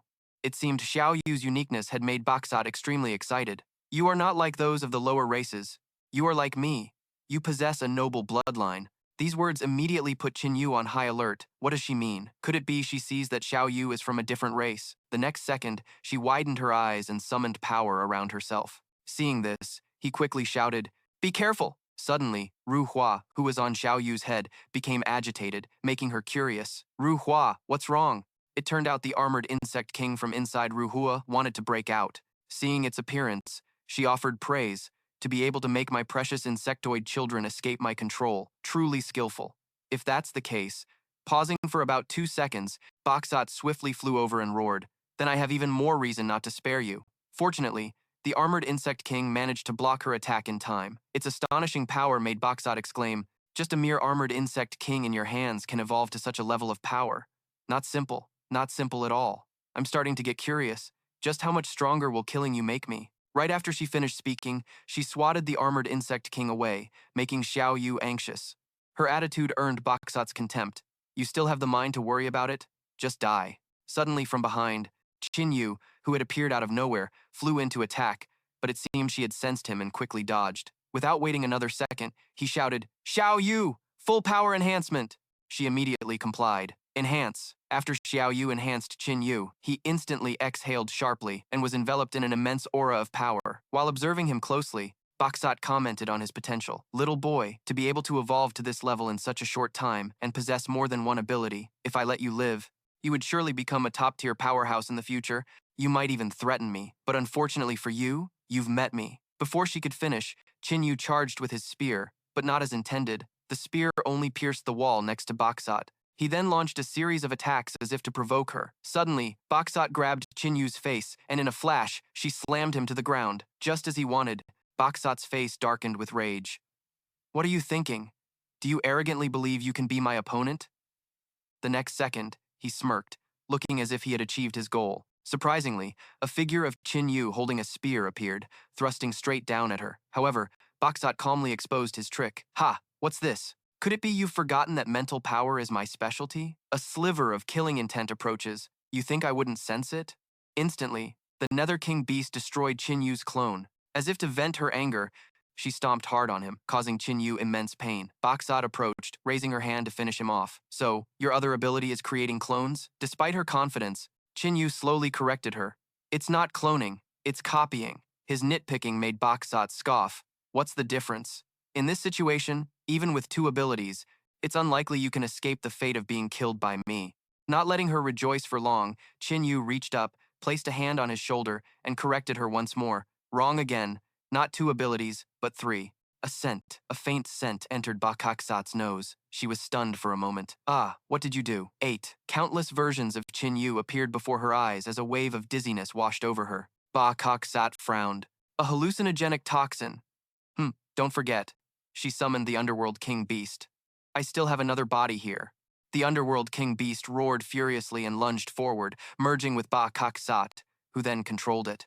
It stomped a foot down hard on the ground, and he had to retreat to escape a fatal blow. Ah ha ha, Qin Yu clicked his tongue in annoyance. What a nuisance. This Underworld King Beast was ultimately created by an ability. If it's created by an ability, he considered something, then thrust his spear forward. Bakaksat, controlling the Underworld King Beast's body, stomped angrily, pinning Qin Yu underfoot. You cunning rat, you dare take this chance to strike at my clone? Xiao Yu charged forward with her knife. Let him go, Bakaksat growled. Your brother's spear can't deal any real damage to me. This tattered knife of yours is countless times weaker than that spear. How could you even dream of hurting me? She raised her claw and swiped viciously, cutting the knife in Xiao Yu's hand in two, and she stumbled backward in shock. She then laughed arrogantly. Don't. Be in a hurry. I'll eat your brother first and then deal with you. Halfway through her sentence, Bakaksat froze. What's going on? My control is weakening. What's happening? Qin Yu, pinned beneath the Underworld King Beast's foot, smirked slightly. I guessed right. Your main body is over 100 kilometers from Shengjing City. Being able to control such a powerful Underworld King Beast is all thanks to the power boost from your clone's ability. Now, I will use a degenerative toxin to seal your clone's ability. This Underworld King Beast will naturally break free from your control. Bakaksat staggered back a few steps. She shook her head, trying to regain control. Humph. You beast? You dare resist me? A faint figure appeared as a crazed laugh echoed. Ha ha ha, as long as the Underworld King Beast breaks free, I, Mingling, can be revived. But whether it was Mingling or Bakaksat, Qin Yu didn't want to drag this out. He swung his spear. Why don't all of you just take a nice long rest? With that said, the sharp spearhead plunged straight into the Underworld King Beast's head, and green blood gushed out. The Underworld King Beast growled in pain, and Mingling's newly formed body vanished into thin air. Ah, no, those were also Mingling's last words. The Underworld King Beast exploded, turning into a puff of green smoke before disappearing. Qin Yu stood up after the battle, having successfully obtained Mingling's evolution energy. Bakaksat's clone reverted to its original form, and she snorted in anger. Damn it, you brat, you dare pull a trick like that on me. After that, the clone ran out of energy, and Qin Yu easily used one spear thrust to split her in two. In a distant place, a loud explosion echoed as Bakaksat's main body coughed up blood. She licked her lips, tasting the saltiness of the blood around her mouth, and muttered menacingly, Qin Yu, I'll remember you. Her monster subordinates stood silently in rows below, not daring to make a move. On the airship, Qin Yu clutched his chest, kneeling on one knee and coughing violently. Xiao Yu rushed over. Brother Qin Yu. He was more concerned about his sister, asking after a few coughs, Are you okay? Xiao Yu looked at the difference in their conditions. Don't worry about me, brother. I'm fine. Compared to your injuries, this little scratch of mine is nothing. Boss Chao walked over to thank him. Qin Yu, we were lucky to have you. Otherwise, we all would have died here. As Xiao Yu helped him up, Qin Yu replied modestly, It was also thanks to Mingling being here. If that guy hadn't been greedy for the Underworld King Beast's power and diverted more than half his strength to control that beast, I'm afraid I wouldn't have won, no matter how lucky I was or how many tricks I had up my sleeve. Looking back at Bakaksat's gruesome corpse, an ivory-white energy orb flew out. Xiao Yu cried out in fear, Brother! As the orb drew closer, she stammered, Brother, look at that! Qin Yu caught the energy orb in his hand and analyzed it. This Bakaksat is from the insectoid race, so this isn't an evolution energy source. Just as he finished speaking, the energy shattered into a white liquid that stuck to his hand. The sudden event caught him completely off guard, leaving him to stare wide-eyed. A disgusting sensation ran through his body as Qin Yu frantically shook his hand to get the substance off. What is this stuff? Xiao Yu gasped in horror. Get it off quickly. After shaking his hand for a while, he saw the sticky substance was still there. Xiao Yu's eyes widened. Did you get it off? Did you? Unfortunately, Qin Yu's answer was no. He looked at his hand and accepted his fate. It stuck to my palm. Suddenly, a strange sensation coursed through him, causing him to freeze for a few seconds. What's going on? Why do I feel power flowing through my body? Xiao Yu shook her brother worriedly. Brother, what's wrong with you? Please don't die. Qin Yu struggled to answer. Don't shake me. I'm not going to die. He regained his composure to comfort his sister, but his spiritual power had become stronger than before. Xiao Yu let out a confused "oh." Recalling when Bakak Sat controlled the underworld king beast, Qin Yu gently explained, spiritual power is a crucial attribute. The ultimate move, Soul Devourer, that she used to subdue the underworld king beast, relied entirely on spiritual power. Now, all of her immense spiritual power belongs to me, Qin Yu mused. I don't have much experience with spiritual power, so I wonder if there are any other benefits. He walked over to pick up his spear and suddenly let out a cry. He was a bit surprised as he felt the change in the spear in his hand. The Bloodflame Spear's rank was D class, and it had directly evolved to triple D class. The system guide appeared as a projection and said, "Congratulations on passing the test. You are now qualified to board the Evil Witch warship." Behind them, Xiao Feng sat up, recovering from his motion sickness. He still looked dazed and not fully aware. Stunned. Where's that beast? Was it defeated? Seeing the composed and handsome Qin Yu before him, Xiao Feng felt resentful at being defeated by him again. Qin Yu just smiled and gestured. Let's go. Qin Yu led the group onto the warship to take a look. Of course, the system guide went first because she was the one who granted everyone permission to enter. As Qin Yu's group walked, they observed their surroundings and exclaimed, "Whoa, this place is so eerie. You can tell at a glance it's not a place for good people." The system, leading the way, explained, Evil Witch Warship 233 has a total of 3 floors. Each floor is over 21,000 square feet. Qin Yu wondered, what's the meaning of Warship 233? The system replied, in the beginning, during the golden age of the evil witch people, they were immensely powerful. A-class evil witch warships like this one numbered no less than 2,000, and you are on number 233. The massive warship flew through the sky, with the voices of people echoing inside. This warship has the ability to traverse dimensions and lock down space. It has 3 main cannons and 12 secondary cannons. Hearing this, Qin Yu turned back to ask the group with him, are you all still going to Tianmeng? Lin Feng sighed and scratched Chen Chu's head. We were originally escorting Commander Li Si there to join up, but now Commander Li Si is dead. They still had no idea when Commander Li Si's body had been possessed. Lin Feng felt ashamed. How could we possibly show our faces there? Qin Yu comforted them gently. I also feel that Commander Li Si's death is a great pity, but the living must keep looking forward. Why don't you all build your own settlement? Becoming the overlords of your own territory wouldn't be a wasted life, right? Boss Zhou suddenly shouted. Mr. Qin. Boss Sun and Boss Zhou looked at each other, then said in unison, if you're willing to be our leader, you can definitely lead us to build a powerful faction. However, inside the cabin, Qin Yu refused. I have no interest in being a leader, and I'm not suited for it. With that said, he looked towards Lin Feng and proposed, Lin Feng, you're a better fit to be the leader than I am. Lin Feng was taken aback. Young Master Qin, you don't want this evil witch warship? Qin Yu said indifferently, a man with great ambitions doesn't stay in one place. He explained, this evil witch warship can become a strong foothold and a residence for everyone. It doesn't have much use for me, but for all of you, it's very important.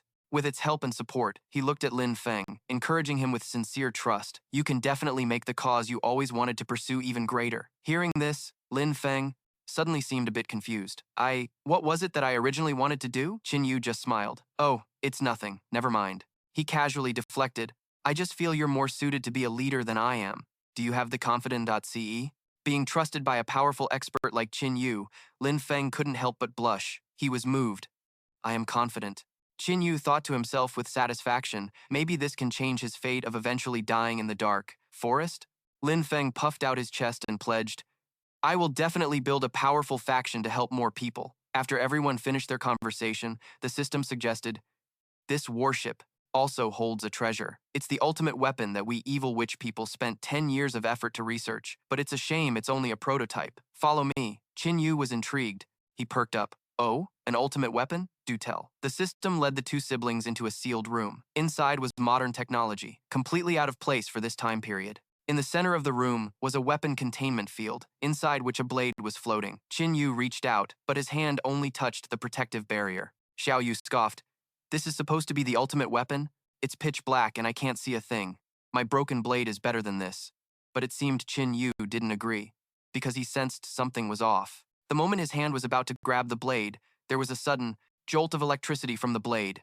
Instantly, Qin Yu was zapped and thrown backward. Ah! He crashed to the ground with a thud, writhing in pain. Xiao Yu's heart ached seeing this, her eyes welling up with tears. She rushed to his side and asked, "Are you okay?" Traces of lightning still crackled on Qin Yu's body as he lay sprawled on the ground. "I'm fine." The system guide finally spoke up, a little too late, in a flat voice. "This weapon is no ordinary object. Without its recognition, you cannot become its master." Hearing this, Qin Yu turned to look at the system and thought to himself, "Its master?" Looking back at the blade in the containment field, he was slightly surprised. This black blade is a soul weapon. Qin Yu stroked his chin, trying to remember what he knew about such weapons. A soul weapon is an existence even more powerful than an S-class weapon. Every single one possesses world-shaking power. Among the people he knew, very few could control a soul weapon. The system explained, "This blade is named the King's Thunder Edge. It was the personal blade of the great hero of our evil witch tribe, Lord Mo Kai-sa. He was later defeated in a great war. This blade was also damaged, and although we tried to repair it, its power is greatly reduced from what it once was." She added with regret, "The King's Thunder Edge can now only be considered a little over half of a soul weapon." Qin Yu was impressed. Even if it's just half a soul weapon, that's still enough to overpower most S-class blades. She agreed, naturally. Gazing at the King's Thunder Edge in its containment field, the system said, "If you can wield it, it's not impossible to unleash power comparable to a full soul weapon." Qin Yu shrugged nonchalantly. "Well, for now, it doesn't seem to have taken a liking to us." From behind, Xiao Feng was eager to give it a shot. "This great master will give it a try." He also stuck his hand in, trying to grab the King's Thunder Edge. Despite being zapped relentlessly, he refused to let go, praying internally, "Hehe, come into my embrace." "Xiao!" Fu cheered from the sidelines. "Tu Feng, you can do it! You can do it!" But obviously, the blade didn't like Tu Feng, unleashing a more powerful electric shock than ever. Tu Feng was zapped and sent flying far away. Cursing damn it in his head, he landed hard on his butt with a thud. The pain was agonizing. His soul let out a few groans as his entire body smoked, looking like he was about to become someone's barbecue. Tu Feng was completely dejected. He lamented. "Man, he looks so dazed, like he just took a trip to the underworld and back. This thing is so powerful, even I can't resist it." Long Feng also gave it a try, only to be zapped until he saw stars. Luke Van and Hua Nuo were also not accepted by the blade. They were scared off by its bolts of lightning as soon as they approached. The wise Tuna didn't try, just smiling wryly. "Haha, I don't need this thing." Tuvu looked at it and remarked casually, "So many people, and it hasn't chosen any of them. How arrogant." Tanvu remembered that his sister hadn't tried yet. He encouraged her, "You're the only one left. Tuvu, will you give it a try?" She sighed and stated firmly, "I'm not going." Tuvu pouted. "When you used that igniter on me, it was already painful. This electricity will surely be worse."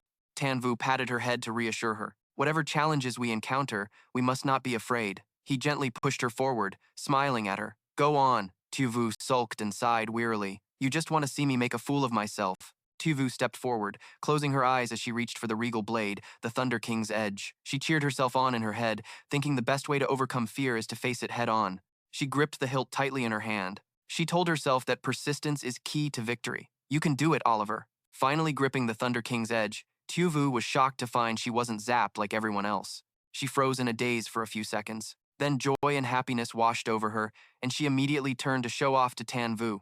"Really? Ha ha, brother."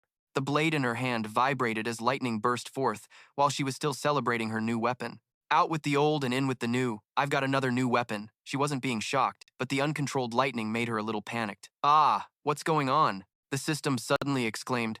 "How can this be?" Tevu was now uncontrollably lifted into the air, spinning around while enveloped in lightning. The guide system was incredibly surprised. The most crucial factor for the Thunder King's edge to choose its master is the death and lightning attributes. This evolved girl seems to have no connection whatsoever with these two abilities. Why is it performing such an unorthodox master recognition ritual? Tevu yelled in embarrassment. "Ah, I'm just like you, brother. This is way too flashy and so embarrassing." A moment later, the master recognition ritual concluded, and she landed gently. Feeling stronger and healthier than before, she checked her wounds and gasped in amazement. "My injuries are completely healed. I never expected the lightning effect could also heal wounds." After saying that, she turned to Tanvu with the blade in hand. "Brother, I'll heal. You." This caused Tanvu to back away in terror for a few steps. but the room wasn't large, leaving him nowhere to retreat. In the end, he had no choice but to accept the electrocution. After the shock, smoke started rising from Tan Vu's head. It felt as if his soul had just gone wandering and hadn't quite returned to his body. A moment later, looking at the wound on his hand, he marveled, "It's true. It feels like every cell in my body was activated by the electricity." Tu Vu immediately lit up with excitement and laughed heartily. "Ha ha, I'm going to open an electrotherapy clinic. I'll be the next Professor Yang. Ha ha." Watching his sister gaze at the blade with such fascination, Tan Vu mused. "From what I know, using electricity for healing requires an incredibly high level of skill. Tu Vu has never had any electrical abilities, yet she did it so effortlessly on her first try." He then said to Tu Vu, "The Thunder King's Edge also has a death attribute. Any wound it inflicts will certainly have a contagious, spreading effect." He then mused to himself, "This death attribute is pretty much on par with the lethal venom of the five-venom beast. Without any life force defenses, once the toxin spreads, it's a guaranteed kill. As expected of a soul weapon, it's truly powerful." Thiufeng sheepishly approached Tu Vu and offered himself up. "Hey, I'm injured too. I need treatment. Ask and you shall receive." Tu Vu didn't refuse and immediately started zapping him with the Thunder King's Edge, making him twitch uncontrollably. Thiufeng had to stop her. It's healed, don't zap me anymore." But his face was just begging for it, so she didn't stop, laughing as she generously offered a friendly discount, 2 more sessions on the house. Tan Vu let his sister have her fun, then turned to the guide system. He asked if there were other rewards. She replied flatly, "You sure are greedy. The final treasure is also the most valuable one, the records left behind by our evil shaman tribe. From our many years of research into genetic modification, having had her fun with the Thunder King's Edge, Tu Vu snorted coldly, and here I thought it was something good." The annoyed guide system snapped, "Mortal, do you have any eye for quality? At all? You don't recognize this magnificent technology?" "It can." Tan Vu cut her off before she could say more. All right, just take it out." A while later, back in the small village where they had been temporarily staying, Li Thin noticed something was wrong. He alerted everyone. "Look!" A massive airship was slowly flying toward them. He looked up at the sky with suspicion. "They're back. Is it our boss and the others, or the Immortal Clan?" When the airship landed, everyone erupted in joyful cheers. "Ha ha, this is great. We're saved." Standing on the deck and looking down, Thiufeng remarked, "This thing is pretty fast." Boss Xiao stood next to him and shared the good news with everyone below. "Don't be afraid, everyone. That other group has been dealt with, and today we can finally leave this wretched place." The people below cheered, "Oh, that's fantastic." In another place, in a bright, sunny village, Luke Tuyet gazed at the sky with a worried expression, wondering how the others were and if they were still alive. Suddenly, Li Tue spotted a spatial rift. I shouted, "Everyone, be careful. A spatial rift just appeared." The rift gradually transformed into a massive spatial vortex, as dark as a black hole. Ma Teng stood frozen in shock. "What is that?" From within the spatial vortex, a massive spaceship emerged, thundering down onto an open field in the village. Lu Van cautiously pulled Li Zhao behind a wall and signaled, "Shh, be quiet, hide well. Whatever's on that thing is definitely not something we can handle." He peeked out to check the situation and was shocked to see it was Tan Vu. The 2 siblings had just stepped off the spaceship when someone gleefully called out to Tan Vu, "Tu Vu!" Tan Vu looked up. Tu Vu stepped forward to greet the person, who turned out to be Luke Tuyet. "You're all still here? That's wonderful. Everyone is safe." Luke Tuyet was overjoyed for them. "This is great. You're finally back." Tu Vu took a deep breath, savoring the air of her familiar world. Even in an apocalypse, it felt so much better than the other side. It's good to be home. That evening, the siblings returned home. Tan Vu took out their spoils of war, ready for the usual routine, copy and enhance. Tu Vu followed his lead, but noticed something was wrong. "Brother, my enhancement has no effect." Tan Vu crossed his arms, deep in thought. His copy ability didn't work either, likely because the item was too powerful. This was the evolution energy that possessed the golden bloodline. So, Tu Vu offered the evolution energy to her brother. "You use it then. I just got a powerful weapon, and besides, you did most of the work to get this." Tan Vu didn't refuse. "All right then." Saying that, he took the golden bloodline evolution energy and popped it into his mouth. Instantly, a terrifying power surged through his entire body, causing such unbearable pain that he screamed out loud. "Ah!" Tu Vu asked worriedly, "Are you okay?" Tan Vu propped himself up with his hands on his knees and panted heavily. Once the pain from the enhancement subsided, he stood up straight, wiping the sweat from his face. His physique level had leaped directly from 41 to 46, truly remarkable. He bragged, "Plus, I now possess the power of the golden blood." Tan Vu could feel the new power coursing through his veins. The golden blood energy could multiply his physical strength by 5, and on top of that, his entire body felt completely different. He then decided to test it out by condensing the golden blood to his fingertip, concentrating its power into a single point. Then, he procured a moderately thick iron plate, concentrated the golden blood, and fired it at the plate. It shot out like a bullet from a gun, piercing through the iron plate and a distant window. The hole it left in the plate was clean and small. Tanvu remarked with satisfaction that such a thick iron plate was pierced with just a simple flick. The power of the golden blood was truly impressive. Tuvu came over and asked, "Check again. Did anything else improve?" Tanvu did as his sister suggested and checked himself over. He summoned a few purple flames and noted that the synergy between his abilities had also grown much stronger. If he kept training, grasping their profound meanings wouldn't be impossible. The next day, Lamfang cautiously asked, "Mr. Tan, are you all really leaving this place?" Tanvu replied, "We have to. We have another mission." He then looked at Dao Diek and said, "Brother Dao, this place is teeming with masters and is protected by the evil shaman's worship. You should stay here. It'll be safer." Dao Diek knew that tagging along would only cause them trouble. He agreed to stay and bowed respectfully. "Tanvu, Tuvu, please take care of yourselves." Lamfang then turned to Tu Fong and Tu Na. "Mr. Hoak, Miss Bach, what are your plans?" Tu Na decided quickly, "I'll stay here for a few days and then leave." Tu Fong was quite reliant on Tu Na. He asked intimately, "Sister Na, where are we going?" Tu Na wasn't keen on traveling with him at all. She answered bluntly, "You go east, I'll go west." Seeing that everyone had their own plans, Lam Fong didn't press the matter. "In that case, I can't force you.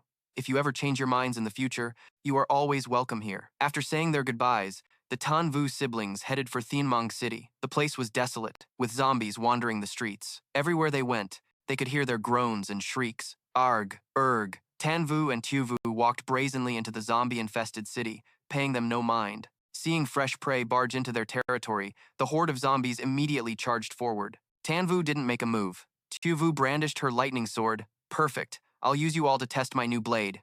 With a single, clean slash, as easy as slicing fruit, the fodder zombies were incinerated by lightning. Tu Vu was pleased with her performance, casually collecting the evolution energy they dropped. "Nice, we got some loot." It was time for the old routine. Copy and enhance. As she consumed the spoils to increase her power, she lamented, "This entire trip, you've let me have them all, more than 10 orbs, and it's still a far cry from that one golden orb you had." Tan Vu didn't respond to her complaint, simply urging, "We're almost at our destination, let's hurry." They had to find a place before night fell on Thinmang City. He glanced around and remarked, "It's been a while since I've seen zombies. Thinmang City must have a disciplined army that conducts regular patrols." He then pointed to an abandoned store. "We'll take shelter here for the night and enter the city proper tomorrow morning." The place they chose was an abandoned supermarket. Tu Vu went inside to prepare some food and drinks for them, and then announced, "Brother, there are people upstairs." Tan Vu had sensed them as well. He confirmed, "Yeah, 3 men, 3 women, and 1 child. Don't worry, their auras are weak. They can't threaten us, so you can relax." Tu Vu wasn't really concerned anyway. Right now, she just wanted to eat. "Let's eat, let's eat." As they were eating, she saw a figure approaching. It was a little girl with green hair, which looked full of life, but her face was gaunt with hunger. Tu Vu felt pity for her and asked Tan Vu, "The poor thing. Can I give her some chocolate?" He nodded. "Sure." She walked up to the girl and offered a bar of chocolate to the little girl. "Are you hungry? Here, eat this." The little girl devoured it as if she was afraid someone would snatch it away. Slow down. Nobody's going to fight you for it." In her haste, she accidentally bit Xiao Yu's hand. She yelped, "Ow, you're practically feral. You even bite hands?" The little girl immediately got flustered. I'm sorry." Just then, a loud voice shouted, "Hey, you too!" Behind them was a group of rather thuggish-looking men, and they were holding knives. Their leader ordered, "Hand over your food to us." The man demanded, "Give us the food now." Xiao Yu wasn't afraid. "We don't have any, and we wouldn't give you any even if we did. If you want to eat, find it yourself." The leader yelled, stepping forward menacingly. "You two don't look like you're starving. You definitely have food on you, so hand it over." One of his gaunt-faced cronies added a threat. "If you don't hand it over, we'll just have to treat you two as our next meal. So fair-skinned and clean, you must be delicious." But in the face of absolute power, such threats were meaningless. Qin Yu raised a hand crackling with purple fire, tilted his head, and uttered a single menacing word, "Scram." The group was terrified, and a girl among them exclaimed, He's one of the blessed." Seeing that they weren't moving, Qin Yu threatened, "If you don't get lost, I'll burn you all to a crisp." The group, being ordinary people, immediately scrambled to leave. "We were wrong. We're leaving now. Please spare us, sir." After they had gone, Qin Yu turned to check on Xiao Yu's injury. How is it? Is your finger all right? She replied. Yes, it's already healed. Right away, he directed. Let's pack up and get going. We need to reach Tianmeng before nightfall. As they were about to leave, he suddenly detected people outside. The rumbling sound of a vehicle engine grew closer. Qin Yu told his sister, prepare for a fight. Xiao Yu nodded slightly.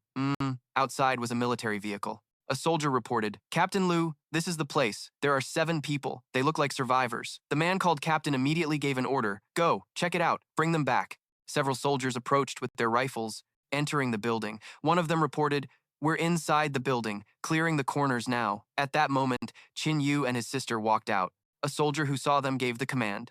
Survivors spotted. Don't move, put your hands in the air. Not wanting to complicate matters, Qin Yu raised his hands and said, we're not zombies, we're human. Seeing this, the soldier immediately turned around to stop his squad. Hold your fire, they're survivors. Just then, Captain Lu arrived and greeted them politely. Hello, we're the search party from the 3rd Squad of the City Center's 9th Division. We'll take you 2 back to the center. You're safe now. After saying that, he asked, there are probably 5 people inside. Xiao Yu replied, what do you mean there are about 5 people inside? There are 7 of them. Be careful when you go in. They're all starving mad. They even tried to attack us last night. Seeing the discrepancy, the captain turned to question his subordinate, Xiao Zhang. Didn't you say there were 7 people inside? The other soldier didn't know how to explain, just scratching his head embarrassedly as he fumbled.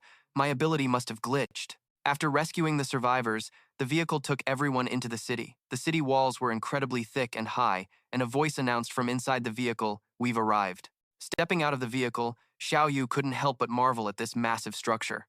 Wow, this is magnificent. With a wall like this, we won't have to fear more zombies, Captain Lu said proudly.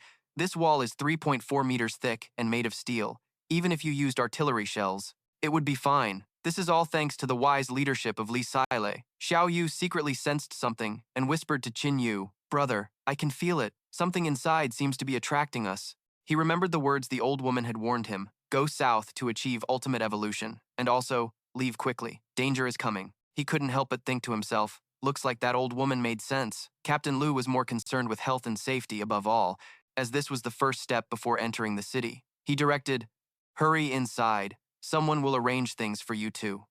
A soldier outside immediately came forward to guide them. Please proceed to the safety check. That guy, Du Kun, who had the guts to try and rob the Qin siblings yesterday, was now timidly saying, Sir, I wasn't touched by any of them.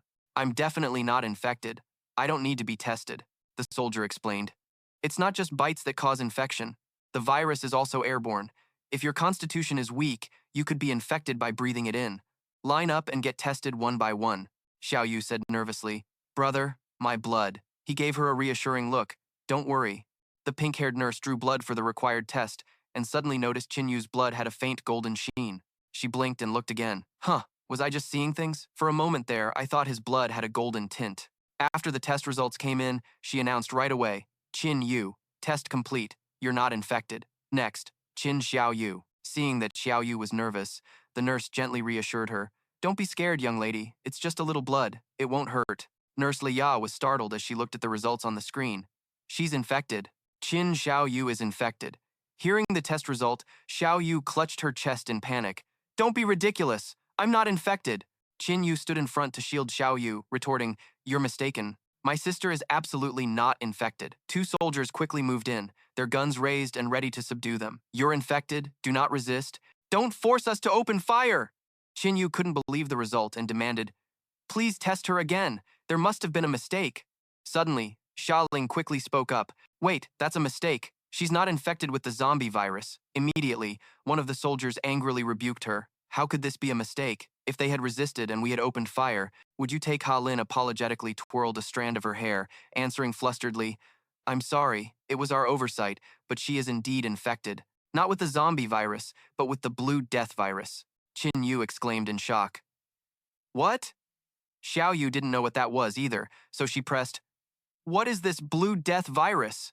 Ha Lin explained seriously. In the apocalypse, it's not just plants and animals that mutate. Microorganisms do too. The zombie virus and the blue death virus are types of mutated evolutions among diseases. She lowered her head, hesitantly adding, Patients with the blue death virus will gradually lose their strength. Their skin and blood will slowly turn blue, and they will eventually die from exhaustion as their trachea liquefies. This is a virus with no known cure. but the infection rate is very low. Usually, only children with weak constitutions get it. Qin Yu suddenly turned around. In front of him was Tu An, a little girl with blue hair and a gaunt figure, who looked exhausted. Behind Tu An stood a man with a cold expression, his intentions unclear. A red glint flashed in Qin Yu's eyes as he dashed towards the two of them. Seeing this, the soldier was completely stunned. He's an evolved?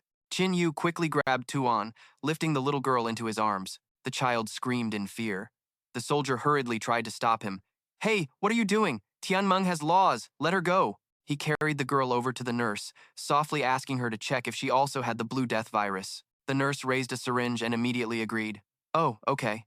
A short while later, the nurse returned with the test results. She confirmed that the girl also had the Blue Death virus, and it was very severe. She probably won't live for more than 5 days. Tu An's face turned pale with fear. "No, you're lying. I'm not going to die. I don't want to die." Tears welled up at the corners of Xiao Yu's eyes. She said sorrowfully, "It must have been when I was feeding her. She must have bitten my hand and gotten infected." Qin Yu lost his composure and rushed forward, grabbing the nurse's shoulders. "Is there really no cure for this disease? You can see that we're evolved. Just cure my sister, and I'll work for Tianmeng." The nurse tried to console him sadly. "I'm sorry. It's not that we won't treat her.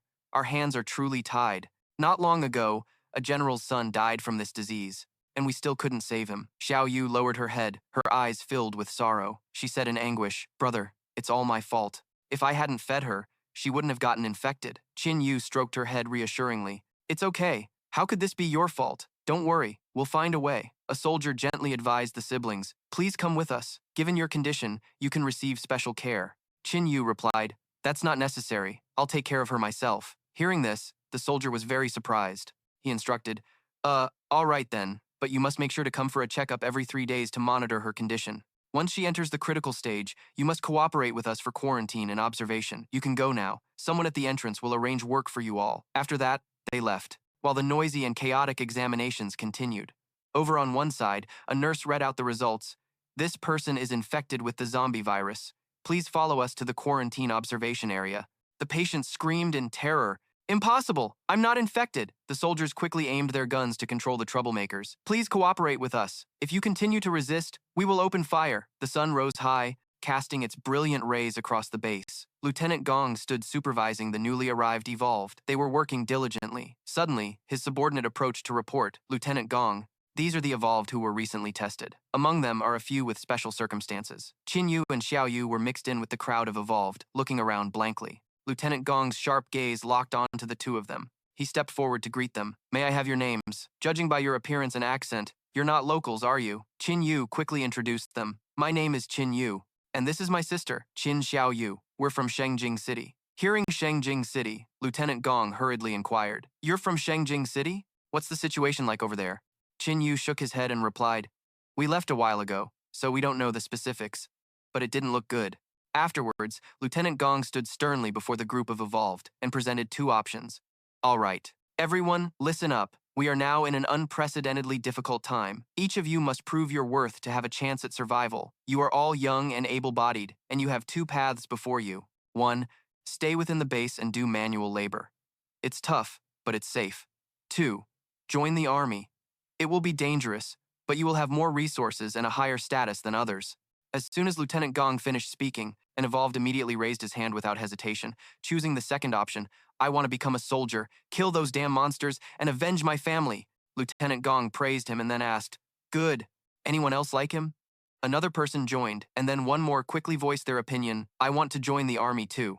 At this moment, Lieutenant Gong gestured towards Qin Yu, inviting him, "Qin Yu, aren't you going to state your intentions? You have the ability to survive the journey from Shengjing City without being killed by zombies. That makes you battle-hardened. Don't you want to become a soldier?" Qin Yu replied calmly, "I'm not interested," Lieutenant Gong said with annoyance. "If you're not joining the army, then are you volunteering to do hard labor in the base?" Qin Yu crossed his arms, not even bothering with Lieutenant Gong's words, and replied indifferently, "I don't have time for that either." Lieutenant Gong warned in a stern voice, "Qin Yu, you need to face reality. If you want to survive here, you have to contribute. Tianmeng doesn't support idlers for no reason, even if you are an evolved." Qin Yu took out 2 evolution energy crystals, saying coldly, "Of course we won't be freeloading. No. 2 evolution energy cores in exchange for a spot for me and my sister to live here. Is that enough?" Gong Xiaoyi looked at the object in Qin Yu's hand, surprised. "Evolution energy?" His expression changed, and he continued to persuade him. Qin Yu, I know you're worried about your sister's condition, right? As long as you join the army, there might be a chance for a cure in the future. Qin Yu replied scornfully, doesn't your base have the son of some big shot who also has this illness? He wasn't cured, so why should I believe you can cure my sister? Gong Xiaoyi hurriedly tried to salvage the situation, continuously making attractive offers. There's something you don't know. Our Tianmeng's scientific capabilities are developing at an unprecedented rate. We've even researched the lone drug, which can increase a person's physical constitution several times over, and especially H, which can enhance muscle mass. Your sister's illness might be curable soon. Qin Yu pressed his lips together in thought. The drug he mentioned was probably no ordinary thing, but a gene-tempering drug. For Tianmeng to be able to create it, there was only one possibility. They had a dimensional relic in their possession. If he could get into that dimension, Xiao Yu's illness might be cured. After a moment, Qin Yu finally agreed to join. If that's the case, my sister and I will join you. Gong Xiaoyi replied happily. Great. Everyone who is joining the army, follow me. Then they got in a vehicle and headed to the barracks. The streets of Huhat were no longer bustling and crowded like before. In the car, Gong Xiaoyi sat in the passenger seat, crossing his arms and probing. In the Tianmeng base, we've restored most of human civilization's order. Although life is tough, it's considered secure. What do you think? Qin Yu didn't answer, instead asking, right now, the leader of Tianmeng is Li Hongming. Commander Li, right? Gong Xiaoyi said. Basically, Tianmeng's highest command consists of 3 people, Commander Li Hongming, Commander Kong Dingguo, and especially Commander Zhao Xingrui. Commander. Qin Yu was surprised. 3 leaders? Xiao Yu sat in the back, listening quietly. Gong Xiaoyi continued. All 3 leaders are very sharp. They started gathering people to build an army in the early stages of the outbreak. After most of the zombies and mutated beasts appeared, the 3 leaders wisely collaborated to jointly manage this Tianmeng army. But Commander Li's power is a bit greater than the other 2 leaders. Sooner or later, Commander Li will be the sole one in charge of Tianmeng. As he spoke, Gong Xiaoyi glanced back at Qin Yu and made an offer. To be frank, I'm with Commander Li's faction. Join us, and I guarantee you'll have a boundless future. Qin Yu crossed his arms, his expression thoughtful. We'll see. Gong Xiaoyi didn't say anything more. He waited silently for Qin Yu's decision. Soon they arrived. Second Lieutenant Gong instructed, in there is the registration area for joining the army. Everyone go through the check and you'll be able to join. Everyone entered one by one, and finally, it was their turn. Walking up to Qin Yu said, I want to register to join the army, she exclaimed in surprise. Oh, she then explained. My station here is for registering evolvers. Please follow me. As long as you can prove you're an evolver, you can qualify to join the army. Then she led the 2 of them into the testing area. The people inside looked at them curiously. Someone greeted them cheerfully. Ha! Finally, some new faces are joining. But someone else sneered. Not so fast. It could be some fool who just snuck in here for the good treatment. After that, Qin Yu began the ability test. Let's begin. First is the physical strength test. Punch this machine, and it will display your punching power. 200 kilograms or more is a pass. Qin Yu threw a powerful punch at the machine. Seeing the result, Qin Yu was utterly shocked. 1,000 kilograms, and that's just from a punch. Could you be a Tier 2 evolver? Qin Yu scratched his head.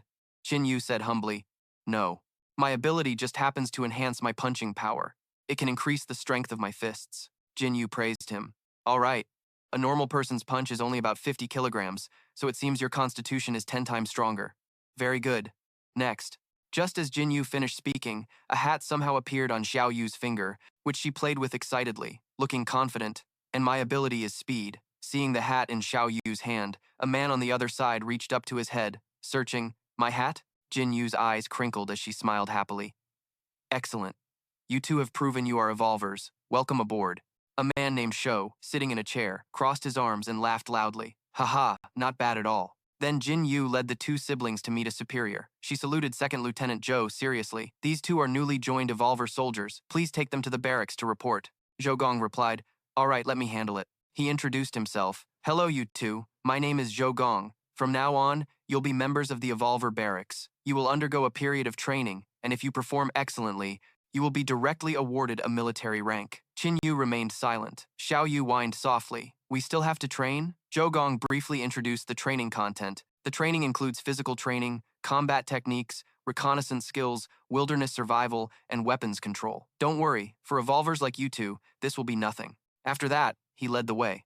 He continued to instruct, let's go take care of the paperwork, then you can go back to your dorm. The army had specially arranged dormitories that were clean, tidy, warm, and comfortable. Although they couldn't compare to before the disaster, they were much better than the ruins outside. Oh right, the people in the squad are a mixed bag. They did all sorts of things before becoming evolvers, so you must be careful. I'd better be careful and not cause trouble. Qin Yu quickly went to his assigned dorm room, abruptly throwing the door open. Everyone inside was startled and turned to look. He exclaimed in annoyance. Huh?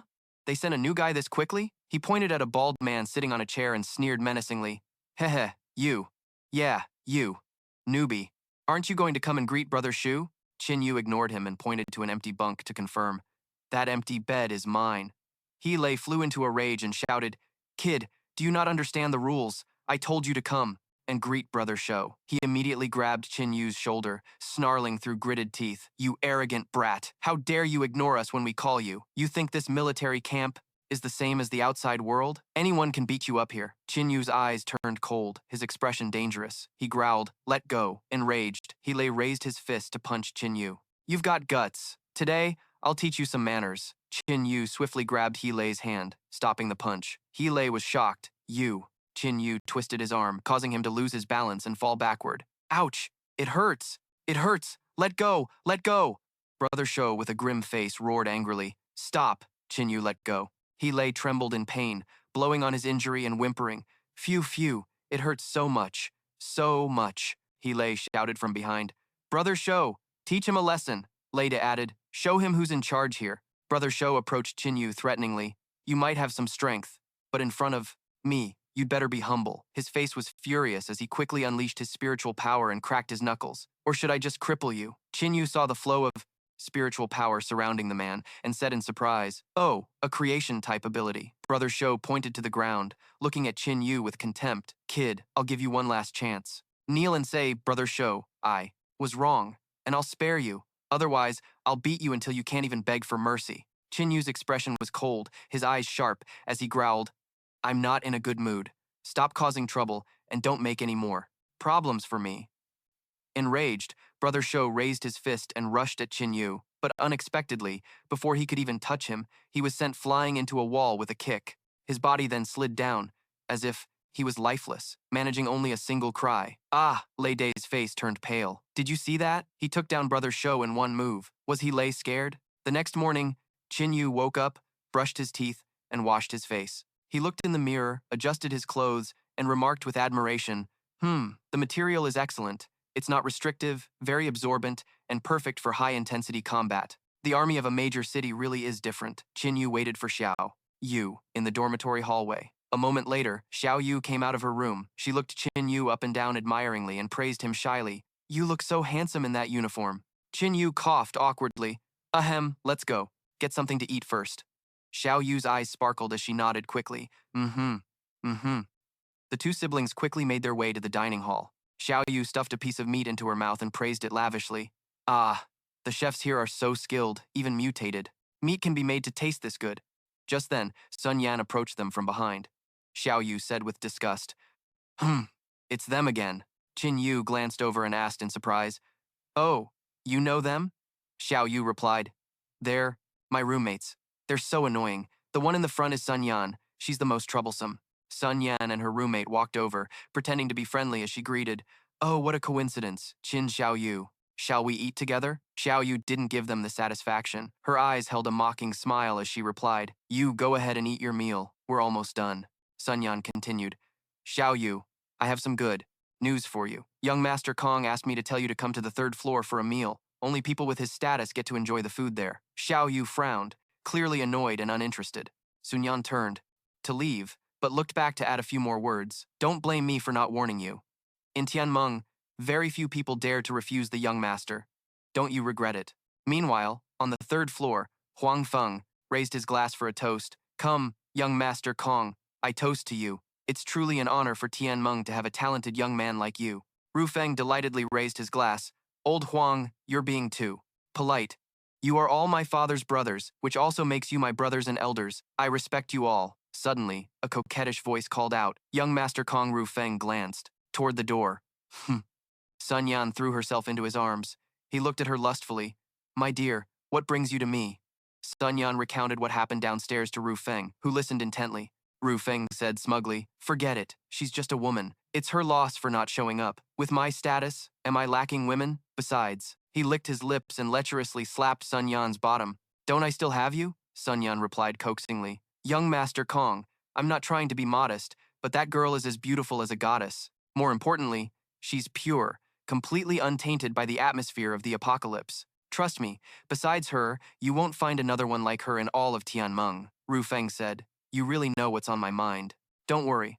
Once I succeed, I won't go back on what I promised you. Sun Yun was delighted. Of course, young Master Kong will succeed if you handle it personally. He then quickly excused himself. Gentlemen, Kong Ru Feng is going to get acquainted with that young lady, so I won't be staying. Huang, Feng said fawningly. May you be victorious, young Master Kong. You'll surely win the beauty's heart. Another man chimed in. When that time comes, let us have a look too, so it won't be a waste following you, young master. After that, Ru, Feng, Huang Feng, and Sun Yan quickly left. Su Yuan watched them go with contempt. Kong Ru Feng is a real good for nothing. His head is only filled with thoughts of women, and he has no real skill at all. Yes, Baldy added. It's not our problem, he has a powerful father. Let's stay out of it. Suddenly, Su Yuan shot to his feet. Let's go, we're going to watch the show. Downstairs, the siblings Qin Yu and Xiao Yu were still eating. Qin Yu put some food onto Xiao Yu's tray. She exclaimed in annoyance, Brother, I'm not a kid. You don't have to keep putting food on my plate. Sun Yan led Ru Feng over to their table. She pretended to ask Qin Xiao Yu, Didn't you say you were almost done eating? How come you're still not finished? Qin Yu retorted, Why do you care if I'm finished or not? What the hell does it have to do with you? Ru Feng pushed Sun Yan aside. He introduced himself with a sleazy smile. This girl, not bad, huh? I'm Kong Ru Feng. You must have heard of me. Xiao Yu glanced at him, answering sharply, Never heard of you. We're eating. Can you please not bother us? Ru Feng laughed out loud. Haha, are you new here? How could you not know who I am? No matter, allow me to introduce myself. Kong Ru Feng, son of Commander Kong Ding Guo, one of the 3 great leaders of Tianmeng City. In this city, my words carry a lot of weight. Sun Yan advised with false sincerity. Qin Xiao Yu, young Master Kong is a big shot in Tianmeng City. If you go with him, you'll have everything you could want. Otherwise, you'll suffer later. Be smart about it. Ru Feng looked at Qin Yu's food tray. He pointed a finger towards the 3rd floor, trying to pull Xiao Yu along. The food here is terrible, and there's no wine. Why don't you come up to the 3rd floor with me for a chat? Xiao Yu sighed in annoyance. Hey, young Master Kong, I'm not interested. Could you please leave? Don't bother us while we're eating. Ru Feng was speechless with anger, while Huang Feng, trying to suck up, shouted loudly. You little brat. It's your honor to be invited by young Master Kong. Do you really think you're someone important? You can do this the easy way or the hard way. Xiao Yu crossed her arms and replied firmly, Sorry, easy way or hard way, I'm not interested. I don't drink alcohol. Su Yuan, witnessing everything from a distance, cursed as he was about to rush forward. This Huang Feng is so shameless. A man ranked on Tianmeng's top 100 strongest list is threatening a girl. Just then, Baldy grabbed his arm and whispered, trying to calm him down. Su Yuan, stay out of trouble. You're about to become a candidate for Great War God. Don't mess things up at such a crucial time. If you offend Kong Ru Feng, he won't let it go. Don't ruin your own future over some strangers. Besides, her brother hasn't even said anything. Why are you butting in? Su Yuan looked at Qin Yu and thought angrily, That guy is her brother. His own sister is being bullied. Why isn't he saying a word? At that moment, Sun Yan moved closer to Xiao Yu and warned her, Qin Xiao Yu, don't think that just because you're pretty, men will flock to you. In the apocalypse, no one is going to treat you like a delicate flower. Pissing off young Master Kong will lead to a fate worse than death. Qin Yu could no longer hold back and spoke up. Are you talking from your past experience as a madam? A few words and you can't seem to leave your old profession behind? Stop being so arrogant here. Get lost. Hearing this, Sun Yan's face turned purple with rage. Her eyes widened as she shrieked, What did you say? Qin Yu slapped Sun Yan hard across the face. She cried out in pain, her eyes welling with tears as she pointed a trembling finger at Qin Yu. You, are you even a man hitting a woman? In a room dimly lit by a chandelier, the voice of Kong Ru Feng rang out, breaking the silence. He started questioning, He's her brother? Xiao Yu seemed not to care much. She crossed her arms, puffed out her cheeks, and turned her face away. Then Ru Feng took a step forward, his voice threatening again. You'd better come with me now, and I might spare him, otherwise. He was in mid-sentence when the annoyed voice of Qin Yu cut him off. Otherwise, my ass. Crawl back to whatever hole you came from. Hearing this, Ru Feng's face twisted in anger as he growled an order to Huang Feng. Huang Feng, take care of that punk for me. At this, he narrowed his eyes and added, Don't hold back. Huang Feng acknowledged the order. Yes, sir. Then he began to walk step by step toward Qin Yu. When he got in front of Qin Yu, Huang Feng suddenly tilted his head and cracked his neck as a show of force, then said with a sinister smile, "You stinking punk, you really picked the wrong day to mess with young Master Kong." Seeing this, Qin Yu, unfazed, crossed his arms and asked back, "What do you want?" Huang Feng suddenly smirked slyly and said, "What do I want?" As soon as the words left his mouth, he threw a punch at Qin Yu, but not without arrogantly adding an explanation. "To send you on your way, of course." And yet, in a flash, Qin Yu slightly leaned back, dodging Huang Feng's punch. Huang Feng's fist, which seemed sure to hit Qin Yu, only hit thin air, causing him to lose his balance. Thinking fast, he planted one hand on the ground for support and aimed a sweeping kick at Qin Yu's legs, trying to trip him. But it wasn't that easy. Qin Yu anticipated Huang Feng's move and quickly leaped into the air. An onlooker exclaimed in amazement, "So fast!" Su Yuan, who was watching the fight from the side, suddenly spoke with a voice full of displeasure. "Huang Feng, that bastard is clearly going for the kill. It's lucky his opponent reacted quickly and narrowly escaped death." At this point, he suddenly raised his voice in anger. "This is too much. Just because of a few disagreeable words, you're trying to kill someone?" The bald guy quickly came over and pulled Su Yuan's arm, reminding him in a low voice, "Hey, this has nothing to do with us." Then he turned his eyes back to the fight, adding softly, "Don't get angry." After a moment, Su Yuan walked into a room, furious, sat down on a chair, and said through gritted teeth, "What kind of world is this? Are we just going to stand here and watch this brother and sister get tormented to death by Kong Rufeng?" Back to the fight, Qin Yu launched another powerful attack, while Huang Feng exclaimed in frustration, "This punch is too much. Are you really trying to kill me?" Qin Yu once again. He leaped up, driving his knee hard towards Huang Feng's head, but luckily, he quickly blocked the blow with his hand. At the same time, Qin Yu's voice rang out, "If it were anyone else, they would have been slammed to the ground by you." His words successfully enraged Huang Feng. He swung his arm and yelled nonsense. "You think you can survive after messing with young Master Kong, huh?" Huang Feng grabbed Qin Yu's hair, lifting him high into the air and said, "You regret it now, don't you? If you hadn't luckily dodged my last punch." The hand gripping Qin Yu's hair tightened its grip. He continued, "You might have had a painless death." Suddenly, as if sensing something was wrong, Huang Feng's face paled as he shouted, "How is this possible? Your head!" Qin Yu's ice-cold voice suddenly rang out, "My head." At that same instant, Qin Yu's fist shot out and slammed directly into Huang Feng's face, sending him staggering backward and crashing into a wall. Then Qin Yu continued, "Is not made of dough." After landing the blow on Huang Feng, Qin Yu dropped to one knee, supporting himself with a hand, while Huang Feng slammed hard against the wall, in agony. He spat out a mouthful of fresh blood, then lost consciousness and collapsed to the ground. The onlookers who witnessed the scene were astonished, continuously exclaiming in amazement, "What's his background? How could he take down someone with a constitution 20 times stronger like Huang Feng in one blow? Could he be a level 2? What did he do? I couldn't see a thing."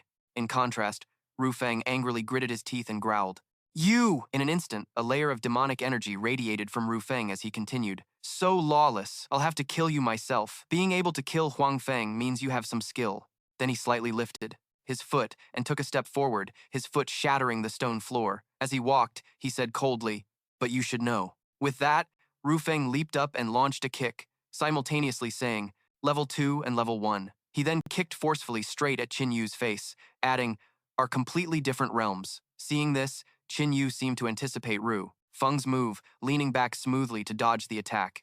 Then, he calmly took an offensive stance, once again clenching his hand into a fist and swinging hard towards Ru Feng, delivering a picture-perfect uppercut, catching him off guard and sending him reeling backward.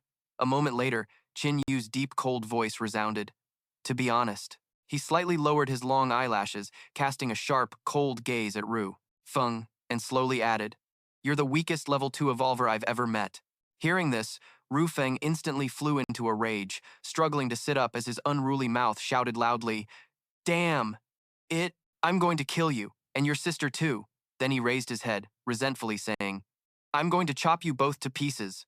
Before he could finish his sentence, a shiny leather shoe came into his view, steadily approaching him. Just as Ru Feng growled out the last two words, Qin Yu simply placed his foot on Ru Feng's shoulder, pressing down with immense force, forcing him to his knees on the ground. Ru Feng was pressed down hard, to the ground, shocked and furious, his pupils constricted and veins bulged on his forehead. He angrily snapped, "Bastard, you dare make me kneel before you?" One would have thought Ru Feng would unleash his inner power, his inner strength to get up and keep fighting, but no. Instead, he screamed at his lackeys, "What are you useless bums waiting for? Aren't you going to save me?" One of his underlings heard this and tried to dissuade him. Don't be reckless. If you kill him, you won't survive either. Another, too scared to get close, shouted from a distance. What are you doing? Let young Master Kong go now.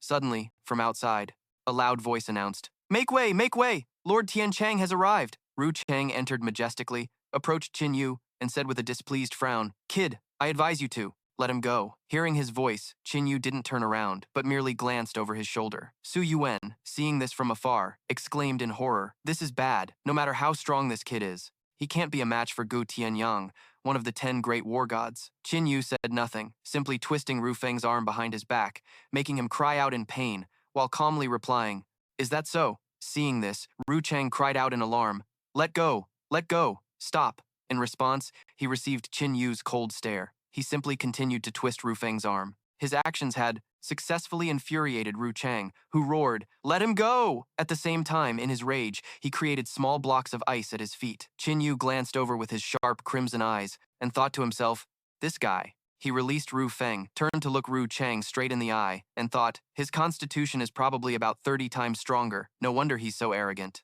Just then, footsteps were heard approaching, followed by Gao Yuan's voice suddenly ringing out, why is it so lively here? What happened? Hearing the familiar voice, everyone was stunned, turning in unison to exclaim, Lord Gao Yuan! Even Lord Gao Yuan is here! Seeing Gao Yuan approach, Ru Chang frowned in annoyance and asked, Gao Yuan, what are you doing here? Gao Yuan, with his hands coolly in his pockets, walked and said, where I go is my own business. He simply walked past him.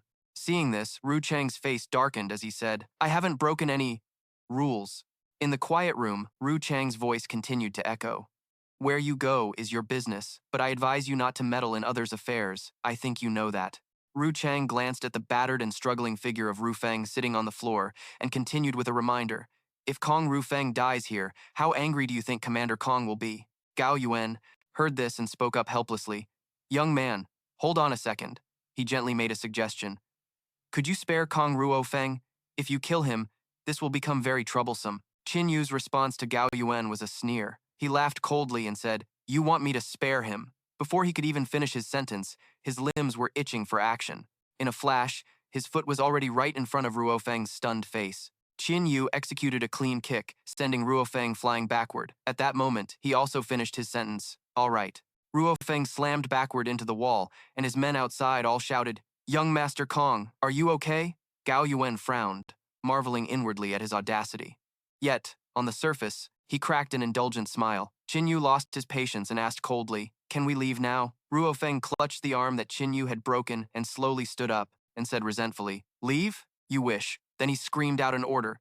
Go Tian Chang, kill him! Faced with the tense situation, Gao Yuan put his hand out and said loudly, that's enough. He stood blocking the hostile gaze from Tian Chang directed at Qin Yu and said sternly, each of you take a step back. This drama ends here. Seeing that things weren't going as he wanted, Ruo Feng ground his teeth in fury. Then he roared, you just wait. I'll make you suffer a terrible death. Qin Yu ignored his threats, and as he pushed the door open, he said gently, Xiao Yu, let's go. Gao Yuan glanced over at Qin Yu, watching him for a moment before sighing to himself. If only he hadn't provoked Kong Ruofeng, he's a real talent worth recruiting. What a pity. 3 days later, at the outdoor training grounds, Xiao Yu cheerfully ran over to Qin Yu and called out, Brother, are you done with your training too? Seeing her, Qin Yu immediately asked, Xiao Yu, how have you been? That Sun Yen hasn't been bothering you again, has she? Xiao Yu tilted her head, thinking for a moment, then replied, No, she moved out a few days ago. She probably got scared after seeing you kill that Feng guy. Hearing this, Qin Yu became thoughtful for a moment, then said in a low voice, It's the same for me. I don't know if everyone is afraid of me because I killed that guy, or if they're avoiding me because they're scared of getting dragged into my conflict with Kong Ruofeng. Suddenly, Xiao Yu cheerfully changed the subject, smiling brightly as she said, Oh, right, look at this. At the same time, she held up the small potion bottle in her hand. Qin Yu looked at it and said in surprise, This is a Tier 1 potion that can increase one's physical attributes. Qin Yu nodded in response and then explained, We had a competition today. After a pause, Xiao Yu placed a hand on her hip and said with a proud smile, I won first place. Hearing his sister say this, one would think Qin Yu would praise her endlessly. Yet, he said, You won first place with your level 5 combat techniques? Hearing that, Xiao Yu protested loudly. What do you mean? I'm very strong. I beat them with almost no effort. But Qin Yu just curled his lip disdainfully and continued, isn't that obvious? Your physique is 40 times stronger, while others are considered strong if they're just 10 times stronger. You fighting them is like an adult fighting a bunch of preschoolers. After hearing that, Xiao Yu puffed out her cheeks angrily and said, I'm not letting you have it. I'll enhance it and use it myself. Suddenly, Qin Yu turned to Xiao Yu and said urgently, wait. Hearing him call out, she asked with wide eyes, what is it? Qin Yu warned her with a serious tone, don't just use it recklessly. If a low-level evolver uses this Tier 1 potion, it can increase their physique by 3 to 5 times. For people at our level, it's practically useless. More importantly, this thing isn't like evolutionary energy. It will cause a conflict between your evolutionary level and your physical enhancement. Hearing this, Xiao Yu raised her eyebrows and widened her eyes in surprise, saying, then why are so many people fighting over this? Then, as if a thought occurred to her, she asked suspiciously, turning to Qin Yu, are you sure you're not just tricking me because you want to use it for yourself? Seeing this, Qin Yu smiled, a mix of 3 parts helplessness and 7 parts fond exasperation. When have I ever tricked you? He then had to explain, they're fighting over it because evolutionary energy is too precious for them, so they have to resort to substitutes. After hearing her brother's explanation, Xiao Yu waved her hand and, as if casting a spell, said, all right, Ruhua, you put it away. A while later, in the cafeteria, Qin Yu was moving food from his plate to Xiao Yu's when Su Yuan suddenly approached their table. Qin Yu didn't look at Su Yuan, his hand still steadily placing food for Xiao Yu, and started the conversation. Is something the matter? Su Yuan heard him and asked, is this seat taken? May I sit here? Qin Yu replied indifferently, be my guest. Su Yuan sat down, and without beating around the bush, he said directly, you two are in trouble. Xiao Yu was opening her mouth, waiting for Qin Yu to feed her. Hearing what Su Yuan said, she immediately shot back.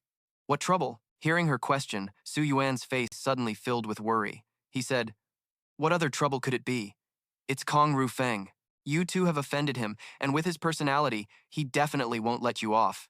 There are rules and laws within the base, so they're still being cautious, which is why you two have been safe for now. Both Qin Yu and Xiao Yu remained silent, focusing on what Su Yuan was saying. But in 2 days, new recruits like you two will have to go out to kill monsters and undergo a practical combat test. As he said this, his voice hesitated slightly. Xiao Yu became uneasy and quickly spoke up, asking, are you saying he's going to pull some strings during the test? Su Yuan frowned and said, pull some strings? You two are being too optimistic. It's more than just that. Let me explain it clearly to you. Su Yuan's deep, steady voice echoed in the quiet cafeteria. He said, there are 3 top figures in Tianmeng City. They are Li Hongming, Kong Dingguo, and Zhao Xingrui. Among them, Li Hongming's faction is the strongest, but Kong Dingguo and Zhao Xingrui can suppress him when they team up. Tianmeng City is very fortunate. Ever since the disaster, several elite leaders quickly gathered resources and manpower, establishing a fortified base. Now, this place has a new order. Murder is not tolerated here, and people maintain a minimum level of morality and civilization. As he said this, Su Yuan's voice deepened. He continued, but outside the city, nobody pays attention to that. Taking advantage of missions to seek personal revenge, vie for credit, or eliminate rival factions through murder is actually not uncommon. Su Yuan looked over at the siblings, Qin Yu and Xiao Yu, paused for a moment, and then continued. The practical combat exam this time requires going outside, and Kong Rufeng will definitely use his connections to assign you two to an area where his people are.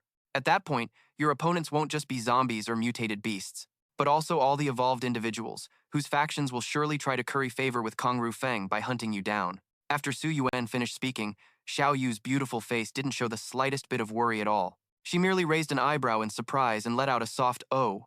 Seeing Xiao Yu's contrary expression, Su Yuan was stunned, breaking out into an anxious cold sweat as his eyes widened in astonishment, asking, aren't you too worried? I can tell you're powerful, probably level 2. But don't forget, the other side has level 2 evolvers too, and more than a few.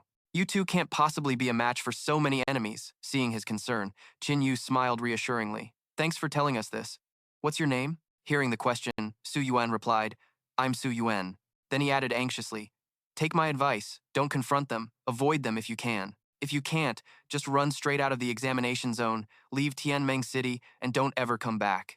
Qin Yu looked at Su Yuan with appreciation and said sincerely, thank you. Su Yuan got up to leave, but still feeling uneasy, he turned back to warn them, you two absolutely must be careful. After Su Yuan left, Xiao Yu couldn't help but turn to Qin Yu and ask, brother, what do we do now? Qin Yu gave a bitter smile and replied, what else can we do? If it really comes down to it, we'll just have to unleash a bloodbath, We can't just sit and wait to die. At the barracks, in front of the formation of perfectly aligned soldiers, the captain announced loudly, I'm sure you've all heard.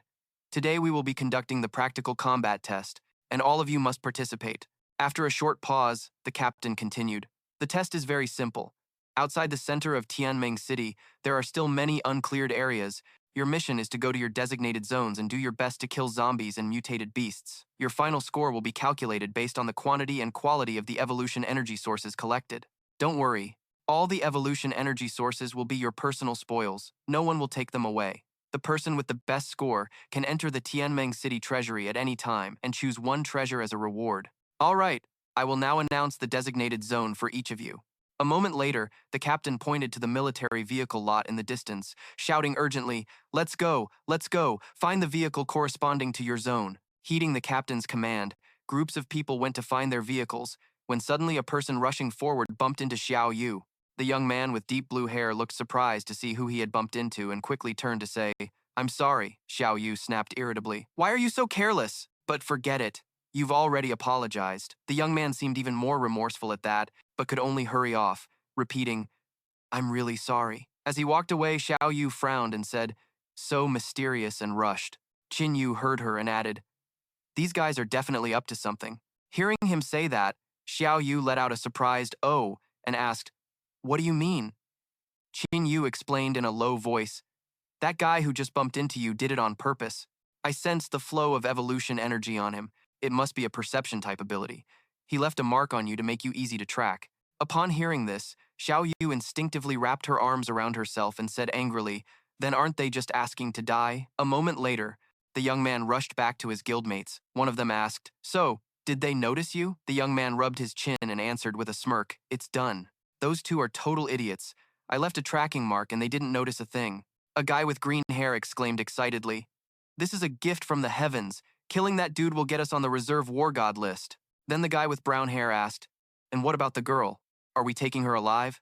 The blonde guy shot back, do you have a death wish? That's young Master Kong's girl. Don't mess up the bigger plan for a minor detail, or else, on the next mission, you'll be the target. After a while, as Xiao Yu and Qin Yu were settled in their vehicle, a blonde girl approached from afar. She walked up to the truck where the two were sitting and asked, hello, you two. Are the empty seats in this truck taken? Qin Yu shot her a cold glance and said flatly, they're empty. Go ahead. Just as she was about to climb in, suddenly a rough hand landed on her shoulder. The man said, wait a minute. A group of 4 tough-looking guys swaggered over. The scar-faced man in front gestured with his chin and ordered, find another truck.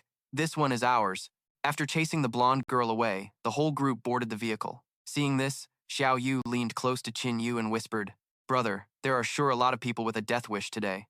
Once the 4 of them were on board, their faces showed cunning expressions as they exchanged glances, silently settling on a scheme. A long while later, the truck they were in turned down a road and came to a stop. Xiao Yu and Qin Yu stepped out. While doing some stretches, he said excitedly, let's get started. It's been a while since I've gotten to loosen up. Suddenly, someone growled loudly, hey, making both Tan Vu and Xiao Yu turn around in surprise. The scar-faced guy stepped forward again, leading his gang of lackeys with a wicked smirk. You two are pretty calm, Tan Vu asked suspiciously. What do you guys want? One of them was stroking a cold, sharp knife and said, young Master Kong sent a message. Whoever takes your head gets a spot on the supplementary war god list as a reward. Tan Vu frowned and said in a low voice, he's quite generous. What a pity.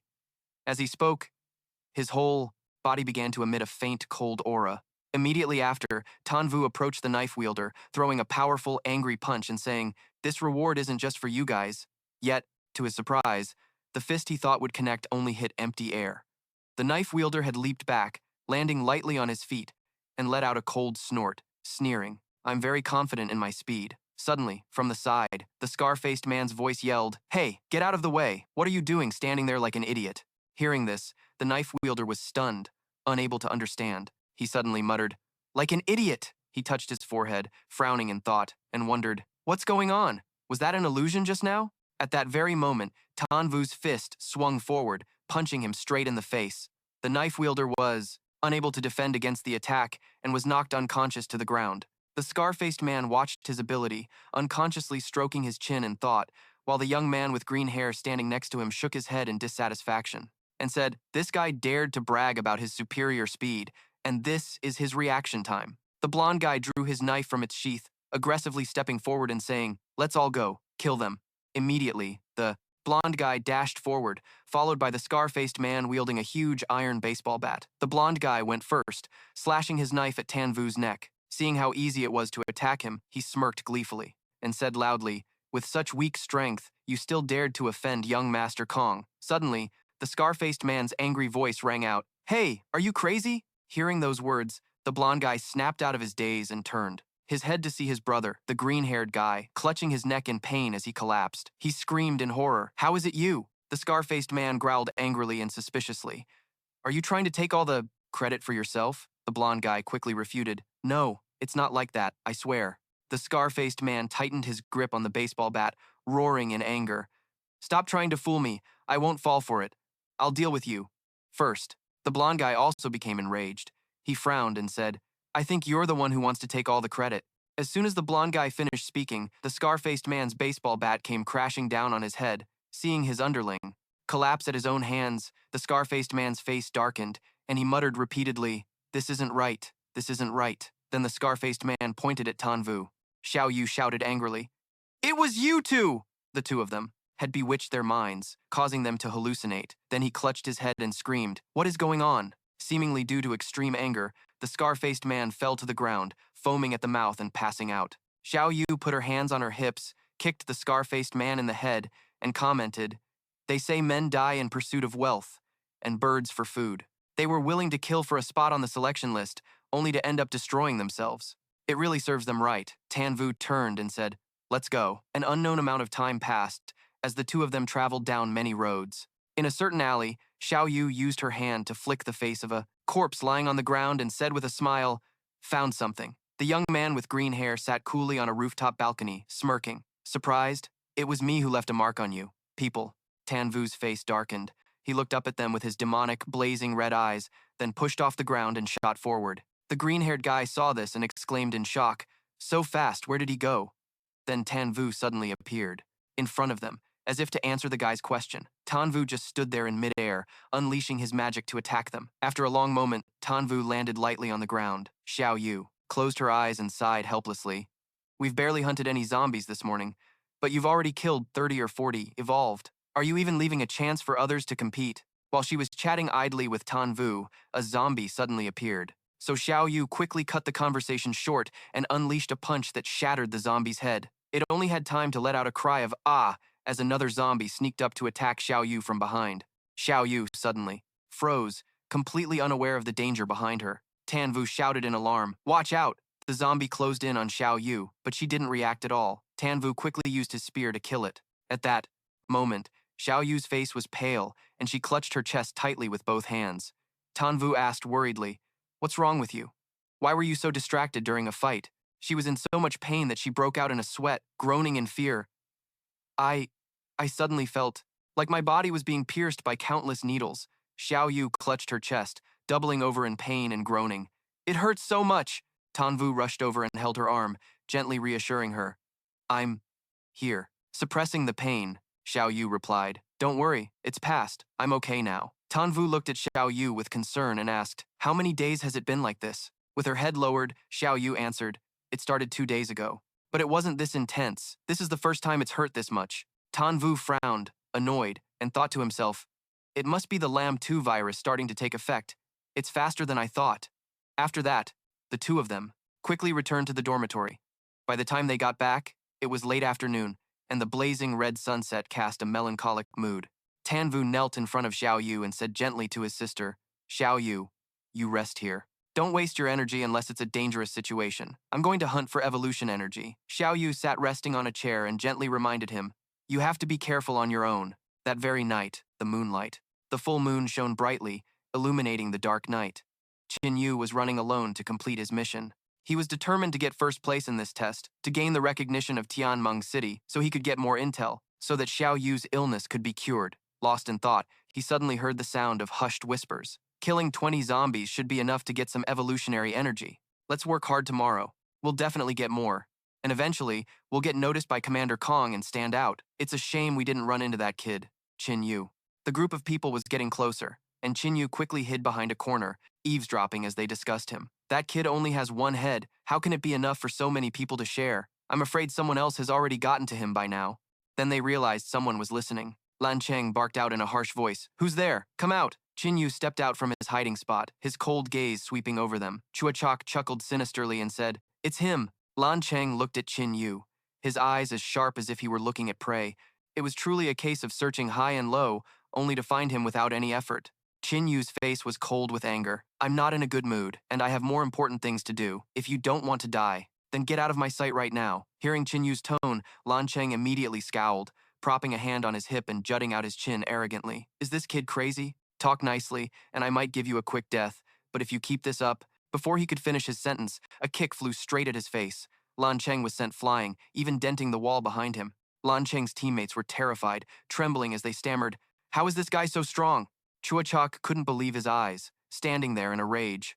But Qin Yu unleashed his flames, his eyes flashing with fire as he angrily charged into the fight. The men cried out in pain, hastily begging for mercy. After a short battle, the group was on the ground. Qin Yu was pleased. At this rate, becoming number one probably wouldn't be a big problem. From a distance, Qin Yu spotted zombies, a whole horde of them. A large number of zombies gathered in front of a building. Qin Yu thought to himself, what are these zombies doing? Could there be living people inside? He unleashed a fire attack, incinerating the zombies. He stood in front of the building's door, knocked, and called out loudly, "The zombies have been burned to a crisp. Everyone is safe now." The door slowly opened, and Da Fei peeked outside, unable to believe his eyes. He asked in astonishment, "You alone, did you take care of all those zombies?" Qin Yu answered, "I'm a soldier from the Tianmeng base city. You're safe now. Someone will be here soon to escort you to the Tianmeng base city." Da Fei hastily refused. "No, that's not necessary. If there's nothing else, please leave. I need to rest." Hearing this, Qin Yu turned to leave, calling back over his shoulder, "If that's how you want it, fine." This was exactly what Da Fei was waiting for. He quickly slammed the door shut, but suddenly, a desperate plea echoed from inside. "Sir, please don't go. Help us." This was followed by Da Fei's angry shout, "Shut up. Make any more noise and you'll regret it." Qin Yu immediately spun around and pounded on the door. "What's going on? I think I heard a cry for help." Da Fei's voice came from inside. "That's my daughter. She's just joking around. It's getting late. You should leave now." Qin Yu glared at the door and shouted, "Open up!" But there was no answer from inside. The door stayed firmly shut. Enraged, Qin Yu lifted his foot and delivered a powerful kick. The door warped, broke off its hinges, and slammed to the floor. Da Fei was stunned, his face draining of color.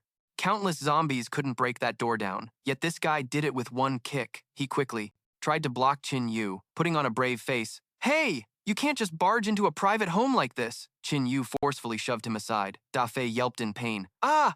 Qin Yu strode past him and started up the stairs, heading for the second floor. A panicked Da Fei scrambled after him. "Are you looking for a place to stay? It's really messy up there. There's a room downstairs. I'll show you."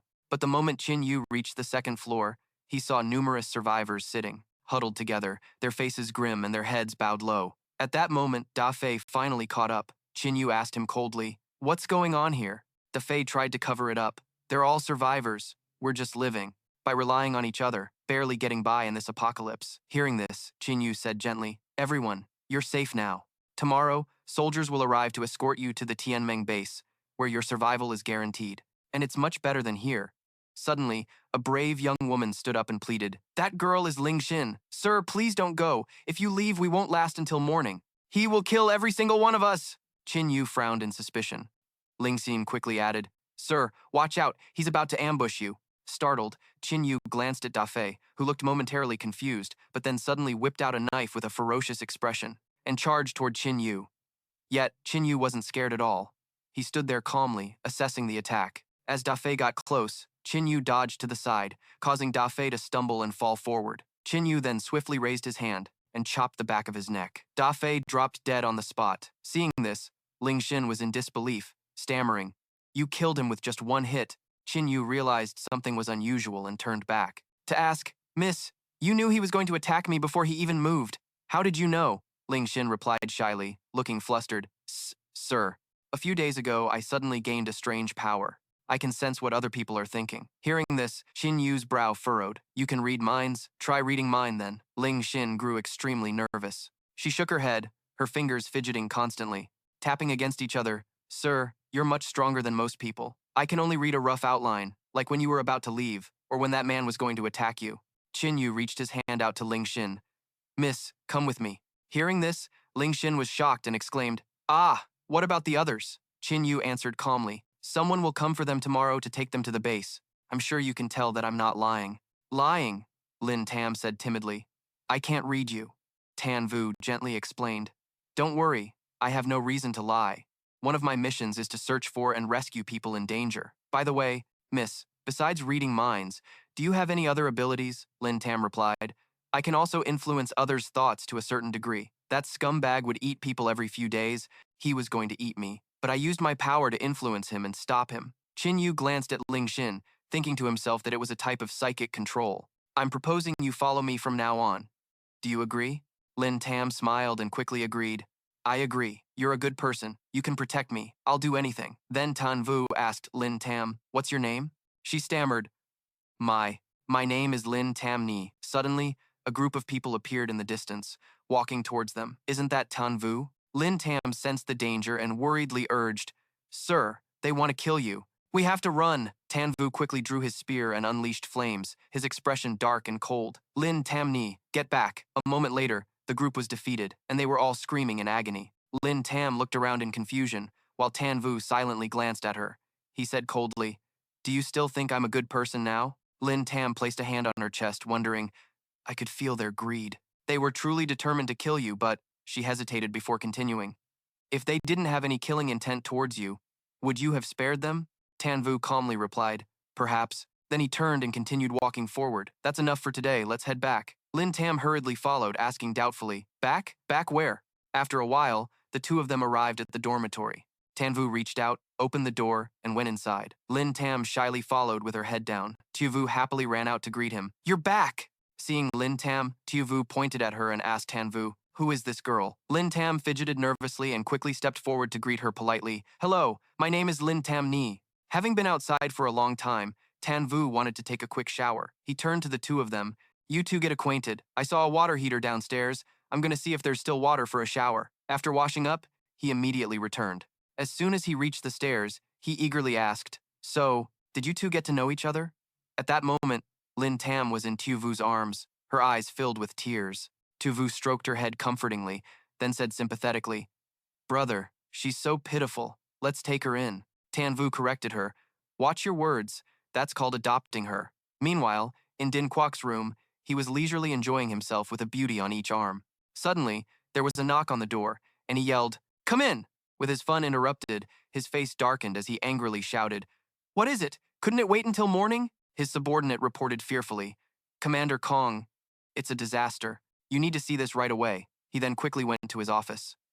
On the computer screen, Tan Vu stood firm, spear in hand, single-handedly defeating a crowd of people. Din Kwok frowned, asking skeptically, Is this Tan Vu? The subordinate looked up the information and stammered, Yes, he's killed many of our men. Din Kwok shoved his hands in his pockets and asked irritably, How many? The subordinate replied, Nearly 500 to 600 people have lost contact. Din Kwok furiously scolded, 5 to 600 people. District D only has a total of 8 to 900 evolved ones, and he's killed 2/3 of them. Why wasn't this reported sooner? The subordinate answered fearfully, That Tan Vu, he leaves no survivors, so no distress signals ever got out. Din Kwok immediately ordered, Halt the assessment, call back everyone who's still alive. We can't afford any more losses. Get Kauthian Shuang, Jiang Hoan, and Fan Van Vo in here. I'm going to make that kid's life a living hell. The next morning, as sunlight streamed into the dormitory, the walkie-talkie suddenly crackled. Tu Vu and Lin Tam were still sleeping soundly in each other's arms. Tan Vu quickly pressed the button to listen, and an announcement came through. The combat assessment has ended early. All personnel are to return to your original positions and await orders for helicopter transport back to the Thinmong base. The noise woke Tu Vu. She asked Tan Vu, Brother, was this the good thing you were doing? Tan Vu turned off the device and replied cheerfully, Let's go. A moment later, numerous helicopters appeared over the dormitory. Down on the rooftop, a black liquid entity suddenly materialized, exclaiming in surprise, Finally awakened. The entity gradually transformed into a primal demon and looked at itself. Just as I expected, all my power has been wiped out, not even 1,000th of what it was at my peak. But even so, compared to the others, I'm considered lucky. I wonder how humanity has progressed in this era. The primal demon looked up at the countless helicopters in the sky, amused. So many aircraft. Looks like a show is about to start. I'll go check it out. I might even find an excellent spokesperson. A while later, the helicopters landed one by one, and everyone gathered at the assembly point. Timwen and Baldy were talking. He asked Baldy doubtfully, "This is strange. What's going on? Why did the test end early?"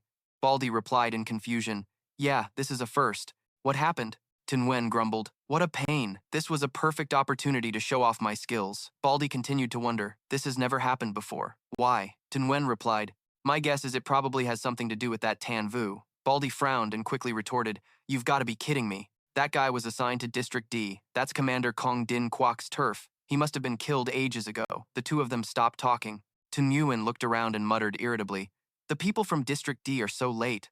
All this time, and less than half of them have returned." Suddenly, a girl pointed and shouted, "Hey, everyone, look!" Everyone followed her gaze to see Ding Guo leading a squad of his men. Murmurs erupted from the crowd. "Commander Kong is here. What's going on? Is something big happening?" Everyone whispered amongst themselves, eager to see what was happening. Jiang Heng turned to Ru Shuang and asked, "Brother Gu, who exactly is this Qin Yu?"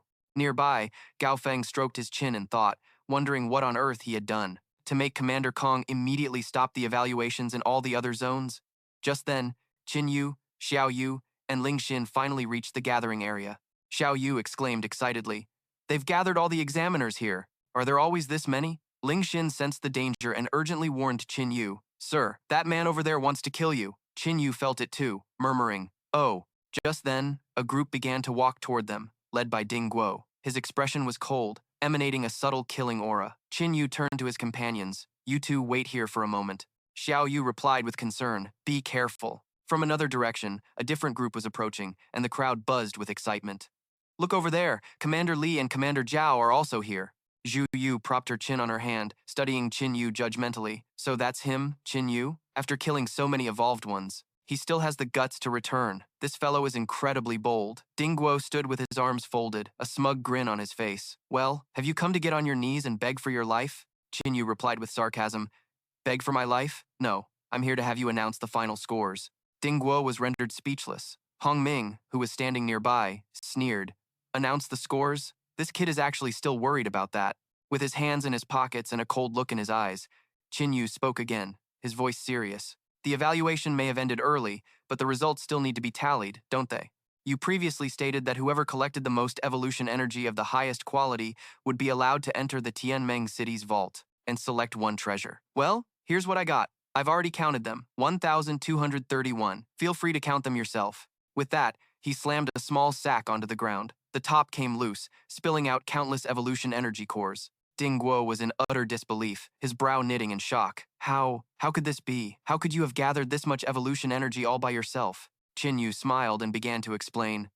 "Well, it wasn't completely. Mine, plus the evolution energy from the hundreds of evolvers I killed, over 1,000, isn't that much. But even so, no one could possibly have more than me, right? All right, hurry up and announce the scores." Ding Guo immediately raised his voice, his brows furrowed as he shouted an accusation at Qin Yu. "Qin Yu, are you aware of the crime of killing other participants during the combat assessment? Out of more than 900 people from the embankment zone, you killed 600 of them. They were the future of Tianmeng City. How could you be so heartless? You are a demon, a traitor to humanity." Hearing this, all the students from the embankment zone immediately erupted in an uproar. One person said in fear, "This kid killed 600 people by himself. How did he do it?"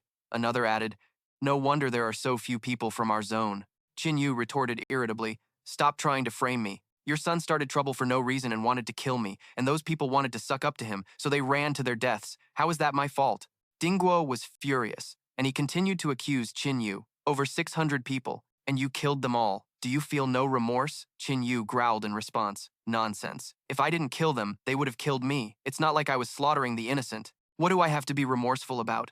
Ding Guo's aura flared with rage, and he pointed at Qin Yu and commanded, "Seize him for me. I will execute him in front of everyone. Burn him to death." Hearing the order, his subordinates quickly raised their weapons and surrounded Qin Yu, each one filled with killing intent. Qin Yu swiftly activated his spirit energy, which coiled around him before spreading outwards. The spirit energy enveloped the men, and they panicked, only realizing the danger for a moment before the subordinates collapsed one by one, falling to the ground, clutching their throats and gasping for air. Zhu Yu exclaimed in surprise, "Oh, so this is his ability, a hypnotic illusion that causes paralysis." Ding Guo ground his teeth in anger, grabbed a subordinate, and ordered, "Open fire! Open fire for me! Kill him!" Ling Xin stood nearby, worried. "Will brother Qin Yu be okay?" Xiao Yu comforted her, stating with absolute certainty, "Don't worry, these people can't even touch a single hair on his head." Qin Yu's spirit energy grew stronger and stronger, gradually forming a vortex that swirled around him. The terrified subordinates aimed their guns at him. Hong Ming's eyes widened, and he stammered.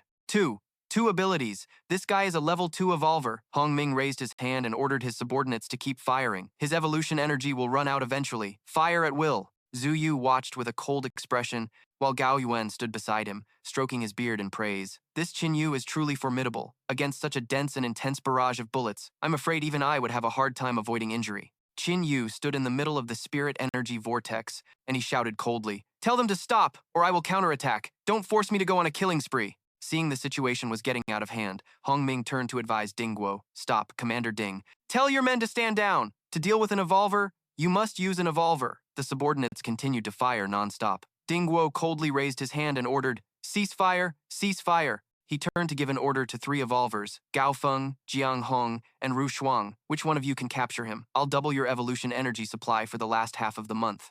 Jiang Hong stepped forward as fast as lightning. "Let me." Su Yuan stood with his arms crossed, assessing the situation. "Jiang Hong is ranked 5th among the 10 great war gods of Tianmeng." A bald man added, "This kid is toast. How can a lone evolver be a match for the 5th-ranked war god?" "What a shame," another person shouted. "It's Lord Jiang Hong. That kid is definitely dead." Xiao Yu looked at the crowd, cheering with fervor. One man shouted, "Lord Jiang Hong, go for it!" Another roared, "Take down the traitor of humanity!" Yet another yelled excitedly, "Get rid of that demon!" She became utterly furious, her eyes flashing with a fire that wanted to, incinerating them. She screamed curses. "How can you all be so stupid? Those guys wanted to kill him, so he fought back. He was forced to do it, can't you hear?" Seeing this, Ling Xin quickly grabbed Xiao Yu's arm, comforting her in a low voice. "Sister Xiao Yu, don't yell at them. They're caught up in the mob mentality. Their reason is almost gone. In this situation, anything you say is useless." Xiao Yu angrily cursed again. What a bunch of cowards. Meanwhile, Jiang Hong spoke to Qin Yu with a smug, arrogant tone. "Kid, you must have some skill to be able to kill so many evolved individuals, but you need to understand that the power of a war god is not something a person like you can defy." Qin Yu's eyes were cold as he shot him a disdainful smirk.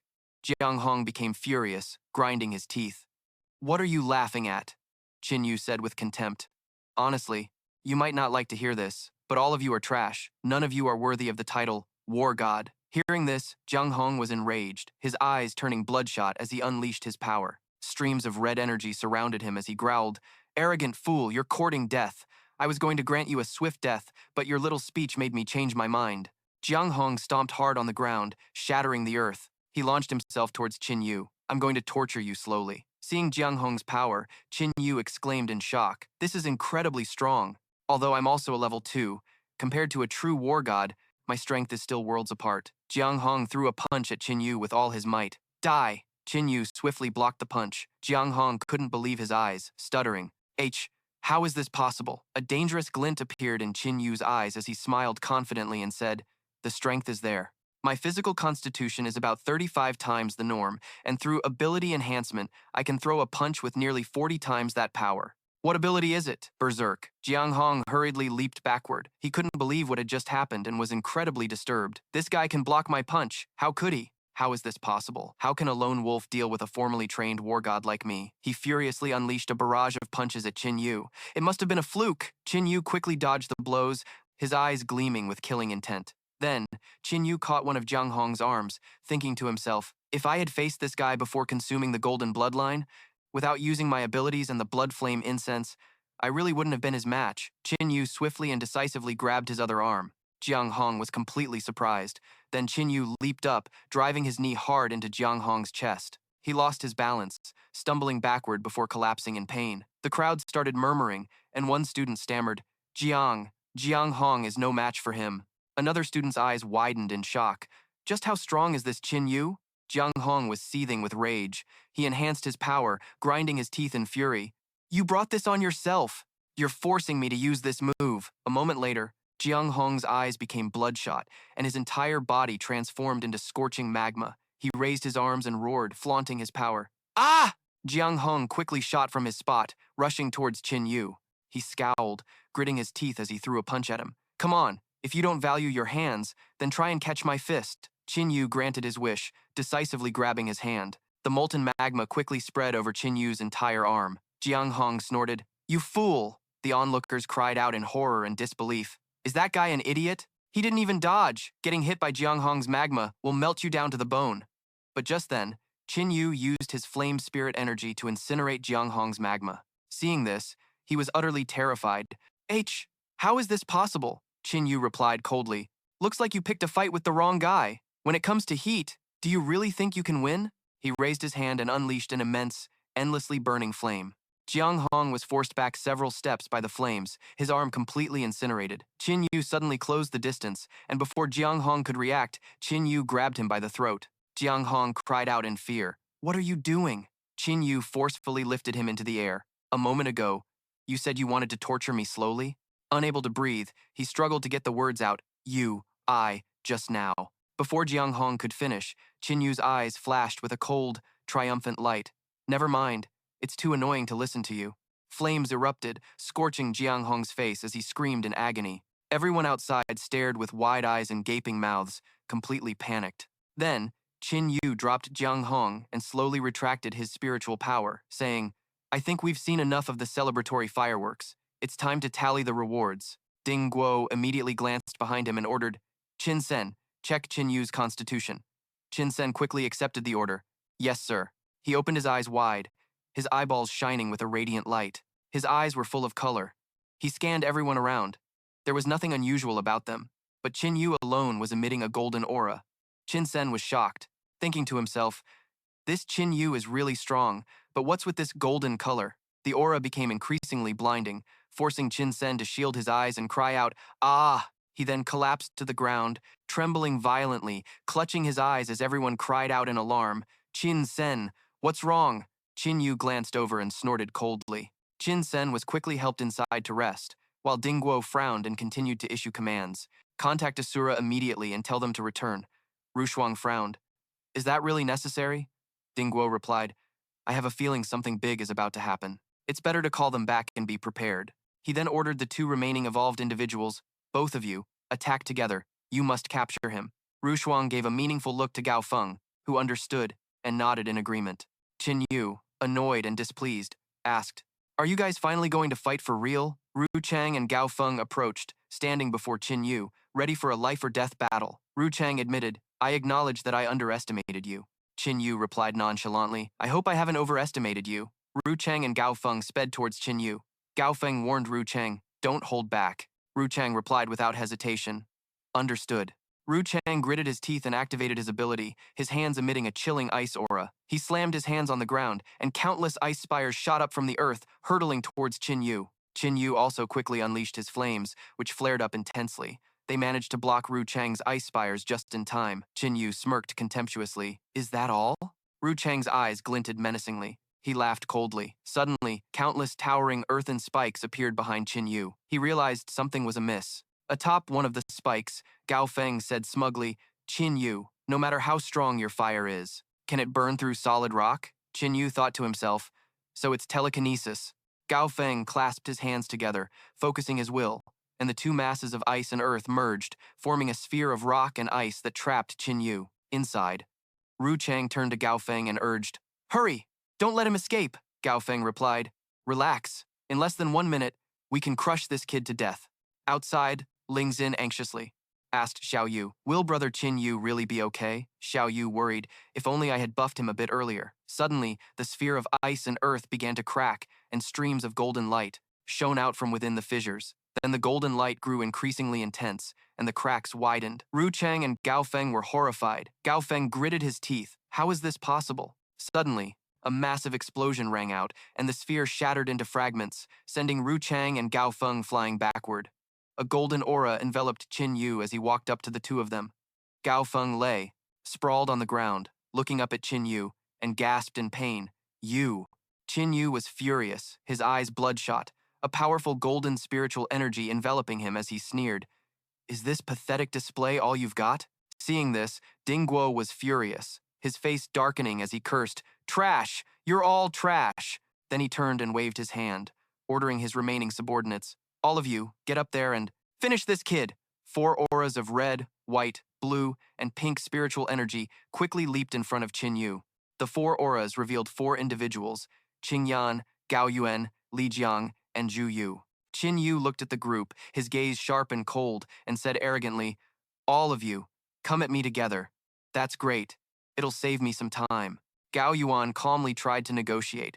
"Kid, you should still consider surrendering. No matter how powerful you are, you can't possibly defeat all of us when we team up. Just lay down your weapon, and I can put in a good word for you."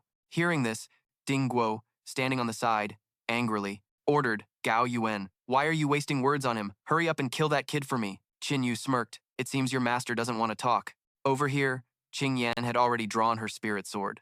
Li Jiang reluctantly went along. He proposed a plan. "Looks like we have to fight. Let's attack together. I'll use my plants to restrain him first, and then it'll be up to you, Dong Qing Yan." Qin Yu gripped his spear, ready for battle. "Hurry up and come at me. I'm getting bored of waiting." Suddenly, a voice called out, "Wait!" Hong Ming had been observing the matches from the very start. He crossed his arms and praised. For one person to evolve to this degree on their own is indeed a rare sight. Using a mix of praise and persuasion, he proposed, "If you swear your loyalty to me, I can take charge and pardon your past actions." Hearing this, Ding Guo was utterly enraged, veins popping on his forehead. He cursed, spitting as he yelled, "No way! He's a demon who kills without blinking an eye." Commander Zhao, standing behind Hong Ming, gently advised, "He's killed over 600 evolved ones, and he crippled Jiang Hong too. Li Hongming, you must think about the consequences before you speak." Hong Ming snorted coldly. Hong Ming slowly walked closer to Qin Yu. "Qin Yu, I hold your abilities in very high regard. Jiang Hong is gravely injured and can no longer fight, so if you just nod your head, you will become the new war god of Tianmeng." The crowd was outraged and began to murmur. One person said fearfully, "But he's killed hundreds of people." Another added indignantly, "Did all those people die in vain? On what grounds?" At that moment, a golden light flashed in Qin Yu's eyes as he silently assessed the situation. "This old fox isn't afraid of the crowd's outrage and still wants to pull me in. Isn't he worried his 2 enemies will use this chance to overthrow him?" Hong Ming waved his hand, signaling for everyone to quiet down. He spoke to calm them. "Everyone, there's no need to worry." Then he turned back to continue laying out his terms for Qin Yu. "Of course, you will need to be like the other war gods and have a few devices implanted in your body," he said half-jokingly. "This way, you won't be able to betray Tianmeng City. I'm sure everyone will be willing to forget the past and accept you." Finally, he asked again in a serious tone, "Qin Yu, what is your decision?" Qin Yu's lips tightened, and he replied with contempt, "Mr. Li, you've really got it all figured out, trying to put a dog's leash on me," he answered seriously. "Mr. Li, you are mistaken about 3 things, Hong Ming asked, puzzled. "And what 3 things are those?" Standing amidst the crowd, Qin Yu retorted sternly, "First, I am not the one who was wrong. Those people wanted to trade my head for status and rewards, so their deaths don't even begin to cover their crimes. I was simply defending myself." His eyes grew cold. "Second, this whole war god thing is nothing special, and I have no interest in becoming one of you." Hong Ming interrupted Qin Yu. "All right, even if you don't become a war god, you can still stay. So, what's the 3rd thing?" Qin Yu pointed confidently at Hong Ming. "The 3rd thing is that today, I, here to demand justice." Hong Ming was thunderstruck, completely stunned by Qin Yu's words. After speaking, Qin Yu began to channel his power. He shouted coldly, "Words are useless. Make your move." At that moment, Qing Yan rushed forward, drawing her sword to shield Hong Ming. Gao Yuan angrily charged in to fight Qin Yu, protecting Li Si Li. Qin Yu's eyes were sharp and cold, his lips pressed into a thin line, clearly showing his determination. He lunged forward, using the shaft of his spear to strike Gao Yuan's arm with immense force. Gao Yuan was killed in a single blow, his body slamming hard into the ground, sending rock and debris flying. "Over here," Hong Ming angrily continued to curse. "Qin Yu, you will regret this." He made a gun gesture with his hand and confidently retorted, "Regret it? With this bunch of useless subordinates of yours?" Hearing Qin Yu's words, the of Hong Ming's subordinates seethed with anger, grinding their teeth. He shot them a challenging glare. Li Jiang was astonished, his lips trembling as he was unable to speak, while Qing Yan was rendered speechless, her gaze turning razor-sharp, and Xiao Yu ground her teeth in frustration, her face wrinkled in discontent. Li Jiang charged forward in a rage, channeling his spirit energy as his arm shot out to grab Qin Yu. "You'll pay for your arrogance!" Qin Yu nimbly dodged to the side, simultaneously striking back at Li Jiang's hand with his spear. But unfortunately, he was still hit. One of his hands turned to stone, causing the spear to slip from his grasp. Qin Yu was stunned, sweat beading on his temples. Standing behind him, Xiao Yu crossed her arms and smiled in amusement, her eyes glinting with mischief as she taunted, "Hey buddy, how does it feel to be petrified?" Not to be outdone, Qingyan also made her move, unleashing her power to create countless blazing firebirds. At her command, they shot forward. The firebirds flew straight at Qin Yu like bombs. Upon making contact, they triggered massive explosions. Qin Yu gripped his spear, standing firm amidst the fiery barrage. The firebirds crashed into him one after another, creating billowing smoke and flames, sending sparks flying everywhere, and forming a massive explosion that engulfed Qin Yu in a sea of flames. Ding Guo shouted with glee, "Great job!" Afterward, thick smoke and dust filled the air, obscuring the view. The crowd began to murmur amongst themselves, with one person asking doubtfully, "Is he dead?" Another replied, "I don't know, I can't see clearly." Someone else confidently stated, "I just incinerated him, there's no way he survived." Suddenly, a figure shot through the smoke. "Wait, there's someone in the smoke!" Qin Yu walked out of the dust cloud, disdainfully brushing off his shoulder as he stared at the subordinates with ice-cold eyes. "You're all so weak, you can only kick up a little dust," Qingyan exclaimed in horror. "How is that possible? The heat from that last attack was enough to melt steel." Qin Yu accelerated, charging forward. He raised his spear and with a single thrust, killed another man. His eyes were bloodshot as he glanced sideways, a dangerous glint in his sharp gaze, and his spear shot forward. Without hesitation, Qin Yu thrust his spear through Xiao Yu's chest. She didn't even have time to react.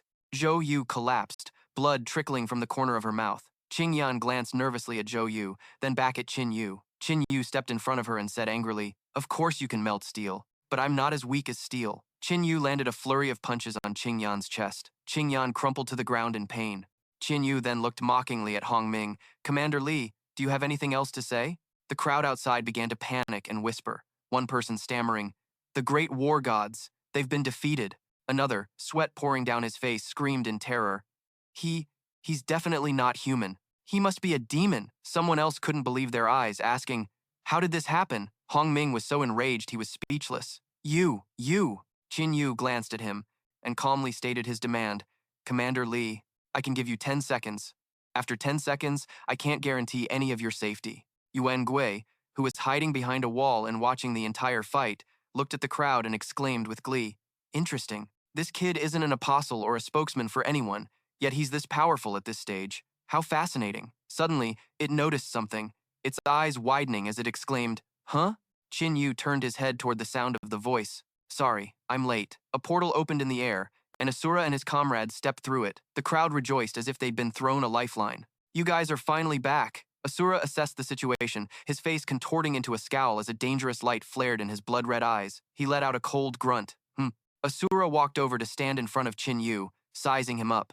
Qin Yu thought to himself, "This guy isn't weak. In terms of pure physical strength, I'm afraid he's my equal." Ding Guo pointed at his subordinates and commanded loudly, "Deploy 10,000 Tianmeng guards for me.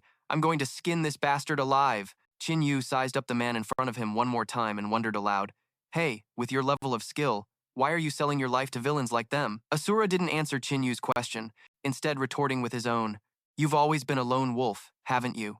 Can't you hear the voices all around you?" Qin Yu lowered his gaze, a look of lonely sorrow on his face. The surrounding crowd began to cheer excitedly. A bald man roared, "Lord Asura, you can do it." The man next to him also cheered gleefully, "Lord Asura, avenge our comrades." Another person declared, "This blood-sucking demon is absolutely no match for Lord Asura." Asura pointed mockingly at Qin Yu and sneered, "See, you're all alone. You don't understand the meaning of responsibility." Suddenly, someone stepped in front of Qin Yu. It was Xiao Yu, her expression serious as she stood protectively in front of him. She stated firmly, "My brother has never been alone, because I am always with him." Qin Yu was stunned and touched, softly saying her name, Xiao Yu. Then he said, "Xiao Yu, don't waste your breath on him. He's no different from those other worthless thugs." Xiao Yu agreed, "I know, that's why I want to help you." Hearing the two of them talk, Asura found the whole situation laughable. He laughed, a booming laugh. Tanvu pushed Xiao Yu behind him, standing protectively in front of her, his hand gripping his spear tightly as he watched Tula defensively. "What are you laughing at?" Tula began to unleash his power, as if he had found a worthy opponent. "You're quite interesting. I want to have a proper duel with you." Tula's power was blindingly strong. Tanvu shielded his eyes, recognizing it as a domain ability. This guy. was truly formidable. Tu La's power grew even more dazzling, forcing everyone to squint in discomfort and shield their eyes from the light. His energy gradually condensed into a sword. His eyes flashed with a red light as he continued to look down on Tan Vu. You've got sharp eyes, but I wonder if your skills are as good as your sight. Tu La leaped up and charged at Tan Vu, swinging his blade. His face twisted into a savage grin like a demon from hell. Tan Vu quickly raised his spear to block Tu La's strike. Realizing his power was inferior, Tan Vu glanced back and called out, Xiao Yu, strengthen me. Xiao Yu replied, okay. She raised her hands, channeling her spiritual energy and urged, brother, you've been enhanced, hurry. Tan Vu frowned, focusing intently as his strength surged dramatically.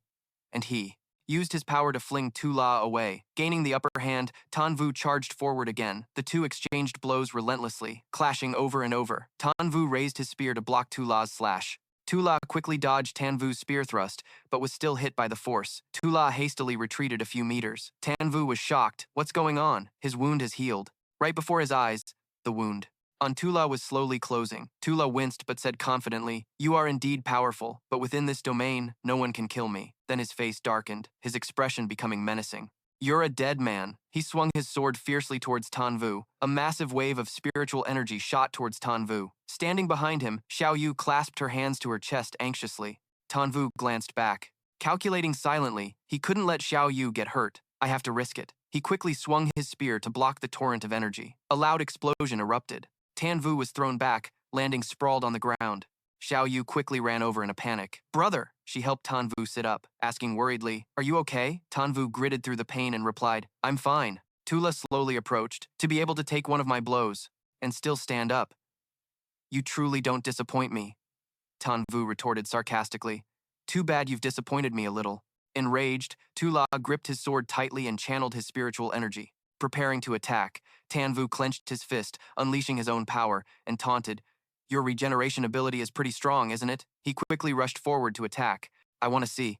If my spear is faster than your flesh can regrow. Tula deftly parried the blow, thinking to himself that this wasn't a solution. He would die of exhaustion. But in that moment of distraction, the tip of the spear of Tan Vu's spear lunged forward again. Terrified, his eyes widened, but he let out a savage laugh and caught the spear with his bare hand, blood splattering from his palm. Tan Vu's jaw dropped in surprise as Tula counterattacked, swinging his sword. Tan Vu hastily dodged to the side as the sword slammed into the ground, shattering it. Tan Vu lost his balance and fell heavily. Tula quickly pulled his sword from the earth. Tan Vu admitted grudgingly, not bad. Tula shot back.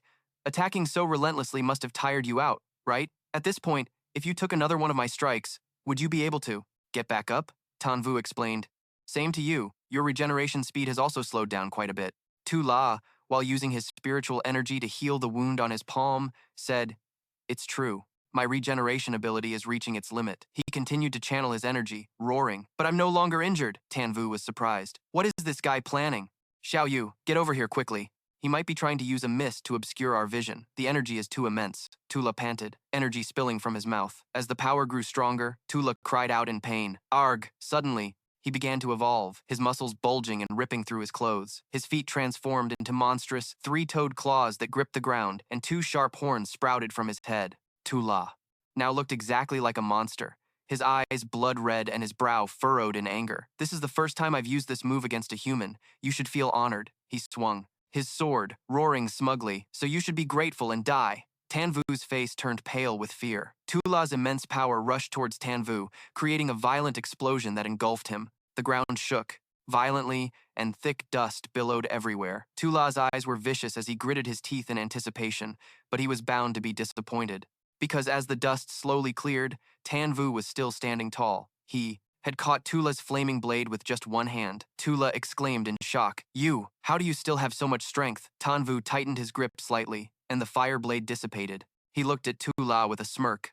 I originally wanted to have a proper fight with you, but he trailed off, ignoring Tula's hateful, teeth-grinding glare, and looked in another direction. It seems they don't want to give me that time. Hongmin pointed and ordered. His subordinates, shoot Tan Vu immediately. Don't give him a chance to escape. Fu Yi quickly tried to intervene. Commander Hong, at this distance, Tu La will also be affected. Hongmin growled, yelling, Can't you see? Tu La is no match for him. If we let this kid escape, the consequences will be dire. With that, he decisively gave the order to fire. The first bullets were fired. the muzzles flashing brightly. The resounding gunshots tore through the air, and with a boom, thick smoke obscured everyone's vision. Sun Yan asked uncertainly, "With such powerful guns, that guy, he must be dead," the bald guy yelled anxiously. "Where is Lord Asura?" "Nothing happened to Lord Asura, right?" Feng Nia replied uneasily. "I can't see clearly. The fog is too thick, and the sunlight is everywhere." The dust and smoke gradually settled, and only then could they see clearly. Tun Vu was protected inside a barrier, while Asura lay motionless outside, his condition unknown. Tun Vu ceded, saying that this Li Hongmin was truly ruthless. "If there's another attack like that, I won't be able to withstand it." Hongmin also saw it clearly, his eyes widening in shock. "What? You couldn't kill him? Quickly prepare the second volley." Tun Vu looked at Tio Vu and instructed, "Tio Vu, it's your turn to act now." She raised her hand and conjured a small flower bud. The bud landed on the ground and began to take root and grow rapidly. It turned out to be Nu Hoa. Tio Vu held its petal and said, "Flower beast, help us." Nu Hoa used its leaves, one on the left and one on the right, to lift the two of them up. Seeing their figures gradually disappear, Feng Nia exclaimed in alarm, "It's a spatial ability. Take them out quickly." He waved his hand and ordered, "Hurry, reload and fire the second volley." Feng Nia was so frantic he lost his composure, cursing them as a bunch of useless trash. Hongmin stood beside him, saying nothing. Thin Lin opened a black vortex near where he was standing, and something began to emerge. Feng Nia sharply noticed the anomaly. A single glance revealed a familiar figure appear. He screamed in horror, "Watch out, protect Commander Li." Before Feng Nia could even react, Tun Vu punched him square in the face. He went tumbling to the ground. Tun Vu smirked, flexing his wrist. Hongmin asked in terror, "How did you guys get over here?" He frowned and pointed, shouting, "What are you standing around for? Take them out already." The subordinates immediately knelt down, shouldering their guns. Countless gun barrels were aimed at Tun Vu and his companion, Tio Vu. Seizing the opportunity, Tio Vu gripped her blade and lunged towards Hongmin. The subordinates held their guns tightly, not daring to pull the trigger. "Commander Li," Tio Vu closed in on him. She shot a sharp glance around and warned everyone not to move. It was so quiet you could hear a pin drop. Tio Vu pressed the blade against his neck and asked, "What's wrong? You want to go boom? You idiot, you want Commander Li to get blown up along with him?" Din Quoc came running from out of nowhere, questioning him. His neck was being squeezed tightly. Din Quoc struggled to speak, asking, "What are you trying to do?" Tun Vu didn't answer. He grabbed him by the neck and lifted him high into the air. He cried out in pain, "Ah, ugh, ah." Din Quoc's neck was being crushed. He was foaming at the mouth, his voice breaking off. Then, with a crack, Din Quoc's eyes rolled back, and the sound faded and then went silent. "Ah!" Tun Vu threw him to the ground. Hongmin shouted in shock, You killed him?" Tun Vu turned back coldly and called out, "Commander Li," he said sharply, "I advise you to reconsider your attitude." Hongmin's brow furrowed, his face covered in sweat. I surrender." He raised both hands and said through gritted teeth, "I admit defeat." Tun Vu grabbed Tio Vu's shoulder to stop her. "Tio Vu." He smiled, holding the tip of her blade, and said, "Don't be disrespectful to Commander Li." Hongmin gave a placating smile and held out his hand to negotiate. "This was our fault. Your requests. Whether it's entering the treasury to choose a treasure or entering the ruins, we agree to all of them." Tun Vu smirked.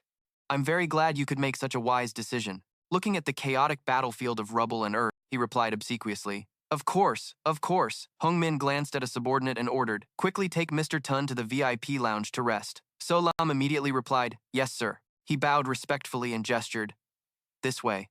Tun Vu walked a short distance and didn't see Tio Vu. He turned back to look. It turned out Tio Vu was fuming, stomping her feet on the spot. "You're the one who told me to attack, and you're also the one who told me to stop." She was angry, her brow furrowed and cheeks puffed out. "I'm not your tool." Tun Vu gently patted her head and said, "I'm sorry. It's my fault." Tio Vu immediately blushed and stopped making a fuss. The scene changes, and the three of them are brought to a lounge. Tio Vu rested her chin on her hand, brooding. "Is that Li Hongmin up to something?" Tun Vu casually peeled a tangerine and replied, "Probably not." He explained while peeling. He already bowed his head in front of everyone just now. If he goes back on his word now, how will he command respect in the future? He fed Tio Vu a slice of the tangerine and added, "Besides, Li Hongmin should be thanking me." She asked curiously, "Thanking you? Why?" As they were talking, the door suddenly opened. Hongmin entered and said politely, "You three, my apologies for the long wait." As soon as he sat his butt down, he said, "Mr. Tun, I truly thank you." Tun Vu raised his chin smugly. Tio Vu and Thin Lin were completely baffled to see him speaking so politely. Hongmin's face was full of cunning as he began to speak slowly. "Mr. Tun, you know as well as I do that the person who could threaten me in Tianmong City is now dead. If you can help me stabilize the situation, I will definitely be grateful to you, Mr. Tun. Unexpectedly, Tun Vu slammed the table and said, I'm afraid not. He shot up, his expression stern, and replied, I refuse. It seemed Hongmin hadn't expected this outcome. He asked in shock, why? He frowned and said hurriedly, with you overseeing things, we can definitely minimize unnecessary bloodshed and sacrifice. If you feel my sincerity is lacking, before he could finish, Tun Vu cut him off. Because I don't like killing people. He turned to leave.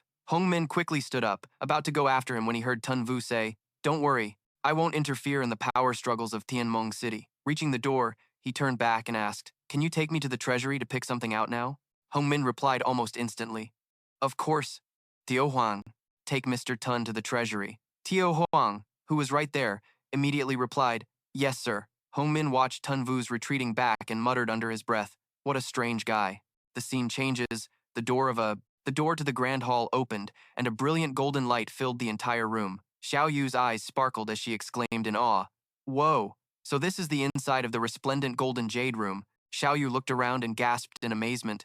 Come look at this! She ran over to a glass case preserving a stone, smiling as she pointed at it. Tan Vu recalled that an old woman had once given a similar stone to Xiao Yu. Don't refuse. Please keep it safe for me. Not knowing what else to do, Xiao Yu politely accepted it. Thank you. Tan Vu looked at the stone in the glass case and thought to himself, This stone looks just like the one the old woman gave Xiao Yu, he asked curiously. About this thing, even Xiao Huang is stumped. We don't know what it is. This stone is incredibly hard. She explained that even Shura couldn't damage it in the slightest with his full strength, which is why they keep it here. Xiao Yu took the stone out of the case, holding it in her hand to compare it with the one she already had. She smiled and said, These two stones are exactly alike. As Xiao Yu focused on observing the two stones, Tan Vu watched her, just as curious. What could those black stones be? Unexpectedly, when the two stones were brought close, they suddenly pulled together. Xiao Yu let out a surprised cry. Ah! An incredibly intense light burst forth and fiercely. It was so blinding that no one could look directly at it. When the light faded, Xiao Yu opened her hand. The two separate stones from before had somehow merged into one. She exclaimed in astonishment, Look, what is this? Tan Vu came closer to look for a moment, then replied, I don't know either, but this thing is definitely not simple. As if suddenly remembering something, he turned his head and exclaimed, Oh, right. He looked towards Ling Xin and asked caringly, Ling Xin, is there anything you want? She hesitated for a moment. Then, Ling Xin pointed to a glass case on the opposite side.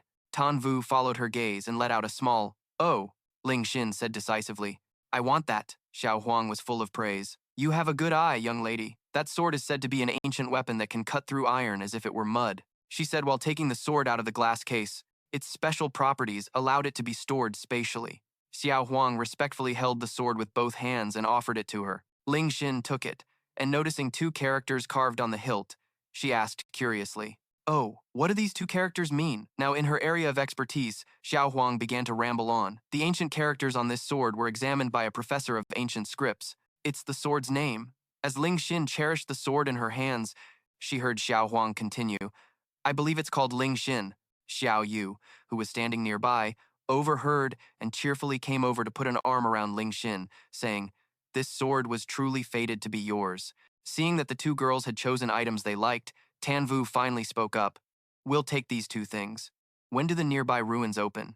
Xiao Huang immediately replied, Mr. Tan, the ruins will open in 2 days. We have arranged rooms for the three of you to rest. Please follow me. The scene changes to the building where Xiao Huang arranged for the three to stay. The night was quiet and still when Xiao Yu softly called out, Honey. The two of them were still awake. Tan Vu held her close as he heard her ask slowly, Tell me, am I going to die? Tan Vu gently turned so that Xiao Yu could press her face against his chest. He soothed and reassured her, Don't say such foolish things. You're not going to die. As the two were sharing an intimate moment, a strange sound was suddenly heard outside. Someone holding a gun shouted, What is that? A tall, dark figure stood before them. A guard holding a gun tried to remain calm and yelled, Where did this thing come from? Is it a mutant beast? Yuan Gui tilted its head, pulling a wide grin that stretched from ear to ear. Heh, a mutant beast?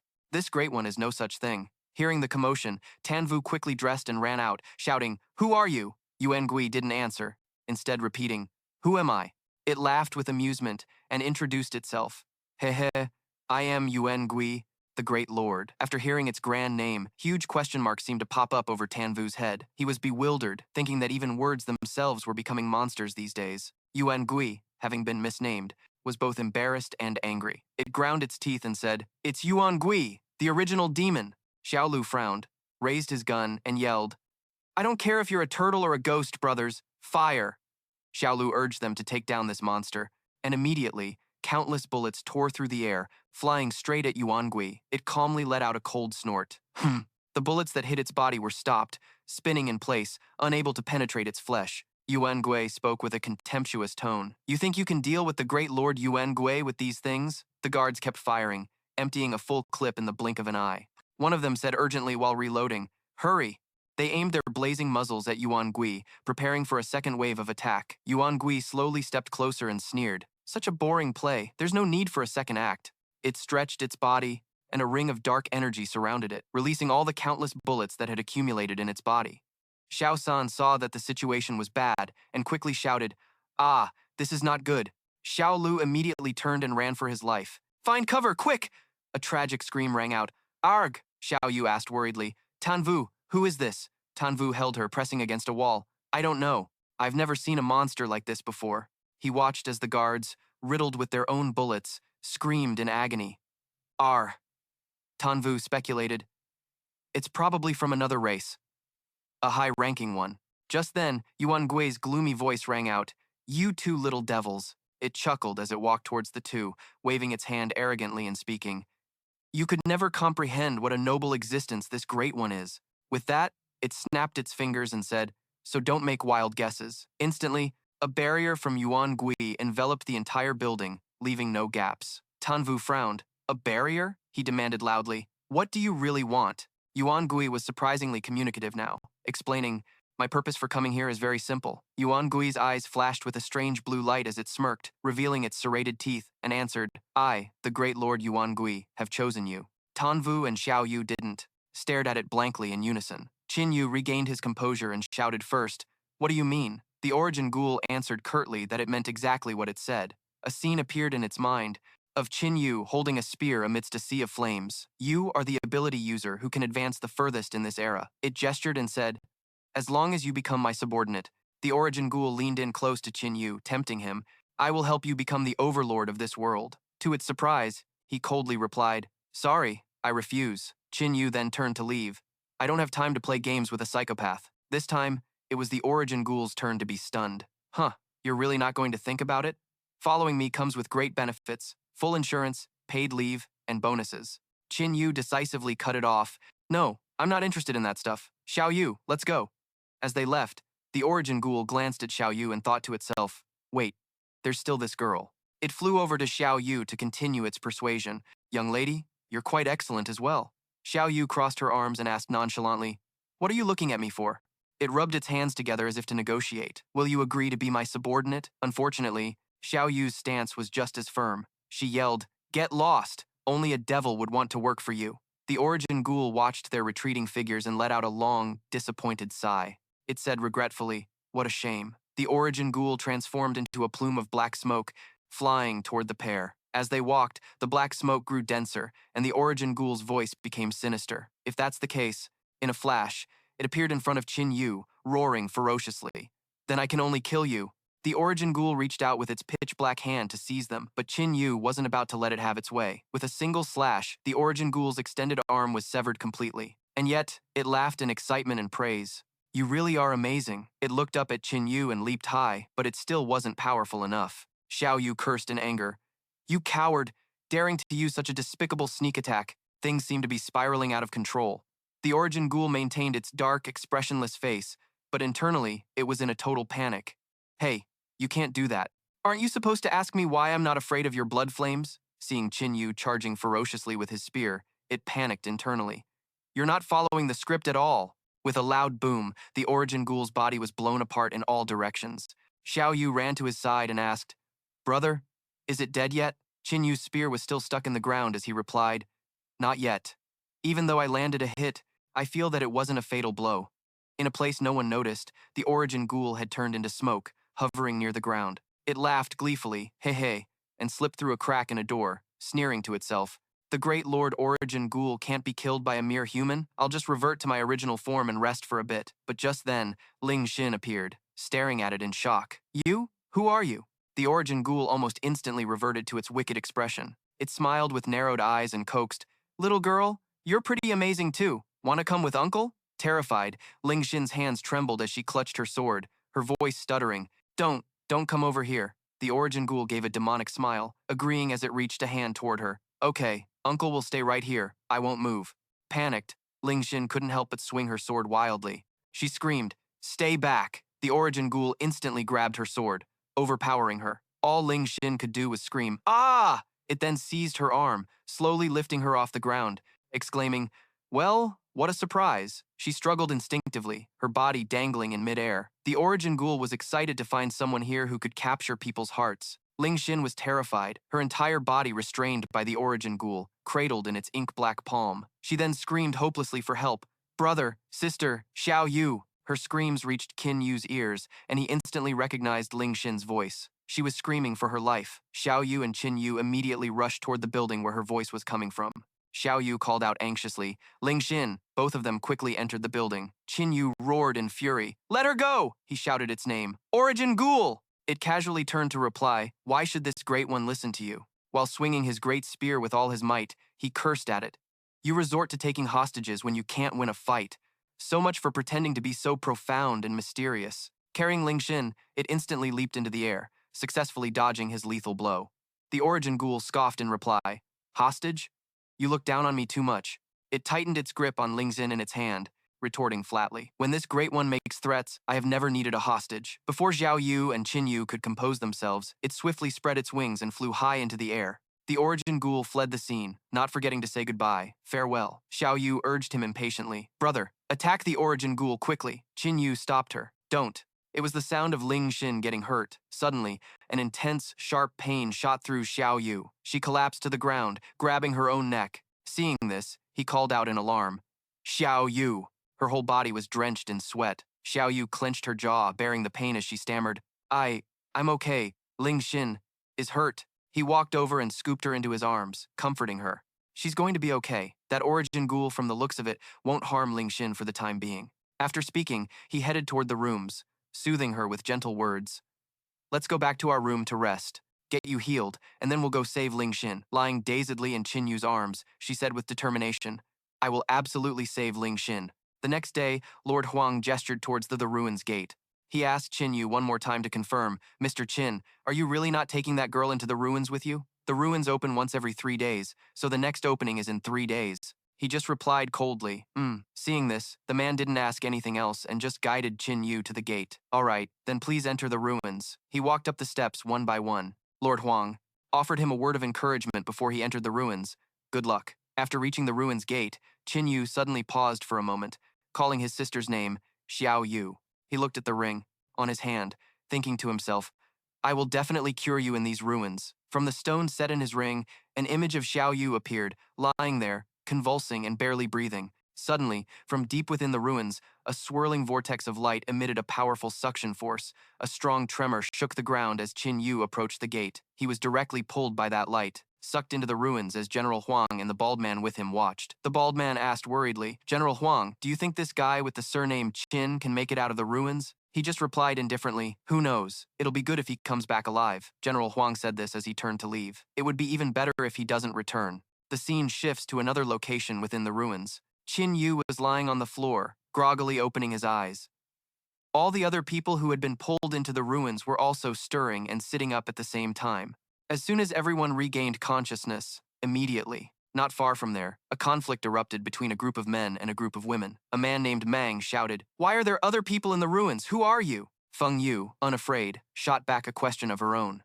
"And who are you?" Qin Yu stood to the side, observing and carefully analyzing. "They don't know each other. Could it be?" He turned to look back at the entrance, coming to his own conclusion. "These ruins don't just have one entrance." Feng Yu gave a slight, awkward cough, then cheerfully extended her hand to introduce herself. "Hello, my name is Wang Feng. We're from a hunter branch in Guiwang City." Yang Shi, standing nearby, raised his gun and said, "Boss, intel says there's a lot of treasure in these ruins. Why don't we just take care of them? Might as well." Meng's henchmen immediately aimed their guns, surrounding Feng Yu and her companions. A panicked Wang Xuan quickly waved his hands and explained, "We have no grudge against you. There's no need for this." A voice cut through the tension. Just as the atmosphere grew tense, everyone, All eyes turned to Qin Yu. He spoke up, asking, "Can you let me pass first?" Hearing this, Yang Shi flew into a rage and immediately raised his gun, aiming it at Qin Yu. "You brat!" Just as Yang Shi was about to pull the trigger, Meng stopped him. "Yang Shi, we're all civilized people here. Let's not spoil the atmosphere." He stood in front of Yang Shi and cheerfully introduced himself. "We're from Zhongwang City, and you can call me Ba Meng." Qin Yu's expression turned cold upon hearing where Ba Meng was from. He thought to himself, Zhongwang City, a lawless place. Suddenly, many different faces flashed through his mind, one after another. In the future, Zhongwang City would become a powerful stronghold among the A-rank factions. There's no order there. The strong make all the decisions. To survive in Zhongwang City, this guy must be tough to deal with. Ba Meng stood before everyone and extended his hand, proposing his idea. "Everyone, no need to be so tense. We can make a deal. I wonder if any of you are interested," Feng Yu asked suspiciously. "A deal? What kind of deal?" He held up a notebook in his hand, saying confidently, "According to the records in this book, there's a treasure inside these ruins called the Spirit Scepter." She asked curiously, "What is this Spirit Scepter?" He immediately gave an answer that caught even Qin Yu's attention. "They say the Spirit Scepter can bring the dead back to life." Anxious, Qin Yu hurriedly asked him, "What about a mutation disease? Can it cure that?" Ba Meng just shook his head, chuckled, and replied, "I can't confirm that. Bringing the dead back to life is likely an exaggeration, but as for restoring a severely injured person to their original condition, that's probably not a problem," he added excitedly. "The Spirit Scepter's healing power is immense. Our city lord of Xiongwang is collecting treasures with healing abilities.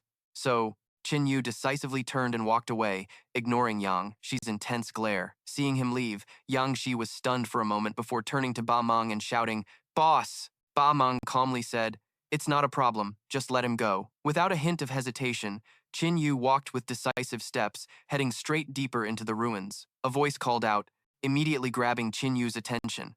"Hey brother, wait up." He stopped and turned toward the voice. Duan Xin ran up behind him, waving and saying, "Are you heading into the ruins by yourself? That's too dangerous. Take my advice. Those other guys don't seem like good people. You'd be better off coming with us." Yang Xiu showed his disgust openly, crossing his arms arrogantly and sneering. "Do you really want him coming with us?" Duan Xin was about to intervene, but Yang Xiu kept talking. This kid's clearly got something wrong with his head. Qin Yu didn't say a word after hearing his grumbling. He just furrowed his brow. When Yang Xiu saw Qin Yu's expression, he was stunned, and his bruised pride instantly flared into anger. He shouted, "What's that look for? You got a problem with me?" But Yang Xiu had no idea that look was for the massive beast right behind him. It had opened its jaws, revealing rows of sharp teeth, and was charging toward him at high speed. Qin Yu he replied, "I have no problem with you, but I can't say the same for it." A drop of the beast's saliva dripped down. When Duang Tu turned to look, he froze in place.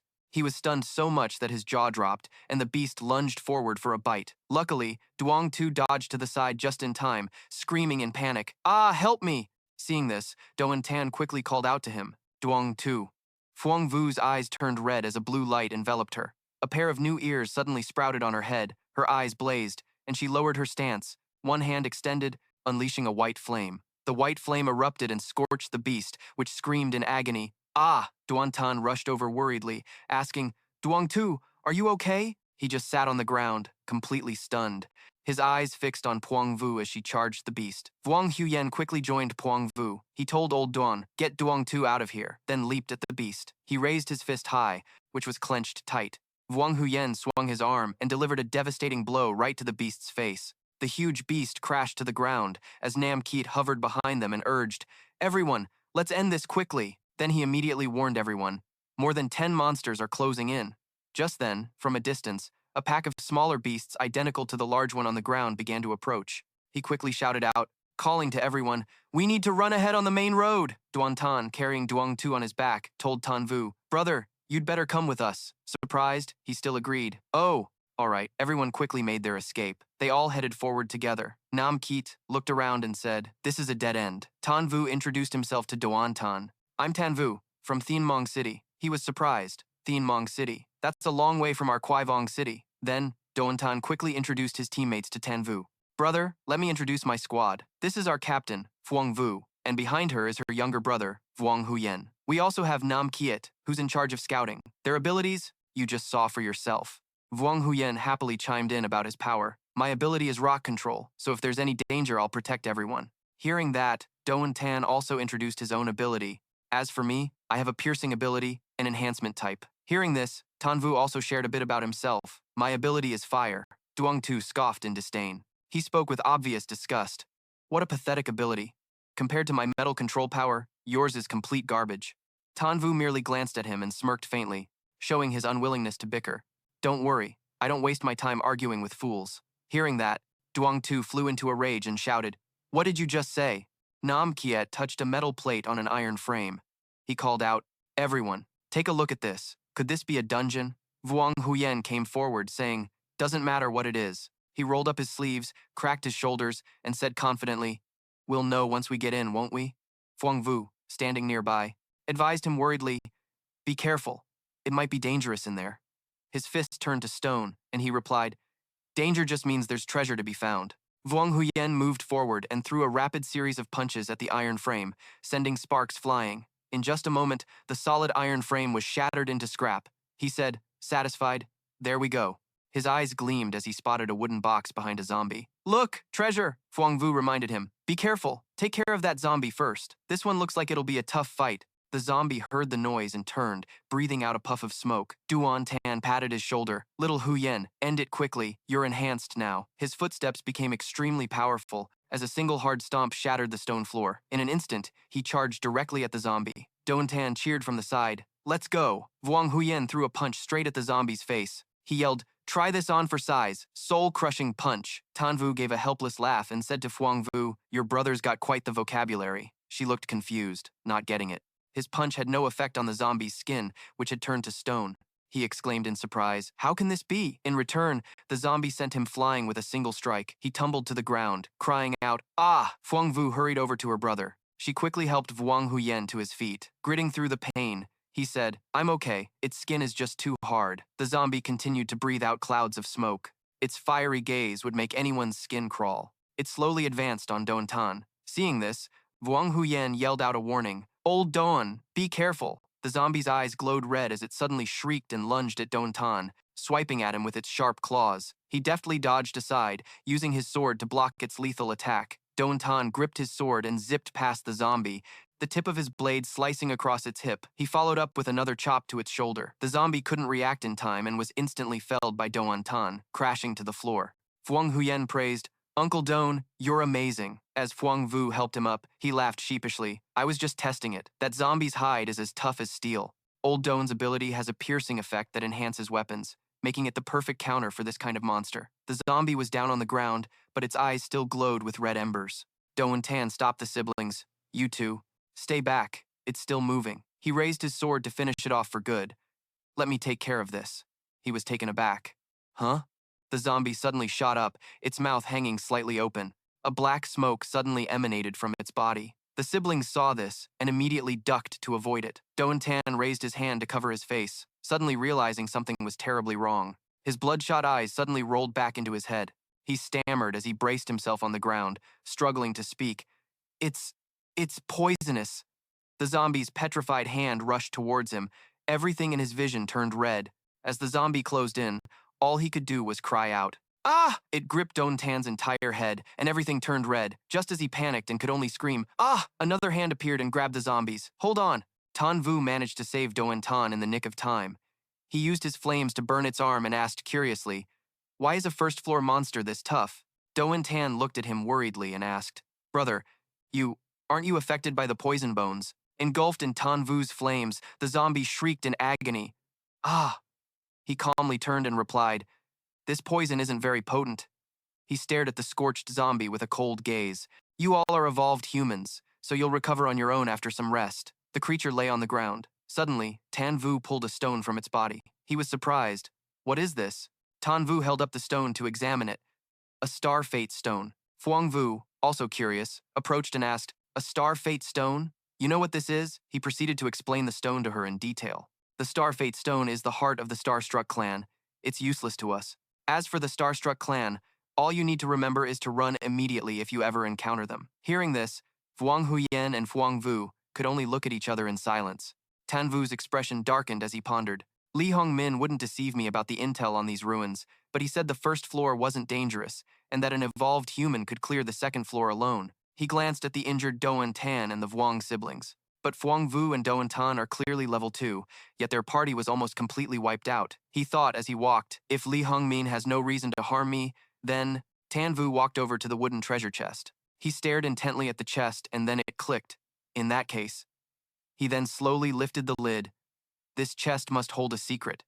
As he opened it wide, inside there was a blue vortex, just like the one at the entrance of the ruins. Standing nearby, Phuong Vu asked curiously, Tan Vu, what's in there? He replied, a path, I'm guessing it's some kind of shortcut, she asked in surprise. A shortcut? Vuong Huyen stepped forward excitedly. Can we go directly to the treasures on the higher floors? The voice of Duong Tu interrupted them, and everyone turned to look. I think you're getting pretty cocky, giving advice to everyone. Let's not get in Tan Vu's way anymore. Another voice chimed in.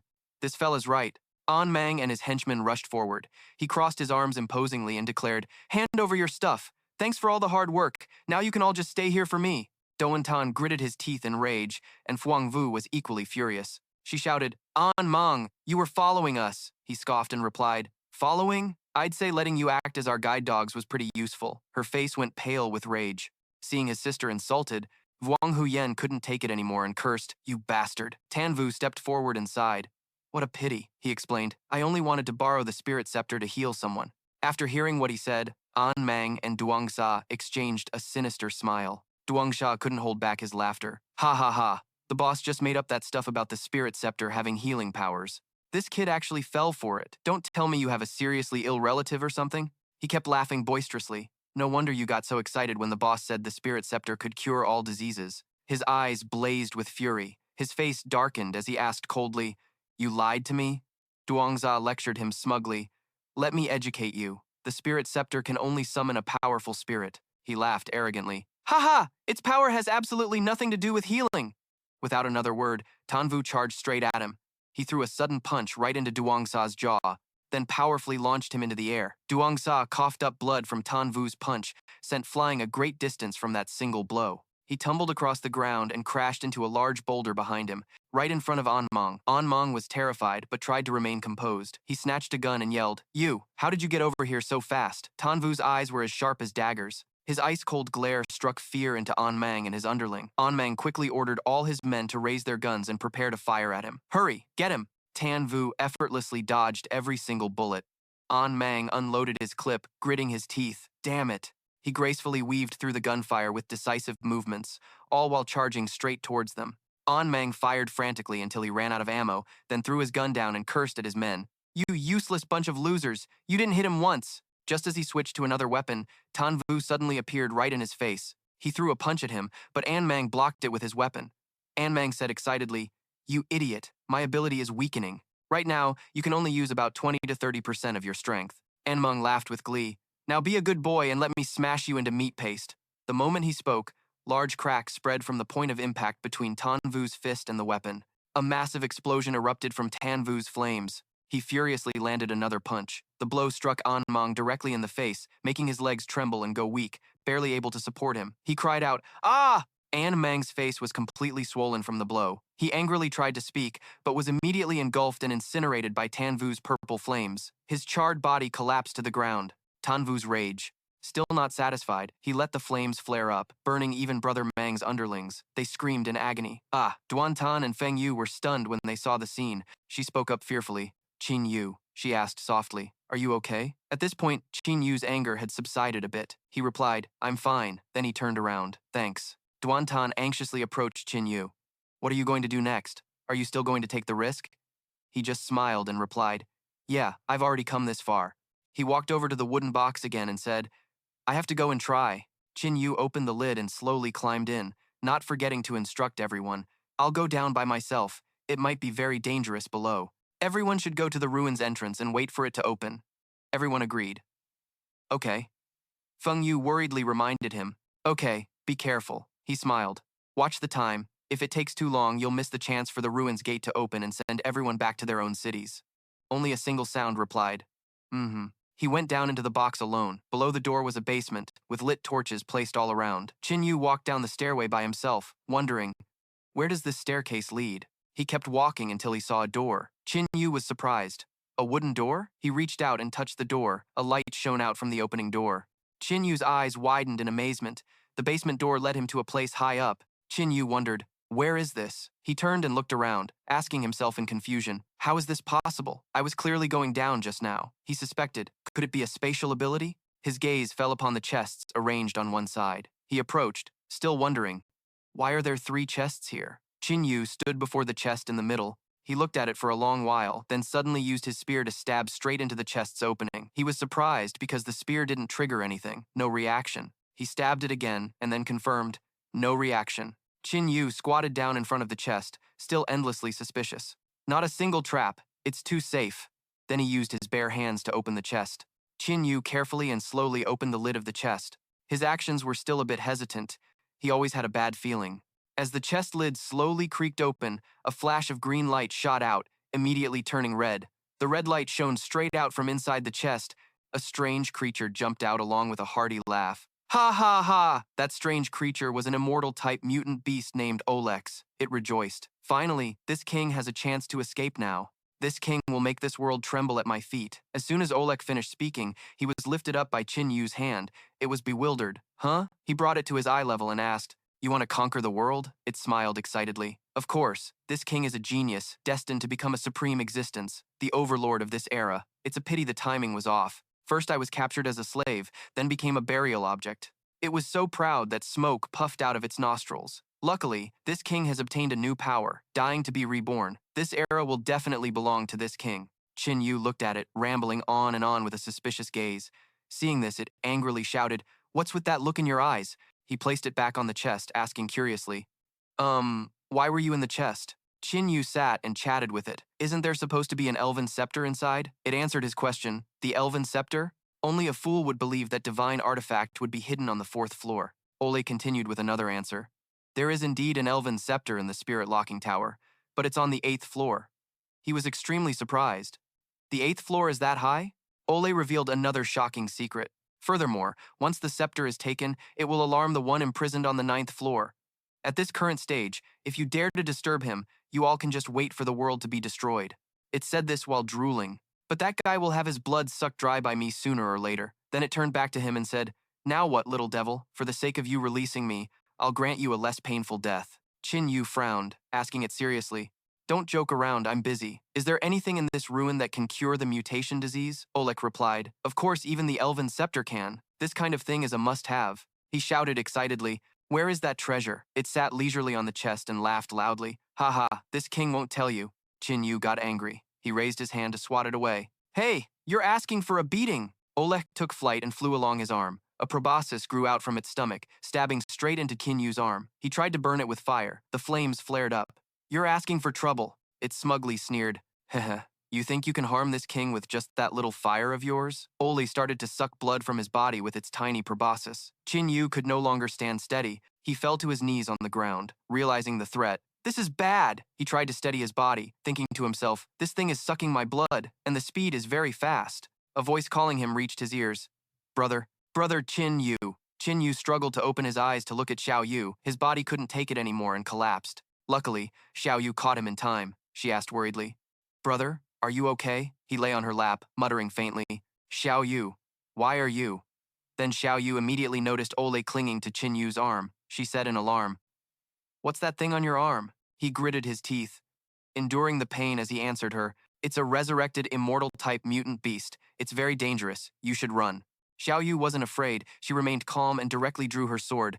An immortal-type mutant beast. Don't worry, brother. My undead lightning ring is very suited for dealing with this kind of thing. Seeing her rash move, Ole got scared and backed away slightly. It yelled in a panic, Undead lightning ring! Wait a minute! It sat up, using its 2 legs to block the sword, and explain. Liked it. My being is linked to the nerves in his arm. If I die, his arm will be crippled. It broke out in a cold sweat, its voice trembling. How about it? If you don't want your brother to become a one-armed man, you'd better listen to me. Xiao Yu cheerfully swung her sword, and it asked fearfully, What are you going to do? Suddenly, a drop of blood fell onto Oleg's head, and it was bewildered. Huh. I heard you like to drink blood? Then she gently touched it with her finger. From now on, I'll call you Little Red. Got it? Oleg felt giddy, looking dazed and confused. Me? It was suddenly in a dazed state, so it immediately agreed with what Xiao Yu said. My name is Oleg, but Little Red is fine too. Strange. Why do I find this name acceptable? She smiled and replied, "That's not important. You'll get used to it." She gently ordered Ole, "Now, get out of his arm." It scratched its head, laughed, and replied, "That's a bit difficult." Ole explained that it and his nerves were intertwined, and if they were forcibly separated, his arm might become useless. Xiao Yu's expression suddenly darkened, her voice cold. "Then I might as well just kill you." It trembled and broke into a sweat, and Ole hurriedly tried to negotiate. "Don't. I can extract the pure golden blood king from his bloodstream, which is extremely beneficial for your brother." Xiao Yu asked for his opinion. "Brother, what should we do?" Qin Yu propped himself up and replied, "We can only leave it like this for now. We can separate it slowly later." He sat next to her, asking worriedly, "What about you, Xiao Yu? Are you okay?" She answered blankly, "I don't know either." Xiao Yu recounted the whole story to him. Earlier, she was resting when she heard someone calling her. The voice kept repeating, "Qin Xiao Yu, Xiao Yu." That voice then gave a warning that her brother was in danger, that he needed her. Xiao Yu then added, "But as soon as I woke up, I was fine." Qin Yu suddenly looked at her neck and asked in alarm, "Xiao Yu, where's your necklace?" Hearing that, she immediately looked down at her neck. Xiao Yu was bewildered.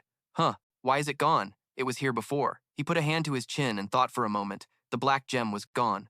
Moreover, when Xiao Yu appeared, he tried to recall that before she appeared, a thick black smoke had emerged from his ring. He thought, there was a lot of black smoke around, which meant that the stone had saved Xiao Yu. Suddenly, strange sounds began to emerge, and the ground began to shake violently. Qin Yu was surprised. "An earthquake? This is bad!" Xiao Yu clutched her head and screamed, "Ah!" Oleg, clinging to his arm, spoke up. "Run, quick, run out of the spirit-locking tower." He asked it in confusion. "What's happening?" Oleg didn't explain, just urged him to hurry. "The spirit-locking tower's central brain is about to awaken." Qin Yu grabbed Xiao Yu's hand and fled, and a large boulder suddenly fell not far from the two siblings. He held her hand while running and said, "If it fully awakens, we'll never get out." A small stone fell from above and hit Xiao Yu on the head. Hearing that, she panicked. "We can't get out?" Qin Yu ran over and quickly touched the door. The door began to open, revealing a staircase leading up. He glanced around, checking for any abnormalities. Then he turned to Oleg and asked, "Why did this central brain suddenly awaken?" It replied, "Earlier, to escape my imprisonment, I tampered with some things and got discovered." It awkwardly scratched its head.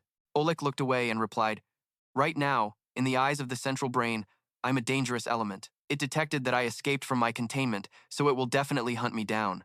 Qin Yu and Xiao Yu were both furious, their eyes burning with fire. The two siblings scolded it in unison. "Why didn't you say so earlier?" He turned to her and requested, "Xiao Yu, quickly tell that flower to get us out of here."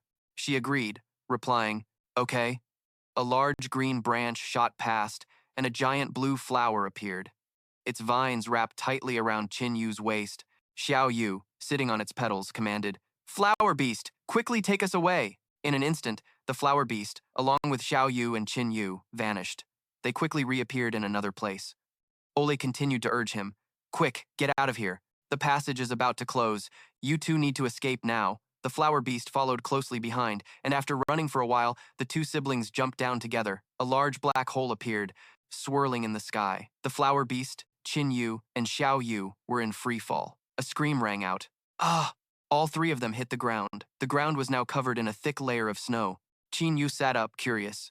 The two of them had ended up in a place where it was snowing. He looked around and asked, "Where are we?" The snowfall was very heavy. Xiao Yu couldn't see the scenery clearly. She shielded her eyes with her hand and said, "The weather is completely reversed too. Surely we didn't just go straight from the southern hemisphere to the northern hemisphere, right?" He replied, "I don't know. Maybe because the spatial passage closed in a hurry, there was a mishap." His voice sounded a bit helpless. "It seems we can't return to Tianmeng City." As soon as he finished speaking, a pair of feet suddenly appeared, walking towards him and Xiao Yu. That person was Da Luo. He was covered from head to toe. He approached from behind Qin Yu and shouted in a loud voice, "Who are you?" She was about to answer, "We," but he called out to Xiao Yu. She continued to explain, "We got lost and ended up here." "Where is this?" He answered her. "This is the Flying Snow Realm. You don't know where this is, yet you dared to come?" Qin Yu then added, "We didn't exactly choose to come here." He smirked. Daluo intended to lure the two siblings somewhere else, his face revealing a cunning expression, and he said, "This place is very dangerous. Follow me to the gathering point. It's quite safe there." Xiao Yu turned back to ask for his opinion. "Brother, should we go with him?" Without hesitation, Qin Yu flatly refused.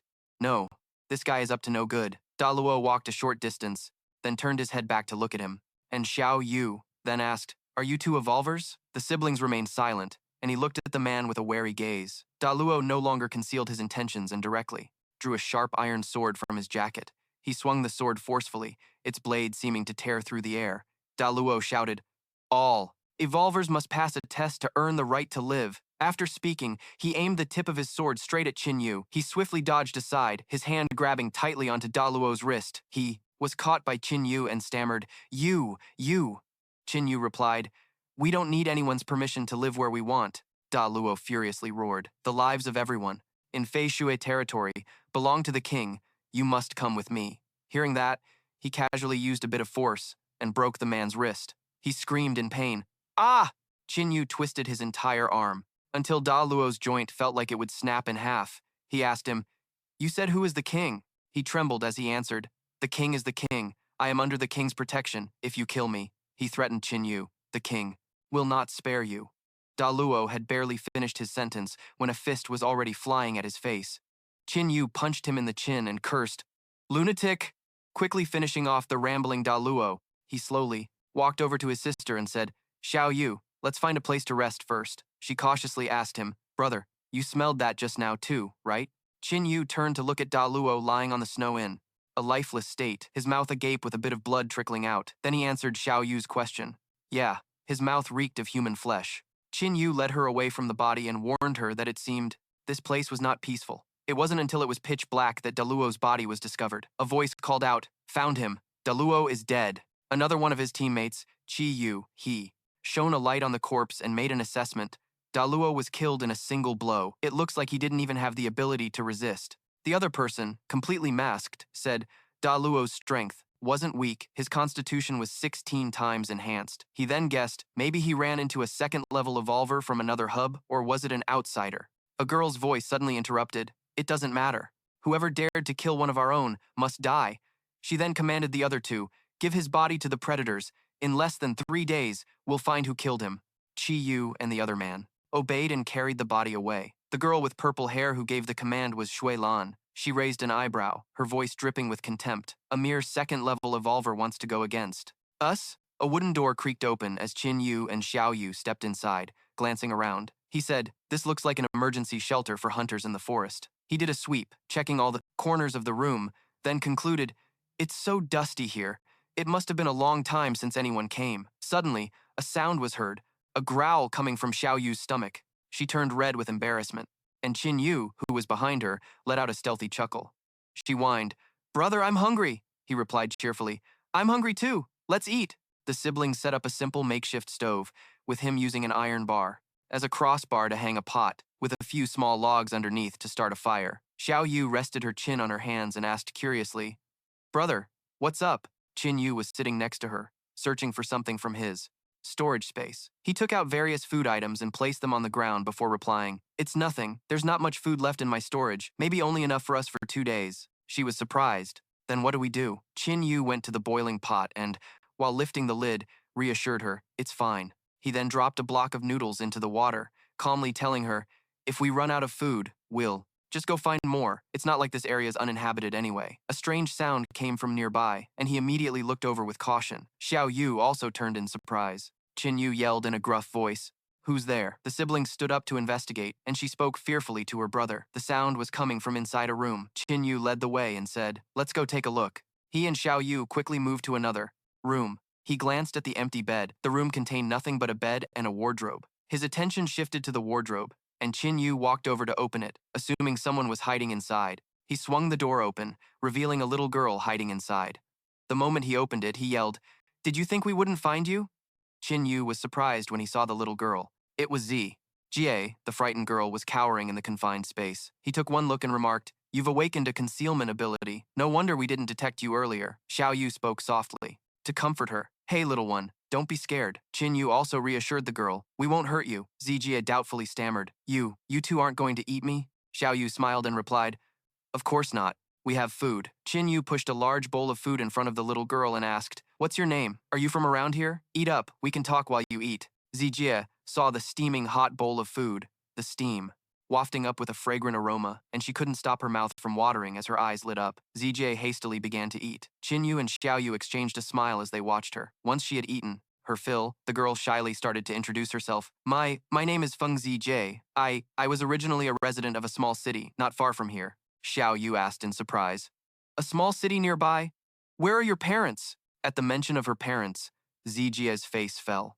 The little girl looked down and stammered, they, before finally answering, were eaten by those other people. An image, flashes of her father being killed. The horror resurfaced. They are devils. They captured us and took us to a camp, killing us one by one. Back then, ZJ and her mother could only helplessly cling to each other. She continued, saying they even stored them like food. ZJ choked up as she recounted everything, unable to hold back her tears. Then I took a chance and escaped in the dead of night, and I've been hiding here ever since.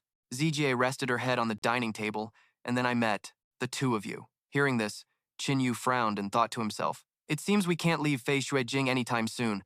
Those man-eating beasts are a threat. I might as well. Call her Xiao Jie. The little girl looked up, her face streaked with tears, and curiously replied, yes? Qin Yu leaned on the table and asked casually, can you take us to the nearest town?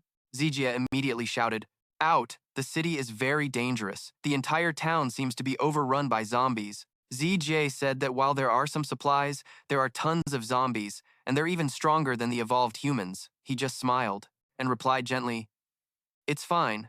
The more zombies, the better. I want to go where there are lots of them. The scene changes to outside the snowy landscape. A faint moon appears through the thick falling snow. Qin Yu said in a cold tone, hey, Old Lee, are you sure they went into the city? Old Lee calmly replied, don't worry, my tracking skill is never wrong. A man, a woman, and a child are definitely in this city. Shui Lan, standing behind with her arms crossed, said with a frown, everyone, be careful. Based on their tracks, one of the three can use fire. And what's more, they're a level 2 evolved human. She warned them beforehand, I have to save my ability to deal with him. If you guys get into trouble, don't blame me for leaving you to die. Qin Yu led the group and said, all right, brothers, let's start the hunt. Their whole group stormed into the city. Qin Yu spoke as they advanced. Old Lee, he asked, are you sure they entered this city? Qin Yu held a flashlight. Looking around, he scanned the entire room and replied, positive, they're not far, probably on the second floor. Suddenly, a bad feeling washed over him. He turned and said, boss, something doesn't feel right. Another guy also agreed with Qin Yu, chiming in, yeah, boss, I have a strange feeling I can't explain. Shui Lan's expression suddenly soured. She frowned deeply, then raised her hand to stop everyone. She yelled, stop, not another sound. Shui Lan then took the flashlight in her hand, shining it towards the stairs to search. Looking through the clear glass window, outside, the snow still hadn't stopped falling. Shui Lan found it strange. She wondered, how can this be? There isn't a single sound. The other guys looked at each other. Then one of them spoke up. What's wrong with there being no sound? As soon as he finished speaking, a huge chunk of the ceiling suddenly cracked and fell. One of them in the room noticed and yelled, the ceiling is collapsing! He quickly put up a protective shield and yelled to everyone, quick, get inside! The rock fell from above, shattering into smaller pieces that flew everywhere. Kicking up a cloud of dust and smoke, a strange foot suddenly stepped out. After, everyone hid behind the shield and dodged the falling rock. They pushed away the broken rubble and slowly crawled out. A zombie, its breath like white smoke and its eyes glowing red, was slowly approaching them. A voice screamed, ah, what is this thing? One guy, trying to push away the rubble to get out, said his mouth was full of dust and coughed violently. Qin Yu suddenly yelled, how can this be? He pointed in a direction and said, everyone, look, we're surrounded by zombies. Shui Lan was horrified by the scene before her, asking in fear, how is this possible? She wondered. Aloud, zombies are never still for a moment. Why didn't we sense any zombies nearby just now? Meanwhile, on the floor above, next to the hole where the rock had fallen, J, Xiao Yu, and Qin Yu were sitting and smiling smugly. He praised her. ZJ, you did a great job. The three of them looked down at the horde of zombies. Qin Yu said, if you hadn't concealed the zombies' sounds, they would have never been fooled so easily. The little girl felt shy from the praise. ZG modestly and gently replied, no, my ability isn't strong enough to completely hide the zombies' movements. I only temporarily cut off their senses from the outside world. While the three of them were chatting happily above, down below was a scene of chaos. One guy had been bitten by a zombie on the neck, with blood gushing out. Seeing ZJ being so modest, Xiao Yu continued to praise her. But you did it. You lured them into the trap. She added happily, this way, you've avenged your parents. Hearing that, ZJ also got excited.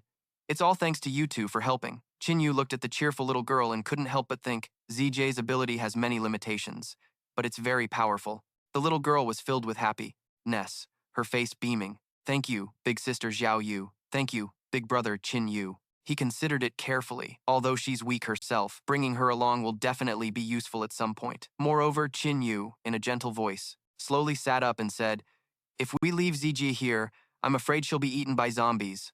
All three of them stood up. Xiao Yu took ZJ's hand, and he smirked. Let's go. I don't want to watch the process of these scumbags being eaten by zombies. Suddenly, just as Qin Yu finished speaking, a yellow flame erupted behind him. Qin Yu sensed the sound, quickly turned around, and yelled, what is happening? Shuelan praised him mockingly. You're pretty good, kid. She flew up from the floor below, cursing angrily. You really messed us up. Qin Yu said nothing, just raised his hand to create a purple flame to attack her. His flame spread rapidly and engulfed Shuelan, but strangely, her flesh was completely unharmed by the fire he used to attack. Shuelan's entire body was enveloped in a faint blue light because her ability was ice. Shuelan laughed heartily. Haha, didn't expect this, did you? Our tracker's ability sensed that you would use fire. As she spoke, she hurled large, sharp ice shards at Qin Yu.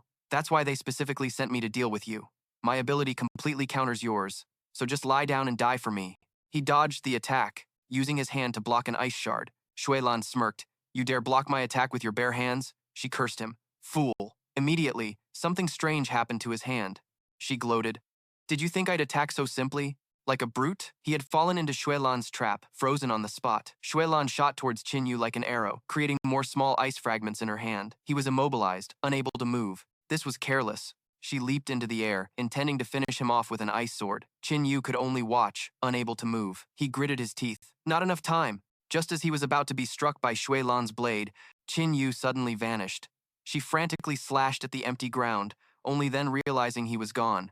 Shuelan looked up to scan the area, wondering to herself, where did everyone go? Shuelan froze. She fumed with anger, furrowing her brow and clenching her teeth. What? I can't even make a sound? Shuelan suddenly felt strange. The sensation of her clothes, the scene before her, it all disappeared. What's wrong with me? Could it be that kid's ability? She was stunned. Qin Yu broke out in a cold sweat, having been saved and narrowly escaping death. He gently stepped to the side. Shuelan was standing frozen, seemingly unconscious. Qin Yu shattered her ice sword with a single punch. Xiao Yu ran over worriedly. Brother, are you okay? He replied, I'm fine. Shuelan stood rigidly in one spot, unable to move a muscle. Qin Yu asked curiously, ZG, did you stop her? The little girl urged him. Hurry, she's about to regain her sight. Qin Yu grabbed a long iron bar and reassured her. Don't worry, I'll just be gentle. The iron bar pierced through Shuelan's torso, blood splattering everywhere. She won't get another chance. Qin Yu thrust the iron bar deep inside and then pulled it straight out, and at the same time, blood gushed from her body like a fountain along the rod. Shuelan stopped breathing and fell backward onto the ground as the three of them watched. He smiled gently and said, You saved me this time. I owe you one. ZJ quickly replied, No, it was nothing. Being praised again, ZJ remained shy and said timidly, I just did what I could. A familiar rumbling sound once again came from Xiao Yu's stomach, breaking the atmosphere. Qin Yu asked helplessly, Xiao Yu, are you hungry again? She answered embarrassedly, I can't help it. We've been gathering intelligence for the past 2 days, so I've been pretty active. He took out a metal box filled with steaming rice and meat. Eat first, but we need to find a base quickly. Xiao Yu happily sat down to enjoy her meal. He sat down and opened another metal box containing another dish and suddenly grew somber. The food supplies in this town have been taken. We need to find a new food source quickly. A day later, Qin Yu led Xiao Yu and ZGA through the night under a sky full of falling snow. He thought to himself that it had been half a day's walk since their last meal. Qin Yu looked at ZJ's figure, extremely worried about the little girl. Although his and Xiao Yu's bodies could go 2 or 3 days without food, Zijie was a child who hadn't undergone any physical enhancement. Just as he was thinking that she wouldn't be able to last much longer, her foot suddenly caught on a large rock. The little girl stumbled and fell into the thick white snow. Xiao Yu cried out in alarm. Zijie! She ran to the girl's side. Are you okay? Xiao Yu helped her up. Zijie struggled to answer. I'm okay, Sister Xiao Yu. The girl was drowsy in Xiao Yu's warm arms, murmuring, I'm okay. Xiao Yu quickly encouraged her. Zijie, don't fall asleep in the falling snow. Qin Yu squatted down and said with frustrated helplessness, I can't believe we've ended up in this situation. Suddenly, he saw something in the distance. Far away, there were 3 caves, and 2 of them were lit. Qin Yu quickly told her, Xiao Yu, give me ZJ. Hurry and run over there. There are people over there. He immediately carried ZJ on his back. Xiao Yu helped position the girl against him and asked cautiously, Brother, you're sure they're not enemies, right? Qin Yu's gaze was firm as he replied, We don't have time to worry about that. He quickly carried the girl and ran towards the caves.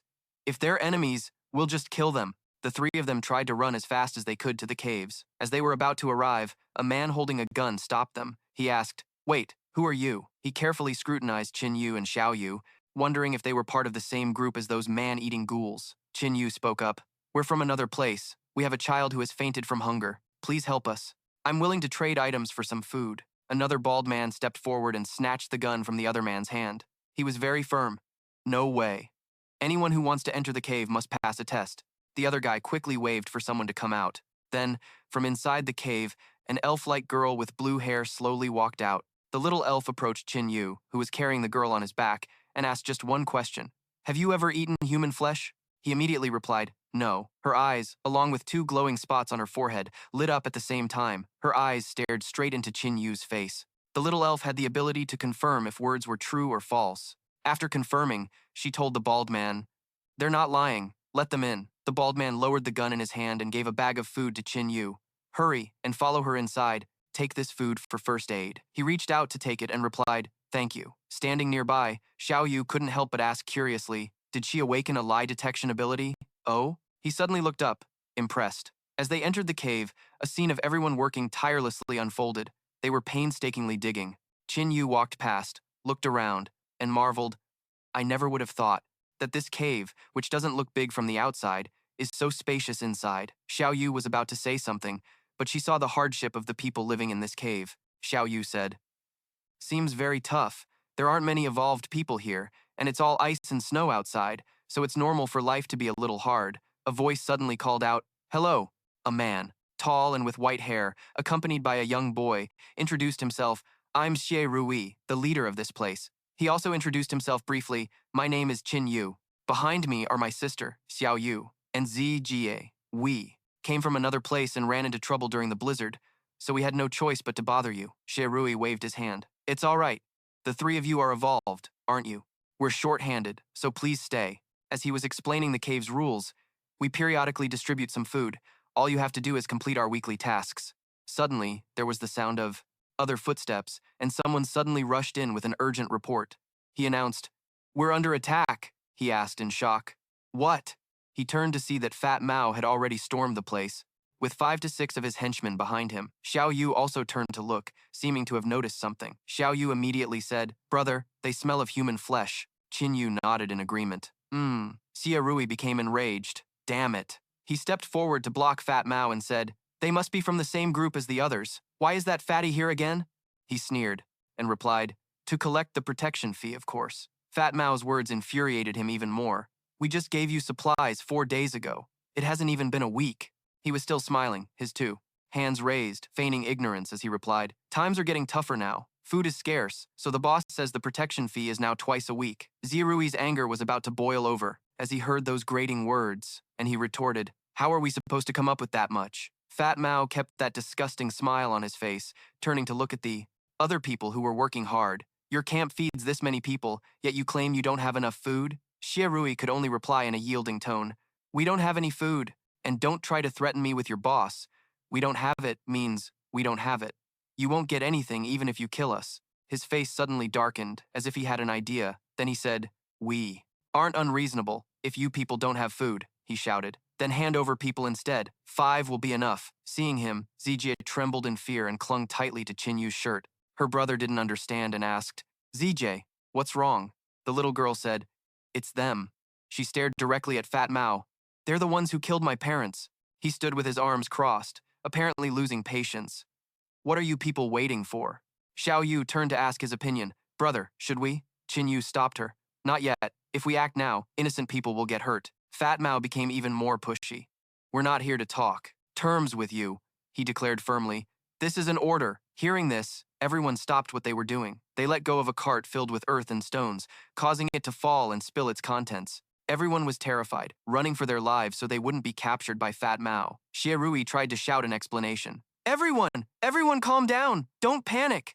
A hand suddenly landed. on his shoulder. Qin Yu, with a cold expression, patted Xiao Yu's shoulder and said, "Looks like you've got some trouble here." The orange-haired guy suddenly stepped up from behind and urgently asked, "Boss, look, aren't these the two people the boss is looking for?" Fat Mao immediately turned around, holding up a scroll on which was a portrait of Qin Yu and Xiao Yu. He held it up to take a look. A perfect match. He was stunned, his voice faltering. You.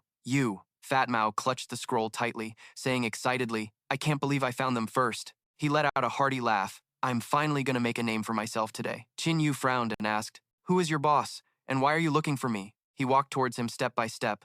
"Our boss is naturally the leader of the evil wolf base." Fat Mao pointed at himself with his thumb and answered in a loud voice, "We don't know why we're looking for you, but you'll find out when you come with me." His eyes blazed as his pupils constricted, and Qin Yu growled, "Fine, I'll make the trip." But then the man shouted, "But what?" Qin Yu's hand quickly shot out and grabbed Fat Mao by the neck. He lifted Fat Mao into the air by his tightly squeezed throat and shouted in a rage, "But not with you." Tears streamed from his eyes as he struggled and cried out, "Ah!" Just as he was about to suffocate, Qin Yu released him, tossing him to the ground.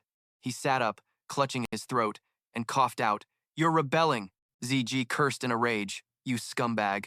The little girl gritted her teeth in anger, her gaze firm. "I'll chop you into 100 pieces." He looked at her and seemed to remember. "It's you?" Xiao Yu drew her sword, stood in front of him, and swung it hard. She slashed a strike straight through him. He instantly collapsed to the ground, and Fat Mao screamed in agony. "Ah!" He tried to say something. Xiao Yu handed the sword to the little girl, encouraging her. "Little Jie, I'll leave him for you to deal with." Zijie reached out and took the sword's hilt. The orange-haired guy frantically shouted to stop them. "Stop! How dare you lay a hand on one of our evil wolf men?" he ordered. The others, "Kill them!" Qin Yu didn't say a word, only smirking slightly. He raised his hands and unleashed his fire ability, and a purple flame instantly flared to life. It swept over all of Fat Mao's henchmen. He cheerfully encouraged the little girl who was trembling as she held the sword. "No one is stopping you now." ZJ slowly approached the fat guy, who backed away in fear, his voice trembling as he stuttered, Don't come over here." He begged the little girl to spare his life. ZJ gripped the sword tightly with both hands, raising it high into a ready stance as he screamed for mercy. The next moment, fresh blood splattered everywhere. ZJ's hands trembled. She looked completely stunned by what she had just done. Xiao Yu came closer to comfort her. "Was this your first time? Don't be afraid. They were bad people. They deserved to die." Shi Rui sat solemnly and spoke up timidly. "The three of you, do you have any requests?" Qin Yu replied warmly, "Mr. Shi Rui, you gave us food and saved my sister's life. I'm incredibly grateful. We won't make any demands of you." Then he suddenly asked a question, "But we're very curious about the evil wolf base. Do you have any intel on it?" Xia Rui replied, "I'm not too clear on the specifics myself." He slowly explained that the evil wolf base was the strongest one nearby. They have over 200 evolvers, and there's no evil deed they won't commit, from murder to pillaging. Qin Yu grinned. "Is that so? Then I'll have to go pay them a visit." The scene shifts to a luxurious and magnificent room where Hei Lang stood before a large mirror. He carefully examined his reflection. He opened his mouth to reveal sharp, iron-like teeth unlike a normal person's. He touched them, wondering to himself, "Why is this happening? Have I been eating too much human flesh lately?" He glanced over at a picture frame on the desk, a golden one, and grimaced, feeling an uncontrollable urge to bite something. Hei Lang looked at the family photo, unable to stop himself from stroking the faces of his wife and child as he lamented, "If it weren't for those bastards eating the two of you." Staring at the photo of his family who had been eaten, his expression filled with despair. "I wouldn't be like this now." As he held the frame, lost in the past, a voice called out, interrupting him. "Boss!" A man rushed in, panting. "It's bad news, boss. Really bad." Hei Lang put the frame back down and asked grimly, "What is it? Did zombies attack? Or a mutated beast?" The other man dropped to his knees, terrified. "It's neither, sir. We found the person you asked us to look for." Breaking into a cold sweat, he added, "He took out 80% of our men all by himself." Hei Lang was stunned. "That kid. Is that powerful?" He immediately started to leave, his presence menacing. "I'll go see him myself." The subordinate stammered, "Be boss."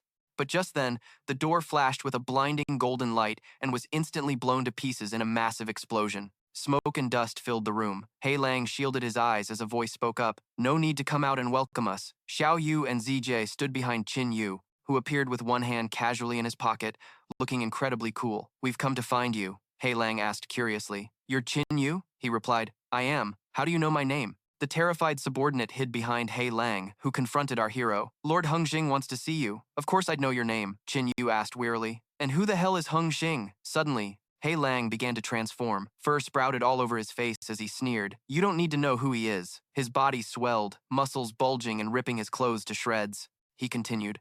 Besides, I have no intention of handing you over. An evolver with your talent is a rare delicacy. His body finished transforming, revealing his true nature as a giant wolf. He Lang roared. How could I ever just hand you over on a silver platter? Qin Yu thought. A transformation type evolver. He frowned in annoyance. This guy's power wasn't weak. The subordinate tried to crawl away to escape, but He Lang grabbed him, leaving him to only scream. Ah! The man cried out. Boss! He Lang gripped him tightly, opened his sharp-toothed maw, and bit directly into his neck. The man shrieked in agony. Arr! As blood sprayed everywhere. Qin Yu spoke up. Do you guys have a tradition of sacrificing a teammate before you fight? After finishing his snack, He Lang wiped his mouth and replied, My apologies. He heartlessly tossed the now useless subordinate to the ground, saying, I lose a bit of self-control once I transform. He Lang then opened his jaws and charged at Qin Yu, swiping at him with his sharp claws, but was blocked by the iron bar in his hand. The beast lunged again, its long tongue shooting out, causing Qin Yu's eyes to widen in shock. How can this be? He struggled to dodge He Lang's attacks, thinking, this guy's physical enhancement is even greater than mine. ZJ raised her hand, forming a sphere of dark magic. Brother Qin Yu, I'll help you, he yelled back. Don't! You two, get back now! Qin Yu then imbued his fire ability into the iron bar. He retaliated against He Lang's attack. The beast quickly backed away, its long claws scraping against the floor. Hiding behind a wall, Xiao Yu asked, Brother, why is he like a madman? Qin Yu replied with his best guess. He's probably eaten too much human flesh, she asked, surprised. Eating a lot of human flesh drives you insane? Yeah, he replied, and then explained to Xiao Yu. After the apocalypse, everyone's body carries the virus, but the amount in a normal person is too small to have any effect. He's likely consumed a huge amount of human flesh. The crazed beast searched around as Qin Yu continued. That's how he turned into this monstrous half-man, half-wolf creature. Just then, the beast charged at him again. He Lang caught Qin Yu, pinning him and slamming him violently against the wall. Qin Yu cried out in pain as a sudden flash of golden light flared up. Xiao Yu rushed forward to save him. Brother, I'm coming to help, he shouted, trying to stop her. Stay back! The tail of He Lang immediately curled up. He swatted her away with it, and Qin Yu screamed in panic. Xiao Yu! From the side, a terrified ZJ cried out, Brother Qin Yu! She then used her ability, causing He Lang to momentarily lose his senses. His vision went completely black. ZG urged him on, telling him the beast could not see anymore. He immediately got into position, raised his leg, and landed a swift kick right in Black Wolf's face. He staggered, digging his fingernails and toenails into the ground. A tense atmosphere erupted between Black Wolf and Qin Yu. ZJ quickly helped Xiao Yu up, who had fainted from his surprise attack. The little girl warned him, Brother Qin Yu, be careful. He's too powerful. I can only temporarily seal his sight, but he can still use his sense of smell to locate you. He stood up, grabbing his spear, then replied, Sealing his sight is more than enough to fight Black Wolf.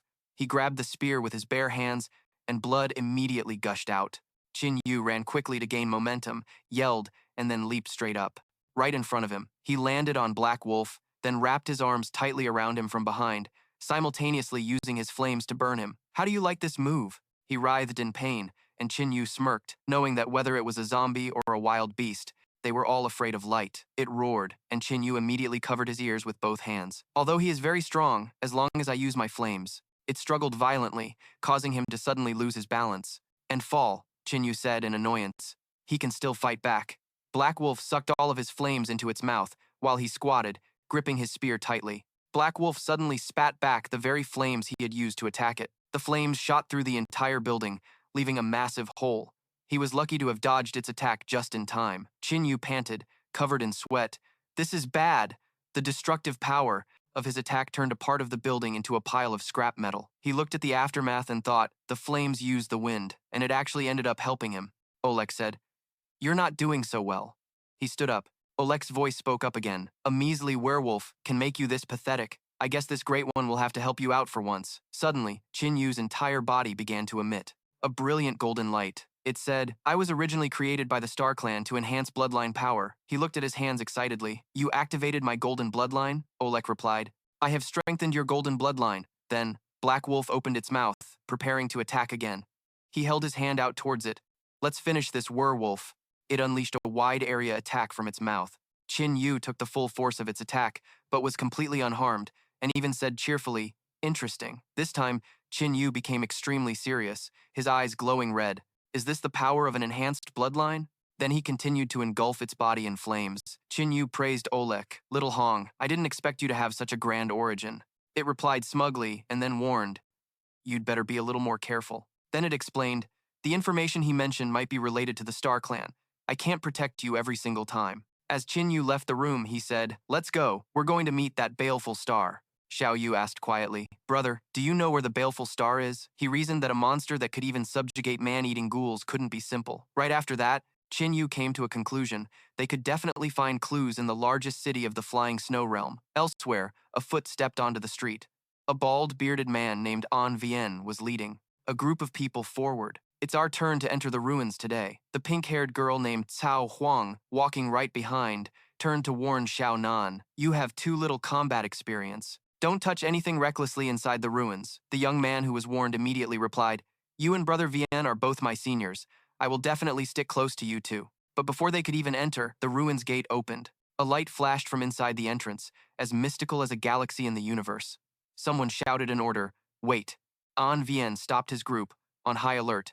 "It looks like someone is inside the gate." No sooner had he spoken than a black wind flew out from inside. It formed a tornado that swept through the group. The black wind passed through An Vien, instantly taking his life. Cao Huang and Xiao Nan, along with the others on the team, were also hit by the strong black wind, unable to keep their footing. Thudding sounds rang out as people collapsed to their knees.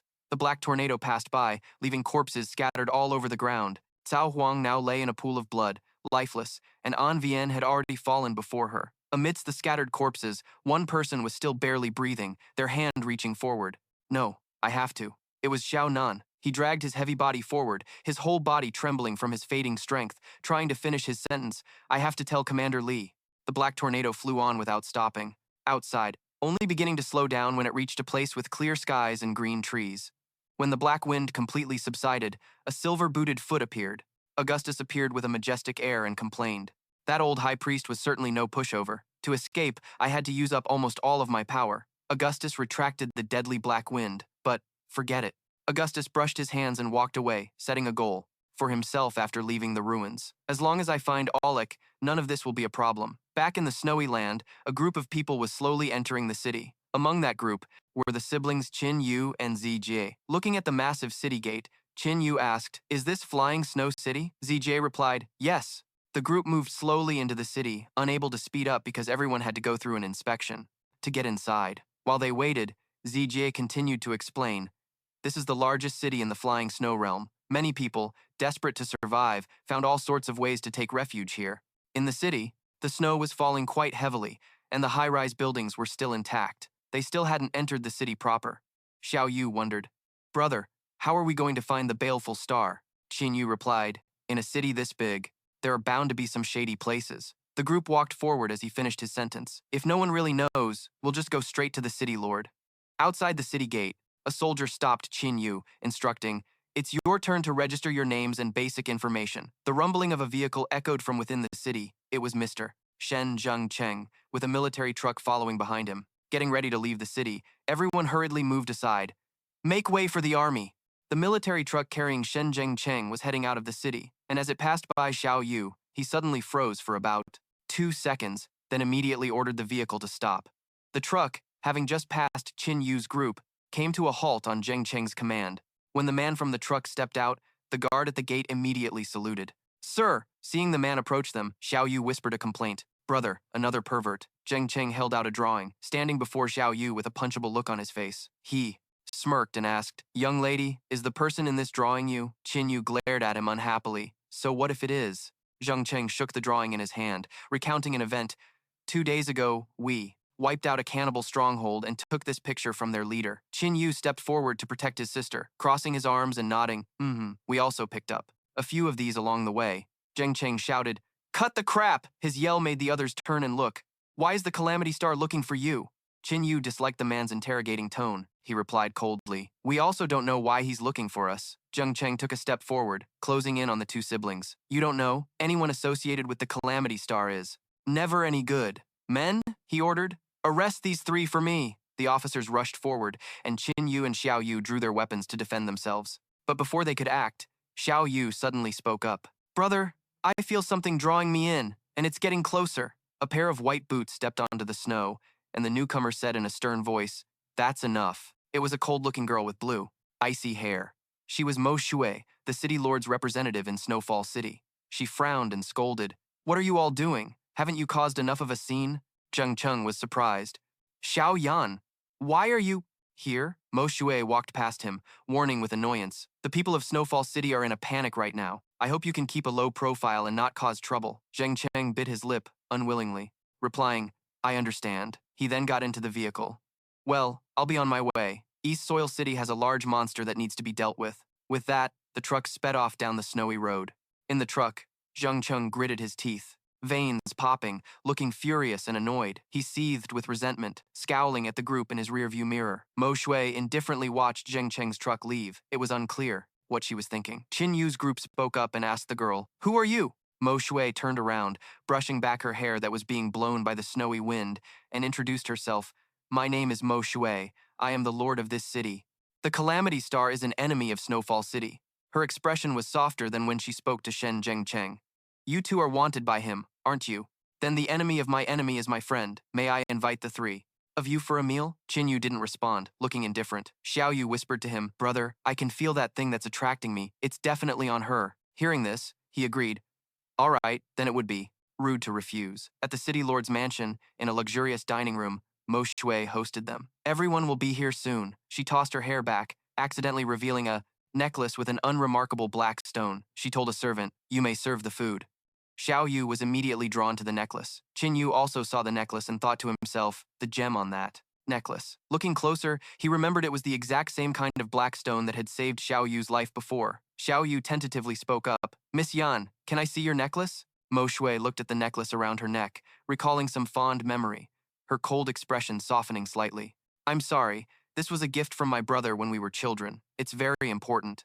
To me, I can't just let others see it." Xiao Yu knew she couldn't force the issue, so she just let out a small "oh" in disappointment. After the food was served, Mo Shui suddenly asked, "Do you all really not know why the Calamity Star is looking for you?" Qin Yu answered honestly, "We truly don't know who the Calamity Star is. I want to find him too, to ask him why he's after us." Hearing that, Mo Shui's voice grew heavy with doubt. "Find him?" Seeing the bewildered expressions on the siblings' faces, she advised, "Then I suggest you leave quickly. The terror of the Calamity Star is not something you can imagine." On the top floor of the city lord's mansion, a pair of slender legs in white shoes walked up to a closed door. The person inserted a key into the lock and turned it. Inside the pitch-black room, the silhouette at the door was dark. It was unclear who it was. The person spoke, "Brother, are you all right?"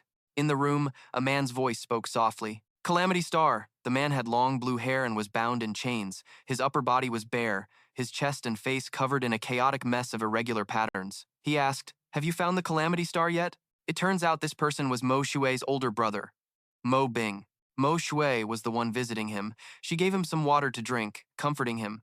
"Brother, don't rush. We will find the Calamity Star." Mo Bing tilted his head back to drink, gulping down the water, his Adam's apple bobbing beautifully. After drinking, he lowered his head dejectedly. "Whether it's me or Snowfall City, we don't have much time left." Mo Shui really didn't want to believe it, brother. Snowfall. Will the realm really be destroyed? Mo Bing was somber. Until now, every prophecy in that book had come true, and he didn't want to believe it. But Mo Shui was worried, and she voiced her question. "But if the monsters are truly as the book describes, if they are that powerful, why didn't they just kill everyone in the flying snow realm immediately?" Mo Bing had no answer. He didn't know. With that, he sensed the situation within the city, and he could feel a powerful monster approaching the flying snow realm. As of now, the true identity of the Calamity Star was still a mystery. Mo Bing couldn't help but anxiously warn his sister that the Calamity Star had plotted against him, even causing him to be infected. "With a great enemy before us, we need to unite everyone in the flying snow realm." He suddenly asked, "What's the situation with the battle at Dongtu City?" Mo Shui replied, "It's not looking good."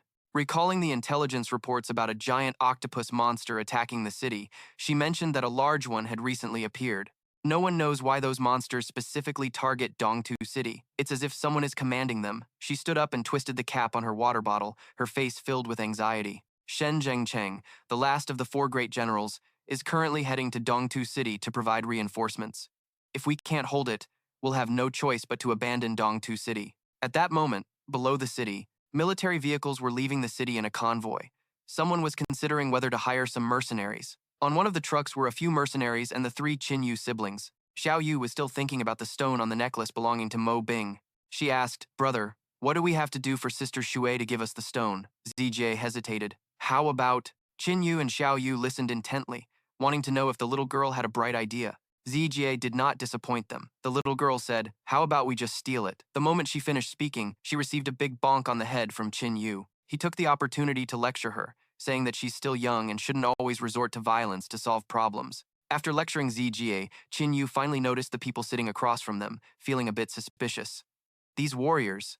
Beside him, Xiao Yu was also busy lecturing ZJ along with her brother. Besides, Sister Shui looks so pitiful, it would be too cruel for us to do something to her. ZJ listened obediently, just nodding and humming in agreement. The warriors across from them kept their heads down, staring at the ground, looking incredibly dejected. Qin Yu thought to himself in confusion, why are they so tense, looking as if they're facing a great enemy? He didn't think much of it and patted Xiao Yu's head. It's okay. Qin Yu smiled reassuringly. In a few more days, we'll find a chance to talk to her. Isn't the Flying Snow City lacking combat power right now? As long as we become soldiers and achieve great things, she'll consider agreeing with us. Instead of thinking about these things, we might as well learn about our destination first. Qin Yu opened a map and looked at it, taking the chance to share the news he knew with his two younger sisters. I heard the monsters attacking Dongtu City are very strong. ZJ wondered. Very strong? Isn't that really dangerous? The little girl's innocent voice echoed on the snowy road. At the same time, high above, the figure of a tiger appeared. It was a striped tiger with white fur, its piercing blue eyes flashing with deadly intent in the pure white snow. It wasn't an ordinary tiger, as it also had a pair of white wings on its back, making it both a master of the land and a ruler of the sky. They let out a roar and then leaped down in unison to attack the military vehicles on the road. The sound of a massive impact thundered out, and the people in the truck's cargo bed were thrown about. The vehicle was rammed hard from the side, flipping onto its roof and skidding for a distance before coming to a stop, unable to move. From inside the truck, a young, blonde-haired man crawled out, yelling, "There's a beast!" When they saw the tiger, everyone shouted, "It's a flying snow-white tiger! Prepare to defend yourselves!" The giant beast was twice the size of the truck. No wonder the vehicle flipped so easily. Seeing someone trying to flee, the tiger raised its sharp claws to strike. Just then, soldiers with guns began to open fire on the white tiger. Gunshots cracked and echoed through the peaceful, snowy landscape. But before they could even empty their clips, they were sent flying by a whip of the white tiger's tail, their fate unknown. Inside the overturned truck bed, Qin Yu steadied himself. He asked with concern, "Xiao Yu, ZJ, are you two okay?" Xiao Yu was shielding ZJ. She hadn't grasped the situation yet. "We're fine. What happened?" The white tigers didn't wait for them to understand the situation, as a tiger's paw stomped heavily on the ground. Immediately after, a tiger's roar echoed right behind Xiao Yu and ZJ. Xiao Yu whipped her head around in alarm, but before she could do anything, a spear had already pierced the white tiger. Qin Yu shouted, "Watch out!" He flew forward like a blur and forcefully knocked the white tiger back. It let out a pained roar, then crashed to the ground, dying instantly. Qin Yu pulled out the spear and warned, "These beasts are 40 to 50 times stronger than a normal person. Don't be careless." Elsewhere, Long Bao, a subordinate of Shen Zhengcheng, reported, "General Shen, look, it's the man wanted by the Calamity Star. Should we do it?" Before he could finish his question, Zhengcheng broke into a wicked smile. "A perfect opportunity like this is rare. Of course, we must eliminate him right here." Suddenly, a snow lotus floated through the air. Long Bao and Zheng Cheng were hiding behind a tree, observing the epic battle with the white tigers. The snow lotus flew behind him. He looked up, following it with his eyes, then suddenly said, "Wait." Zheng Cheng reached out and caught the snow lotus. Long Bao tried to confirm the order he just heard. "General Shen, you want us to wait?" He replied, "Yes." Then he stood up and added, "You all wait here for my command. Do not leave without my order." This strange command startled Long Bao, who didn't understand what the general intended to do. He began to ask a question. "Huang, General Zheng, what about those innocent soldiers over there?" Without turning back, Zheng Cheng walked deeper into the woods. "Pay them no mind. They're not from Flying Snow City." Once he was far enough away, he stopped and began to speak. The evil star, Zheng Cheng, raised the snow lotus. "You can speak now." The snow lotus lit up, and a deep voice echoed out, "Enough with the nonsense. How do you want me to help you?" Zheng Cheng flashed a cunning, malicious smile and began to lay out his plan. A moment later, as the snow fell even thicker, the evil star's deep voice spoke up. "I can agree to your terms, but I have one question for you." Zheng Cheng replied casually, "What is it?" the evil star asked, confused. Aren't they your comrades? How could you treat them like that? Zheng Cheng snorted coldly, his voice dripping with contempt. Comrades? In my eyes, there are only those who submit to me. Then his expression changed, his killing intent flaring. And those who oppose me. The evil star instructed, all right, don't forget. After this is done, you are to feed me 100 evolved humans each week. The evil star could freely control this snow lotus for communication. The snow lotus flew up, preparing to leave. But before leaving, it didn't forget to add, and that person named Mo Bing, you must capture him for me. Zheng Cheng watched the snow lotus leave and promised, rest assured, it's a trivial matter. A moment later, he returned to where Long Bao was. He was overjoyed. General Zheng, you're back. Seeing his subordinate's expression, Zheng Cheng knew something was up and asked, what happened? Long Bao reported the results in full detail. Reporting, General. That person named Qin Yu is incredibly powerful. He killed all the white tigers. Zheng Cheng was stunned. What did you say? Meanwhile, on the battlefield, under the bright moonlight, Qin Yu held his hand out over the corpse of a flying snow-white tiger. Purple flames erupted, burning its body to ash. He also extracted the magic crystal from the white tiger's body, truly befitting the crystal of a mutant beast leader. Holding the magic crystal, he inspected it for a moment, then remarked, it has much more energy than a normal magic crystal. After collecting his spoils, someone approached. Brother, the newcomer was Dalan, one of the mercenaries traveling with him. He began with words of thanks. We really have you to thank this time. If it weren't for you, all of my brothers would have died here. Saying this, Dalan scratched his head, feeling a bit awkward about what he wanted to ask next. Well, you see. He glanced over at the vehicles. Our convoy's drivers are all dead, and our guide is too. Brother, could you possibly lead us away from here? Qin Yu stroked his chin thoughtfully. Based on his calculations, they weren't far from East Earth City. He put his hands on his hips and announced casually, I'm heading to East Earth City anyway. You can follow me if you want, but I'm not going to protect you. Qin Yu opened a map to check his bearings and prepared to set off. Long Bao quickly reported, those soldiers are leaving with Qin Yu's group of 3. He asked for orders. General Zheng, should we make contact with them?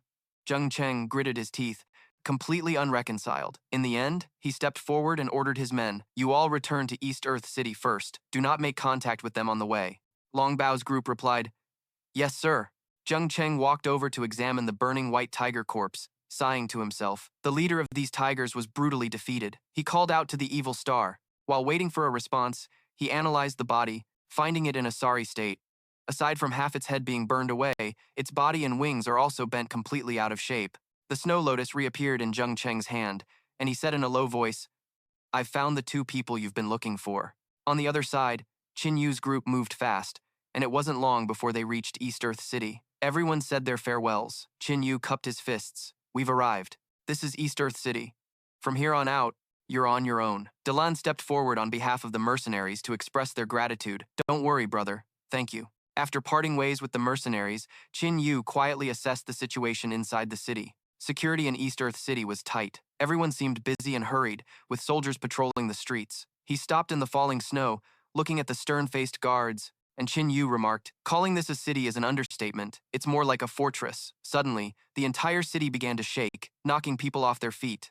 Zijie saw something terrifying, and she quickly screamed, Brother Qin Yu, Sister Xiao Yu, everyone, look quick. The source of the shaking was a massive mammoth, like something straight out of the Ice Age. Everyone in the city erupted into chaos. This is bad. It's a monster. The mammoth was gigantic, crushing a tank with a single step as if it were an ant. Wherever it walked, the streets trembled and wrecked. Tanks were strewn about the military encampment. Commander Wang Zhan, the leader of East Earth City, yelled into his radio, Hurry, have the aircraft fire on that monster's head. The several fighter jets circling above the mammoth received the order. They replied, Understood. Immediately, the planes targeted the mammoth's location and dropped their bombs simultaneously. A series of deafening explosions erupted. Smoke and fire from the bombs erupted, but the mammoth was completely unscathed. It even blew out the flames with a single breath. It roared in fury, the sound waves forming a powerful attack. One of the fighter jets was caught in the sonic blast, and its engine exploded. The plane then spiraled down, slamming into a building. The crash caused the jet to explode, severely damaging the building as well. Wang Zhan and his comrades watched the scene unfold in horror. After the smoke cleared, the building and the plane's wreckage were nothing but a pile of ruins, and the pilot inside had surely died. Wang Zhan quickly ordered, Quickly, contact Flying Snow City. But before he could finish, The plane's wreckage slid off the building and crashed to the ground, causing another explosion as flames erupted once more. Wang Zhan despaired. We're doomed. In Snowdrift City, Mo Shui answered the phone with a grim expression. All right, I understand, she said, not noticing a figure standing behind her. Just as she hung up, the person behind her spoke. Has East Earth City been attacked by a giant monster? Mo Shui jumped and turned around. Brother, why are you out here? It turned out to be Mo Bing, his face pale, his mismatched red and blue eyes looking quite demonic. He coughed a few times and analyzed the situation. Right now, in all of Snowdrift City, I'm the only one who can defeat that monster. Mo Shui was worried, refusing to let him risk his life. But if you fight now, you'll definitely die.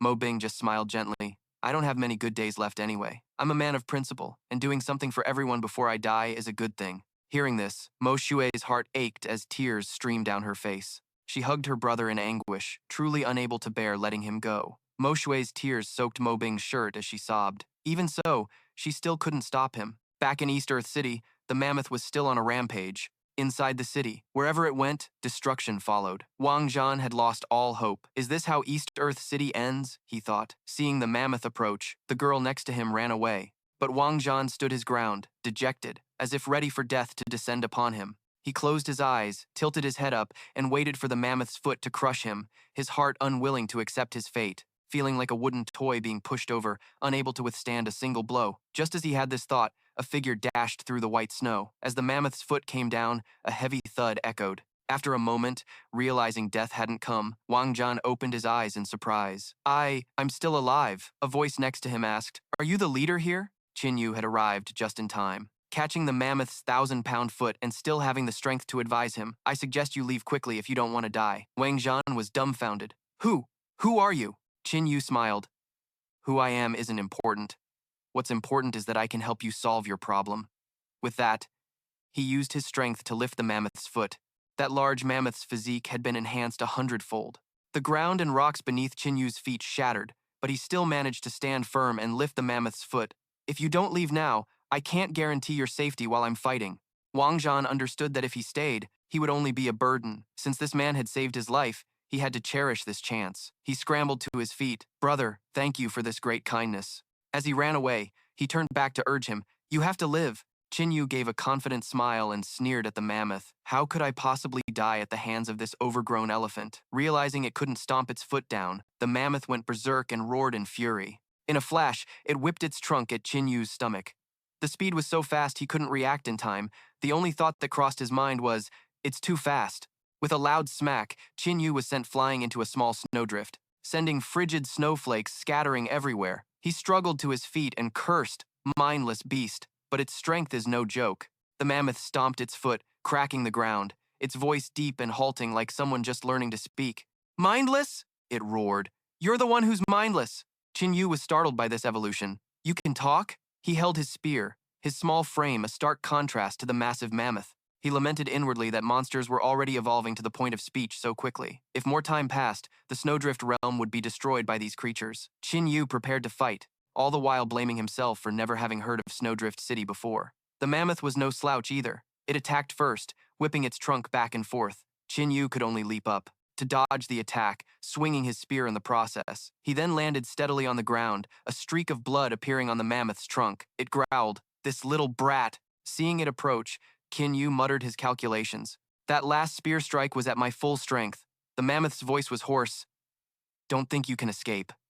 He felt a bit discouraged, thinking to himself, this guy's hide is way too thick. He gritted his teeth. His hand blazed with purple fire. No other choice. I have to try using fire. Xiao Hong. The mammoth began to raise its trunk high, seemingly preparing a sonic wave attack. Inside Qin Yu's body, Oleg was summoned, and was a bit surprised. Boss Qin Yu, you're calling me? As expected, the mammoth let out a long bellow, and sonic waves spread out. Qin Yu struggled to withstand it, his whole body swaying. Oleg wondered, why are you swaying like that? Qin Yu replied, no time to explain. Enhance me now. Oleg strongly objected. No way, boss. You just used enhancement a few days ago. If you do it again, you'll die. Qin Yu was determined.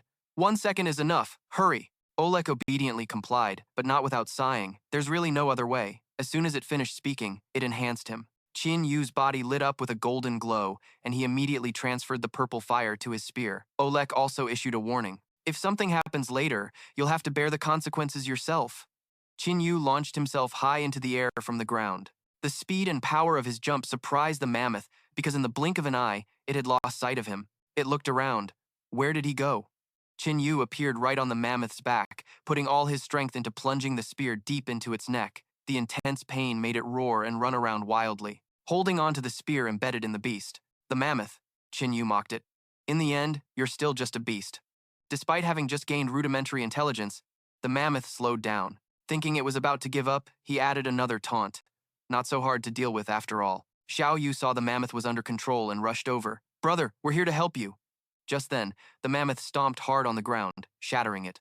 Its body swayed, and it took this opportunity to throw Qin Yu off. He couldn't hold on any longer, screaming inwardly, "This is bad!" With a thud, the mammoth successfully threw Qin Yu from its back. He crashed hard onto the ground, as Xiao Yu and Zijie ran over worriedly. Brother, the elephant turned its head back, uttering a threat. You just wait, I will definitely kill you. Xiao Yu fearfully hugged Qin Yu, letting him lean against her. Brother, are you okay?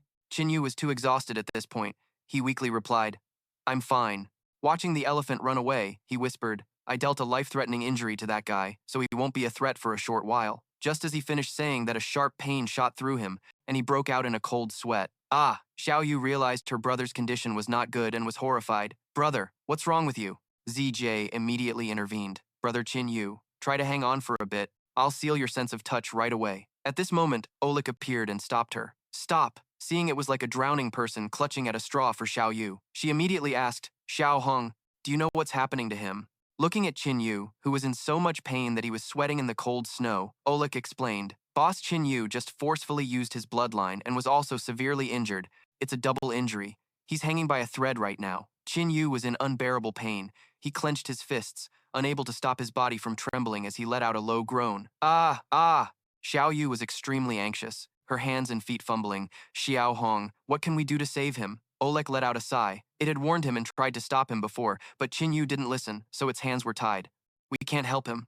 He has to save himself. Oleg explained more clearly for Xiao Yu. Because he forcefully used his bloodline power, his blood has mutated. If he can get through this, his strength will increase greatly. If not, exhausted, Qin Yu lay on Xiao Yu's lap, watching Oleg jump around and say something, but he couldn't hear, wondering what they were talking about. Forget it, I'm too tired. Before his eyes, everything went dark, and he officially passed out. Sometime later, in a bedroom, Qin Yu opened his eyes and woke up. By the bed was Xiao Yu, with tears streaming down her face. She was overjoyed. Brother! Also, there were Mo Shui and Zijie. Xiao Yu rushed forward to hug him.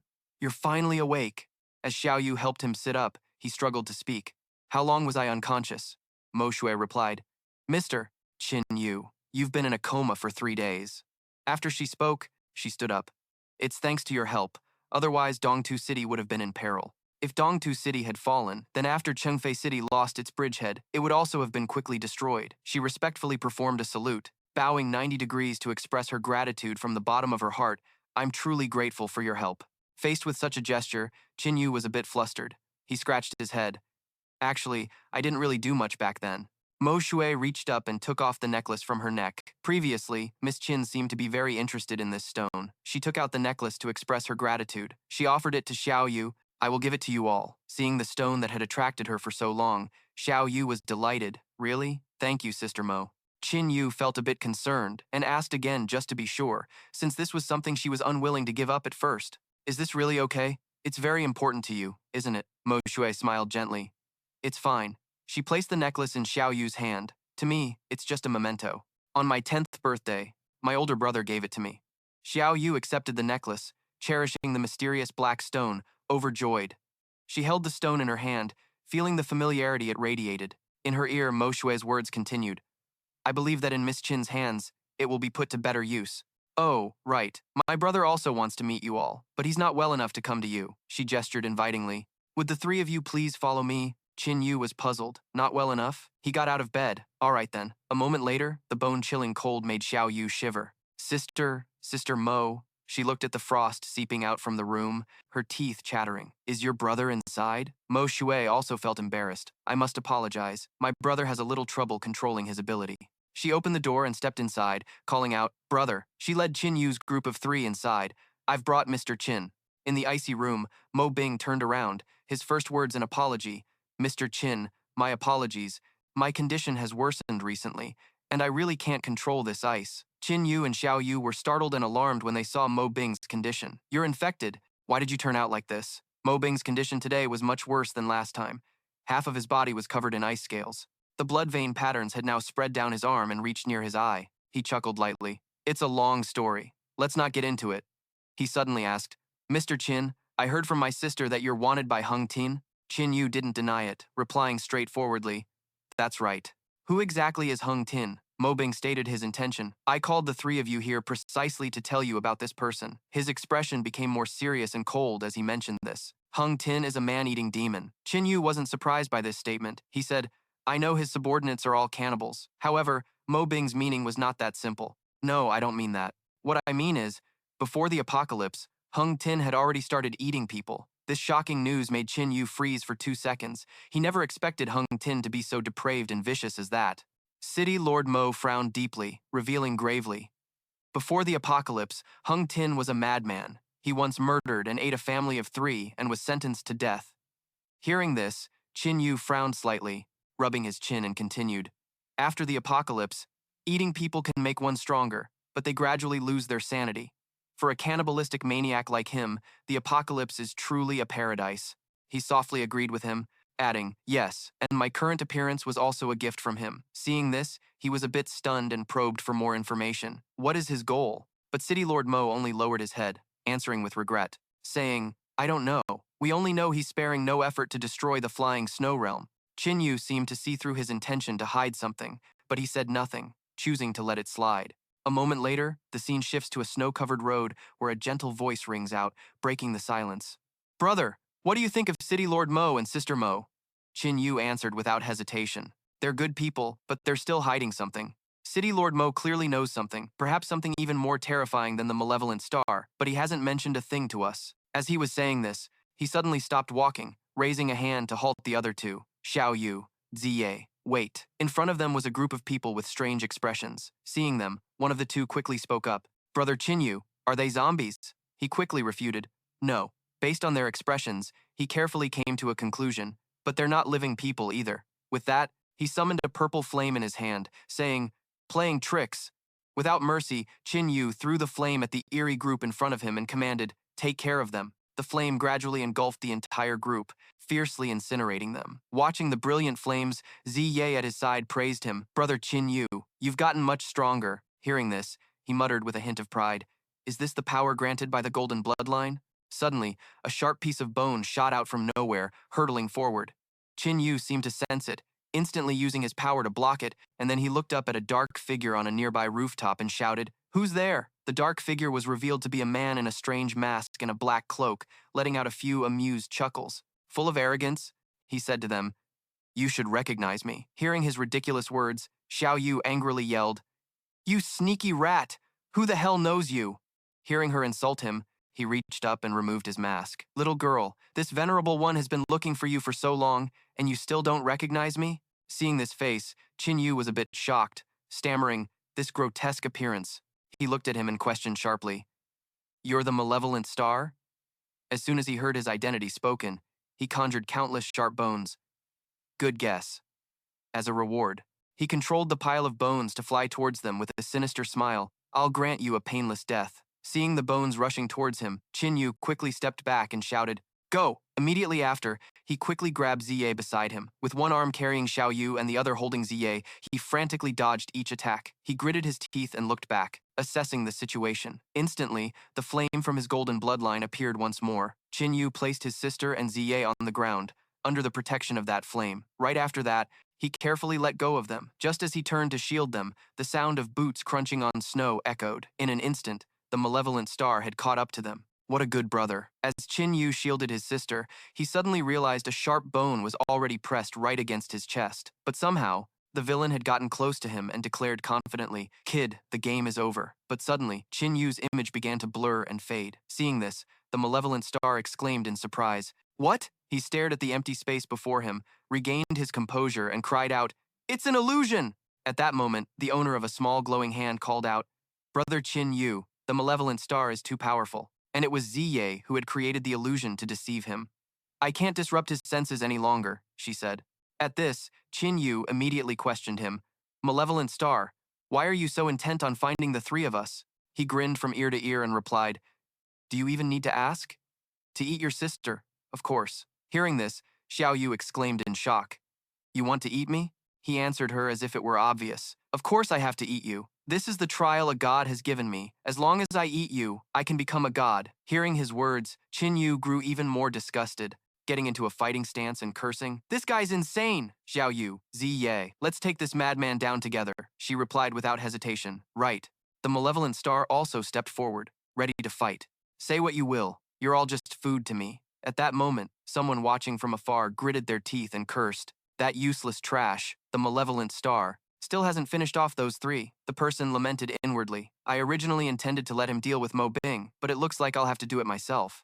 Back to Qin Yu's fight. As the malevolent star unleashed a dangerous strike, Qin Yu blocked it with his spear, flipping in midair. He then landed smoothly, sliding back to create some distance between them. Xiao Yu looked at him with concern and quickly asked, Brother, are you okay? Qin Yu calmly replied, I'm fine. But his expression grew more tense as he warned, but this guy's physical strength is 100 times greater. You two must be careful. His ability seems to be related to bone and blood manipulation, a necromancy type. We need to figure out a way to restrain him. Suddenly, the malevolent star seemed to have come up with a plan as his body began to emit a strange smoke. In the next moment, he appeared behind Qin Yu, taking him by surprise. Normal moves won't work on you. Without a shred of mercy, he plunged the sharp bones straight through Qin Yu's body. In disbelief, Qin Yu glanced behind him. Spatial movement? You're finished. Ability. Xiongxing praised him with a sinister laugh. Yes, I'll give you that. You know your stuff. He tried to push the bone deeper and continued. Even though using spatial movement repeatedly will slow you down, but just stabbing you with this bone and letting you bleed out should be enough to finish you, don't you think? But as soon as he finished his sentence, the boy suddenly grabbed the sharp tip, piercing through his own body. Seeing his action, Xiongxing was a bit surprised. You can block my spatial movement. How did you do that? As he spoke, a hand that was slender and radiating power appeared. What do you think? In the direction he indicated, the one responsible was the lovely Xiao Yu. Did you think you're the only one who knows how to use spatial abilities? Seizing the opportunity, Qin Yu summoned his flames again, then said, You can't escape now. He spun around powerfully, striking forward with the flames on his hand. Instantly, the flames erupted violently, engulfing Xiongxing and disintegrating his bone weapon. Being slowly incinerated by the fire, he screamed in panic, Let go of me! But the boy's words suddenly made him freeze. Let go? As the flames subsided slightly, Qin Yu was somehow already grabbing his collar with one hand, challengingly pointing a spear at him with the other. Are you sure? Right after that, he immediately stabbed Xiongxing with the spear. Taking the hit, his confidence wavered, and he initially growled in anger. I'm going to kill you, but the boy fearlessly retorted. As the flames blazed up again, You've lost your chance. The fire erupted violently, shooting toward the sky like a pillar of light. Inside that inferno, Xiongxing shrieked in excruciating pain. A moment later, the flames gradually faded, leaving only a pile of ashes in Qin Yu's hand, which scattered in the wind. He bowed his head slightly, watching the blackened debris float away. Just then, Xiao Yu and Ziye ran up from a distance, calling out, Big bro, is Xiongxing dead? Hearing their voices, he mercilessly crushed the dark remnants in his hand and replied, He's dead, completely and utterly. Hearing his answer, Xiao Yu quickly urged, Big bro, hurry and bandage your wound. As she was dressing his injury, Qin Yu voiced his regret. It's a shame. It's rare that someone with dual abilities doesn't follow the righteous path, she immediately countered. What's there to be ashamed of? It's a good thing he didn't cause a bigger disaster. The moment she spoke, something strange suddenly appeared before them, a strange black mass. Instantly, the mass shattered, and a resentful soul flew out. This is bad. Seeing the soul growing larger, Qin Yu quickly got up with his spear in hand. He frowned, biting his lip as he prepared to raise his spear, and muttered, It's a substitute doll. The moment the words left his mouth, he threw the spear straight through the giant's soul, but in the end, he could only watch helplessly as the spirit vanished into thin air. Qin Yu cursed in frustration. Damn it, he got away. Just then, a curious Xiao Yu asked, Big bro, a substitute doll? What is that? Hearing her question, he quickly explained, It's a very rare type of artifact. If you nurture it with blood every day, it can die in its owner's place once. Hearing this, she panicked and cried out, Will Xiongxing come back for revenge? In contrast to her panic, he calmly reassured her. Maybe, but he'll have to wait for some time. The side effects of a substitute doll are extremely potent, so Xiongxing won't be able to recover his strength anytime soon. At the same time, in another location, a resentful voice spoke. A substitute doll. Xiangxing clutched his missing arm and lamented. I had to sacrifice another arm. Should I find a god to heal it for me? But he immediately changed his mind with an angry expression. No, forget it. I can't let the god be disappointed in me. He continued walking, wondering to himself, but how will I get my revenge? Suddenly, a wicked smile appeared on his face and he exclaimed, I've got it. In the flying snow realm, your species isn't the strongest. Just like that, Xiangxing traveled through the mountains under the falling snow, and with each step he took, several dangerous snakes slithered out from the ground. When he reached a towering mountain, he shouted out, Great Ice Serpent King, ruler of the flying snow realm, I beseech you to answer my call. I am Xiangxing. Seemingly in response to his words, a small snake among them with fiery red eyes and sharp fangs began to undergo a transformation. After a moment, the small snake had become a colossal serpent, shattering the mountain as it emerged. The tiny Xiangxing stood beside the massive serpent and said, Great Serpent King, I've come today to present you with a gift. Hearing this, the Serpent King's eyes widened in anticipation, and he listened with great interest. Meanwhile, in Flying Snow City, a squad of soldiers was patrolling the area. Suddenly, a soldier in a helmet sensed something odd and spoke up. Hey, do you smell that? The red-haired soldier beside him asked in confusion. Smell what? The soldier with the helmet replied instantly. The reek of blood. It's the smell of human blood. After saying that, he headed towards a nearby alley. Hearing that, the red-haired soldier asked with a doubtful look, Are you sure you didn't just smell someone cooking? In response, the soldier with the helmet retorted, Impossible. I have an enhanced sense of smell ability. He then decided to go investigate. Let's go take a look. The two young soldiers walked up to the front door of a house. As they were about to ask if anyone was home, a wolf, with a piece of food dangling from its mouth, snapped its head around. Anybody home? The young soldier in the helmet swung the door open and stepped inside, calling out, We're on patrol. Before he could even finish his sentence, but the monster before him made him scream in fear. It was a mutated beast. He raised his gun, signaling to the red-haired soldier beside him, Run! Instantly, the mutated wolf targeted them and charged forward. It stomped its paws powerfully on the ground to launch itself. Without hesitation, it opened its jaws wide and leaped at the two of them. Not far away, a familiar figure in a black cloak was observing from the roof of a building resembling a broadcast tower. The malevolent star clutched a piece of paper, a wide, amused grin spreading across his face. The first wave went very smoothly. The rest will depend on it. With that, he tossed the piece of paper into the air, and a strange light radiated from it. A giant eye materialized from within, angrily scolding, You brat! The space you tore open is too small. My children and I cannot pass through such a narrow gap. The malevolent star bowed respectfully to appease it. Great Ice Serpent King, please be patient. The portal will take some time to complete. Soon, you can lead your children to Flying Snow City to enjoy this grand feast. Then, he took out several more pieces of paper as he spoke, saying, Furthermore, I've taken the liberty of inviting a friend to dine with you. As soon as he finished, he threw the papers down below. The malevolent star's smile grew more wicked as he thought to himself, Qin Yu, wasn't it? Let's see how you'll deal with all the beast kings in the flying snow realm. From those spatial gates, hordes of mutated beasts stepped out one by one, including a beast with a blade on its beak that landed right in the middle of a crowd. At the same time, a massive, powerful hand appeared, smashing into a block of stone. The hand belonged to a giant King Kong-like gorilla.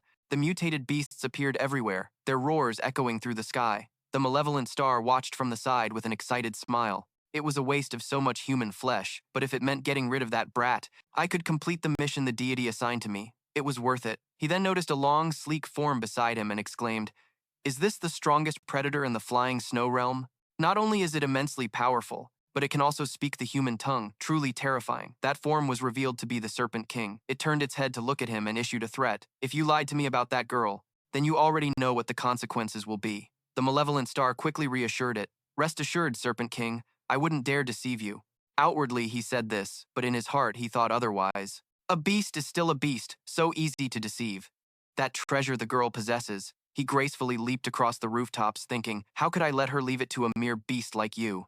Meanwhile, inside the city lord's manor, Qin Yu and Ziye were reading, while Xiao Yu, who had been watching them, was distracted by a noise outside. She immediately got up and went to the window. It's so noisy outside. What's going on? He chided her without looking up from his paper. Xiao Yu, don't be so hasty. It's not very composed. For better or worse, you're now one of the fastest evolvers. But she ignored his words. Upon seeing what was outside, her eyes widened in horror. When she didn't respond, he stood up. Xiao Yu.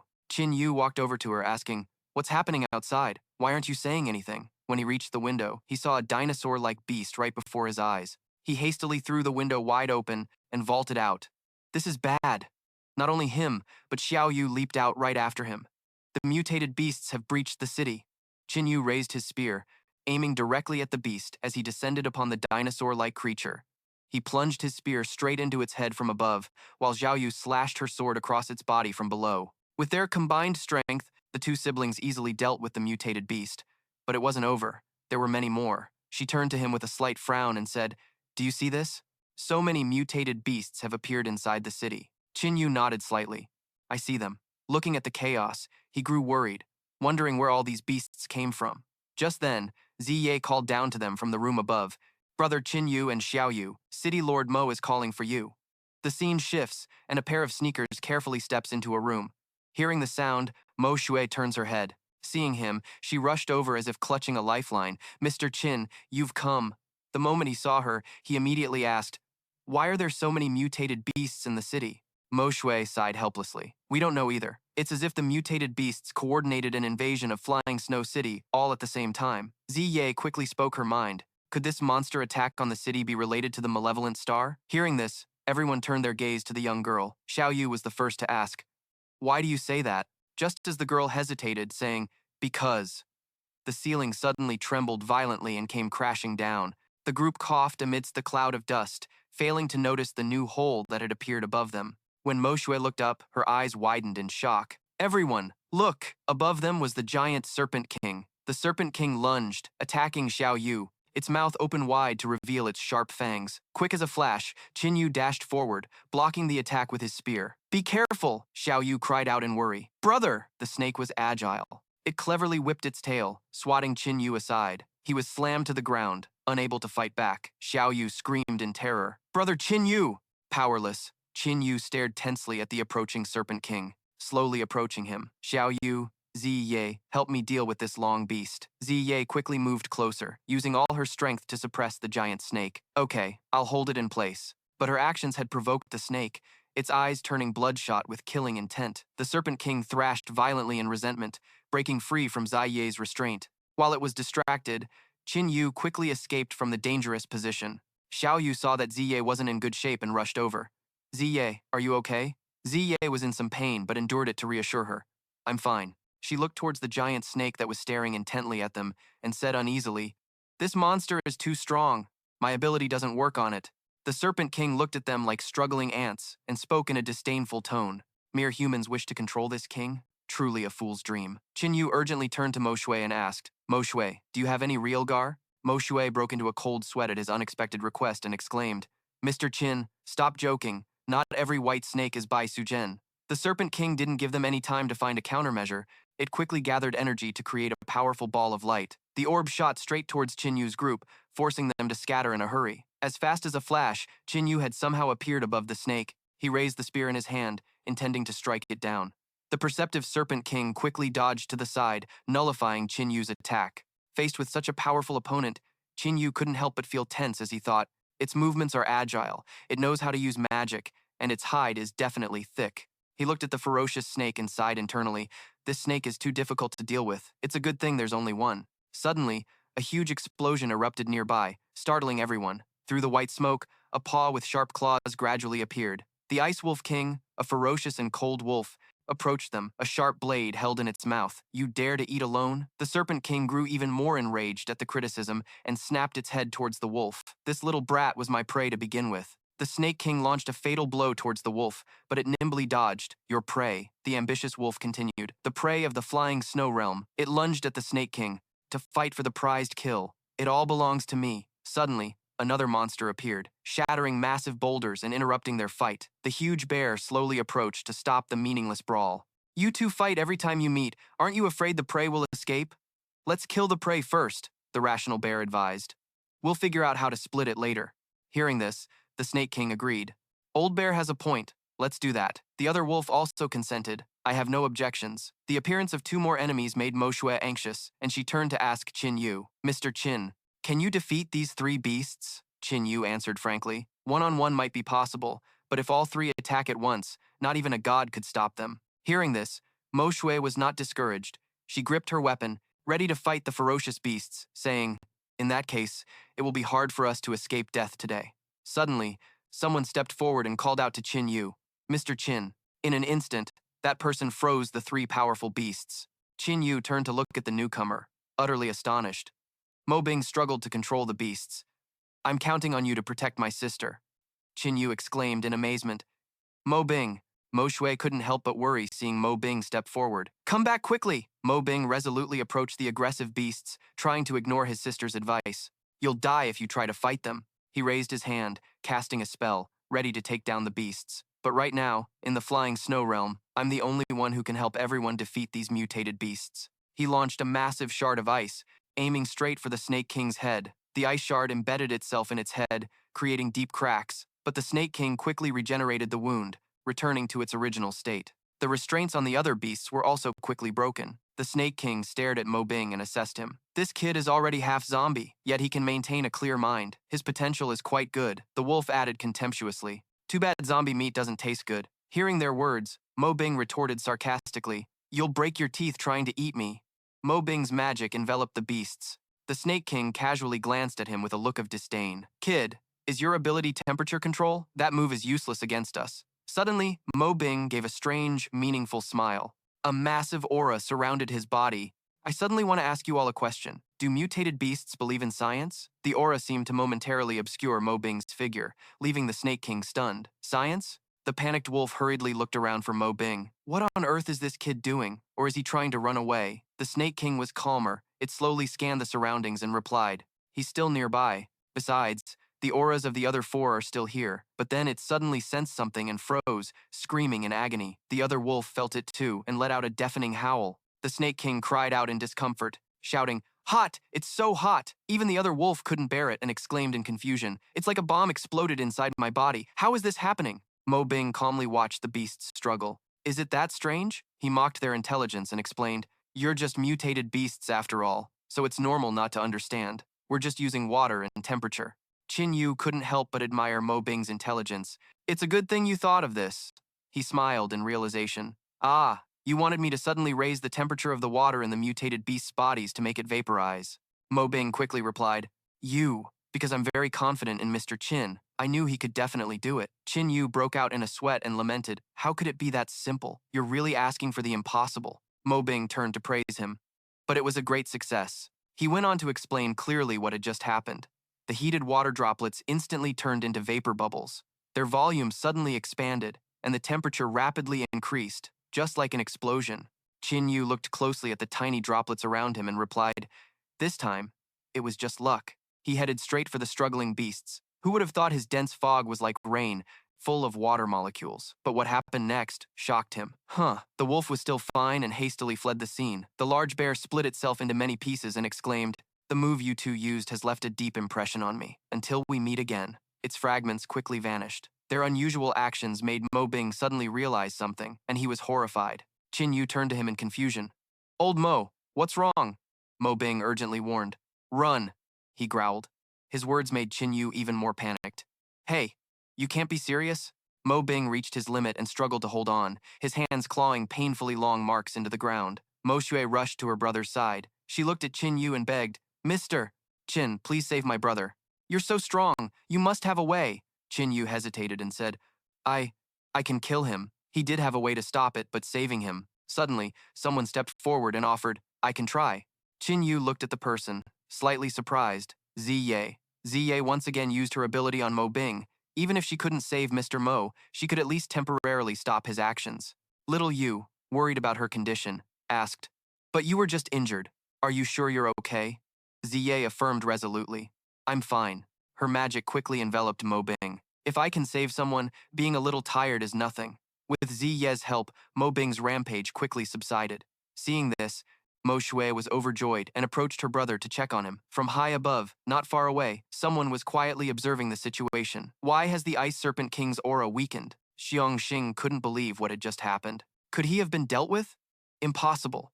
From behind him, large tentacles were poised to strike. The tentacles wrapped around Xiong Xing, stunning him. He struggled to break free, but couldn't. He thought to himself that his god was calling him, but he wasn't finished yet. Flying Snow City is still. He was dragged through a large vortex. Immediately after, the vortex slowly vanished from the sky. On the other side of the vortex, Jiangxing was thrown hard onto the floor, struggling. The god he spoke of was coldly reprimanding him. Little Jiangxing, you've ruined everything. She was furious and slammed her fist down, clenching her hand tightly. Do you have anything else to say for yourself? Xiangxing prostrated himself on the ground, hastily making excuses. My god. Two more people suddenly appeared in Flying Snow City. Really? Suddenly, around the hall, there appeared a bizarre red aura, and a loud echo rang out, terrifying everyone present. Lord Mo Sheng. The goddess stared in confusion at the large, glowing stone slab. Lord Mo Sheng, are you still alive? On the stone slab, a line of strange characters appeared along with Mo Sheng's demonic voice. This lord is not dead. Are you all very surprised? The goddess immediately cowered in submission. Yuan, who was beside her, quickly began to flatter him. We wouldn't dare. We are overjoyed beyond words. Lord Mo Sheng has suddenly awakened. Do you have any instructions for us? The being, Mo Sheng, continued. The Gemini of the prophecy have appeared. Bring that girl to me. The goddess exclaimed in shock. Lord Mo Sheng, we have already observed them. She couldn't help but feel bewildered as she recalled that girl. Although that girl's aptitude is outstanding among humans, she is still worthless. Why do you command us to bring her here? Mo Sheng once again grew angry and reprimanded her.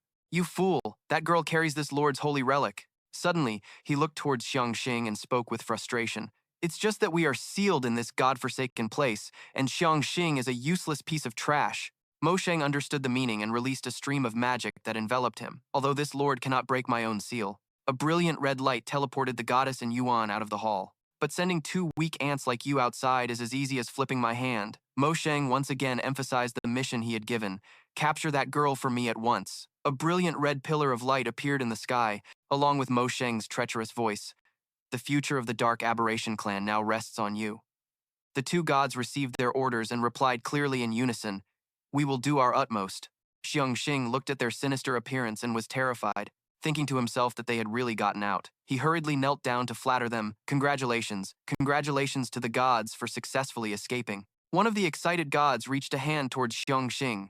Little Xiangxing is as polite as ever. Xiangxing was quickly and brutally devoured by the two gods. Elsewhere, Qin Yu's group was gathered together after the intense battle. Mo Bing exclaimed gratefully, if it weren't for you, I would have lost my life. Then he asked Qin Yu about his future plans. Brother Qin, what are your plans next? If you have nowhere else to go, why not stay in Flying Snow City? Mo Bing showed his appreciation for talented people.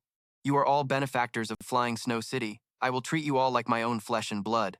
But Qin Yu bluntly refused his good intentions. City Lord Mo, the matter of Flying Snow City is over. We will be leaving tomorrow. Mo Bing, with some regret, tried to persuade them to stay.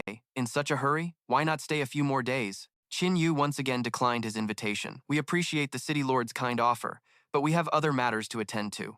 Mo Bing had no choice but to agree. All right, he couldn't very well force them to stay, so he could only hope they would meet again. Then I'll have someone prepare some food for you, and you must come back when you have time. Snowdrift City will always welcome you all. Qin Yu turned his gaze towards Ziye and advised her, Xiao Ye, we have to leave Snowdrift City. The world outside is much more dangerous than this place, so maybe you should stay here. Qin Yu then turned to Mo Bing with a request. City Lord Mo, this girl is from the Snowdrift realm. She's only with us because her parents were harmed. Could you please help me look after her? Mo Bing readily agreed. Not a problem. Miss Feng is my benefactor, so I will not treat her poorly. Ziye looked like she wanted to say something but couldn't find a moment to interrupt. She lowered her head sadly, causing a concerned Xiao Yu to ask, Ziye, what is it? Ziye spoke with a slight tremble in her voice. Sister Xiao Yu. Suddenly, she furrowed her brow and said with utmost seriousness, I want to go with you too. Wherever you go, I'll follow. Xiao Yu's heart softened as she looked at Qin Yu pleadingly. Please let Ziye come with us. Qin Yu couldn't bear to see the little girl so sad, so he agreed. All right then. Elsewhere, a wolf's paw padded silently along the ground as it lamented. Damn it. Just you wait until I complete my next evolution. The large wolf growled in fury. I will definitely find them and get my revenge. It astutely noticed a figure slowly approaching from ahead. Someone's coming, it muttered suspiciously. Could this be trouble? The other person glanced at the wolf disdainfully. A wolf. Augustus looked at the wolf with interest and remarked, Excellent. I just so happen to be in need of a weapon. The wolf angrily demanded, Who are you? Augustus slowly introduced himself. My name is Augustus. The wolf cautiously sized up the man before it. Augustus, you are not human, not from the Snowdrift realm. Augustus gave a mysterious smile. and stated precisely, "I am not a person of this era." His words left the wolf stunned. "You're not from this era?" It roared in anger and lunged forward to attack Augustus, sick of his mysterious act. Its sharp claws were about to tear into his face, but he remained perfectly calm, remarking, "A mutated beast with intelligence rivaling a human's, quite rare in this day and age." With a single, effortless move, Augustus sent the large wolf flying backward. He looked with great satisfaction at its paw, which was being corroded by his dark aura. "This will do nicely to replenish my energy." Augustus calmly glanced back, where the wolf was now desperately trying to escape. How can a monster like this exist? As it fled for its life, it thought, "He's too strong. Is he really human? Why is he so powerful?" Augustus raised his hand to use his power, but not without a compliment. Still quite clever. However, he also scorned the creature that had dared to attack him. "A pity. You're just too weak." Just as he was about to use his magic, something suddenly happened. He clutched his chest, wondering in confusion, "What is this?" This pain made him realize something. Whenever he was about to get even a little bit serious, this sensation would suppress him. Could this be a restriction imposed by this era? But since he couldn't figure it out, he decided not to think about it anymore. Whatever. Augustus strolled casually through the snow, muttering with determination, "As long as I can get the treasure that girl has, none of these things will be a problem." A short while later, he arrived at the city gate, where two soldiers were checking people before allowing entry. "This is Snowdrift City. Are you here to join us? You can enter the city as long as you pass our inspection." However, this concept seemed a bit foreign to him. An inspection? His confusion prompted one of the soldiers to ask sarcastically, "Are you an evolver or something? Where'd you come from?" He probably didn't understand the implication behind the two soldiers' shared glance, so he just answered, "An evolver. You could call me that. I come from a very faraway place, one I probably can't ever return to." Suddenly, one of the soldiers asked him, "Have you ever eaten human flesh?" He thought for a moment before answering honestly, "Human flesh? Yes, I've eaten quite a lot, maybe 8 or 9,000 people, but I later found it didn't increase my power by much, and it makes you go crazy, so I stopped." After Augustus gave this answer, the faces of the two soldiers fell, and one of them exclaimed in horror, My ability confirms it, he's telling the truth." Realizing the danger, that soldier immediately pointed his gun at him and demanded, "Please leave Snowdrift City immediately. We do not accept cannibals here." Of course, he wasn't about to just leave. His voice was grim as he said, "Leave? I'm afraid I can't do that. I have important business here." Moreover, he even had the audacity to warn the two soldiers, "I'd advise you not to get in my way." They ignored his words and simply shouted, "Enough of your nonsense." Just as they were about to fire and eliminate this piece of trash, before the soldier could even finish his sentence, he collapsed, managing to utter one final word, "Alarm." Meanwhile, in the meeting room, Mo Shui's brother asked, "How do you all plan on leaving?" He explained their current predicament. "From what I know, the Snowdrift realm is completely sealed off by snow-capped mountains. There's no way out." Upon hearing this, Qin Yu stated, "I can just fly out directly." His words made the man ask in confusion, "Fly out?" Instead of answering him directly, Qin Yu simply stood up slowly. Then something suddenly materialized from his back. It was a pair of wings. This spectacle left Mo Shui's brother astonished, and he exclaimed, "Brother Qin, how are you able to control your ability so well?" Qin Yu answered hesitantly, "This?" He recalled a time when he was traveling with Xiao Yu and Ru Hua, when something happened that left them all bewildered, wondering, "What is going on?" Suddenly, Xiao Yu cried out in pain, startling him and causing him to shout, "Xiao Yu!" At that very moment, he himself suddenly, realizing the problem, even though it had closed, the pressure from this spatial passage was too immense. Could someone be pulling strings from the shadows? Suddenly, he saw a building within the spatial rift, and he seemed to sense that something was wrong. Inside that rift, Qin Yu accidentally saw a figure sitting on a throne, bound tightly. This person suddenly woke up, his eyes opened and faced the rift that Qin Yu was looking into. He didn't pay much attention to him but stared intently at Xiao Yu, because he knew who she was, a fragment of the Dark Aberrant clan's sacred artifact. Greed ignited within him. "If I have that, even if I risk severe injury to break the seal now, I can quickly recover to my strongest state." He struggled with all his might to break free. Seeing the situation was dire, Qin Yu hurriedly commanded, "Beast Flower, get us out of here now!" As soon as the flower beast transported them away, he couldn't help but exclaim, "That monster is too dangerous." Back in reality, he recounted this story to Mo Shui's brother. "A powerful enemy was hunting us, and to survive the chase, I desperately practiced controlling my flame ability, and now I can control the flame into many simple structures." This story explained why he could control his powers so well. "Although I can't maintain it for long, it was enough for me to get the two of them out of the flying snow realm." Hearing this, Mo Shui's brother had to exclaim, "Brother Qin, you are truly a natural prodigy. You will surely go far in life. I wish you success soon. Flying Snow City will always welcome you." Seeing his goodwill, Qin Yu, along with Xiao Yu and Mo Shui, raised their glasses for a toast.